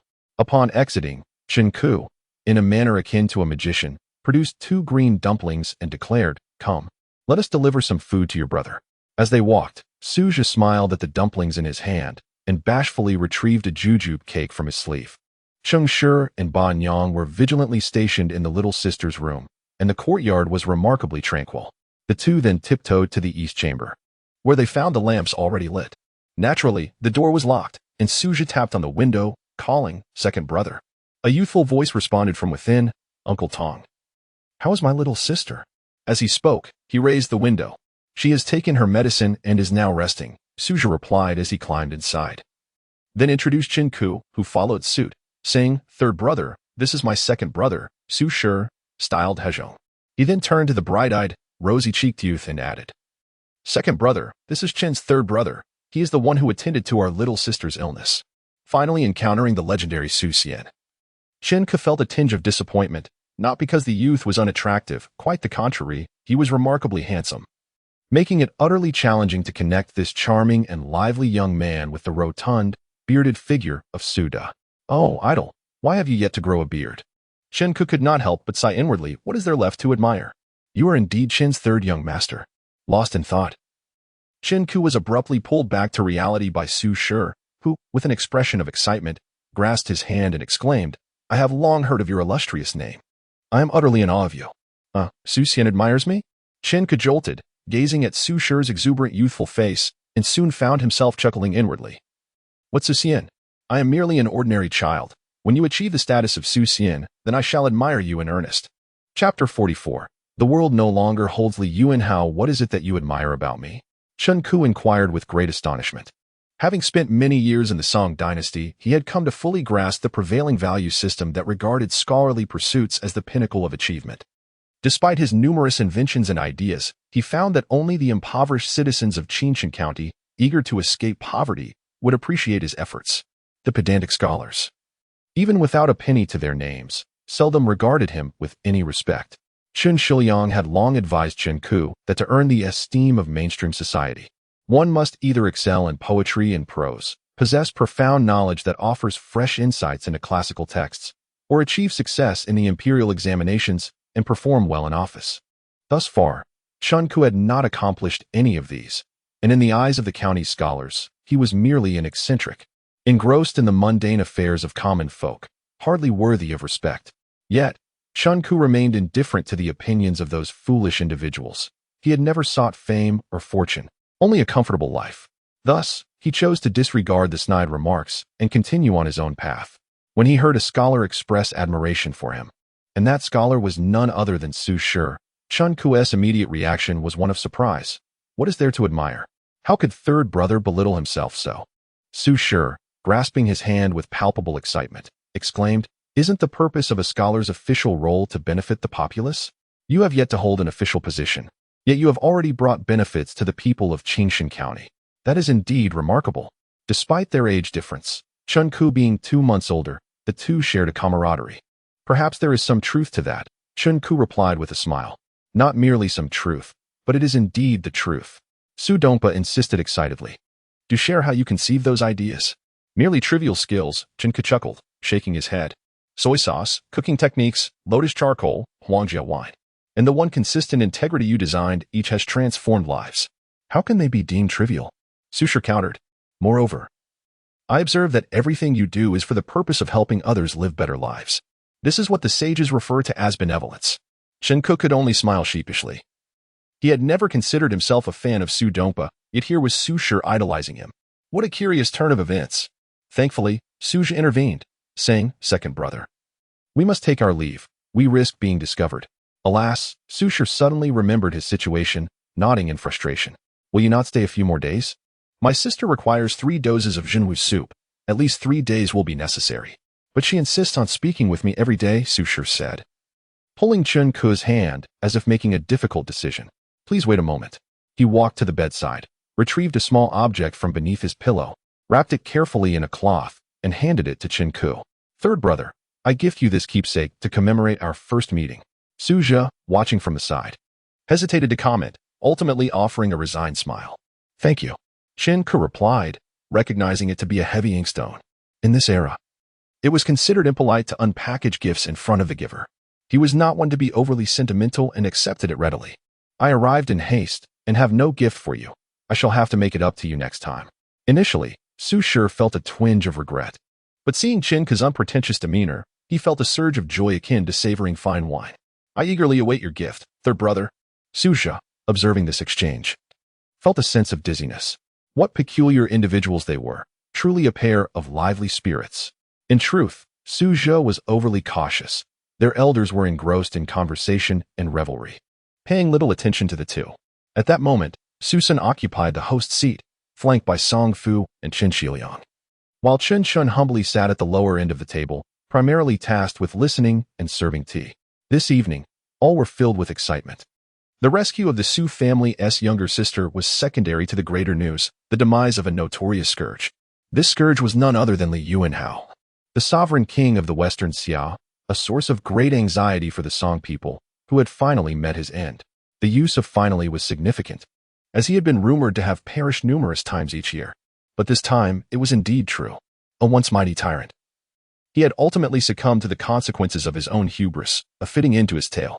Last April, Yuan Hao had married the beautiful Mei Yisher, the betrothed of his son, Prince Ninglinga. Despite having encountered countless women, Li Yuanhao was captivated by Mei Yisher's beauty. As a lifelong brigand, he had always taken what he desired, even if it meant claiming his son as wife. Thus, Prince Ninglinga awoke one day to find his wife transformed into his stepmother. Prior to this, his 2 uncles, wielding substantial power in the Western Xia, had been eradicated by their father under the guise of a ruse orchestrated by the Song general, Zhongyan. His mother, Empress Yeli, had also been deposed the previous year. Fueled by the resentment of losing his wife and mother, Qingli resolved to act decisively. Unlike the son of Emperor Xuanzong of Tang, who bore his grievances in silence, he sought to assassinate his father with the covert support of the scheming minister. Mei Zongyi. On the Lantern Festival of the 8th year of the Qingli reign, while the palace was abuzz with festivities, Qingli seized the opportunity presented by the lax security to stealthily approach Yuan Hao's chambers with a dagger in hand. Although Yuan Hao was intoxicated and somewhat alert, he was caught off guard, and with one swift blow, Qingli severed his father's nose. The tyrant, who had commanded the slaughter of thousands, could not have anticipated that one day his own son would reduce him to such a state. Seeing his father's face transformed into a bloody visage, Qingli was briefly paralyzed by fear, discarding the dagger and fleeing the palace to seek refuge in the home of the minister. What he did not foresee was that Mei Zongyi, rather than aiding him, would turn against him immediately. Both father and son fell prey to Mei Zongyi's machinations. Mei Zongyi, originally Qingli's uncle's brother-in-law, later became Yuan Hao's brother-in-law as well. After eliminating the Yeli brothers, Yuan Hao became infatuated with Mei Zongyi's beauty, ordering her to become a nun while secretly maintaining a liaison. Last year, Mei Zongyi bore a son, Liu Yue'e, whom Yuan Hao entrusted to Mei Zongyi's family for upbringing. This connection enabled Mei Zongyi to rise to the position of Prime Minister of Western Xia. Following the birth of his nephew, he conspired with his sister to dethrone Qingli and install Liu Yue'e as the new crown prince. As Yuan Hao's close minister, he discerned the king's infatuation with his daughter-in-law and devised a treacherous plan. He incited Yuan Hao to seize Qingli's wife while simultaneously persuading Qingli to eliminate Yuan Hao, promising to elevate him to the throne. Mei Zongyi's calculations were astute. Regardless of Qingli's success or failure, he would face execution for regicide, leaving his nephew Liu Yue'e as the prime heir to the throne. To ensure success, Mei Zongyi temporarily reassigned the guards of the imperial palace, enabling Qingli to infiltrate the heavily guarded chambers and commit the act. The success of this scheme relied on a stroke of luck. Fortuitously, Mei Zongyi's family was favored by fortune, and even the most outlandish plans met with success. Qingli severed Yuan Hao's nose and fled to Mei Zongyi's residence. With no further hesitation, Mei Zongyi swiftly executed Qingli for his crimes, neatly extricating himself from the entanglement. By dawn the next day, news arrived that Li Yuan Hao had succumbed to blood loss and passed away at daybreak. Mei Zongyi found himself in an unparalleled position of power. Li Yuan Hao's only son was his nephew, leaving no one to challenge his authority. He promptly proclaimed Liu Yue'e as emperor, summoned his sister to return as empress dowager, and executed the deposed empress Yeli, thereby consolidating control over Western Xia. After all was accomplished, the ministers were dispatched to the Song Dynasty to express their condolences. And only then did the Song court learn of the cataclysmic upheaval in the Western Xia kingdom. For a regime composed of literati averse to warfare, this was indeed a boon from the heavens.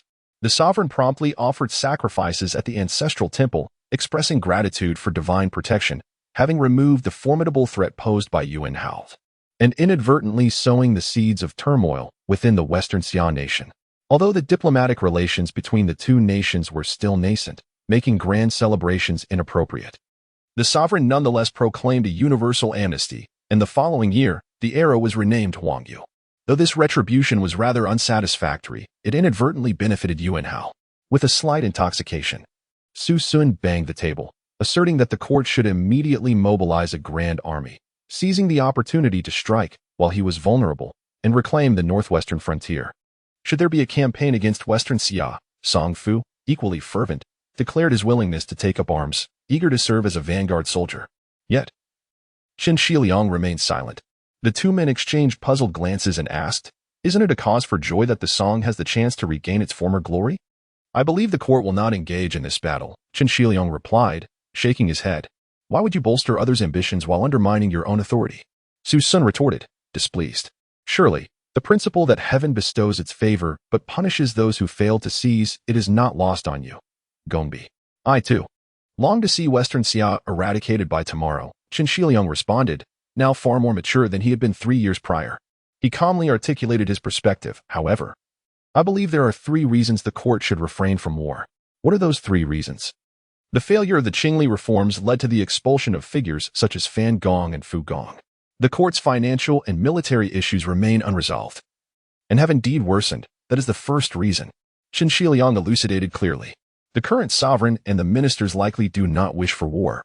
Otherwise, why the cautious celebrations surrounding Yuan Hao's demise? Would it not be to avoid provoking Western Xia? That is the second reason. As for the third, the court has only just quelled the rebellion of Wang Zhe and Beizhou last month, while the southwest, led by Nong Zhigao, covets Guangnan and the western route. This is not the early days of the nation. The court dares not initiate a national conflict amidst unresolved internal strife and insufficient preparation. Though deeply disheartened, Su Sun and Song Fu had no choice but to concede that Qin Shiliang's reasoning was sound, albeit with great disappointment. Gongbi, are you truly resigned to this fate? This does not reflect your character.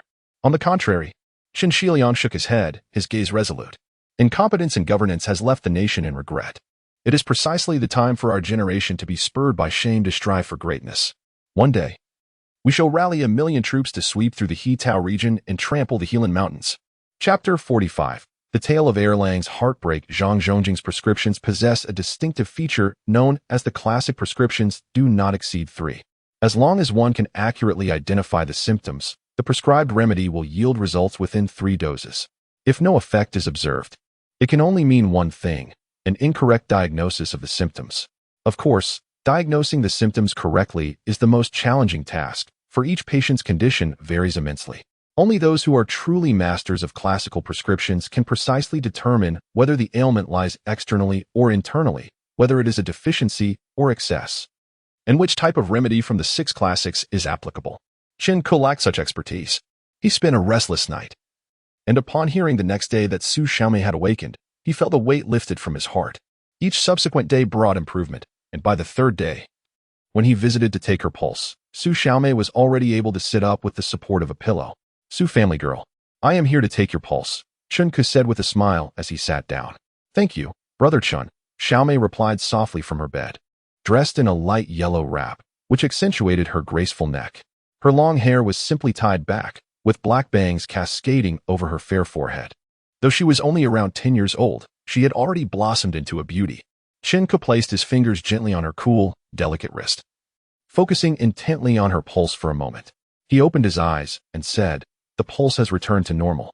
With the addition of Qingxin and Zhuye decoction to clear the residual toxins, she will soon be restored to her former self. Thank you, dear nephew, Lady Qing exclaimed, visibly relieved. I truly do not know how to express my gratitude. Having experienced the pain of losing a child, I cannot bear to endure such suffering again. It was merely a small effort, and, please do not mention it, Qin Ke smiled. By the way, the reason your sister fell gravely ill this time is due to her inherent deficiency in both qi and blood. Otherwise, she would not have succumbed to the Ma Huang decoction. Deficiency in both qi and blood. Simply put, it means malnutrition. Qin Ke pointed out Xiaomei's frail wrist. She is far too slender. The beauty of Shizi holding her heart is, in fact, a sign of ill health. Alas, this child never has an appetite, Lady Qing said, glancing at Xiaomei. Let us see if you dare to continue this way. Xiaomei blushed, lowering her head to fiddle with the ends of her hair. She did not intentionally avoid eating. Her weak spleen and stomach naturally led to a loss of appetite. Qin Ke interjected to defend Xiaomei. I shall prescribe a decoction to tonify the center and benefit qi. After a course of treatment, there should be noticeable improvement. How troublesome for you, dear nephew, Lady Qing said happily, nodding in agreement.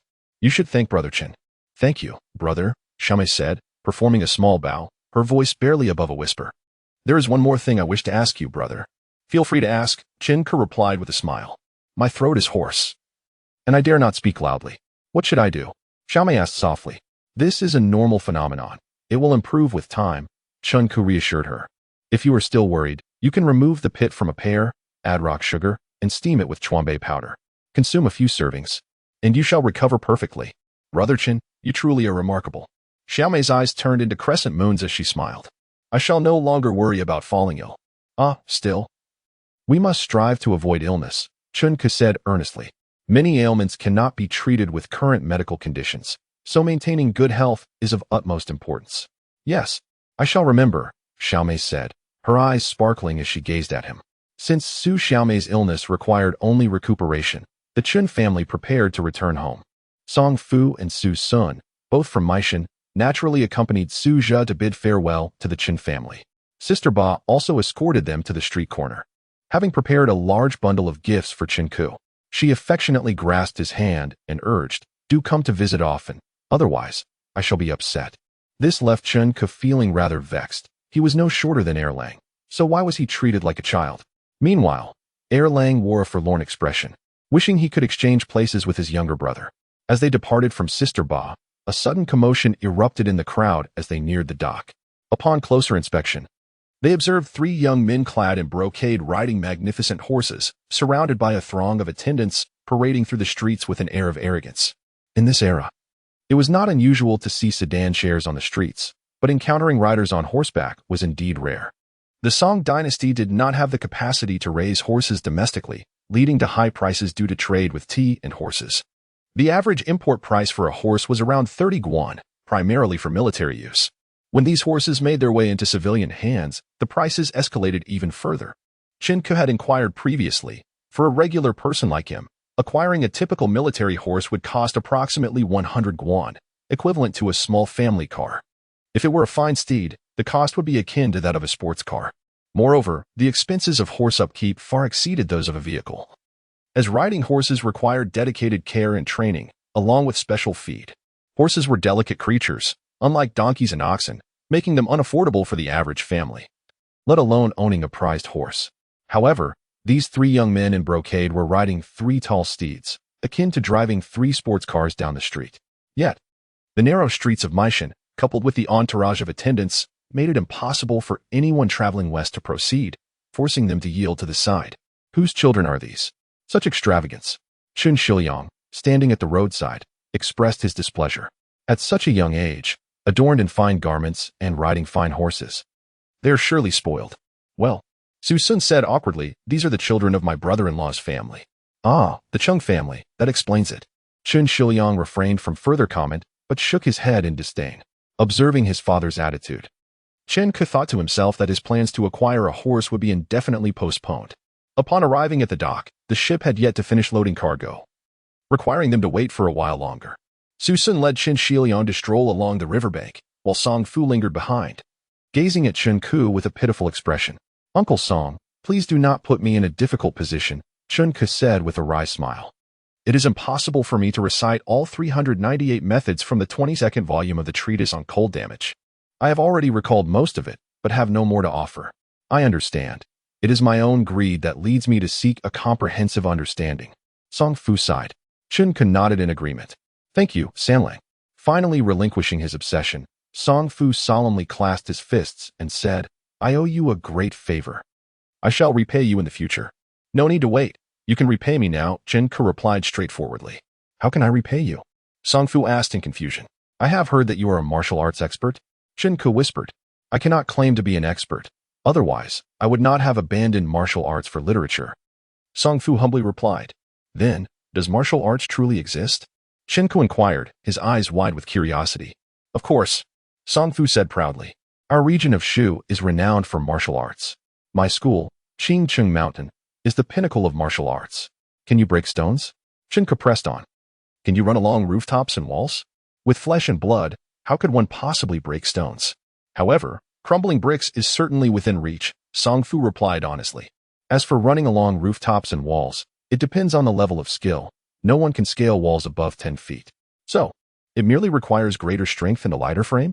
Qingxia said, disappointment creeping into his voice, as he had hoped to learn martial arts from Song Fu. Never underestimate the practitioners of martial arts, Song Fu said, his expression serious. Martial arts are lethal techniques, targeting vital points and weaknesses. Those struck may either perish or be grievously injured. There are also insidious techniques. One may appear unharmed at first, but after several days, one could find themselves bedridden. Could you teach me some acupressure techniques? Qingxia inquired eagerly. I could, but my school has strict rules. Song Fu shook his head. Before the age of 40, we only practice finger strength and acupoint recognition, not acupressure. Are you able to endure that? Ah, Qingxia immediately felt deflated. Perhaps I could teach you a method of breath regulation later. Song Fu expressed his remorse, stating that while he could not transform one into a martial arts master, diligent practice could indeed prolong life and ward off ailments. Well, very well, Qingxia replied, somewhat disheartened, nearly causing old Song to bristle with irritation. Despite his gratitude for being taught the treatise on cold damage, and his intention to repay with Qingxing School's secret breathing techniques, This young man seemed devoid of enthusiasm. On their return journey, Qingxia informed his brothers, next month, Zhongyan Academy will open another class. Indeed, Erlang nodded.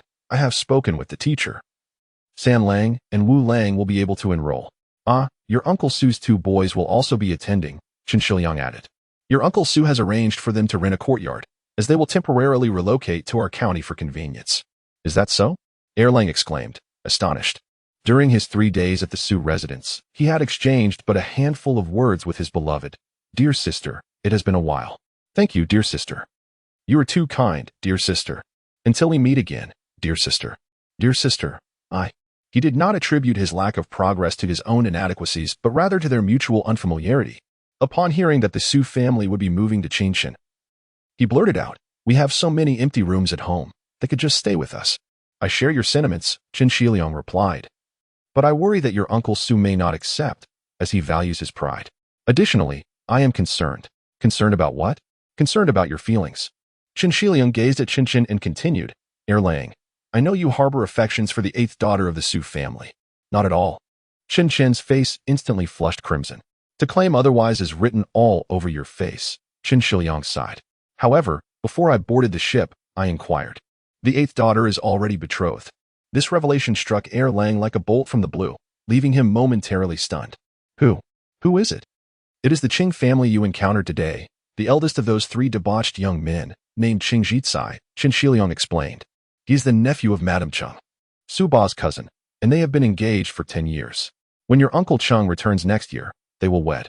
Father, please stop. Erlang's tears welled up, and he felt utterly despondent, like a frostbitten eggplant. Was the initial bloom of youthful love destined to wither before it had fully blossomed? Is the Cheng family formidable? Qin Ke suddenly inquired. The foremost aristocracy of Meizhou, Qingxia lamented, we cannot compare to them. Chapter 46. The Celestial Stone Inkstone during the Song Dynasty. Although there were no prominent aristocratic families, true influential clans still existed.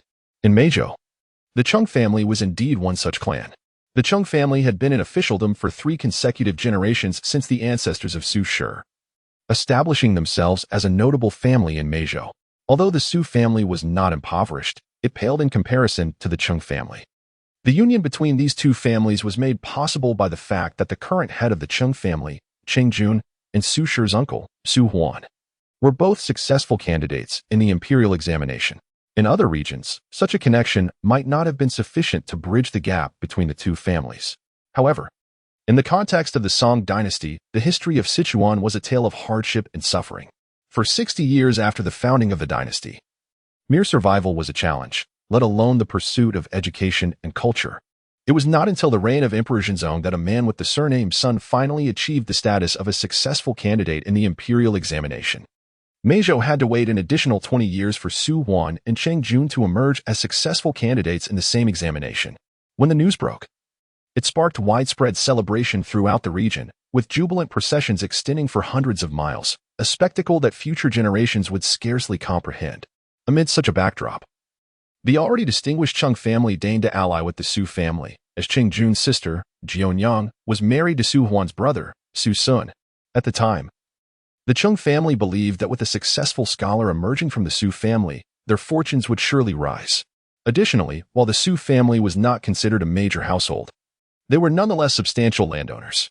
Little did they know that over a decade later, the Su family not only failed to prosper but instead found themselves in increasingly dire straits.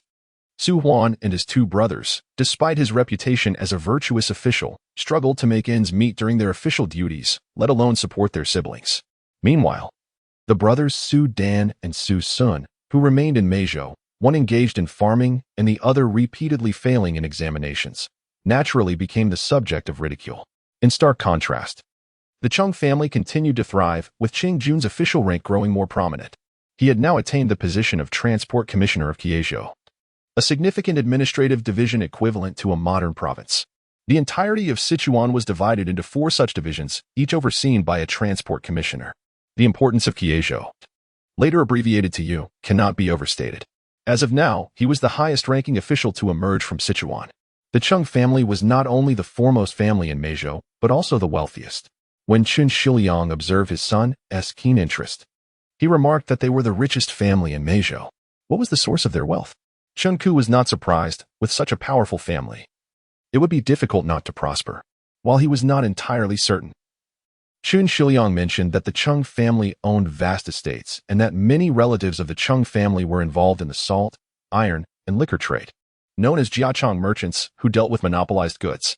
Although these goods were officially sold by the government, the actual business was entrusted to private individuals or firms, referred to as Jiachong merchants.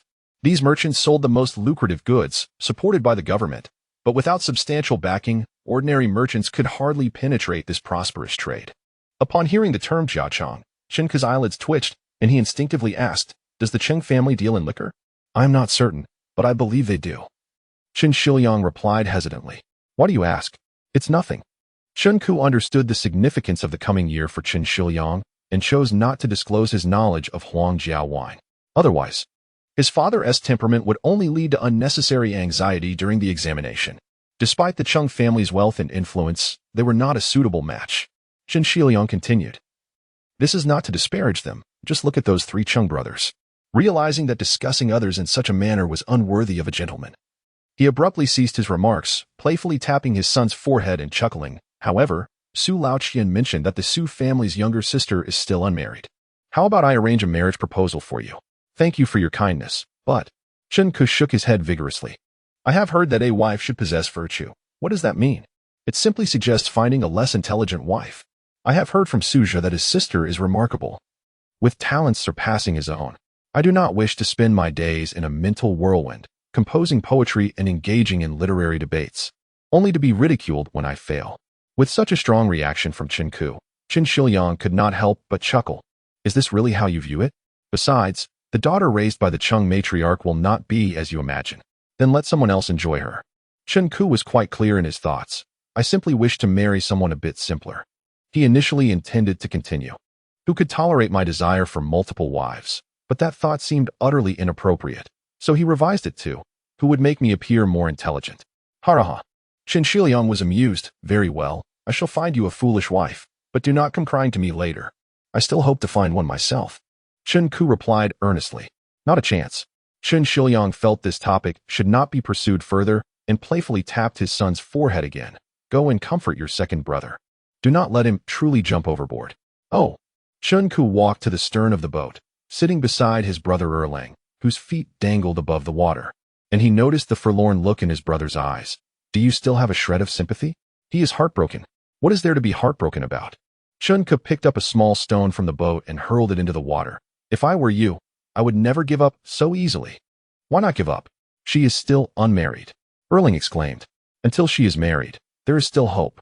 Chen Ku threw another stone, this time making it skip across the water, raising his right fist triumphantly. "Even if she marries, there is still hope."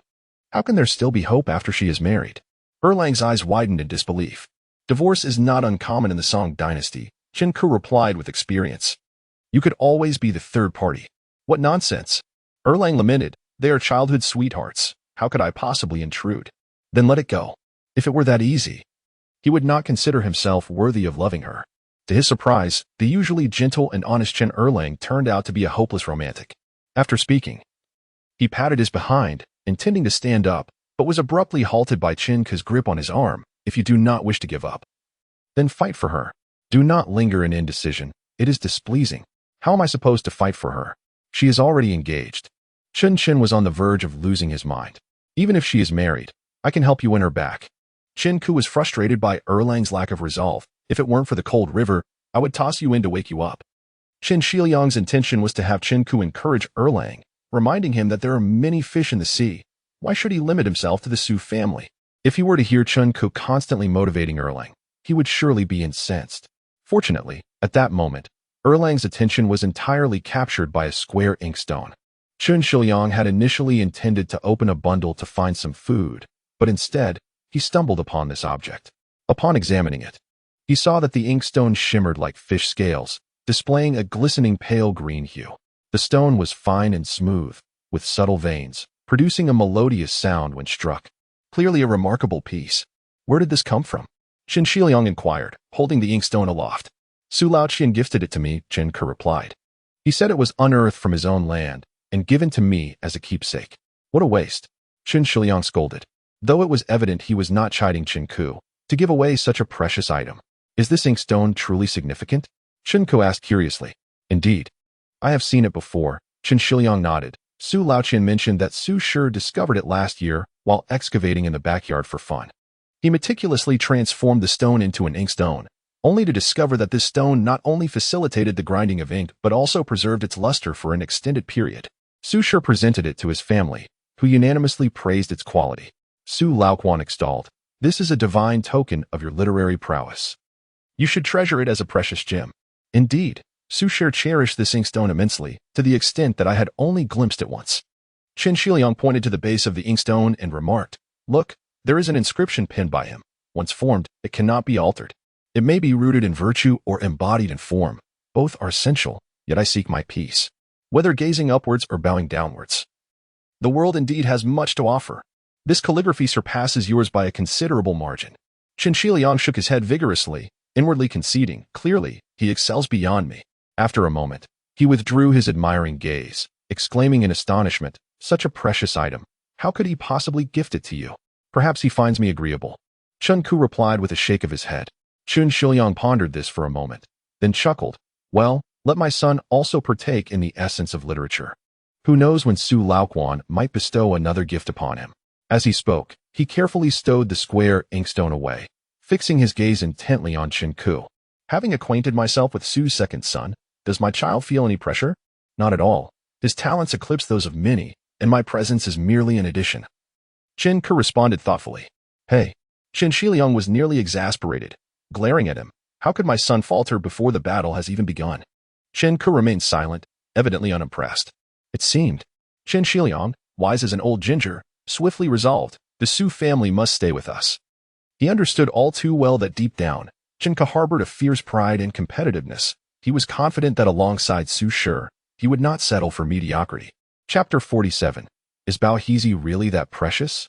Upon returning home, Li Jian sought out Qingku, who discreetly signaled to Qin Shiliang, indicating that Boss Li is here for the wine yeast. Qin Shiliang chuckled. He must have been quite anxious these past few days while I was away. "No worries." "No worries," Li Jian replied with a light laugh, following Qingku through the main entrance toward the storeroom. In the Song Dynasty's Shudi region, typical households resided in stilted buildings, while the affluent occupied mansions, akin to the traditional Sihiyuan of the north. Yet, in a small place like Qingxia, residing in a mansion did not necessarily denote one's significance. The Qin family owned a 3-entry Sihiyuan, and upon entering, one would find the guest living quarters in the northern section comprising 5 rooms, with a row of 7 small rooms designated for servants. Although there were once eastern and western wing rooms, they were demolished at Qingku's insistence, extending the courtyard's east-west length to 10 zhang. The ground was paved with large, flat stones, and in the corners, stone locks and archery targets were installed, along with parallel bars, serving as a training ground for the brothers. From the guest room and the 2 side entrances, one could access the second courtyard. This area featured a main hall with 3 rooms, flanked by 2 side rooms on each side, with a corridor leading to another 3 rooms on either side. Generally, the third courtyard would be the primary living quarters of the host family, but as the Qin family had no female members, the 5 sons comfortably occupied the second courtyard. Among the 3 rooms in the second courtyard's main hall was the dining area, which also served as the place where Qin Shiliang reviewed homework. To the left was the bedroom shared by Qin Shiliang, Wulong, and Lu Lang, while to the right was the room for Lang and San Lang, both of which contained study areas. The 3 eastern wing rooms were mostly idle, used merely for storage, while the 3 western wing rooms had been converted into a storage area for the wine yeast. Secured with iron bars on the doors and windows, and locked tight, with the key carried by Qingku. After opening the windows and doors of the storage room to allow for some air circulation, Qingku and Li Jian stepped inside. The room was filled with an array of medium-sized ceramic jars, each containing yeast ready for fermentation. In truth, there was no shortage of yeast. The quantity was sufficient for brewing as much wine as desired. The limitation lay in the quantity of tangerines from the Qingxia orchards, which amounted to merely 100,000 jin of raw wine annually, even if all the pumpkin were utilized for brewing. Only 3 days had passed. Yet Li Jian appeared noticeably thinner, his posture slightly hunched as he leaned against a jar, inquiring, "San Lang, do we have any progress? Who is the liquor merchant in Meizhou?" Qingku lifted the lid of a jar, scooping up a spoonful of rich yeast with a wooden ladle, inhaling its aroma. By Mingjun from Pengshan, Li Jian replied. Is there no connection to the Cheng family from Meizhou? Chen Ku expressed a hint of disappointment. Of course there is. Without the Cheng family's support, how could he have seized the glass spring from its original owner? Li Jian stated matter-of-factly, Bai Dagoran is a cousin of Lady Song, who was married to Cheng Jun. Ah, I see. Chen Ku nodded slowly. How is the Bai family's business? The competition for renowned wines in the world is primarily concentrated in Shudi, making it naturally fierce. However, the top-tier wines such as Jiannan Chun and Luzhou Jiao remain unperturbed by such rivalry. The competition mainly revolves around second-tier wines like Hanzhou's Ouyang, Rongzhou's Hubao, Meizhou's Glass Spring, and Pijian's Pijin wine, all of which primarily cater to civilian consumption, thus utilizing affordable pricing to drive sales. While the top seller among these remains unclear, it is indisputable that Meizhou's Glass Spring is the worst performer. What is the reason? Li Jian lamented. Bai Mingjun lacks expertise and enjoys wielding power, treating his workers harshly. Few laborers remain once their contracts expire, resulting in the declining quality of Glass Spring wine. If it weren't for the exclusive sales rights, they would have long since closed down. Li Jian shook his head with a sigh. What impact do we have on them? Some impact, but not substantial, Li Jian considered. We do not operate retail shops, instead. We sell raw wine to merchants across various regions for distribution. Moreover, our annual production is less than 100,000 jin. How much can that affect those who specialize in exclusive sales? This meticulously crafted sales strategy by Chen Ku was designed to minimize any significant disruption to the local official wine industry, thereby avoiding unnecessary complications. It was precisely due to this approach that Huangjiao Winery had flourished until the recent incident. At this juncture, Li Jian began to grasp the situation, his expression darkening. Could it be that they are plotting against us? We haven't interfered with them. An innocent man bears the burden of possessing something precious. Chen Ku nearly broke the wooden ladle in his grip, his gaze icy. Seeing something good only makes them envious. This is the nature of official sons. What local officials offer as tribute is ultimately determined by the high-ranking officials in the capital. Can the Cheng family wield such power? If local officials do not report it, how would those in the capital know about Huangjiao wine in Meizhou? Chen Ku scoffed. Do you truly believe that in less than 3 years, Huangjiao wine could ascend to the ranks of Jiannan Chun or Shuetsu wine? How could that be? I am well aware, Li Jian replied. In terms of reputation, at best, it could be compared to Hubao or Glass Spring. I inquired with my father, and in Bianliang. No one has even heard of these so-called famous wines from Shudi. Chen Ku spoke in a low voice. If there were no interference, how could we have ascended to the tribute list? Ah, Li Jian's face turned pale. Are you suggesting that the Cheng family is targeting us? That's merely speculation. Chen Ku shot him an irritated glance. Are you truly so easily frightened? How can a small family like ours compete with the Cheng family? Li Jian's legs trembled. Who says it must be the Cheng family? That's good, that's good. Li Jian pulled out a handkerchief to wipe his sweat. Even if it's not the Cheng family, what difference does it make? Chen Ku sighed. With your demeanor, how can you contend with them? If it isn't the Cheng family, I have no fear. Li Jian forced a smile. Let's not forget that in Meizhou, and indeed throughout the entire Sichuan region, the Cheng family is a formidable power. If it truly is them, we might as well bide our time. Chen Ku felt a strong urge to chastise him for his folly. Yet engaging in verbal sparring would only damage their relationship without changing anything. He exhaled a long breath, saying, You still need to go to the county office and ask Magistrate Song for the official document. Remember to seal 50 taels of silver as a donation to the county. 1 tael of silver equates to 1 guan of money. So much money. Li Jian winced at the thought. 50,000 coins for a mere document exceeded what most could accept. It's a means of testing the waters, by demonstrating such sincerity, whether the official is corrupt or upright. They will surely facilitate matters, Li Jian remarked. If they still refuse to show it, it indicates that there are issues with the document. And our chances of survival hinge on this. What if they do show it? Even then, there is no loss. In the future, if we wish to seek leniency from the court, we will still rely on the magistrate's full support to foster good relations. Chen Ku sighed, if you hesitate. Then deduct this amount from my account. No, I can't use your dividends. Let it come from the public funds. Li Jian waved his hand. Don't be so polite. During difficult times, unity is paramount. Chen Ku smiled. As the two were about to exit, Li Jian suddenly asked, Can we really go against the government? If it were another dynasty, such thoughts would be unfathomable. Chen Ku replied with a faint smile. But this is the Song Dynasty. Although it harbors darkness, it remains far cleaner than others.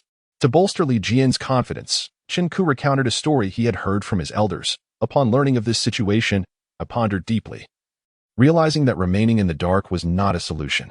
For us, the younger generation in this tribute, the quickest method is to refer to the precedents set by our forebears.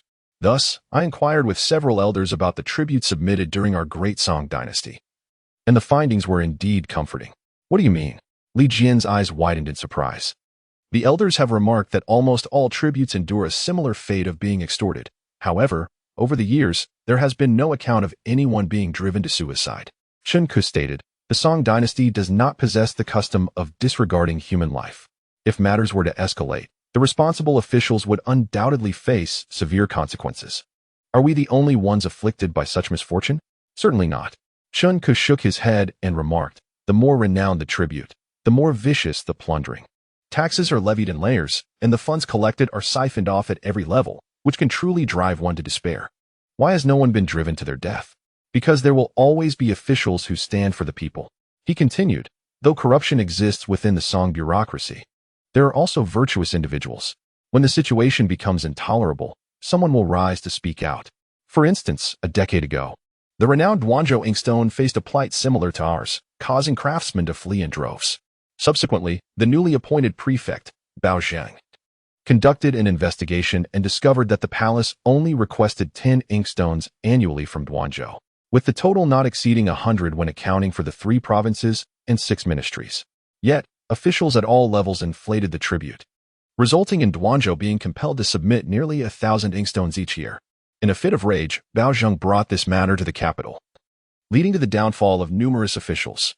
Since then, Guangzhou's annual tribute has been set at 90 inkstones, a standard that remains unchallenged to this day. Fanlou, what do you intend to do? Li Jian inquired, perspiration beading on his forehead. I wish to ascertain whether there is only one Bao Qi Tian in the Song Dynasty.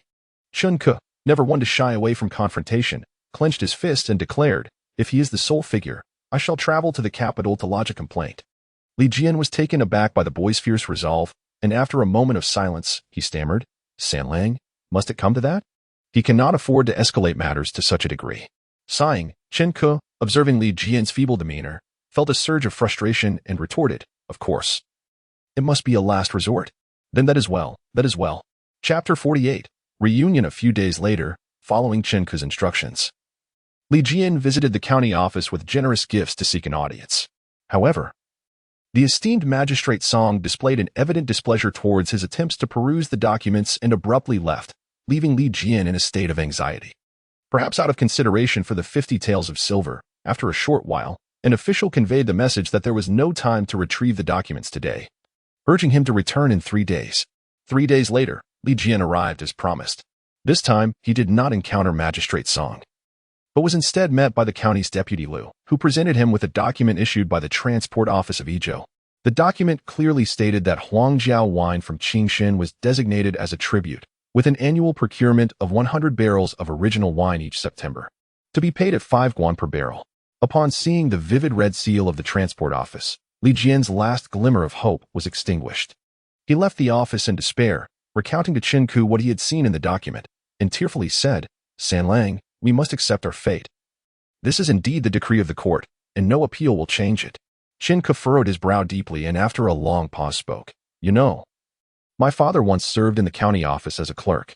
The other day, I asked him if the management of documents in the office was truly so chaotic that it could take 3 days to find a document from the transport office. Guess what he said? What did he say? He laughed heartily and replied, if it were a document from 10 years ago, it might take 3 days to locate. But documents that come directly from the transport office are seldom more than 3 or 5 in a year, and they are personally kept by the magistrate in his drawer for easy reference. Qingxia spoke solemnly. Why was it not produced at that time, but rather handed to you 3 days later? Fanlou, stop doubting. Li Jian felt utterly defeated. The document from the transport office, with its glaring red seal, cannot be forged. Cannot be forged? Qingxia slowly shook his head. Heavens, you must be mad. Li Jian despaired, shaking his head. I dare not indulge in such madness with you. Their conversation turned sour, and Qingxia rose to see him off. Once alone, he sat on the stone lock in the courtyard, lost in thought. Presently, the Qin family's daily income primarily derived from 4 sources: the Huangjiao wine business, which brought in nearly 1 million coins annually, the Laifu restaurant, contributing around 7 to 800,000 coins, the Lianhua charcoal yard, yielding 2 to 300,000 coins, and the still expanding charcoal yard, which offered only 70 to 80,000 coins a year. An annual income of 2 million coins was sufficient for the Chen father and son to lead a life envied by many. Chen Ku was relatively content with this situation, allowing him to focus wholeheartedly on his studies and secure a promising future. Little did he know that with this incident, if he were to resign himself to fate like Li Jian, not only would the family's income be halved, but he would also be unable to swallow this indignation. In a different era, he might have had to endure, but this was the Song Dynasty. Could there not be a semblance of justice? Ultimately, he still harbored a sliver of hope for this era that had produced figures like Fan Zhongyan, Bianjing, Sima Guang, Ouyang Xiu, Wang Anshi, and Su Xiaomei. He firmly believed that a dark and corrupt nation, one that only knows how to exploit its people, could not foster such virtuous gentlemen. If a ruler renowned for his benevolence bore no distinction from later times, then the 5 millennia of Chinese history would be a complete farce. May all reactionaries be mere paper tigers, Chen Ku whispered to himself. He resolved to discover whether there was still any reason left in this world. As April arrived, he found himself at the eastern dock of Qingxia. Compared to his last visit, the scene before Su Sun was drastically different. In the early years of the Qingli era, the government, in collaboration with dock contractors, spared no expense in driving over 7,000 wooden piles into the soft earth along the riverbank to construct this grand dock. The establishment of this dock significantly elevated Qingxia's importance, being a vital waterway connecting Shuzhong to Leshan, Kuizhou, and the vast regions of Zhongyan. It lay at the geographical center of 2 prefectures, 3 counties, and 9 townships. Once the infrastructure was completed, it would naturally become a crucial transportation hub. In Su Sun's memory, there had only been a simple plank bridge with a few boats moored. Yet now, the expansive dock was filled with towering masts, bustling merchants, and mountains of goods, a scene of vibrant prosperity. He could not help but exclaim, "This is even more splendid than the dock at Meishan. It seems my husband's calculations may come to naught. Judging by the prosperity of Qingxia, expenses will not be less than those at Meishan," Lady Qing remarked gently, a smile playing on her lips. She was dressed in a well-tailored lake blue robe, exuding an air of grace. In this era, with the teachings of Confucianism yet to flourish, it was entirely natural for women to venture out in public, as if it were a given to wear clothes. However, some scholars insisted that their women should cover their faces when going out, a peculiar possessiveness that society derided, far from becoming mainstream. The naturally spirited Sichuan women would only cover their faces in summer to shield against the sun or in winter to ward off the wind. On such a warm and mild spring day, one would find no woman in Sichuan wearing a veil. Behind them, their 2 pairs of children stood, curiously gazing at the strange contraptions on the dock. Workers were using these devices to effortlessly load and unload heavy cargo between the dock and the ships, seemingly saving both time and labor. "Second brother, what are those contraptions?" Su Xiaomei, clad in a light pink skirt, inquired with her bright, sparkling eyes, extending her delicate fingers. Her voice was melodious, akin to the sound of tinkling springs, and she appeared to have fully recovered. "They resemble a type of pulley, almost akin to a block and tackle," Su Xiaomei mused, intently observing the mechanical movements, attempting to discern their workings. "It must employ the principles of rope regulation as mentioned in the texts. The so-called rope regulation refers to the principles of pulleys. What do you think, uncle?" "Indeed," Su Jia, who had already seen it once before, added thoughtfully, "Yet knowing the theory is easy, but applying it effectively in practice is quite another matter. The skill of this individual in utilizing learned principles is remarkable." Having never encountered such contraptions at the Meishan dock, Su Xiaomei confidently declared, "I suspect it was devised by Chen Laosan. I have never seen second brother so impressed by anyone." His sister giggled. "Regardless of whether it is true, let us attribute it to him." "Huh. I dare you to a wager," Su Xiaomei chuckled. As they spoke, a boat docked, and Su Xiaomei immediately sought out the dock workers to inquire about the device's name, learning it was called a crane, designed by the 3rd son of the Qin family. With a sense of pride, Su Xiaomei returned, eager to boast to his sister, only to receive a sharp reprimand from his father. "You have just disembarked and you're already wandering off. Don't you know to help with the unloading?" Despite having only brought essential books and clothing, moving for a family of 6 required the loading of several heavy boxes. The dock's crane did not assist passengers with their luggage, so Su Sun had to find a cart driver at the dock and negotiate for assistance. "With so many boxes, 1 cart will not suffice," the driver lamented. "Where are you headed?"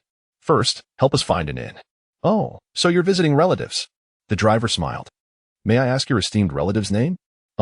Qin. Su Sun hesitated. Is it the esteemed Qinda residing on Wenxing Street? The driver suddenly brightened. Yes.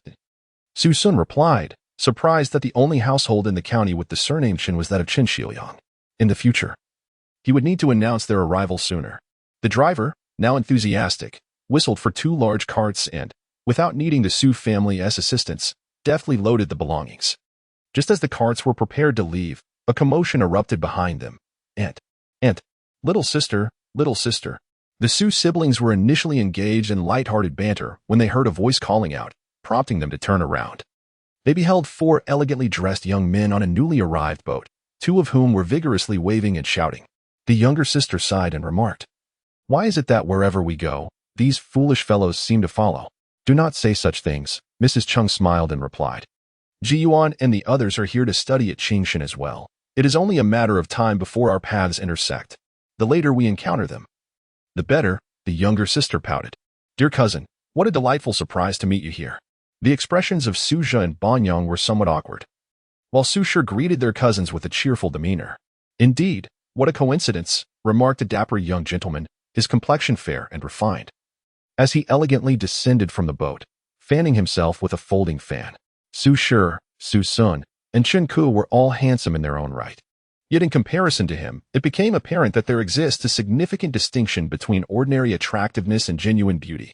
This gentleman was Qingxia, the eldest son of the Chung family, styled Jingfu. He approached Mrs. Chung with a graceful stride, bowing respectfully as he said, "Nephew pays his respects to aunt and uncle." Su Sun merely grunted, not aiming his response at him specifically, but rather addressing everyone in general. "Jingfu, have you brought your younger brothers to school?" Mrs. Chung, naturally warm upon seeing her nephew and future son-in-law, inquired. "Yes, aunt," Qingxia replied fluently. "I had intended to participate in this year's talent competition, but unfortunately, my father has set strict requirements, stating that my knowledge is still insufficient and that I must apply myself diligently."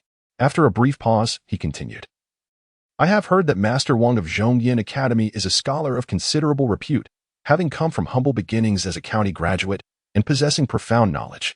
He has been engaged in academia for many years and has maintained close ties with Ouyang Xiu and Mei Xingyu. Thus, my father has sent me to study under him for a few years so that I might be better prepared for the next competition." Mrs. Cheng asked him a single question, yet he provided a detailed account of the background and circumstances, sounding entirely sincere. Meanwhile, Su Xiaomei discreetly rolled her eyes before quickly resuming her ladylike composure. Chapter 49. Neighborly Conversations. While Cheng Zhizai conversed with Madame Cheng, his 3 younger brothers, Ji Yuan, Ji Xiang, and Ji Yi, descended from the boat. Indeed, these were the very 3 who had gallivanted through the streets of Meishan on horseback, their boisterous exclamations still echoing in the air. Observing their elder brother engaged in conversation with the seniors, they chose to linger back, surrounding the Su siblings with playful chatter. "Cousin, why didn't you notify us sooner? Had we traveled together, we could have saved on boat fare," Qingxi Yuan remarked, brandishing a folding fan, mimicking his elder brother's gentle gestures. "Moreover, our Chung family's grand vessel is incomparable to this ramshackle coal barge. Thank you for your kind offer, cousin." Su Banyang replied with a warm smile. "Sister will be wiser next time. And Zhong, do you have any new works to share?" Qingxi Xiang affectionately patted Su Shi's shoulder. "Your last poem, How Swiftly the Sun and Moon Pass, Bound by the Hardships of the World, was highly praised by my friends." "I have indeed composed a few recently," Su Shi replied with an unguarded smile. "I wrote 2 pieces on the way here. Pray tell, let us hear them." One is titled Viewing the Mountains by the River. Su Shi cleared his throat and recited with measured cadence, prompting Qingxi Xiang to hurriedly summon a servant for paper and ink, bending down to record the verses. Meanwhile, the youngest brother, Qingxi Yi, approached Su Xiaomei, holding out a booklet with a bashful grin. "Cousin, this is my latest composition. I seek your critique." Su Xiaomei, unable to refuse, reluctantly accepted the booklet and endured the discomfort of reading it through. "How is it?" Qingxi Yi asked expectantly. "I put a lot of effort into it. Please judge it, cousin. Hand me a pen." Su Xiaomei suddenly beamed. "Quickly, bring me a pen." Each of the Qing brothers had a scribe, and upon hearing the call, Qingxi Yi's scribe swiftly presented the writing implements. Su Xiaomei dipped the pen into the ink and, with elegant strokes, inscribed 2 lines of exquisite running script beneath Qingxi's work. 2 orioles sing amidst the verdant willows, a line of egrets soars against the azure sky. As she wrote, Qingxi read aloud, and upon completion, looked utterly bewildered. Isn't this a poem by the old Du? What does it mean?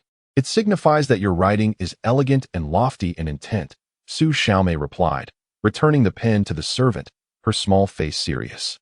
This is the highest praise I have ever received, Qingxi exclaimed in delight. It seems I am finally making great strides to catch up with your brother. How could my brother ever compare to you? Su Xiaomei grinned, her eyes narrowing into crescent moons, her lips curling into a smile. They could never compose works as remarkable as yours. You flatter me excessively, Qingxi chuckled sheepishly, oblivious to the peculiar expressions on Su Xiao's face. Qingxi warmly invited the Su family to stay with them, but Su Sun resolutely declined. We have already secured accommodations and paid the rent. Who would wish to impose upon others? Oh, I see. Qingxi merely spoke out of politeness. He certainly did not desire to dwell under his aunt's watchful gaze. He sighed, then we shall have to gather more frequently. That would be splendid. Su Sun stated sternly. It is getting late. We should be on our way. Indeed, Qingxi thought to himself, eager to distance himself from his future father-in-law's peculiar temperament. He clasped his hands towards Bianjing. Cousin, do visit your elder cousin often. Su Bianjing, blushing, lowered her head and offered a slight bow without a word. Seeing her shy demeanor, Qingxi burst into hearty laughter. Let us be off. Until we meet again. He beckoned his brothers to mount their horses and depart. The Qing family had specifically dispatched a boat to convey the 4 young gentlemen, accompanied by maids, servants, and a retinue of nearly 30 individuals, along with 4 fine steeds.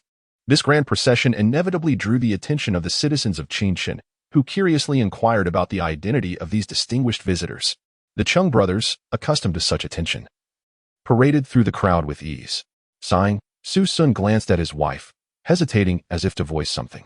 Who hasn't had their youthful indiscretions? After years of marriage, Madame Chung understood his thoughts well.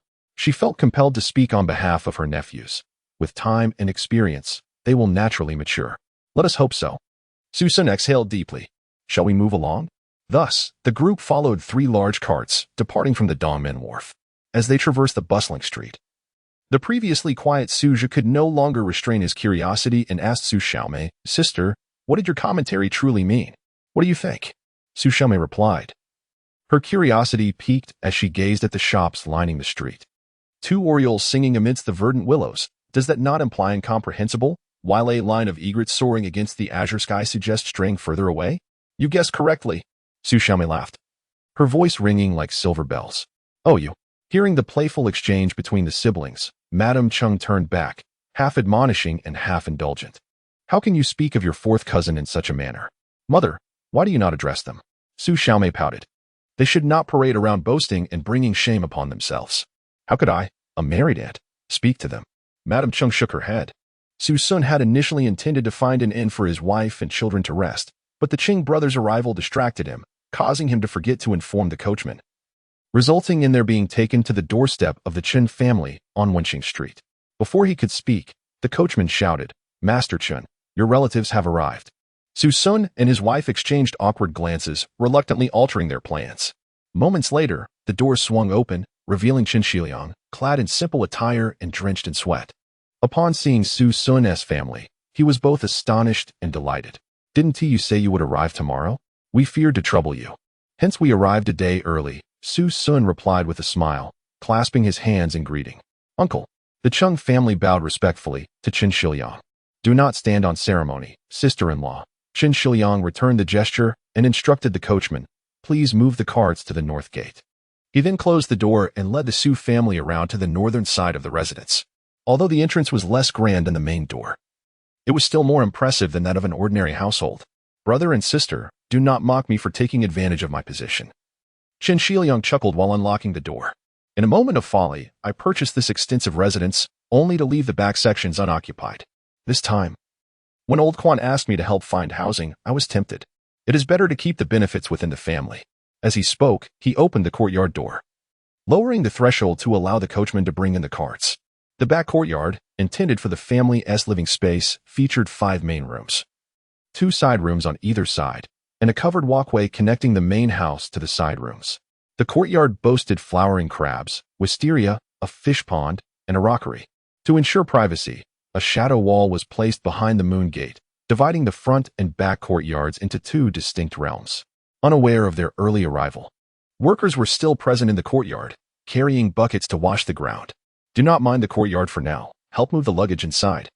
Qingxia instructed the workers while preparing to pay the coachman, only to discover that Su Sun had already settled the fare.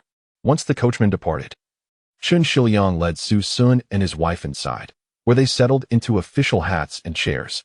The back courtyard has been newly renovated and has never been inhabited. All furnishings are brand new. Perhaps they might suit your tastes, brother and sister? Having already found the courtyard pleasing, Su Sun and his wife admired the interior. With its polished bricks and clean windows, elegantly arranged furniture, yet they hesitated. They exchanged glances, and Madame Chung spoke up. This residence is indeed splendid. But dividing it in half would surely inconvenience Uncle S' family. The back courtyard has been locked for some time. Qingxia waved his hand dismissively. We, a family of 5, have ample space in the front. But Uncle must remarry, right? Madame Chung smiled. Your second son will soon need a bride. And then you will see that the back courtyard is indispensable. To be honest, sister-in-law, my younger brother has no intentions of remarrying. Qingxia shook his head and sighed, saying, the relationship between the children and their stepmother is rather strained. It may create distance between father and son later on. We shall wait until the children have matured. Lady Qing smiled and asked, what about Erlang? Erlang has sworn not to marry until he passes the imperial examination. Qingxia replied earnestly. As a father, while I yearn for more children in the family, I must support his ambition. Understanding the necessity of securing a rental for the house today, Su Sun interjected. Regarding the rent of 500 won a month that you mentioned in your letter, how could that be feasible? Brother Laoquan knows well that my family is not in one of such trifles. The main concern is not to leave the house vacant. Qingxia smiled at Lady Qing and added, there is also a personal motive at play. What is it? She inquired. It is a year of the grand examination. Barring any unforeseen circumstances, Brother Laoquan and I will have to travel to the capital again, which will take at least a year. I must confess, dear sister-in-law, I am quite troubled about those few boys. After a pause, he continued, Erlang is relatively fine, but the other 3, if left unchecked, will undoubtedly run wild, neglecting their studies and acquiring bad habits. Rising, he clasped his hands in respect and said, Sister-in-law, your reputation for raising children wisely is well known in our village. I earnestly request your assistance in this matter. You give me too much credit, uncle. I treat them as my own, Lady Qing replied, rising to return the gesture and accepting the task. I am grateful for your help. The children will have their tutor, and I will merely oversee their studies. She laughed softly, covering her mouth. Uncle, this arrangement does not seem quite equitable. As they spoke, the clock struck noon, and Wulong entered with 3 young attendants from Laifu, who had come to assist. Qingxia had previously instructed Wulong to inform Laifu of their guest today. In the blink of an eye, the table was adorned with an array of exquisite fruits and hot and cold dishes. Coming from a prominent family, Lady Chung and Su Sun were both accustomed to fine dining, yet they found themselves unfamiliar with the main dishes laid before them, not to mention the 4 siblings, Su Shi and the others. Fortunately, the attendants from Laifu were attentive and enthusiastic, announcing each dish by name: lion's head, steamed fish lips with snow frog, stir-fried snail meat, osmanthus baked eel paste, braised green fish. Dishes they had never even heard of. Chapter 50. Troubled youth, this is quite extravagant, Su Sun remarked, frowning at the lavish spread before him. How are we to maintain our connections in the future? You know my penchant for simplicity, otherwise I wouldn't have left the spacious backyard uninhabited. Qingxia shook his head with a bittersweet smile. However, I have no authority over our meals. Why is that? Su Sun inquired, perplexed. 3 years ago, my brother took on an apprentice who opened a restaurant. He taught him some skills and helped him through difficult times. Qingxia explained as calmly as he could. This apprentice has never forgotten that kindness and has taken it upon himself to provide our family's meals. This time, he must have heard we had guests, hence the extravagance. Your brother, at such a young age, has rendered such significant assistance? What a remarkable tale, Su Sun exclaimed.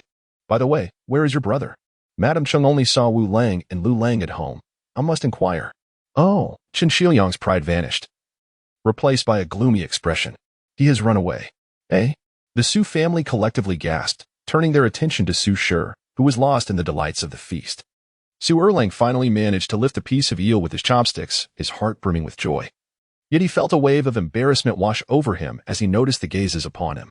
Nevertheless, he still relished the morsel. How does he share the same flaw as my family? Su Sun empathized, pointing at Su Shi. This spring, he and a classmate named Chen Taichu went missing for over 10 days.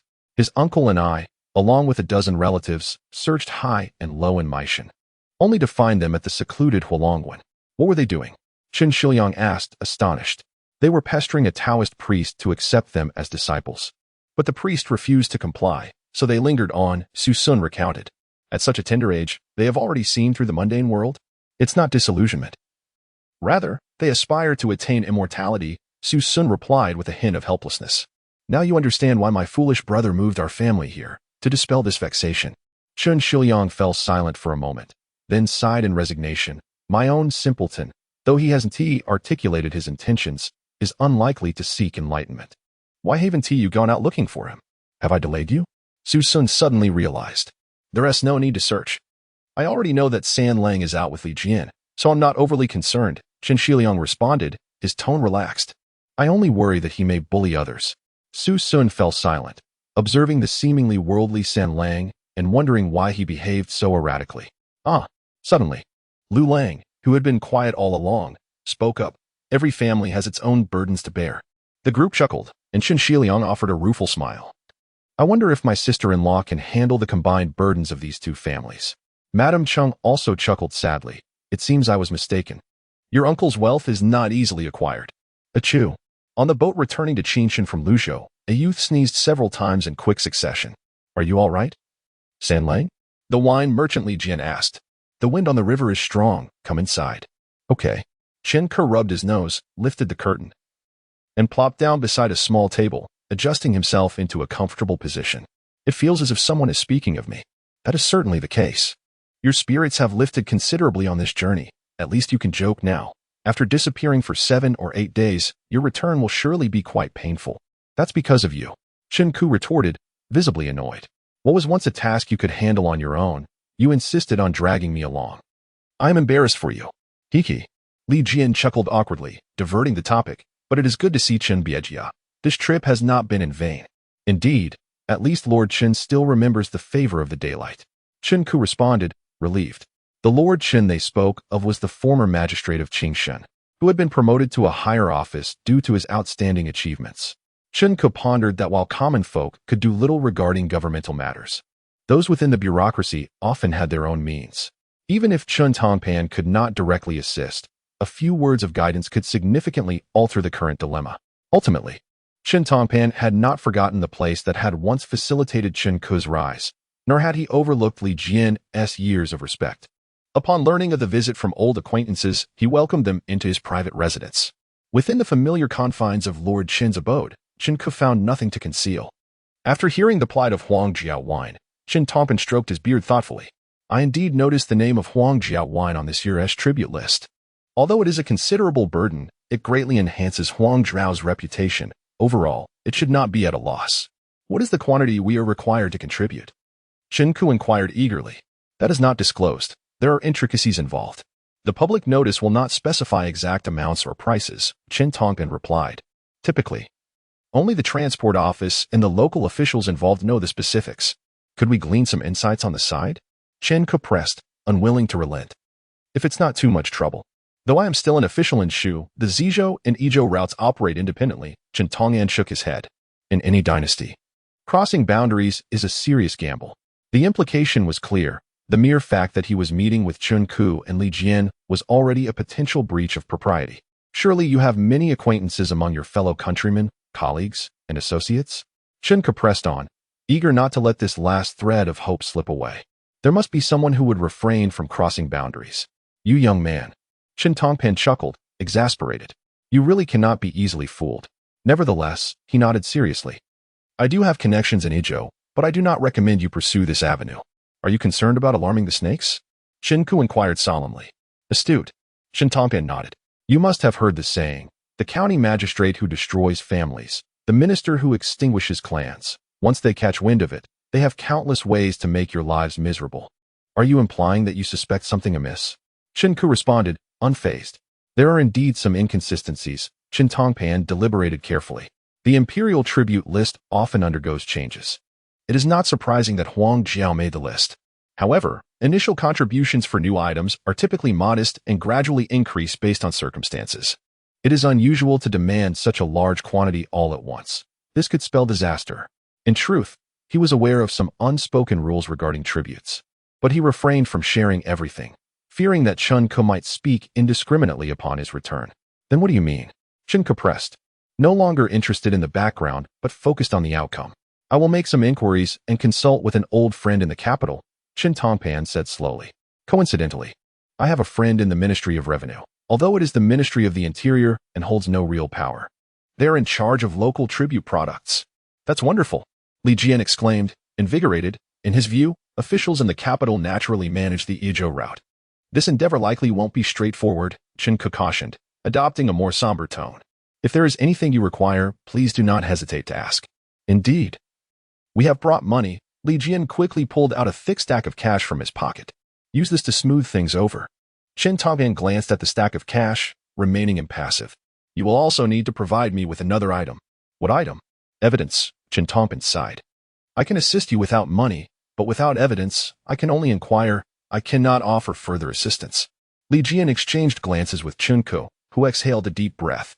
The reason we grew suspicious is that the county has persistently refused to provide documentation. I fear that until the very last moment, we may not receive a single piece of paper. Then I will help you inquire, Qin Tongpan said earnestly. But Sen Lang, I must remind you, you are not an official, you are a commoner. Since ancient times, the common folk have refrained from confronting officials due to the vast disparity between the two. Do not act rashly. Gather the evidence and present it to me. I shall ensure it reaches the censors. Thank you, my lord, for your vigilance. Qin Ke nodded earnestly, saying, the common man will remember this. You must also learn from this experience. Qin Tongpan cast a profound glance at the precocious youth. If someone in your family held an official position, others would not dare to treat you in such a manner. Remember, in the great Song Dynasty, there exist only two types of people, officials and commoners. He added with significant weight, the official class is still part of the officialdom, and the wealthy commoners are still commoners. The path ahead, for an astute child like you, requires no further elaboration. I shall heed your teachings, Chen Ke replied with a deep bow, feeling a surge of emotion. For a boy so unrelated to him, Qin Tongpan had no obligation to elaborate, yet he still pointed out his own misconceptions. Even in this era, some officials still possess humanity. On the way home, Chen Ke fell into silence. The words of Qin Tongpan intertwined with his recent experiences, compelling him to reassess himself. Is living a fulfilling life truly as simple as merely possessing wealth? One must also have the ability to safeguard that wealth. Before the law, such ability can only stem from power. For the common folk, that means becoming an official. Although he had previously heard Qin Shiliang recite the promotional verses of Emperor Shenzong, it was now that the motivational passage resonated deeply within him. Do not lament the absence of companions when you step outside. The books contain carriages and horses aplenty. A man aspiring to fulfill his lifelong ambitions must diligently study the 5 classics by the window. How fortunate it is to be born in the great Song Dynasty. Had he been born in the eras of the Han, when lineage dictated worth, or during the tumultuous southern and northern dynasties, or even in the nascent days of the imperial examinations in the Sui and Tang dynasties, a family of such humble origins would have faced an interminable struggle without hope of advancement or peace. Chapter 51. The Zhongyan Academy after an extended absence. The wayward child returned, but instead of flowers and applause, he was met with something far less welcoming. Despite his sincere admission of guilt and his vow to henceforth turn a deaf ear to worldly affairs, dedicating himself solely to the study of the sages, Chen Ke was spared physical punishment but still confined for 7 days. By the time he reunited with the Su family, it was already the last day of April. On that day, the door swung open, and after a hasty wash of his face, he was led to the backyard by Erlang. Upon entering the main hall, he found not only his own brothers present, but also Mr. and Mrs. Su, along with the 4 siblings of the Su family. Chen Ke felt a wave of discontent wash over him. Surely, they do not intend to conduct a formal tribunal. Fortunately, Qin Shiliang did not even glance in his direction. Aware of the prevailing atmosphere, Chen Ke positioned himself at the back of the Qin family group, maintaining a respectful distance from the Su family siblings. He noticed that both Bianjing and Su Xiaomei were stifling giggles, while Su Shi made faces, and Su Zhi struggled to contain his laughter. In short, The assembly was filled with smiles directed towards him. It dawned on Chen Ku that he had neither washed his hair nor changed his clothes. His current disheveled appearance was indeed far from flattering. While any other person would undoubtedly feel embarrassed and lower their gaze, he nonchalantly swept his hair back, tilting his chin slightly, exuding an air of unrefined beauty that could hardly be concealed. A suppressed laugh escaped from the Su siblings opposite him, and Su Shi erupted into laughter. In response, Chen Ku assumed a posture of humble contrition, casting his gaze downward.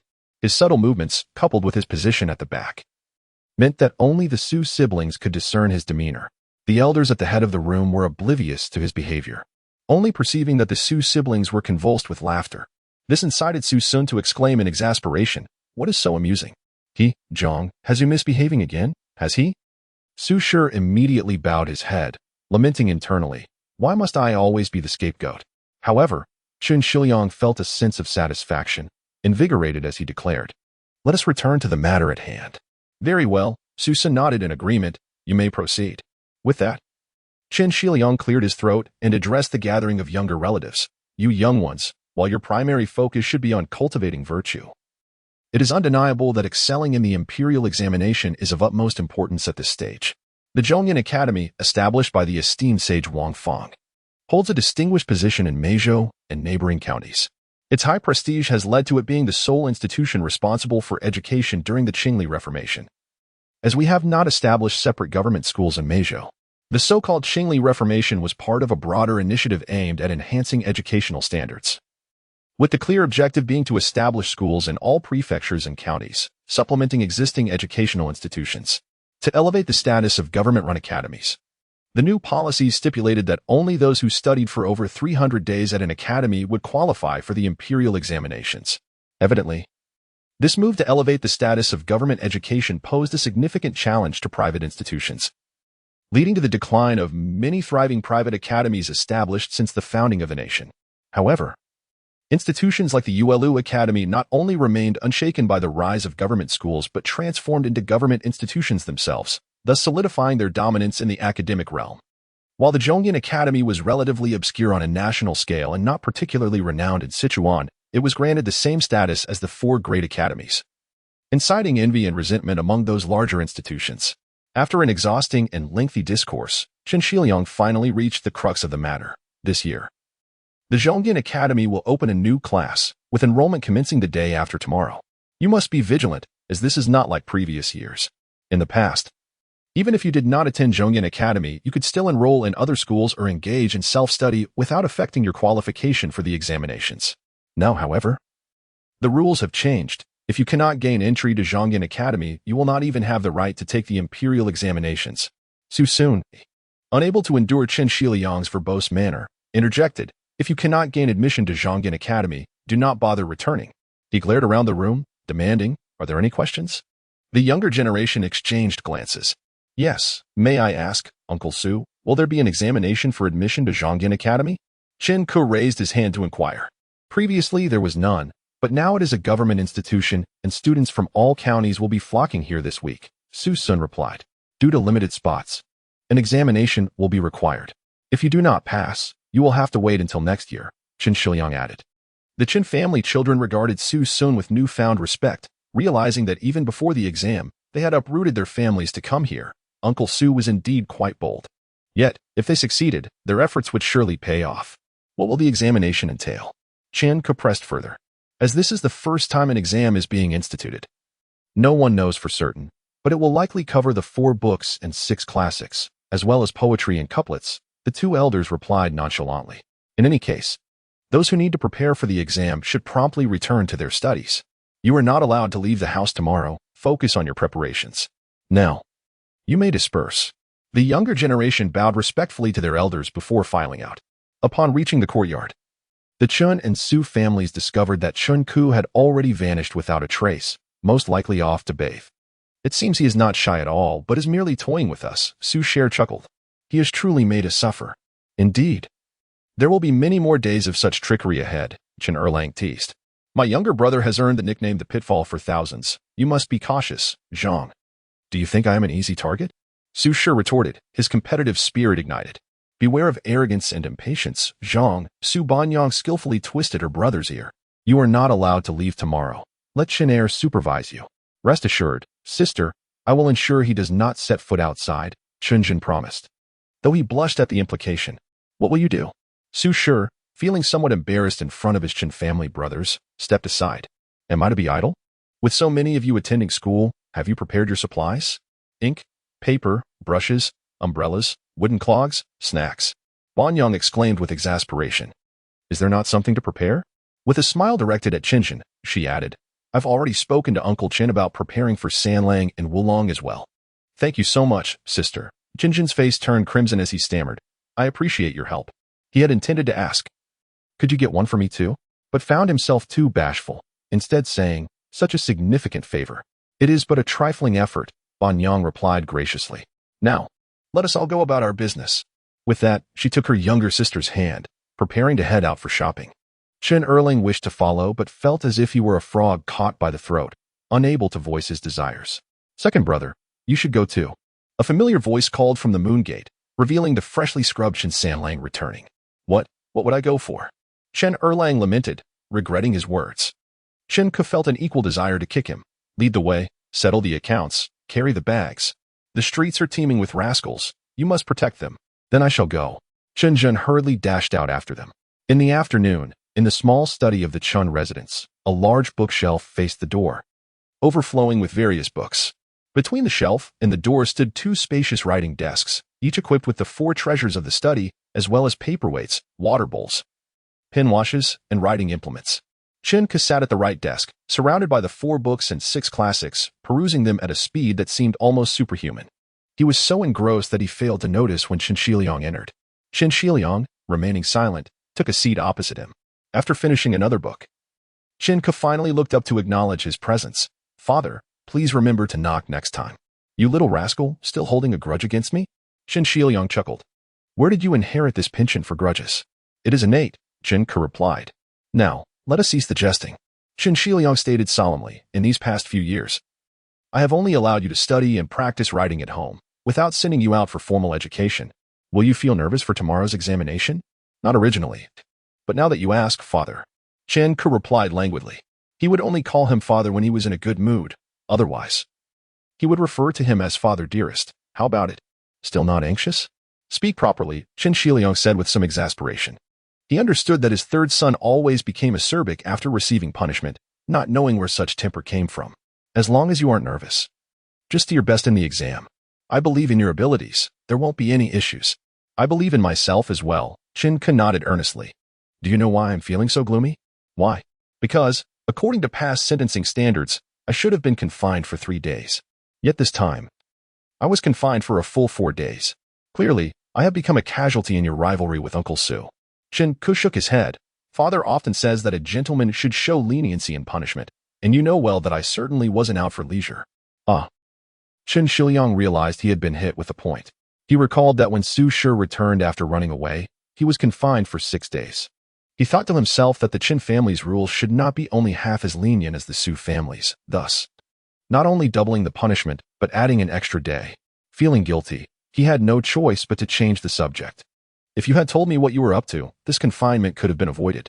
But it's resolved now. No need to dwell on it. Now it was Qin Ke's turn to shift the topic. Father, do not worry about me. You must pass the imperial examination this time. Otherwise, next time, you will have to be my classmate. You little rascal. Qingxia felt a wave of frustration, yet it was indeed the truth. According to the new policy, everyone must attend school for 100 days before participating in the imperial examination.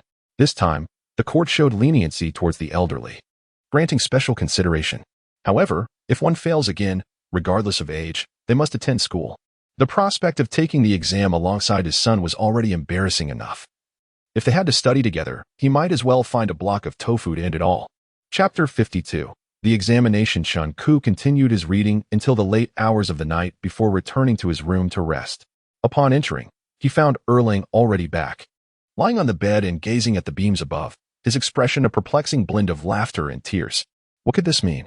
The laughter stemmed from finally accompanying a young lady on an outing. The tears, however, were due to her declaration that she had become familiar with the route and would no longer require his assistance. Alas, do not be disheartened. When a third party intervenes, It often requires a relentless spirit to penetrate the barriers. Chen Ku extinguished the lamp and offered a few haphazard words of comfort before embracing his pillow and drifting into slumber, leaving Chun Erlang to toss and turn, pondering in a restless state. Before long, the day of registration arrived. Chun Shiliang, having endured a sleepless night, rose with dark circles under his eyes. He first dragged Wulong from his warm bed, then knocked on Chun Ku's door. "Hurry up, get dressed and eat, or you will be late." Once Sanlang had dressed and washed up, sitting in the dining hall for breakfast, Chun Shiliang noticed, "Why are you not wearing the newly sewn robe?" Sanlang cast a resentful glance at Erlang and muttered, "Ask him." Erlang, lowering his head to sip his soup, feigned ignorance. He would not disclose to his father that he had shamelessly appropriated the robe, which he had heard was crafted by their mother. After breakfast, Chun Shiliang accompanied his sons to the entrance, where they encountered Su Sun, who was also sending off Su Shi and Su Jia. "Are you really going to see them off?" Su Sun, noticing Chun Shiliang holding an umbrella, feigned ignorance. "Alas, one cannot help but be a bit too motherly when playing both father and mother. Who says I am going to see them off?" Chun Shiliang retorted dismissively. "My boy is quite self-sufficient." "Huh," Su Sun scoffed. "Is my son not self-sufficient?" He then threw a bag of provisions onto Su Shi's shoulders, saying, "This is where I'll leave you." The elder gentlemen, initially intending to escort their sons, decided against it. Thus, Sanlang, Wulong, Su Shi, and Su Jia, under Chen Erlang's guidance, set off cheerfully outside the city. The journey from the county town to Zhongyan Temple spanned over 10 miles. To the left lay mountains, while to the right stretched the riverbank. The mountains were lush with bamboo and trees, adorned with wildflowers, while the fields were awash with golden waves of rice and rapeseed. Occasionally, one could see farmers and oxen toiling on the fertile land. This picturesque rural scene deeply captivated the young men seeking to escape their confines as they pointed out the scenic beauty, appreciating the enchanting springtime, and exchanging poems in a friendly manner. This poetic exchange involved composing verses in response to one another. The most relaxed form allowed for simple poetic replies without adherence to the original rhyme, while the strictest demanded identical rhymes and characters, serving as an excellent exercise in poetic skill. In this era, the ability to compose poetry was a requisite talent for scholars. Artificial barriers only heightened the pleasure of choosing words and crafting rhymes. Among them, Su Dongpo exhibited unparalleled poetic talent, effortlessly employing rhyme and imbuing his verses with beauty. A glimpse of the genius yet to fully blossom. Su Jia and Chen Ku's poetry, while commendable, lacked the elusive beauty that characterized Su Shi's work. Chen, though the eldest, managed to keep pace but could only barely follow the rhythm of the three younger poets. As for Wulong, after exerting himself to craft a single poem, he fell silent, brooding in frustration. Just as they were joking and laughing, the sudden sound of rapid hoofbeats echoed behind them. The traveling scholars quickly stepped aside to make way for several galloping horses, splattering mud on the clothing of many, including Wulong, who had been overly protective of his pristine robe. Despite his precautions, he was doused in muck, which incensed him, prompting an exclamation of "rascals." The Su brothers felt somewhat embarrassed, for they recognized the riders as the Chung brothers. Chen Ke also identified them. He had previously evaded them in Meishan and was surprised to encounter them again in Qingxia. Narrowing his eyes, he scrutinized the figures on horseback, contemplating silently. "Let us continue our journey. Otherwise, we shall rise at dawn and arrive late for the market," Qingxia urged, glancing at the rising sun. The people of Meizhou often say that Zhongyan Temple existed before Mauname. The temple's origins trace back to the Mid-Tang Dynasty, founded by a high monk from India, and subsequently expanded into the grand temple complex seen today. This complex comprises the lower temple, middle temple, and upper temple. The lower temple is situated beside the Min River. The middle temple is nestled in the forest halfway up the mountain, 5 miles from the lower temple, while the upper temple perches atop the peak. Also 5 miles from the middle temple, a stone staircase meanders through the wooded cliffs, connecting the three temples. Zhongyan Academy is established within Zhongyan Temple, initially utilizing the courtyard of the Middle Temple as its lecture hall. Its founder, Wang Fong, known as Wang Lefuzi, chose this serene and elegant location, distanced from the city, as it was conducive to the pursuit of learning. Moreover, the temple's abbot was his cousin, making arrangements easier. Following the revival of education during the Qingli era, the number of students seeking knowledge at the academy surged. Wang Fong, with the assistance of the county government, acquired the vacant Zen halls of the upper and lower temples, renovating them into additional classrooms and dormitories. While the Song Dynasty revered Buddhism, The number of monks could not compare to that of the 5 dynasties, largely thanks to the edict of Emperor Zhao of Song, which mandated the layoff of monks and nuns. The remnants of abandoned Zen halls still bear witness to this decree. At this moment, Chun Ku and the other scholars, numbering over 1,000 who had registered for admission, were led to the preaching platform behind the temple. This was once a place where revered monks imparted their teachings, now featuring a spacious area that could accommodate 1,000 individuals. A middle-aged man clad in a white silk robe and wearing a black cap appeared on the platform. Once the students settled down, he introduced himself as Yuan, the academy's steward. Since you have come prepared, I need not elaborate on the benefits of our institution. Let me outline the academy structure. Zhongyan Academy consists of 3 levels and 6 halls. The primary level has 3 halls located at the lower temple. The intermediate level has 2 halls at the middle temple, and the advanced level has 1 hall at the upper temple. After passing the entrance examination, those who qualify will enter the primary halls of Anli for study. After a year and a half, those proficient in both literature and reasoning will advance to the intermediate halls of Zhenexin. Following another year and a half, those well-versed in history and literature will progress to the advanced Shuxing Hall. Accumulating sufficient credits is necessary for graduation. A journey of 1,000 miles begins with a single step. Steward Yuan concluded.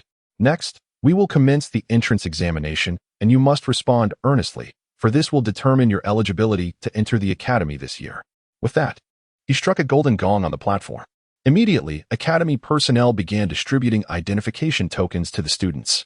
Chen Ke received a ding token, sharing the same number as Su Jia, while Su Shi and Wulong received Jia and Wu tokens, respectively. The 4 then dispersed to locate their respective classrooms. Chen Ku and Su Jia's examination venue was in a Zen room on the east side of the preaching platform. By the time they arrived, more than 20 individuals were already in line. One by one, the students entered, returning within a short period. Some emerged in tears, while others bore grave expressions. None appeared relaxed. Could it be that none were accepted? Su Jia inquired nervously. Surely not. It's likely they won't announce the results on the spot, Chen Ku reassured him. As he observed one student exiting, he remarked, "It's my turn now. Await my good news." Indeed. Su Jia nodded emphatically. You will surely succeed, third brother. Despite Chen Ku's own trepidation, he took a deep breath and stepped into the Zen room. Inside, a long table was set up, behind which sat 3 middle-aged scholars. Upon Chen Ku's entrance, the one in the center spoke, closed the door. Chen Ku followed suit, standing firmly in the center of the room. When he heard the individual inquire, name, age, and place of origin, Chen Ku, 14 years old, from Qingxia. Where did you study previously? Zhongyan Academy represents the secondary education of this era, where scholars typically first receive a complete elementary education in private schools or academies before advancing here. The student has not attended school, Chen Ku replied earnestly. I have been self-studying at home. Self-study? The 3 Confucian scholars chuckled. What have you learned? First, I studied elementary subjects, followed by the 13 classics. To what extent have you mastered them? Only a superficial understanding. Having concluded the routine inquiries, the individual fell silent and gestured to the one on the left. Let me ask you a few questions. First, recite the 3rd chapter of the classic of filial piety. In the presence, one should not be arrogant, high but not precarious. One should regulate one's measures and not overflow when full, high but not precarious. Thus one can long preserve nobility, full but not overflowing. Thus one can long preserve wealth. Wealth and nobility cannot be separated from oneself. Only then can one protect the state and harmonize with the people. Thus is the filial piety of the lords. Without hesitation, Chen Ku responded. The Book of Song states, trembling and fearful, as if approaching a deep abyss, as if treading on thin ice. Now recite from the Analects. The chapter on the question of the way. The examiner on the left continued. The question of shame. The master said, in a state with the way, one should cultivate. In a state without the way, one should feel shame. This posed no difficulty for Chen Ku, who recited fluently. The master said, to be poor without complaint is difficult. To be rich without arrogance is easy. That will suffice, the examiner on the left declared. Now, recite a passage from the classics. It was the turn of the examiner on the right to speak. Zhengzi said, how great is the significance of filial piety? Elucidate this sentence. Although he was instructed to expound, it was essentially a recitation. Each Confucian classic possesses annotations, and the annotations for the classic of filial piety are called the Jingyi.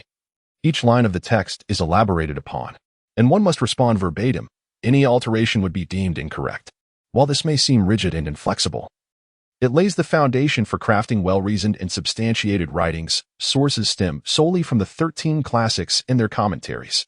As foundational training, this is indeed valid. To understand filial piety is to recognize its profound significance, the Master said. Filial piety is the principle of heaven, the righteousness of earth, and the conduct of the people. Qingli, possessing exceptional memory and employing advanced mnemonic techniques from later generations, answered flawlessly.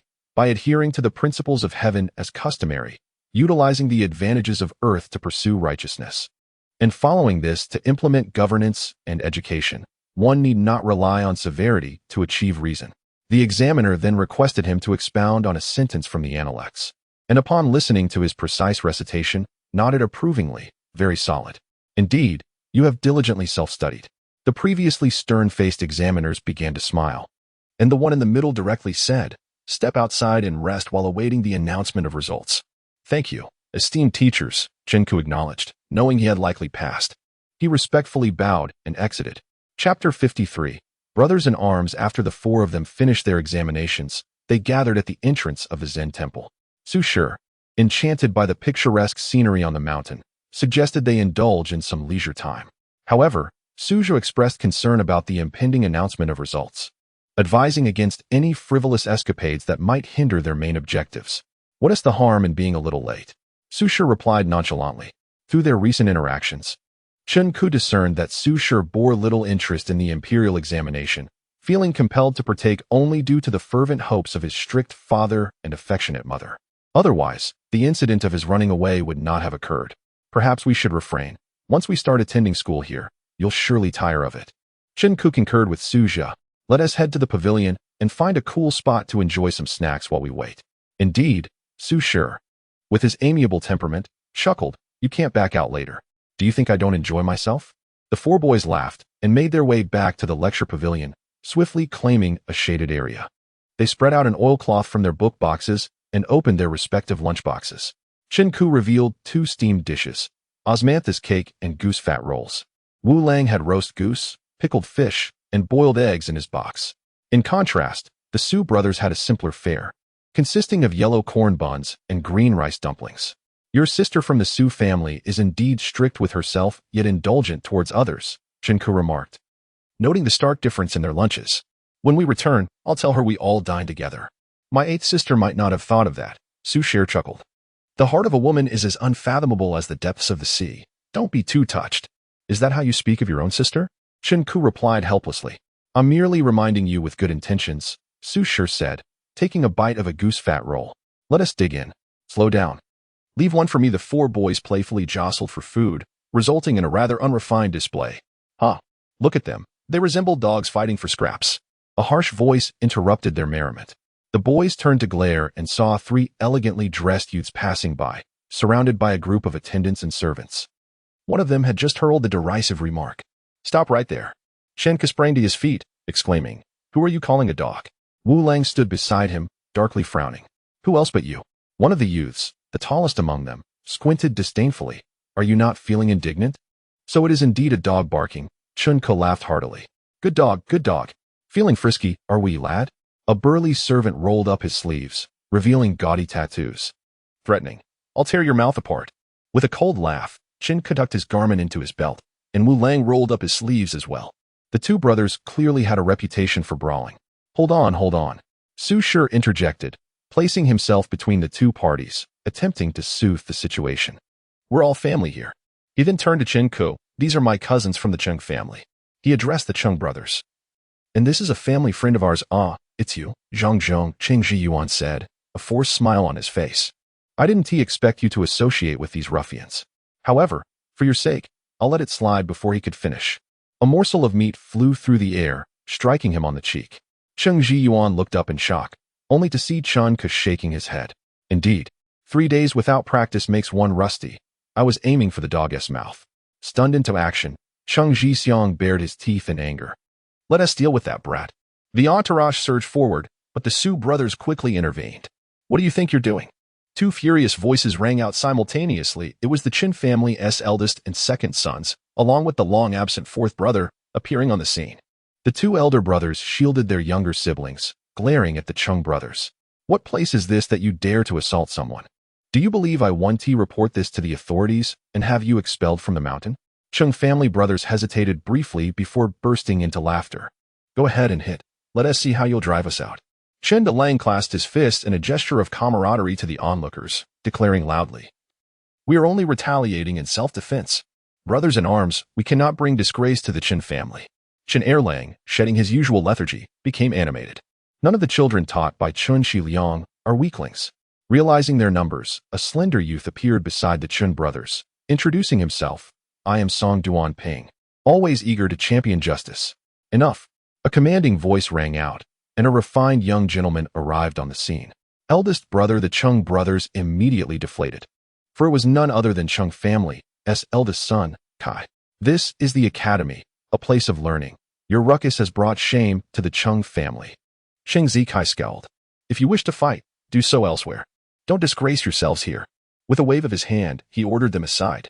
Understood, the three brothers had no choice but to withdraw along with their attendants. Seeing the spectacle dissipate, the crowd gradually dispersed. Qingxia Kai turned to the Qing brothers. Clasping his fist with an apologetic expression, my younger brothers have been spoiled since childhood. I sincerely apologize. Our family has its share of tempers as well. Chen Delang replied amicably. There were indeed some offenses on both sides. After exchanging a few pleasantries to diffuse the tension, Qingxia Kai finally turned to Su Shi and Su Xia, saying, Hedong, Song Xiu. It has been a long time since we gathered as brothers. We have prepared a banquet over there. Let us drink and compose poetry together. Su Shi would never decline an invitation. He hesitated, glancing at Su Xia, who shook his head. We've already begun eating. There will be other occasions. Qingxia Kai, expecting an easy invitation, was taken aback by Su Xia's refusal. A flicker of irritation crossed his handsome features, but he quickly masked it with a smile. If that is the case, we shall save it for next time.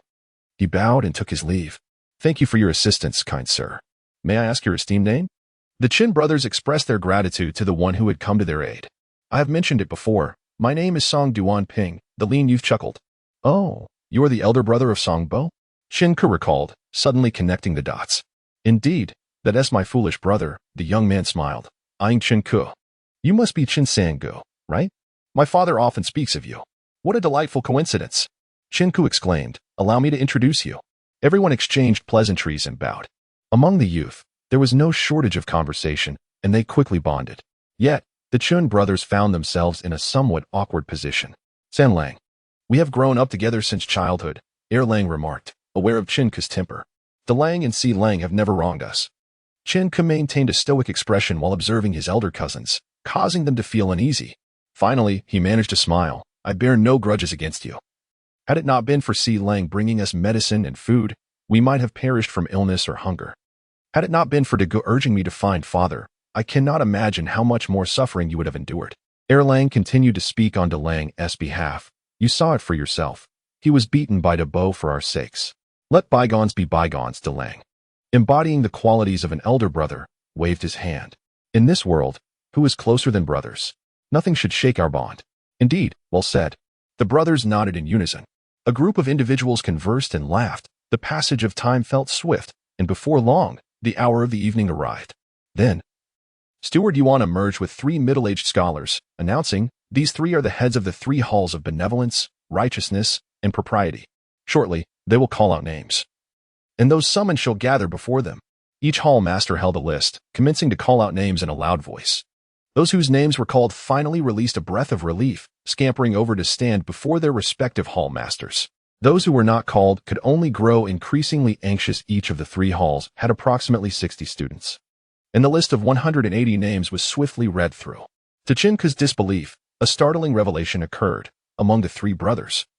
And the two from the Su family, only fifth brother was accepted into the Hall of Righteousness. The remainder, including himself, fourth brother, Su Shi, and Su Xia, were all absent from the list. Conversely, all of the Qing family's four young masters, with the exception of the eldest, Qingxia Kai, were named. Have we all been rejected? The Su brothers lamented. How are we to explain this upon our return? Fourth brother bowed his head, rendered speechless by his despondency. Not necessarily. Qin Ke maintained his composure. I believe there may be other avenues. What a jest it would be. To think that a test could be so obscured as to exclude even Su Xiaomei. Initially, the crowd thought he was merely offering solace, but the next moment, Steward Yuan confirmed his suspicions. Those whose names I now read shall accompany me to the central temple. Su Xiaomei, Chen Ke, Qingxi Kai Suxia. Shun Yong Song Duan Ping. Along with these 6, a total of 20 individuals emerged, transitioning from despair to elation under the envious gazes of the onlookers. Without further ado, Steward Yuan instructed them to follow him, departing from the lecture courtyard and proceeding along the stone path to the central temple. Beside the path, a brook flowed through the mountain gorge. As the students walked upon the stone steps, they heard the gentle tinkling of water. Yet the heavy forest canopy concealed the brook from view, evoking a sense of the ethereal beauty of nature. Despite the dappled shade and picturesque scenery, the ascent to the central temple left the students weary, unable to stand upright. Chen Ke, who diligently maintained his physical training, appeared composed. Yet he fell slightly short compared to the serene demeanor of Song Duanping. Once the students had caught their breath, Steward Yuan reminded them to adjust their attire, advising those with foot odor to wash their feet first, lest they embarrass themselves by removing their shoes later on. Chapter 54. The Academy of Shikuan and the Imperial College, nestled amidst a grove of towering bamboos, stands a Tang-style edifice, devoid of any contemporary seating or furniture within. The wooden floor is adorned with cushions, where all attendees are seated with low tables before them. The headmaster of Zhongyan Academy, Wang Fong, a venerable scholar draped in a flowing robe and adorned with a tall hat, possesses an ancient and dignified visage, his long beard cascading gracefully. He sits facing south, gazing upon 20 newly arrived young scholars. The students kneel, slightly leaning forward, paying homage to the headmaster in accordance with Tang customs. You are the esteemed recommendations of the examination officials, embodying the essence of the sage's teaching, educating according to one's aptitude, Wang Fong articulates, his words steeped in an elegant antiquity. Today, I shall personally examine you. If you are indeed extraordinary, there is no need to adhere strictly to the format. You may proceed directly to the Wisdom and Integrity Hall, where I shall instruct you myself. With a nod, he signals an assistant to distribute the examination papers, ensuring each desk is properly equipped with a test. The assistant then lights incense, declaring the commencement of the examination. The students lean forward, scrutinizing the 10 questions laid before them. The topics include 2 on classical texts, 2 poetic compositions, 2 essays on history, and 2 on mathematics. It is evident that one must select their strongest areas, as even a mere incense stick's duration would scarcely suffice to complete the tasks at hand. Chen Ke, glancing over the questions, resolutely begins with the 2 mathematical problems. The first poses: a bamboo stands 10 feet tall, bending but not touching the ground, and is 3 feet from its base. How tall is the bamboo? It is merely a matter of applying the Pythagorean theorem to a right triangle, presenting no challenge to one well-versed in geometry. In an instant, Chen Ke calculates, 4 feet 5 inches. The second problem elicits a smile from Chen Ke. It is the famous chickens and rabbits in the same cage conundrum, of which he knows 8 different methods to determine the number of chickens and rabbits. Completing these 2 questions, he finds that the incense has only just begun to burn. Turning to the 2 poetic compositions, the prompts have already been provided. The task is simply to craft verses in accordance with the given structure. Such poetry, constrained by theme and meter, seldom produces true masterpieces. Yet, this is precisely Chen Ke's forte. Having mastered tonal patterns and interpretations, he skillfully composes 2 quatrains with ease. By this time, the incense has burned halfway. With renewed vigor, he swiftly completes the 2 essays on history, concerned that his views may be too radical. Chen Ke cleverly resorts to quoting Sima Qian's perspectives from the records of the grand historian, reasoning that if Sima, honored with the posthumous title Bianjing, is a paragon of this era, he cannot be wrong. Quickly finishing the essays, he notes that a third of the incense remains. Chen Ke proceeds to tackle the 2 questions on classical texts. Earlier in the morning, he had faced oral examinations on the meaning of the texts, which required meticulous precision in interpreting ancient commentaries. The expectations for the classical questions are even higher, demanding both textual exegesis and profound insights. For one like Chen Ke, who possesses the cognitive maturity of an adult, this poses no challenge. As the incense finally extinguishes, he manages to complete 1 question. A single incense stick has yielded answers to 7 questions. Chen Ke exhales softly, initially hoping to tackle all 8. Once the time is called, the students dry their papers. The assistant collects the sheets, and Wang Fong begins to review them on the spot. A single incense stick lasts approximately 15 minutes, rendering the completion of 10 challenging and time-consuming questions within such a brief time frame nearly impossible. Wang Fang's rationale for the examination format is twofold: to discern each student's strengths for tailored instruction, and to assess their psychological resilience. The rigors of the imperial examinations can forge individuals into formidable scholars. Without robust coping mechanisms, one cannot endure. In his view, answering 2 questions adequately suffices to demonstrate commendable intellect. He hardly anticipates any surprises. However, as he reviews the papers, the venerable scholar is astounded. What extraordinary talents have graced us this year? He muses, astonished. Among the 20 candidates, each has answered more than 2 questions, with 15 answering 3 or more, 5 tackling 4, 3 completing 5, and 1 even managing 7. The old sage is momentarily dizzy, shaking his head in disbelief, pondering whether these students have merely guessed their way through the exam. As time swiftly passes, it takes an hour for him to finish reviewing the last paper. Observing the students, who are on the verge of collapse from anticipation, he remains silent and exits the room. Steward Yuan follows suit. In the restroom, they relieve themselves. And noticing the headmaster's exuberance, Yuan inquires, "What do you think of this batch of students? They carry the hopes of future generations." Wang Fang replies, his eyes glinting with excitement. "Such high praise?" Yuan gasps, aware of Wang Fang's reputation for being a stern instructor.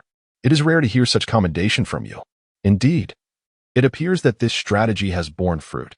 Only by transforming into an official academy can we attract the finest talents from across the province, Wang Fang reflects.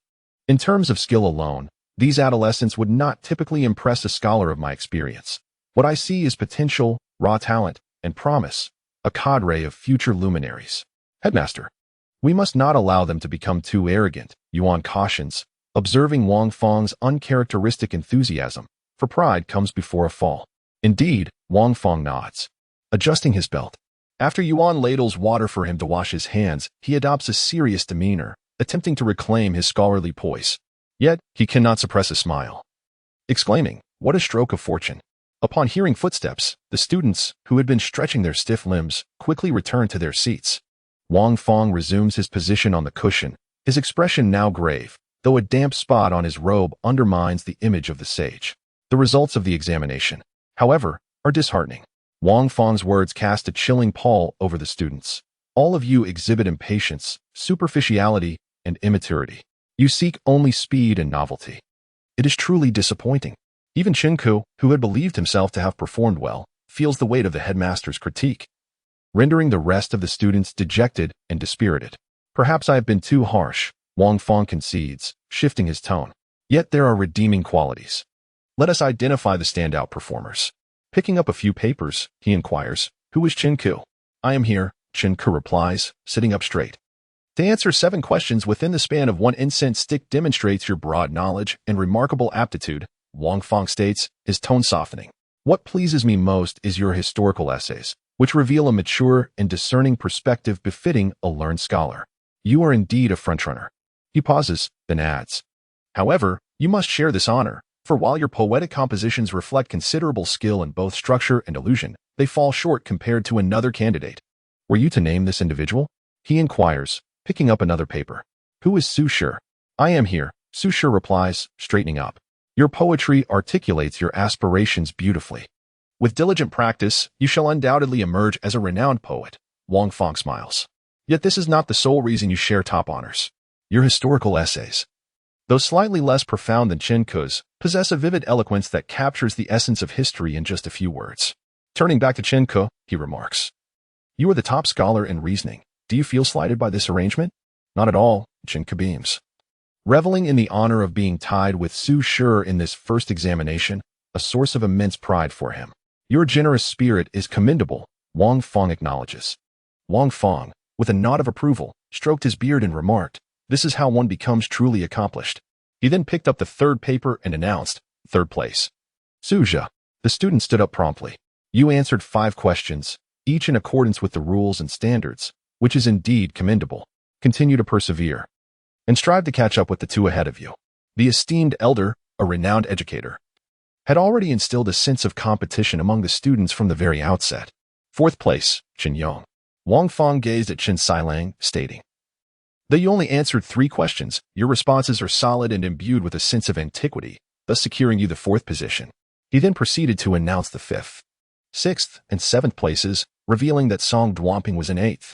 He continued until he reached 10th place, yet the name Qingxia had not been mentioned. Qingxia's handsome visage was beginning to darken with humiliation. In his 17 years of life, he had never experienced such disgrace. Possessing extraordinary talent, even his father, a successful scholar, praised him as someone who would inevitably surpass his predecessors. From the elementary studies to the Shochang Academy, he had always emerged at the top, never once ranking second. Due to the reforms in the examination system, he was compelled to attend Zhongyan Academy, believing he would undoubtedly secure first place. However, he found himself relegated beyond the top 10, igniting a furious indignation within him. Unable to contain himself any longer, he quietly inquired, "May I ask, esteemed headmaster, why have I been placed beyond the top 10? I answered 5 questions. You are Qingxia, are you not?" Wang Fong replied with a smile. "You possess considerable literary talent, and your grasp of history is quite solid, placing you among the elite of the 20. However, your poetry employs the Shikuan style while your prose follows the Taishues style, which I find particularly displeasing." He intended to suggest that with adjustments, his ranking would naturally improve. It turned out to be a matter of the teacher's personal preferences. Yet, Qingxia, with a look of defiance, retorted, "But I have studied the imperial examination essays for nearly 20 years. The Shikuan style for poetry and the Taishues style for prose are the prevailing trends. Without adhering to them, one cannot excel. Poetry should express one's aspirations. It is not merely an accumulation of illusions in pursuit of grandeur. For that would render poetry a mere vehicle for ostentatious display, devoid of meaning, regardless of the quantity produced. As for the Taishues style, it is characterized by a relentless pursuit of novelty, often leading to obscurity." Wang Fong sighed and said, "For instance, in your historical analysis, there is a line that reads Zhou Gong's plans, Yu's tools, and Fu Shua's burdens, all laid the foundation for peace. There is no need for such convoluted phrasing. This is entirely intentional on your part. Writing exists to be comprehensible. One should seek beauty in language upon that foundation, rather than forsaking clarity for obscurity, aiming to confound the reader." Chapter 55. The bully. The students, realizing their mistakes, understood that being the scion of a prominent family, Qingxia had already inquired about Wang Fong's background. If they were to provoke the old gentleman, he would not spare the Qing family. Acknowledging one's faults and amending them is a virtue of the highest order. Wang Fong spoke calmly, stating, "From now on, you must remember that whether composing poetry or prose, your words must hold substance. Literature serves to convey principles, not merely to flaunt your eloquence. Take heed." The students humbly accepted his teachings, bowing in unison. "Let Mr. Yuan explain the academy's regulations to you. I shall take my leave now," Wang Fong declared as he rose. "Farewell, esteemed headmaster," the students replied. For the decorum within the academy was far more rigorous than that of society. Although Chen Ke did not possess the academic experiences of his peers, his father's earnest guidance had imparted all necessary knowledge to him. Mr. Yuan, with a cold glance over the assembled students, enumerated the academy's rules: regularly reflect upon your parents, observe the sacred teachings during the new and full moons, cultivate good habits, maintain decorum and seriousness in demeanor, practice frugality in food, refrain from engaging in external affairs, follow the proper order in sitting and standing, shun gossip and slander, reject harmful friendships, avoid idleness. Daily recite scriptures thrice, peruse outlines for several pages each day, familiarize yourself with current affairs and physics, study ancient texts and poetry, annotate your readings, complete your assignments promptly, and avoid late-night studies. You must remember these 18 rules, recite them each morning, and conduct yourselves with caution and self-discipline. Breaches will be met with severe punishment. We shall remember." The students responded in respectful unison. "Very well, you may disperse for today," Mr. Yuan stated. "The academy will officially commence the day after tomorrow. Be punctual for roll call." After a moment's pause, he added, "According to the regulations, county students are expected to commute, but the headmaster, out of compassion for you, has made an exception. Should any county students wish to arrange accommodations, please register with me next door." Once Mr. Yuan departed, all the students collapsed onto the ground, massaging their uncooperative legs, lamenting their discomfort. Having been accustomed to sitting on chairs since childhood, they found it unbearable to kneel for such an extended period. "Are you planning to stay?" Chen Ke inquired, supporting himself on his knees as he slowly stood. "No, I intend to commute," Su Xiaomei replied. "My mother and sister have moved to Qingxia precisely to see me every day." "Indeed," Qingxia smiled.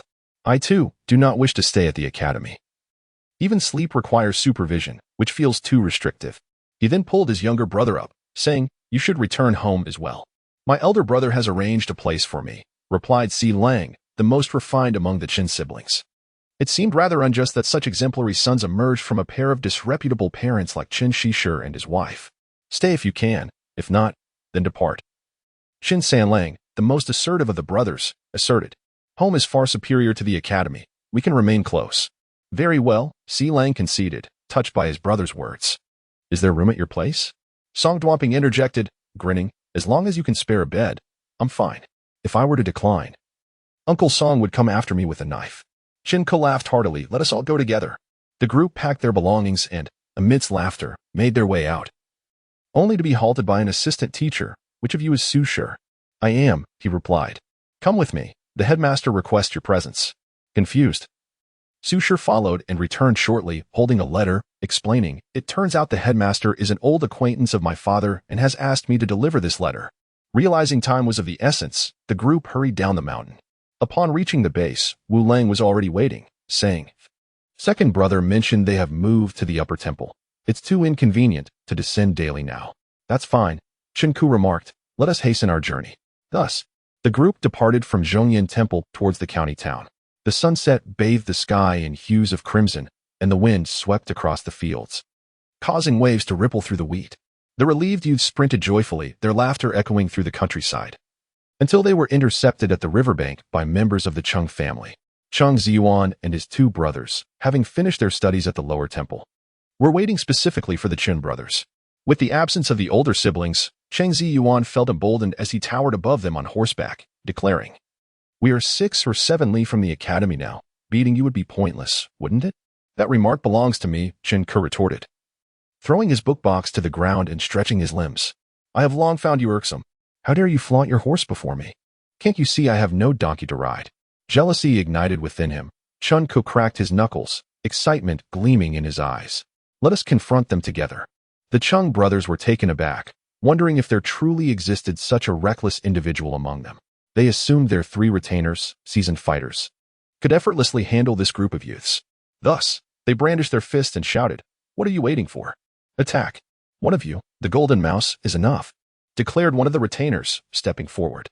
The nickname Golden Mouse was a common moniker among the lower echelons of Song Dynasty society. He removed his outer garment, revealing an array of tattoos, and with a composed demeanor, he challenged, "Come on, children, let us fight together." "Onward," Qingxia commanded, charging alongside Wu Lang. Before Golden Mouse could react, Qingxia delivered a swift kick, sending him sprawling to the ground, while Wu Lang seized hold of a leg and hurled him into a rice paddy. "Ouch!" A cry of dismay echoed from the field. The Chun brothers, who had grown up on a diet of beef and trained in martial arts, easily subdued the scrawny troublemakers. The Chung brothers were dumbfounded, having anticipated an easy victory, only to find themselves outmatched. "You ambushed us. 2 against 1 is not honorable." Qingxia urged his companions to join the fray. "Leave these 2 to me," Qingxia said, and before he could act, a figure darted forward, swiftly dispatching the 2 retainers before they could rise again. A small whirlwind swept through, and as the retainers groaned helplessly, one remarked, "How unfair. We haven't even registered yet." The unsung hero, having finished the bout, struck a pose and declared, "I am Song Dynasty, the champion of justice." With a sinister grin, Qingxia advanced toward the Qing brothers, who had only fought against ruffians in the past, yet had never faced off against the refined scions of a noble family. The 3 young scholars, still but boys, were terrified as their usual bullies lay defeated. The Qing brothers, once confident atop their horses, now felt a wave of panic wash over them. "You, don't do anything rash. Do you know who we are? I care not for your lineage." Qingxia pointed at Cheng Ziyuan and his brothers, declaring, "Today, let it be known that in these few acres of Qingxia, whether dragon or tiger, you shall submit to me." As he spoke, his bravado eclipsed any semblance of scholarly demeanor. "Enough, enough," Su Xiaomei interjected, unable to witness the Qing brothers being beaten. He quickly grabbed Qin Sanlang, pleading, "Third brother, I beg you, do not stoop to their level, otherwise, I will have no explanation for my mother." He turned to the Qing brothers, fuming. "If you emulate that wicked youth, I shall inform my uncle and ensure you face severe consequences." This matter could not simply end here. The Cheng brothers, now covered in dirt and shame, attempted to leave, but Cheng Ziyuan suddenly felt a tight grip around his ankle. Looking down, he saw that Wu Lang had grasped him firmly, and recalling how easily he had been thrown earlier, he had no doubt that a little more force would send him flying. "What are your terms?" Chun Ku asked coldly. "My suggestion is..." Cheng Ziyuan managed a forced smile. "Let us arrange a banquet at a tavern another day to apologize to the Qin brothers." His words reflected a wisdom in avoiding immediate conflict. "Who needs your meager hospitality?" Chun Ku scoffed. Chun Ku squinted and said, "For the sake of Zhong, I shall forgive you this once. However, from this day forth, no riding horses on the streets of Qingxia County. Otherwise, I shall deal with you harshly upon each sighting." "What does that have to do with anything?" Cheng Ziyuan was bewildered. "Because you obstruct traffic and tarnish the city's appearance," Chen Ku declared with commanding authority. Would he dare to admit that it stemmed from his unabashed jealousy? As dusk approached, they returned home, where their elders had already prepared a sumptuous dinner in anticipation of their arrival. Upon learning that the children had all been accepted, the elders were naturally overjoyed and urged the children to wash their hands and take their seats. After washing up, Su Shi presented the letter from Wang Fang to his father. Su Sun unfolded it and, noticing his youngest daughter passing towels to her brothers, smiled and asked, "Little sister, why do you seem so down today?" "Not at all." Su Xiaomei laughed. "How could I be unhappy when my brothers have all been admitted to the academy?" "Then why the long face all day?" Su Sun chuckled. "My lips could hang a bottle of oil. That was just me worrying for my brothers." Su Xiaomei made a funny face and laughed, "But now I can set my mind at ease."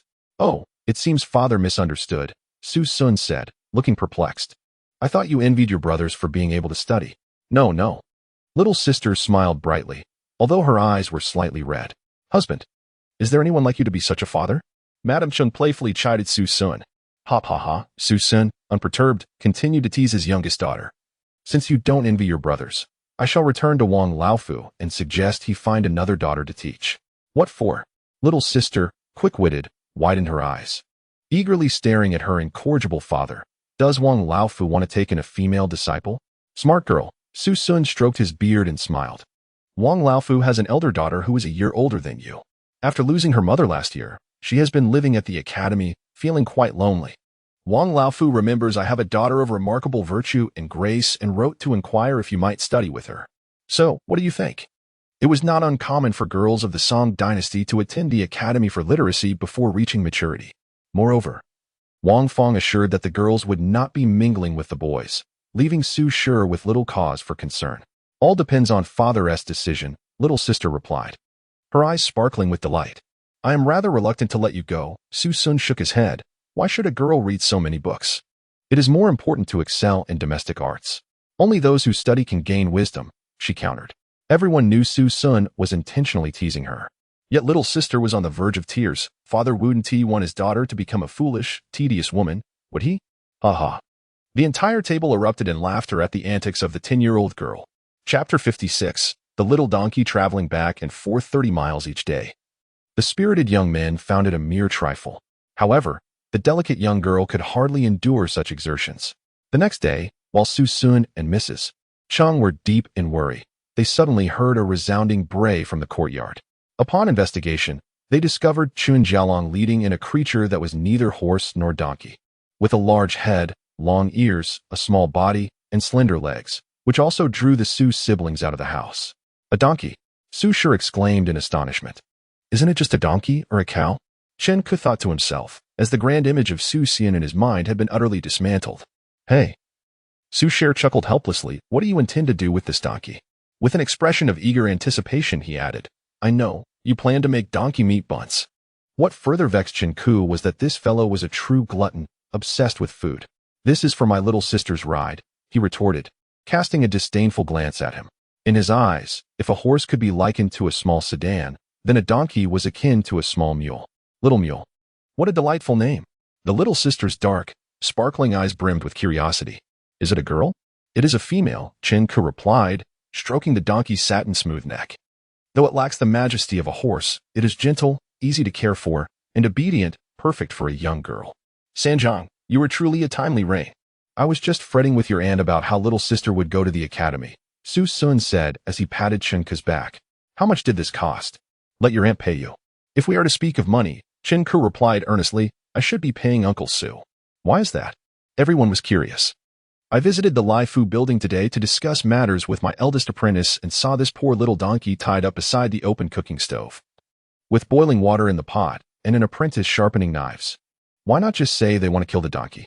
Su Shi retaliated. Descriptive passages are necessary. They immerse one in the donkey's despair. Qingxia admonished him seriously. We must not overcorrect our opposition to the Shikuan style. You make a valid point, Su Shi conceded. Still caught in the age of indoctrination. Speaking of donkeys, Su Sun was left speechless by the two children. All right, let us talk about donkeys. The donkey's eyes brimmed with tears as it gazed at me in despair, Qingxia vividly recounted. Even a heart of iron and stone would feel pity. Thus, I rescued it. However, rescue is merely the first step. What about its future? Without a good home, it could easily be sold again or worked to death. This would truly be a misfortune for it. After much contemplation, I deemed it best to have it serve as a mount for my little sister, with light work and ample rest, so it would not suffer abuse. Little Mule is only 2 years old, with nearly 30 long years of life ahead. To ensure a good beginning and end, I am willing to pay Uncle Su to adopt it. Qingxia declared solemnly, eliciting peals of laughter from the Su family. Su Shi clutched his belly in mirth. The little sister giggled like a blooming flower, and even Su Sun laughed until tears formed, pointing at him and saying, You lad could become a master debater. Your tongue can turn the dead into the living. Nevertheless, later that evening, Su Sun still went to deliver the payment for the donkey to Qingxia, only to be met with refusal. As the ancients say, friends share the meaning of wealth. I am currently in a better position. These funds matter not. But you, on the other hand, must soon leave Sichuan for the exams, and with children in school. Can you rely indefinitely on your sister-in-law's dowry for support? Alas, Su Sun felt a pang of inadequacy. I am of no use. I feel the same way. 3 years ago, you saw the life I led, Qingxia comforted him. It is merely by chance that I have a good son. Only in these years have things improved. Yet, every time I think of my own incompetence, relying on my son, it pains my heart. After a pause, he smiled and said, You know how Sanlang has enlightened me? How did he enlighten you? Su Sun asked. The heavens will bestow great responsibilities? Not quite, Qingxia chuckled. As long as I can pass this examination and have him become a scholar, that would be my greatest return. Huh. Su Sun nearly spat out his tea, coughing repeatedly. This lad is truly extraordinary. Isn't your family, along with Zhong, always yearning for enlightenment? Qingxia retorted, somewhat displeased. Perhaps prodigies do possess their peculiarities. Su Sun mused with a smile. Nevertheless, I understand your intent. When my Su family flourishes, I shall repay the Chun family's kindness handsomely. I hope your family flourishes. Qingxia responded bluntly, but I certainly do not wish to be on the receiving end of your generosity. Oh, Su Sun was taken aback, then burst into hearty laughter. Indeed, proximity breeds resemblance. You are becoming more like your Sanlang. It should be he who resembles me, Qingxia corrected. Before dawn the following day, the young men had already set off with their book boxes. Su Xiaomei, with her hair braided into 2 playful pigtails, donned a refreshing white and green outfit, sitting side saddle on the back of Little Mule. With each step of the little donkey, her tiny feet, adorned with red embroidered shoes, swayed joyfully. Like a carefree bird. Knowing it was her first time riding a donkey, Qingxia held the reins firmly, to avoid any mishaps. He kept a part of his attention on her while joking with his brothers. The more cautious they were, the slower they moved, and soon the two lagged behind. Just as Qingxia was about to shout, You all slow down, he heard his little sister's clear voice call out, Third brother. Qingxia turned to her. My mother said, if it weren't for you saving me that time, I would not be here, she said, lowering her head, her fingers intertwined shyly. That will not happen. Qingxia shook his head with a smile. You are blessed. Even without me, you would have been fine. That is not true, she insisted firmly. Who else in the world has read the treatise on febrile diseases by the medical sage except for third brother? That is hard to say, Qingxia replied. Even if there were others, it would not be so fortuitous as to appear in my house. The little sister nodded affirmatively. Therefore, you are my savior. However, after much contemplation, she pondered how to repay her third brother. Repay? Qingxia mused, contemplating, raising a little girl is indeed a delightful endeavor. He squinted and smiled. You could offer yourself to me. That's a splendid idea, she exclaimed innocently. I shall be your little sister. with a clap of her hands, relieved and laughing. She added, knowing it was my own brother who saved me. Being his sister feels burden-free. Hey, did you not consider me your brother before? Chen Ku was taken aback. I certainly regard you as my sister, but you are my real brother, she insisted, waving her tiny pink fist for emphasis. A true brother. The bond of kinship is priceless. Haha. Chen Ku was thoroughly amused by her charming innocence. He nearly forgot that this little sister bore the surname Su. Not stinky, but fragrant. Do you not believe me? Smell for yourself. She rolled up her sleeve, revealing her fair, slender arm, bringing it to his nose before quickly retracting it, beaming with pride. See, no smell at all. Who said that? Chen Ku shook his head vigorously. In this season, it is humid and muggy. Once you step outside, you become sticky. Ah, the little sister quickly sniffed her arm, finding no trace of sweat, and immediately understood, pouting, third brother, you are so mean. The group hurriedly made their way and finally arrived at the temple just before the hour of the rabbit. Su Shi took the little sister to find Wang Fang, while Chen Ku and the others went to the stream outside the temple to wash their feet and change into fresh shoes and socks. The youthful vigor of the boys was palpable as they raced along, their feet quite pungent from the journey. Chen Kajing and Su Zhou were playfully rubbing their feet when they were suddenly poked by Song Dynasty beside them. Following his gaze, they saw Qingxia, dressed in a white silk robe and adorned with a golden belt, approaching the stream. This lad is truly handsome, Song Dynasty remarked softly. If it weren't for his Adam's apple, one might mistake him for yet another Zhu Tai. Lower your voice. Do not let him overhear, Chen Kajing cautioned. Although he was not a virtuous man, he never mocked others for their physical attributes. To him, having a delicate face was a flaw in a man. Upon reaching the stream, Qingxia noticed these fellows washing their feet in the water and immediately frowned. He intended to turn away but, having climbed several miles through the mountains, felt uncomfortable with his sticky clothes. Thus, he endured his disgust and moved upstream, away from the others, to unfasten his robe and wet a purple handkerchief for cleaning. Song Dynasty, who had fantasized about transforming into Liang Shanbua to enact a heart-wrenching romance, felt a profound disappointment. Gender is not an issue, Chen Kajing chuckled. I wholeheartedly support Longyan.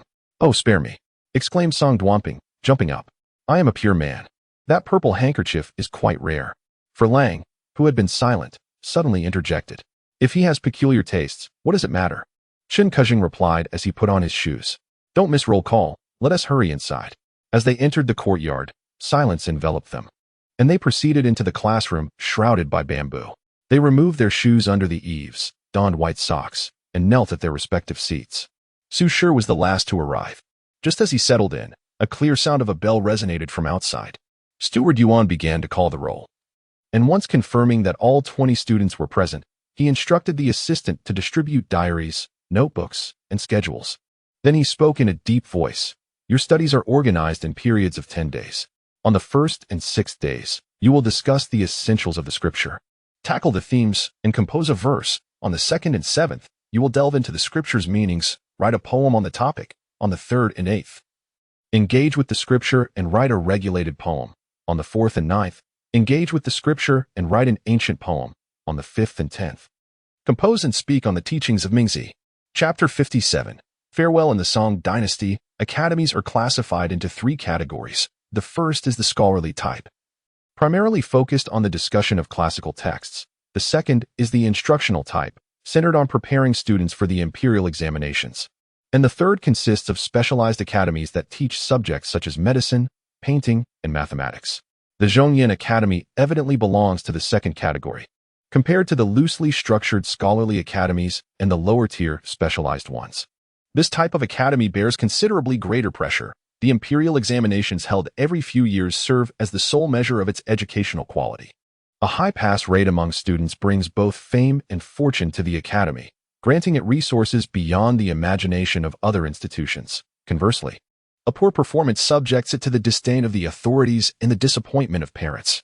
Thus, these academies impose far stricter requirements on their students.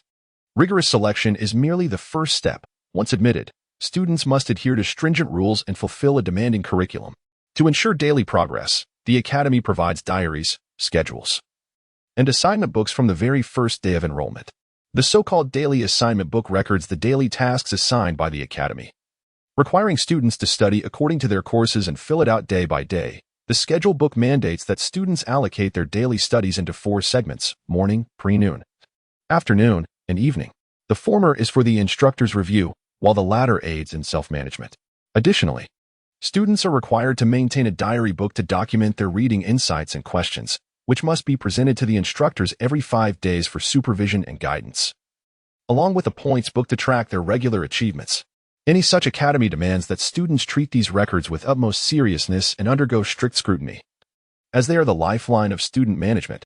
Moreover, the headmaster can adjust the pace and focus of a student's coursework based on individual circumstances, achieving tailored instruction and differentiated teaching. Although Chen Ku and his peers are day students, they must arrive at the academy by the hour of the rabbit to commence half an hour of morning reading. During this time, the master will call upon students individually to check their daily assignment books. Only after this inspection will the day's lessons commence. The academy organizes its curriculum into 5-day academic weeks, with 4 instructors teaching classics, history, philosophy, and literature respectively each morning, covering various classical texts, ancient and modern writings, poetry, and essays. After the midday break, students are tasked with assignments based on the topics assigned in the morning, which may involve writing essays, composing poetry, or drafting arguments and tables. In the afternoon, instructors will provide feedback on the students' work and encourage them to question any inadequacies, ultimately assigning scores from 1 to 5, recorded in the scorebook with red ink. Subsequently, extracurricular assignments are given, and classes are dismissed. In addition to the daily supervisory records, the academy conducts monthly examinations set by the headmaster, encompassing poetry, classical texts, and historical analysis. All enrolled students are required to participate in these assessments. The top scorer receives a perfect score of 100, the second tier 90, the third 80, the fourth 70, passing is 60, while minor deficiencies result in 50. And significant shortcomings yield a score of 40, down to 0 for utter failure. The academy then aggregates the daily scores to determine each student's monthly performance, using this to assess their relative standing and to reward or penalize them accordingly. Rewards come in various forms, including moral encouragement and material incentives, with the most effective method being the public circulation and publication of outstanding works, which serves as a tremendous motivation for honor-seeking young scholars. Thus, the cycle continues for half a year until the pivotal moment arrives when the academy ranks students based on their cumulative performance over 6 months, classifying them into 5 tiers. The economic benefits associated with each tier vary significantly. The top tier enjoys complete exemption from tuition and receives a monthly stipend of 4 guan, while the second tier is exempt from tuition but receives no scholarship. The third tier pays half tuition, the fourth tier pays full tuition, and the fifth tier pays an additional half. Furthermore, the academy allows exceptionally gifted students to advance a grade, while those who fall behind may face expulsion. For students from ordinary backgrounds, the struggle to secure tuition waivers or scholarships becomes paramount, while even those from affluent families are reluctant to lag behind, let alone face expulsion from the academy. Consequently, a fierce competitive atmosphere is cultivated among the students, leaving them no room for complacency. Chen Ku and his peers have privately berated Wang Fong countless times, labeling him as a seemingly refined Confucian scholar, yet harboring a heart full of rigid principles, suggesting that if he were an official, he would surely be a harsh enforcer. However, complaints yield no solutions, and after venting, they must continue their diligent studies. The Su brothers, including Song Dynasty, come from modest means, thus striving for the top tier. Although Si Lang remains silent, he too is a diligent worker, burning the midnight oil in his studies. Chen Ku, though not in need of money, cannot be satisfied with mediocrity like Wu Lang. Understanding his son well, Chen Shiliang sees through him, aware that despite his nonchalance, Chen Ku is unwilling to be outdone by anyone. In his heart, Chen commuses, what of Su Xian? What of the 8 great families?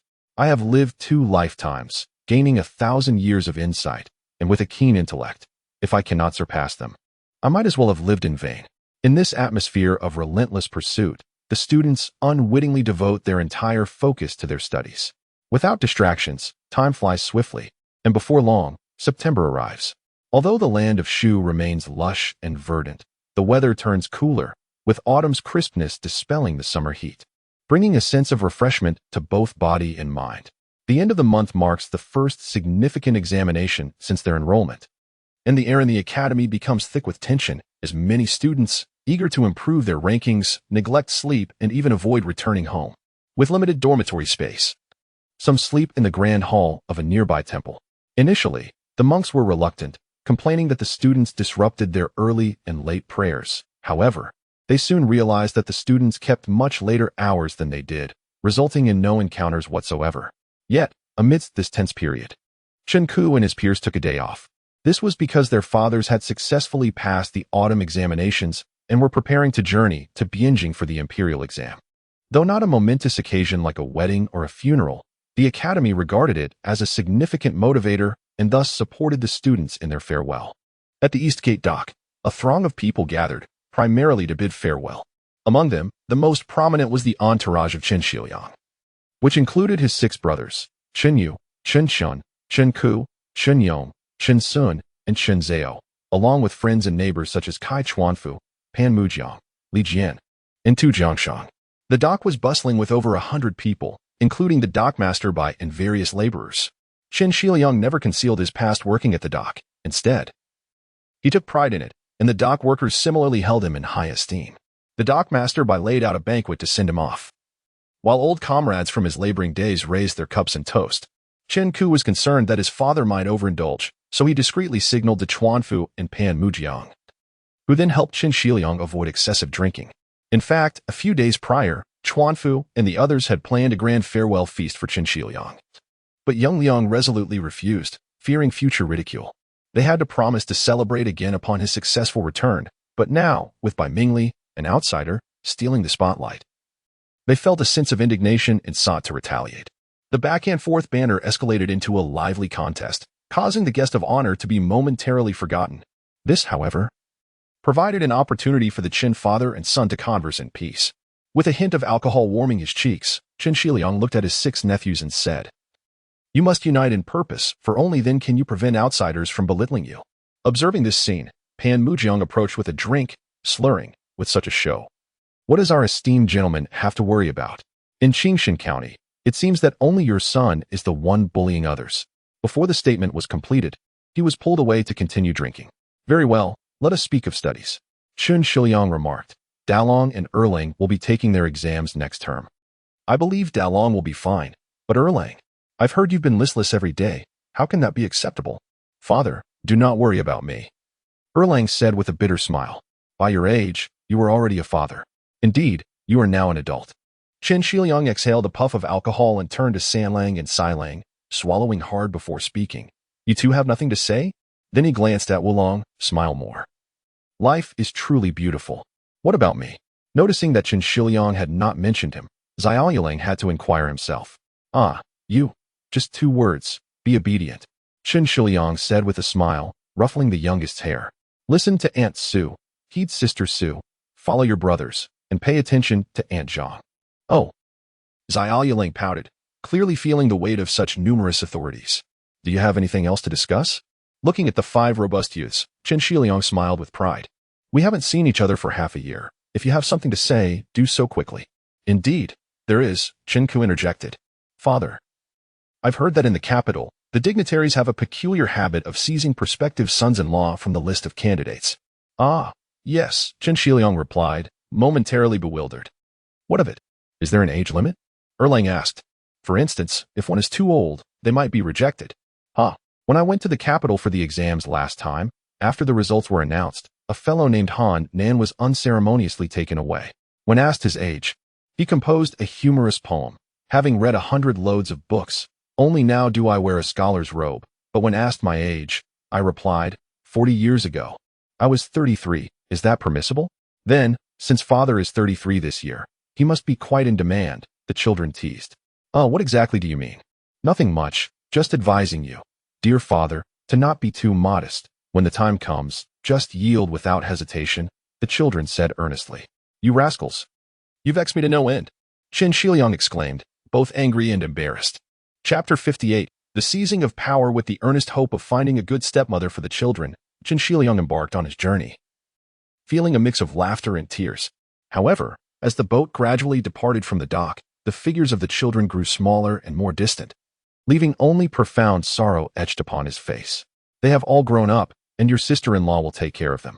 You need not worry," Su Sun gently reassured him. "Indeed." Qingxia inhaled deeply, alleviating the bitterness in his nostrils. Gazing at the verdant mountains and clear waters of his hometown, he solemnly declared, "Though we traverse thousands of miles, I shall not disappoint the hopes of the rising clouds." "Yes," Song Fu echoed with a hearty laugh.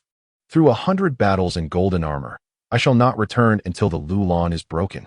As the cries of the monkeys echoed across the banks, the light boat sailed past myriad mountains.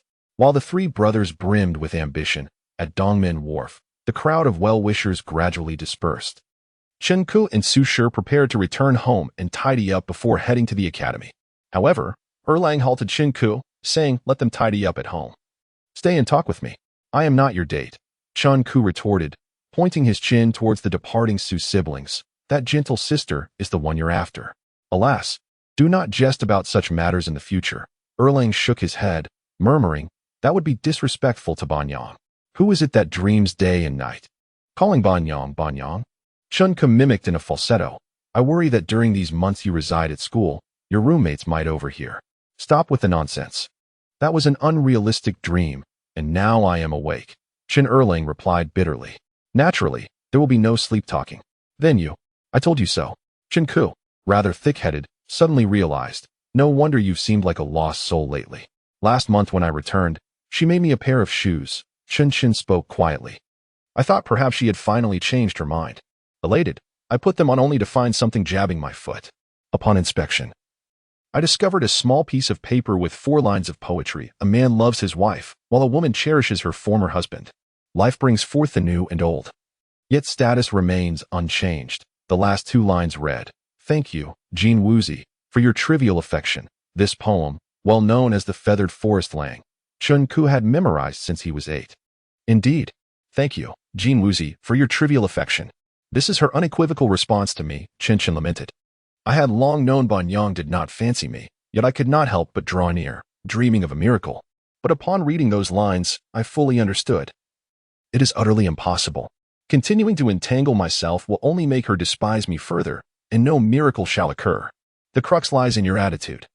Qingli remained fixated on their previous plan. "If you wish to seize a bride, I am at your service, regardless of whether it offends Su Dongpo. I'll support you. I see you revel in chaos." Erlang chuckled bitterly. "What you propose is not seizing a bride, but rather forcibly abducting a maiden." "No, I truly wish you well," Qingli insisted. "Though you are not as handsome as that lad, nor as wealthy or talented, and you are not even betrothed to Bianjing as cousins. Must you sprinkle salt on my wounds?" Erlang felt utterly crushed. "But you are my brother." "He is not." Qingli gazed earnestly at him, softly stating, "For that alone, what matter if I forcibly abduct a maiden?" "Hey." Qin Erlang felt both moved and amused, alleviating the heaviness in his heart. He embraced San Lang's sturdy shoulder and said, "All right, I have no more thoughts on it. Please do not incite me further." "Then I shall take my leave." San Lang spread his hands. "Bianjing treats me as a sister. Were it not for you, I could not bear to put her in a difficult position." "Then that settles it," Qin Erlang grinned. "I now need to focus on my studies.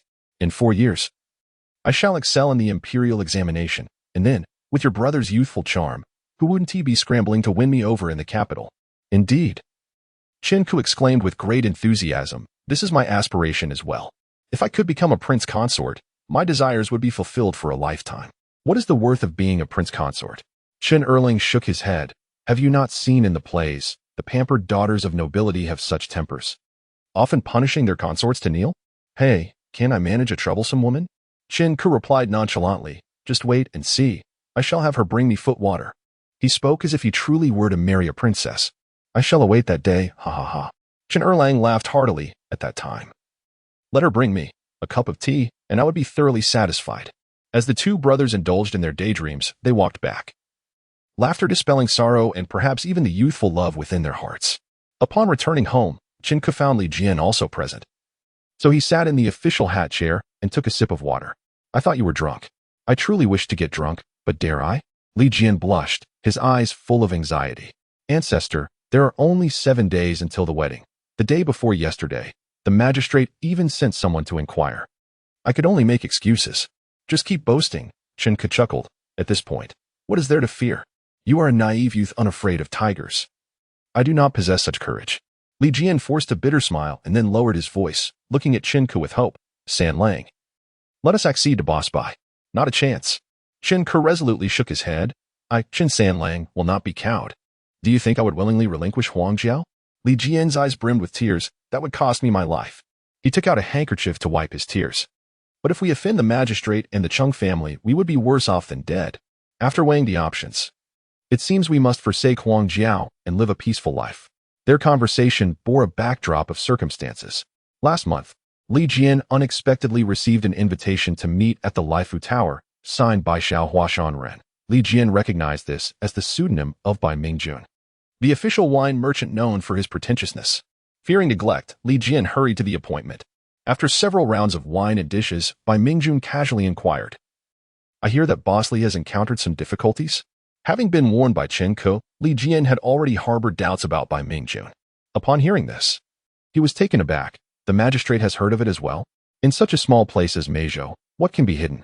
Bai Mingjun replied nonchalantly. Do not forget who my cousin is married to. His deliberate mention of the Chung family's connection seemed to herald a threat. Li Jian, now on guard, asked, What advice do you have? Great sir? Advice is not the right term, Bai Mingjun smiled. However, as the president of the Meizhou Wine Industry Association, it is my duty to assist. Thank you for your kindness, great sir, Li Jian declined politely, but since this involves the government, you cannot be of much help. Do you underestimate me? Bai Mingjun slapped his chest, revealing his true intentions. Just come with me to the magistrate's office, transfer the wine business to my name, and I will take full responsibility. He spoke with great bravado, yet Li Jian felt a chill in his heart, his mind filled with the words coercive seizure. Do not misunderstand. My family's business is vast. How could I possibly covet your small wine stall? Seeing Li Jian's face pale, Bai Mingjun quickly clarified. I am merely acting on the principle of fairness. Rest assured, the transfer is only temporary. After a year or so, you can reclaim it. I fear that it may not be so simple. Li Jian screamed internally, realizing these individuals were meticulously tightening their grip, seeking to seize Huangjiao's wine. How could they let go? However, on the surface, he dared not offend Bai Mingjun and could only cautiously respond, Your kindness is greatly appreciated. But this wine establishment is not solely mine to decide. How can it not be your decision when you hold 70% of the shares? Bai Mingjun's remark revealed that he had ulterior motives all along. What you may not know. Li Jian hesitated before expressing, without the special brewing technique. One cannot produce Huangjiao, and the wine's recipe is purchased from a particular shareholder. Are you suggesting that only one named Chen can create this brewing technique? Bai Mingjun exclaimed. No wonder. No matter how one attempts to replicate it, they could not produce an orange wine akin to Huangjiao. After all this time, it turns out a unique brewing technique is essential. I'm afraid I cannot disclose that. Li Jian shook his head. In any case, it is not within my sole authority. I must return to discuss it. Very well, discuss it. Bai Mingjun conceded. Do you think 3 days will suffice? Once the time is up, there will be no further delays. When Li Jian conveyed this matter to Chen Ke, his reaction mirrored the day's frustration. He was immensely outraged and firmly opposed to any concession. Just as Li Jian had expressed to Bai Mingjun, he truly could not make a unilateral decision. Chen Ke's resolute stance prolonged the situation for an entire month. During this period, Bai Mingjun issued an ultimatum, and after much persuasion, Li Jian managed to extend the deadline until now. Ultimately, they could either reject or accept the terms, but no further delays were permissible. Do not worry excessively, Chen Ke said, noticing Li Jian's pallor. The sage has his strategies. Come the 18th of September, simply follow my arrangements and we shall surely avert disaster. Afterward, things will return to normal. Is that truly the case? Li Jian questioned skeptically. Even if you reveal your trump card, it would still lead to an irreconcilable conflict. How could things return to normal? Doubt not. Come closer, Chen Ke beckoned, urging Li Jian to lean in as he whispered his plans. Li Jian's expression shifted from shock to joy, from fear to laughter, embodying a remarkable display of emotions. Chapter 59, The Common Folk's Delight 7 days later. A splendid autumn day dawned. The day before, the esteemed official Bai Mingjun had taken residence in the Qingxia County office. His presence was not merely due to his status as a merchant of official liquor, but rather his personal connection with the esteemed Song Dynasty. Song Dynasty was the younger brother of Madame Song, making him both a cousin to Madame Song and a kinsman to Bai Mingjun. The previous night, they had indulged in revelry until the early hours, and had it not been for pressing matters, they would have slept until well past noon. Rising reluctantly, Bai Mingjun, attended by his maidservants, completed his morning grooming and donned his attire. He made his way to the front hall, where he found Song Dynasty already dressed and partaking of breakfast. Youth certainly had its advantages, as he was awake at such an early hour. Bianjing sat down and accepted a bowl of bird's nest porridge presented by a servant. His mind was troubled, leaving him unable to find peace in slumber. Song Dynasty, sporting dark circles under his eyes, remarked, "I might as well rise early." Who would have thought that the seemingly pliable Li Jian would prove to be a formidable adversary? This truly took me by surprise. Bianjing exhaled a sigh of frustration. I assumed that a mere commoner, suddenly thrust into wealth, could be easily intimidated into submission. Who knew he would stand his ground so resolutely? This situation is quite vexing. Song Dynasty, with a hint of reproach, replied, "When I first took office, I relied entirely on my cousin's counsel. Now it appears you have been rather reckless. You were overly optimistic." Unfazed, Bianjing retorted, "Such obstinate individuals can be found in every county. You wield significant authority. If you do not show him the consequences of defiance, how will you ever gain compliance in the future?" He feigned nonchalance as he continued. "Let us proceed as we discussed last night. Today, we shall conduct an inspection. If he fails to produce 100 barrels of original liquor, we will seize him and refine the matter at the official compound. I refuse to believe he can withstand that pressure for long." With a contemptuous spit, he added, "A fool who refuses to heat a toast, but instead invites punishment. Alas, I oversee a county of vast expanse. Dealing with a mere liquor merchant should not be a significant concern." Song Dynasty's expression fluctuated between worry and annoyance. However, the decree specifies only 10 barrels of tribute, without stipulating they must be original liquor. Furthermore, the purchasing price has been drastically reduced by 70%. What could be amiss? Even if the truth were to emerge, we would still stand on solid ground. Tributes transported by water typically incur an additional 30% loss charge. The turbulent currents of the Three Gorges would naturally lead to even greater losses, necessitating a further increase for security. As for the distinction between original and non-original liquor, how could an outsider such as yourself discern? All that is required is to present the finest to the officials. There is little left after the government's funding is subjected to layers of deductions. Should I bear the responsibility for that? I understand all this, Song Dynasty lamented. But it requires the higher authorities to feign ignorance. Should they take the matter seriously, the consequences could be dire. His expression turned grave. The newly appointed Lord Tian has been diligently reforming administrative practices, strictly prohibiting government interference with the populace. If this matter were to reach his ears, the repercussions would be unimaginable. What is there to fear? It is merely a case of a new official trying to make a name for himself, Bianjing replied dismissively.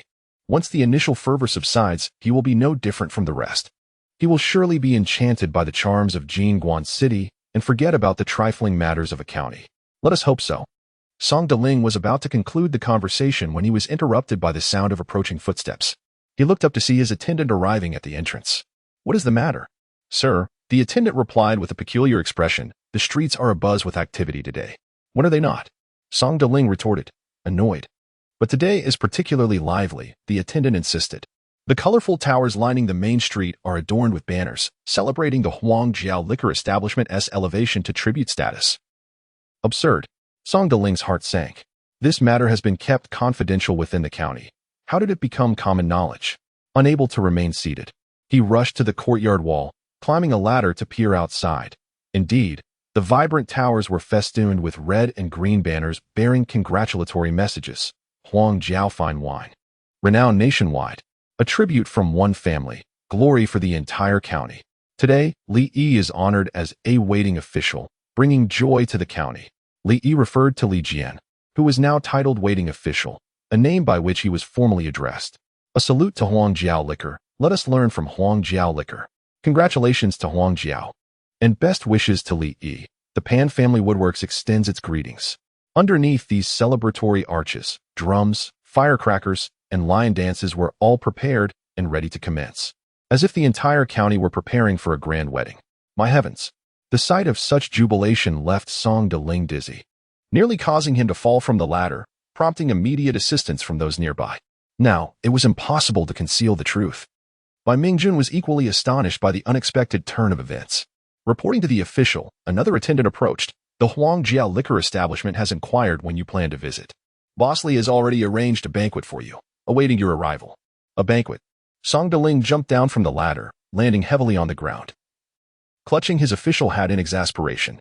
"Go ask Li Jian what he is playing at." It was all too evident that Li Jian was outmaneuvering him. Indeed, The attendant hurried back. "Cousin, what on earth is happening?" Bai Mingjun pulled Song Dynasty up, equally flustered. Could it be that Li Jian has become audacious? Regardless of what he has consumed, Song Dynasty replied darkly. He likely received some counsel from a wise individual, discerning the discrepancies in the numbers. He intends to make this matter public, thereby dissuading us from asserting our claims. Should we not demand they remove the banners and cease the celebrations? Bai Mingjun suggested uncertainly. Preposterous. Song Dynasty shot him a glance. Did you not hear the people refer to Li Jian as waiting official? This indicates that in the eyes of the populace, he has garnered favor with the authorities. Even the entire county shares in this honor. If I, as the county magistrate, not only fail to join in their joy but also prohibit their celebration, would that not reveal my guilt? I would be drowned in their spit. What a cunning scheme. Bai Mingjun mused, astonished. A mere commoner dares to challenge the authority of the government. Indeed, Song Dynasty reflected, his demeanor darkening. You are correct. A mere commoner believes he can oppose the government. Such delusions are truly foolish. He then asserted, little do they realize that I am the authority. And he is but a commoner. Even if he holds the moral high ground, I can twist the narrative to my advantage. Do not inquire further. Doing so would only betray my apprehension. He called to the official, declaring loudly, prepare the full ceremonial retinue. I shall grace the liquor establishment with my presence. With a command from the county magistrate, the officers of the county office sprang into action. It took the better part of an incense stick's worth of time to ready the entire ceremonial ensemble. Song Dynasty donned his elaborate green silk official robes, complete with a wide collar and flowing sleeves, cinched at the waist with a leather belt, and crowned with a formal hat, his most dignified attire aside from ceremonial occasions. Now, it was Bai Mingjun who felt unsettled, whispering, what if they refuse to cooperate and expose our inflated figures? Does he possess any evidence? Song Dynasty replied. As the attendant lifted the curtain of the sedan chair, allowing him to enter the blue silk palanquin with a calm demeanor. He certainly does not, otherwise. Why would he go to such lengths? He cast a steady glance at Bai Mingjun and declared, this matter has transcended Huangjiao liquor. It is now about a rogue citizen daring to challenge my authority. You remain in the office and do not concern yourself further with this affair. With that, he lowered the curtain of the palanquin. Lift the palanquin, the attendant called out, elongating the command. As the main gate of the county office swung open, 20 attendants emerged, wielding green flags, blue umbrellas, green fans, wooden staffs, and avoidance signs, accompanied by the sound of gongs, paving the way for the grand blue silk sedan, creating a magnificent spectacle as they departed. At last, they had emerged. Upon witnessing the grand procession of the county magistrate, the eager populace gathered along the streets erupted in jubilant cheers, urging, dance swiftly, strike the drums with fervor. The cacophony of winter festivities resounded. A harmonious clamor of gongs and drums, lion dances, firecrackers, and skyrockets, creating a veritable symphony akin to a pot of porridge boiling over, blurring the lines of sound. Amidst the colorful pavilions, throngs of people surged, their laughter echoing like thunder, as the crowd filled the streets to capacity, rendering passage nearly impossible. With the government short-staffed and all available officers engaged in the ceremonial display, no one was left to clear the path for the magistrate. At least 6 lions circled around his sedan chair. Inside, the esteemed official, Song, nearly succumbed to despair as he was bombarded by the deafening sounds of gongs and firecrackers, all while gazing at the vividly adorned, oversized lion puppets. In a state of helplessness, he reluctantly opened the curtains of his palanquin, forcing a smile as he gestured to the crowd, exclaiming, "Congratulations! It is a joyous occasion indeed." Seeing the magistrate's response, the lions grew even more animated, performing a dazzling array of maneuvers, which elicited rapturous applause from the spectators. Though he longed to incinerate these gaudy papier-mâché creations, Song maintained a facade of delight, feigning camaraderie with the jubilant crowd. Regardless, the palanquin began to inch forward, and just as Song breathed a sigh of relief, he was horrified to behold yet another cluster of lions awaiting him beneath the next festive arch gazing further down the lengthy street. He could only imagine the multitude of such obstacles that lay ahead. Help me! Song felt a surge of panic, wishing desperately to leap from the palanquin and flee. The officers, abandoning their ceremonial duties, joined hands, forming a human chain to escort the county magistrate into the next wave of celebrants. Chapter 60. Countermeasures. The constables found their boots trampled and hats lost, while the ceremonial display was utterly ruined. In the late September heat, everyone was drenched in sweat. exerting themselves to deliver the county magistrate to the Huangjiao Tavern. The blue silk sedan chair carrying the esteemed official had been severely damaged during the escape, leaving it tattered and allowing light to seep through from all sides. Sitting in such a dilapidated chair offered a curious sensation akin to being caged and on display for all to see. However, the magistrate found no amusement in it.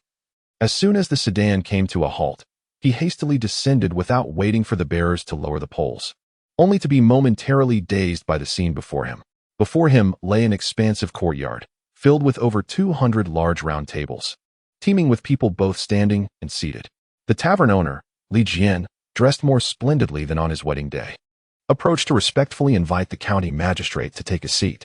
If gazes could kill, Li Jian would have been shredded to pieces by the magistrate's glare. With a face full of insincere smiles, the magistrate remarked, "My, Mr. Li, what a grand affair you've orchestrated, mobilizing the entire county." The magistrate's accusation was unjust.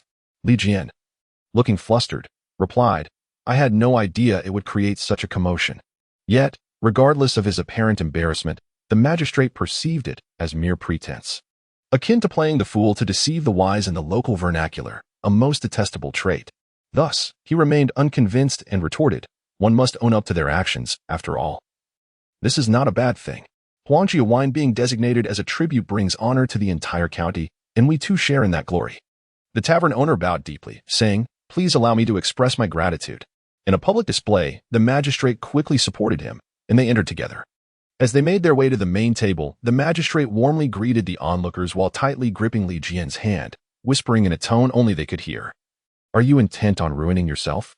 "I merely wish to survive." Li Jian grimaced in pain, his face contorting but revealing a hint of stubbornness. "Why must you force me down such a dire path? Pleasure is a road you refuse to traverse."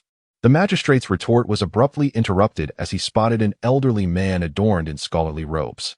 "Huangjiao wine is my lifeblood. Without it, I am but a walking corpse." Li Jian, who had previously displayed a cowardly disposition, now found himself with no retreat, resolved to push forward. With a hollow laugh, he implored, "Your Excellency, think of me as inconsequential and grant me release." "You are indeed inconsequential," the magistrate coldly replied. "Then, are you truly willing to let me go?" Li Jian's eyes sparkled with hope. "You have invited Master Wang here, I see," the magistrate said, regarding Li Jian with newfound intensity. "Are you preparing to lodge a complaint against me?" "I dare not, and I possess no evidence." "Indeed, I doubt you would," the magistrate scoffed, releasing Li Jian's hand and donning a facade of benignity as he strode towards the elder. Before reaching him, he performed a deep bow, exclaiming, "Honorable master, I am humbled that you endure the trivialities of the mortal realm to grace us with your presence. Our county is truly honored." "You flatter me, sir." The elder replied modestly, "I am but a humble scholar, here to cause more trouble than to offer any enlightenment." This venerable figure was none other than Wang Fang, the head of Zhongyan Academy and a prominent scholar of Xiu. He smiled and accepted the magistrate's bow with a slight inclination. As they took their seats, a brief exchange of pleasantries ensued, ultimately leading to Wang Fang occupying the primary position, with the magistrate seated beside him. Once seated, the magistrate remained puzzled, inquiring, "How did Mr. Li manage to invite such a revered figure?" "Ah, the magistrate is unaware," Wang Fang chuckled, stroking his beard. "It was my honor to inscribe the characters Huangjiao wine years ago. Today, Mr. Li wishes to elevate wine to tribute." "Huangjiao tribute wine does indeed carry a grander connotation," the magistrate mused, now fully admiring Li Jian's cunning. This man had managed to forge a connection with Wang Fang years prior. Whether intentional or serendipitous, he was certainly a man of substance. Dismissing his astonishment at Li Jian's cleverness, the magistrate engaged Wang Fang. "That young fellow has truly struck gold. Your inscription is worth its weight in gold." "Oh, I too have benefited," Wang Fang smiled with satisfaction. "I have enjoyed years of complimentary Huangjiao wine and now find myself anxious about whether such days will soon come to an end. With Mr. Li's request, I can now drink with renewed confidence. Rest assured, as long as the Huangjiao Tavern stands, you shall drink freely."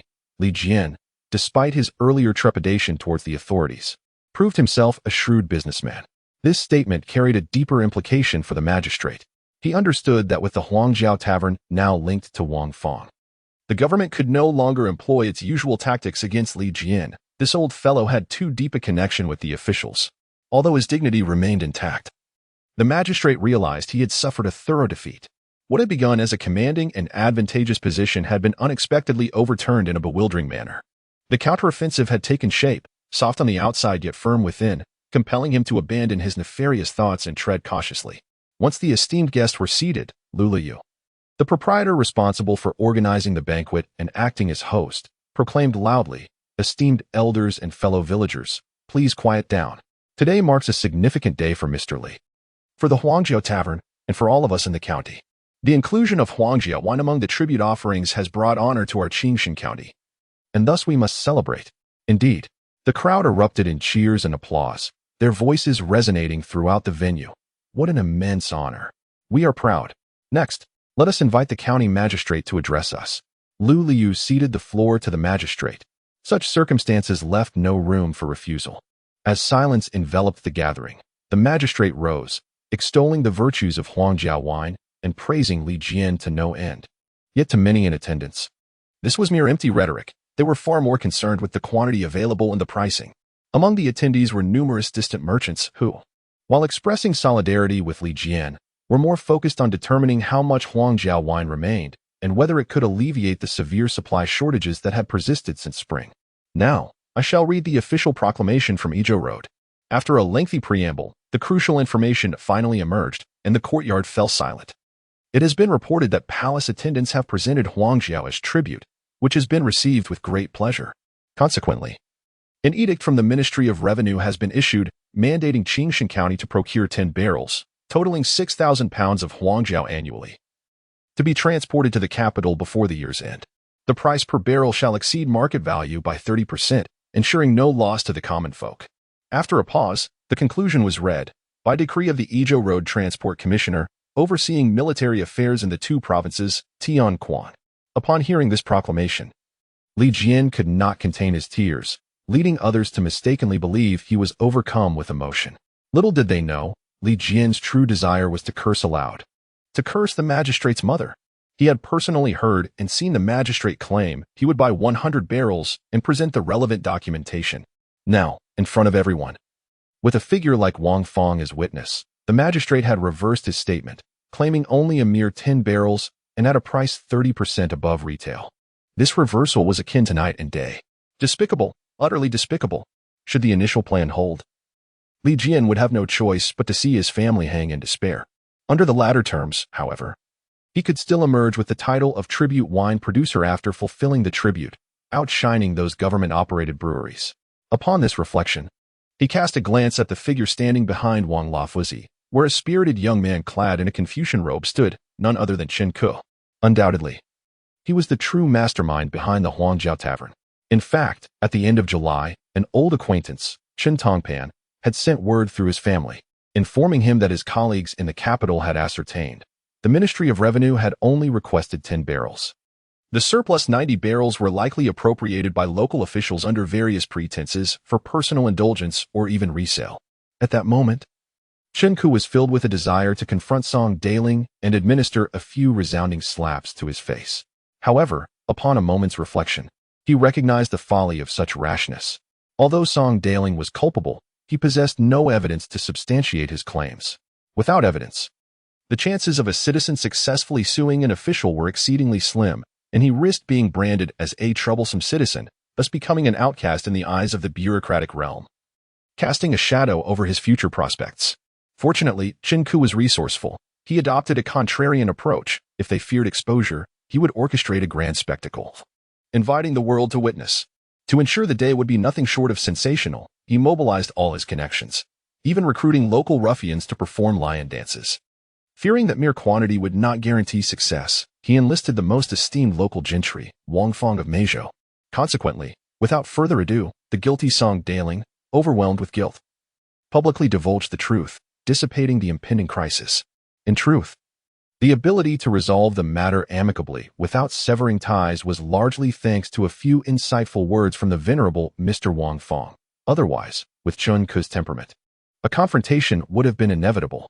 Regardless, this hurdle was surmounted, and through this grand celebration, his notoriety was further elevated, achieving a dual triumph. Chapter 61. The wisdom of experience. Wang Fong, seeking tranquility, chose to establish his school several miles away from the city. Upon witnessing the resolution of the matter at hand, he sat for a brief moment, shared a few cups of wine with the local gentry, and then politely excused himself from the gathering. Song Dynasty, feeling a deep sense of frustration, also decided not to linger, using the pretext of escorting the esteemed elder to the dock as an excuse to leave the banquet. The townsfolk flocked to the feast, leaving the roads much quieter. Since Wang Fang had arrived on foot, Song Dynasty did not use a sedan chair, instead instructing the bearers to follow behind. Once out of the public eye, Song Dynasty felt no need to maintain appearances. With a complex gaze, he remarked to Wang Fang, "The elder has been manipulated by the unruly commoners." Wang Fang smiled faintly, perhaps. Feeling as though he had struck a blow against soft cotton, Song Dynasty sighed. In truth, today's turmoil was orchestrated by Li Jian. I never imagined it would garner such a response from the entire county, forcing the government into a reactive stance. Sigh.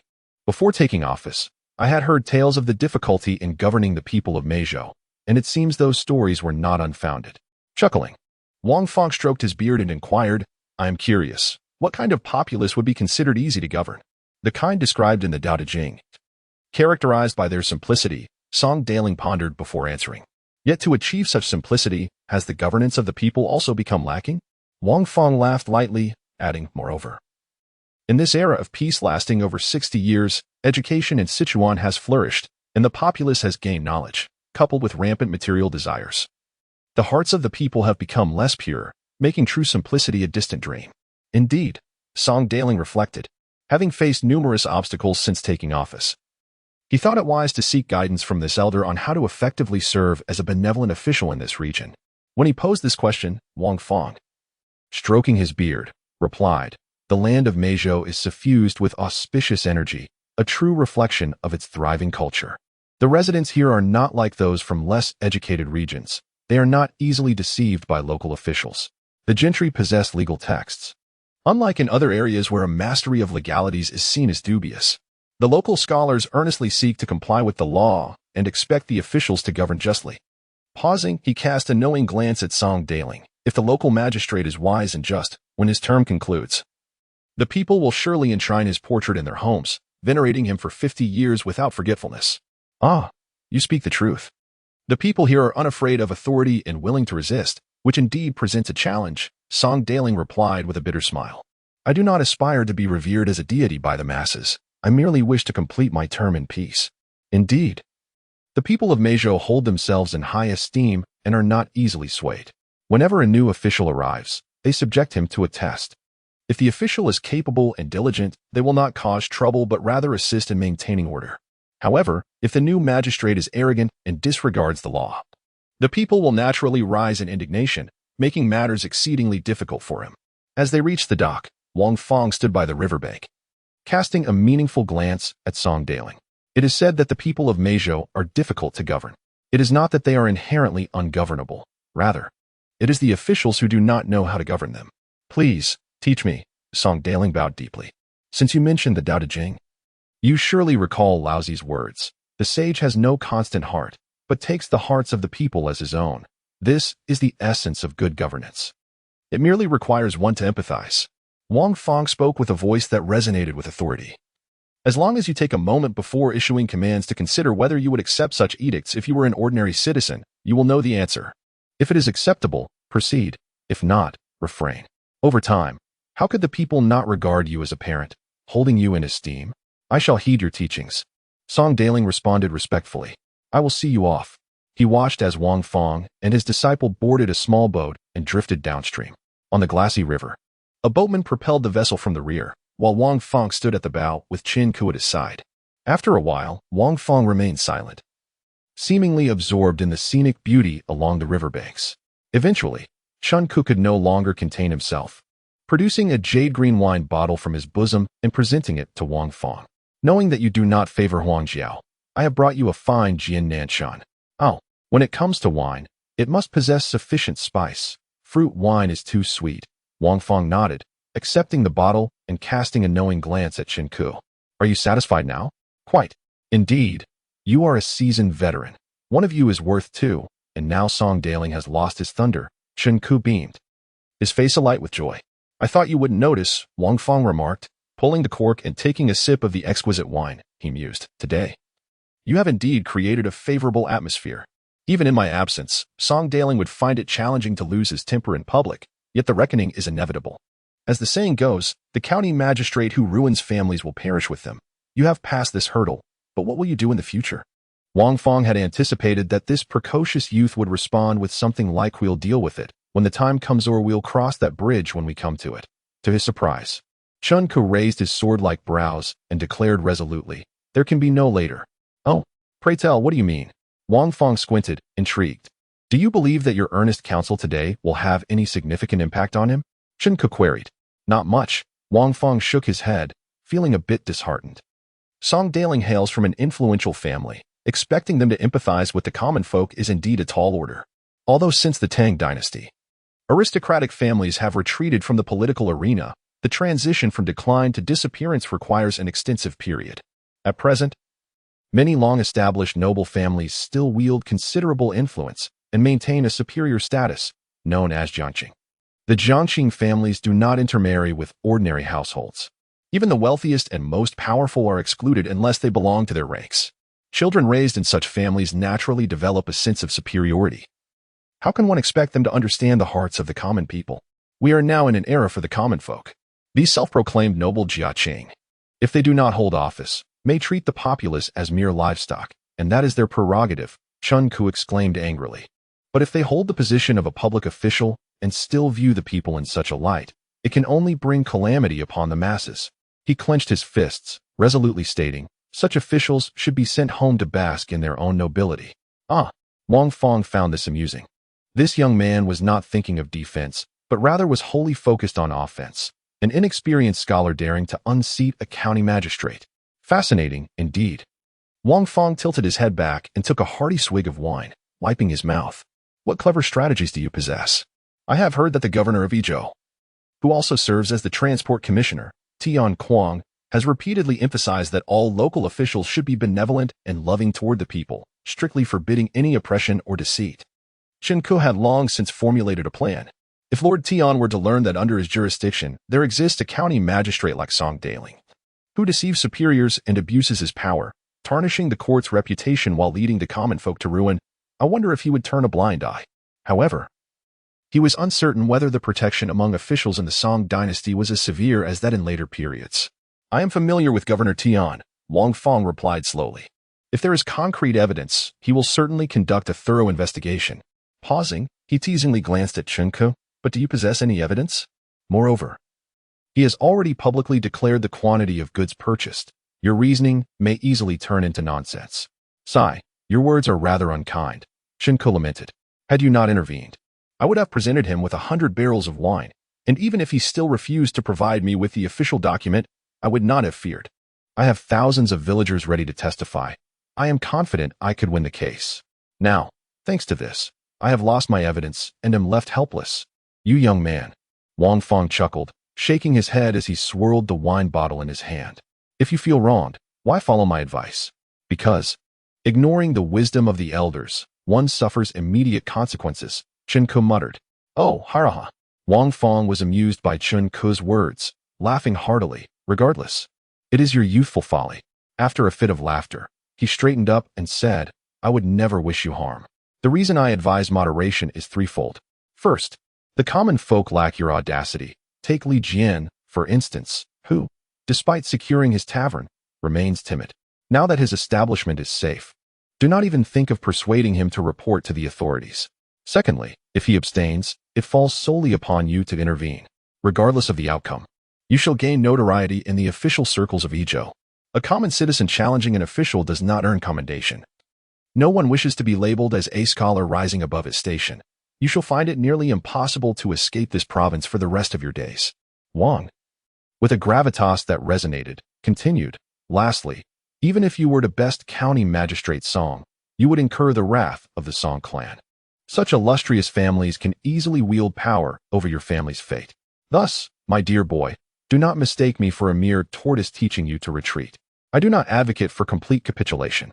In a flash, the old gentleman's demeanor transformed, his voice booming with authority. "Rather, I implore you to learn that before you are certain of securing the entire situation, do not act rashly. To act is to ensure victory, To remain inactive is folly. Do you comprehend? The last few words were nearly a roar. The student understood. Chun Ku bowed in deference, yet with far more sincerity than Magistrate Song. Haraha. Wang Fong drained his cup and softly remarked, however, while you cannot act against him, I can expel him with the greatest of ease, without incurring any repercussions. Really? Chen Ku exclaimed in delight. Please, do tell. If you desire my assistance, you must first excel in your examinations, Wang Fong chuckled, his beard bristling with mirth. Once you succeed, I shall certainly keep my promise. Upon seeing Chun Ku roll his eyes, he sneered. What? Are you afraid I might renege on my word? The student dared not argue. Chun Ku quickly smiled and said, I merely do not understand the inevitable connection between my individual achievements and the happiness of the entire county's populace. There is a connection, for you must seek my favor. Wang Fong concluded, disregarding Chun Ku's mixed emotions, and began to sing heartily towards the river. Later that day, feeling humiliated, the esteemed Bai Daegu renounced the county office and took residence in a brothel. Upon learning that the market price of Huangjiao wine had surged to 5 times its original rate, Bai Daegu was utterly dismayed. That evening, intoxicated beyond measure, he was assisted to bed by a courtesan. His attendants, meanwhile, indulged in their own revelries outside. At the 4th watch of the night, the window of his quarters was flung open, and several youths, their faces smeared with soot, stealthily entered. They silenced the courtesan and bound her, then wrapped the inebriated Bai Daegu in a quilt and quietly carried him away. As they departed, they even took the courtesan's undergarments, a truly perverse act. By the time the sun had risen high, Bai Daegu's attendants discovered their master was missing. Upon questioning the courtesan, they learned of the kidnapping and hastily rushed to the county office to seek assistance from their esteemed magistrate. Magistrate Song led a search throughout Qingxia County, ultimately locating the naked Bai Daegu, blissfully nestled among the pigs at the Ho family's pig farm just outside the city, sleeping soundly and sweetly.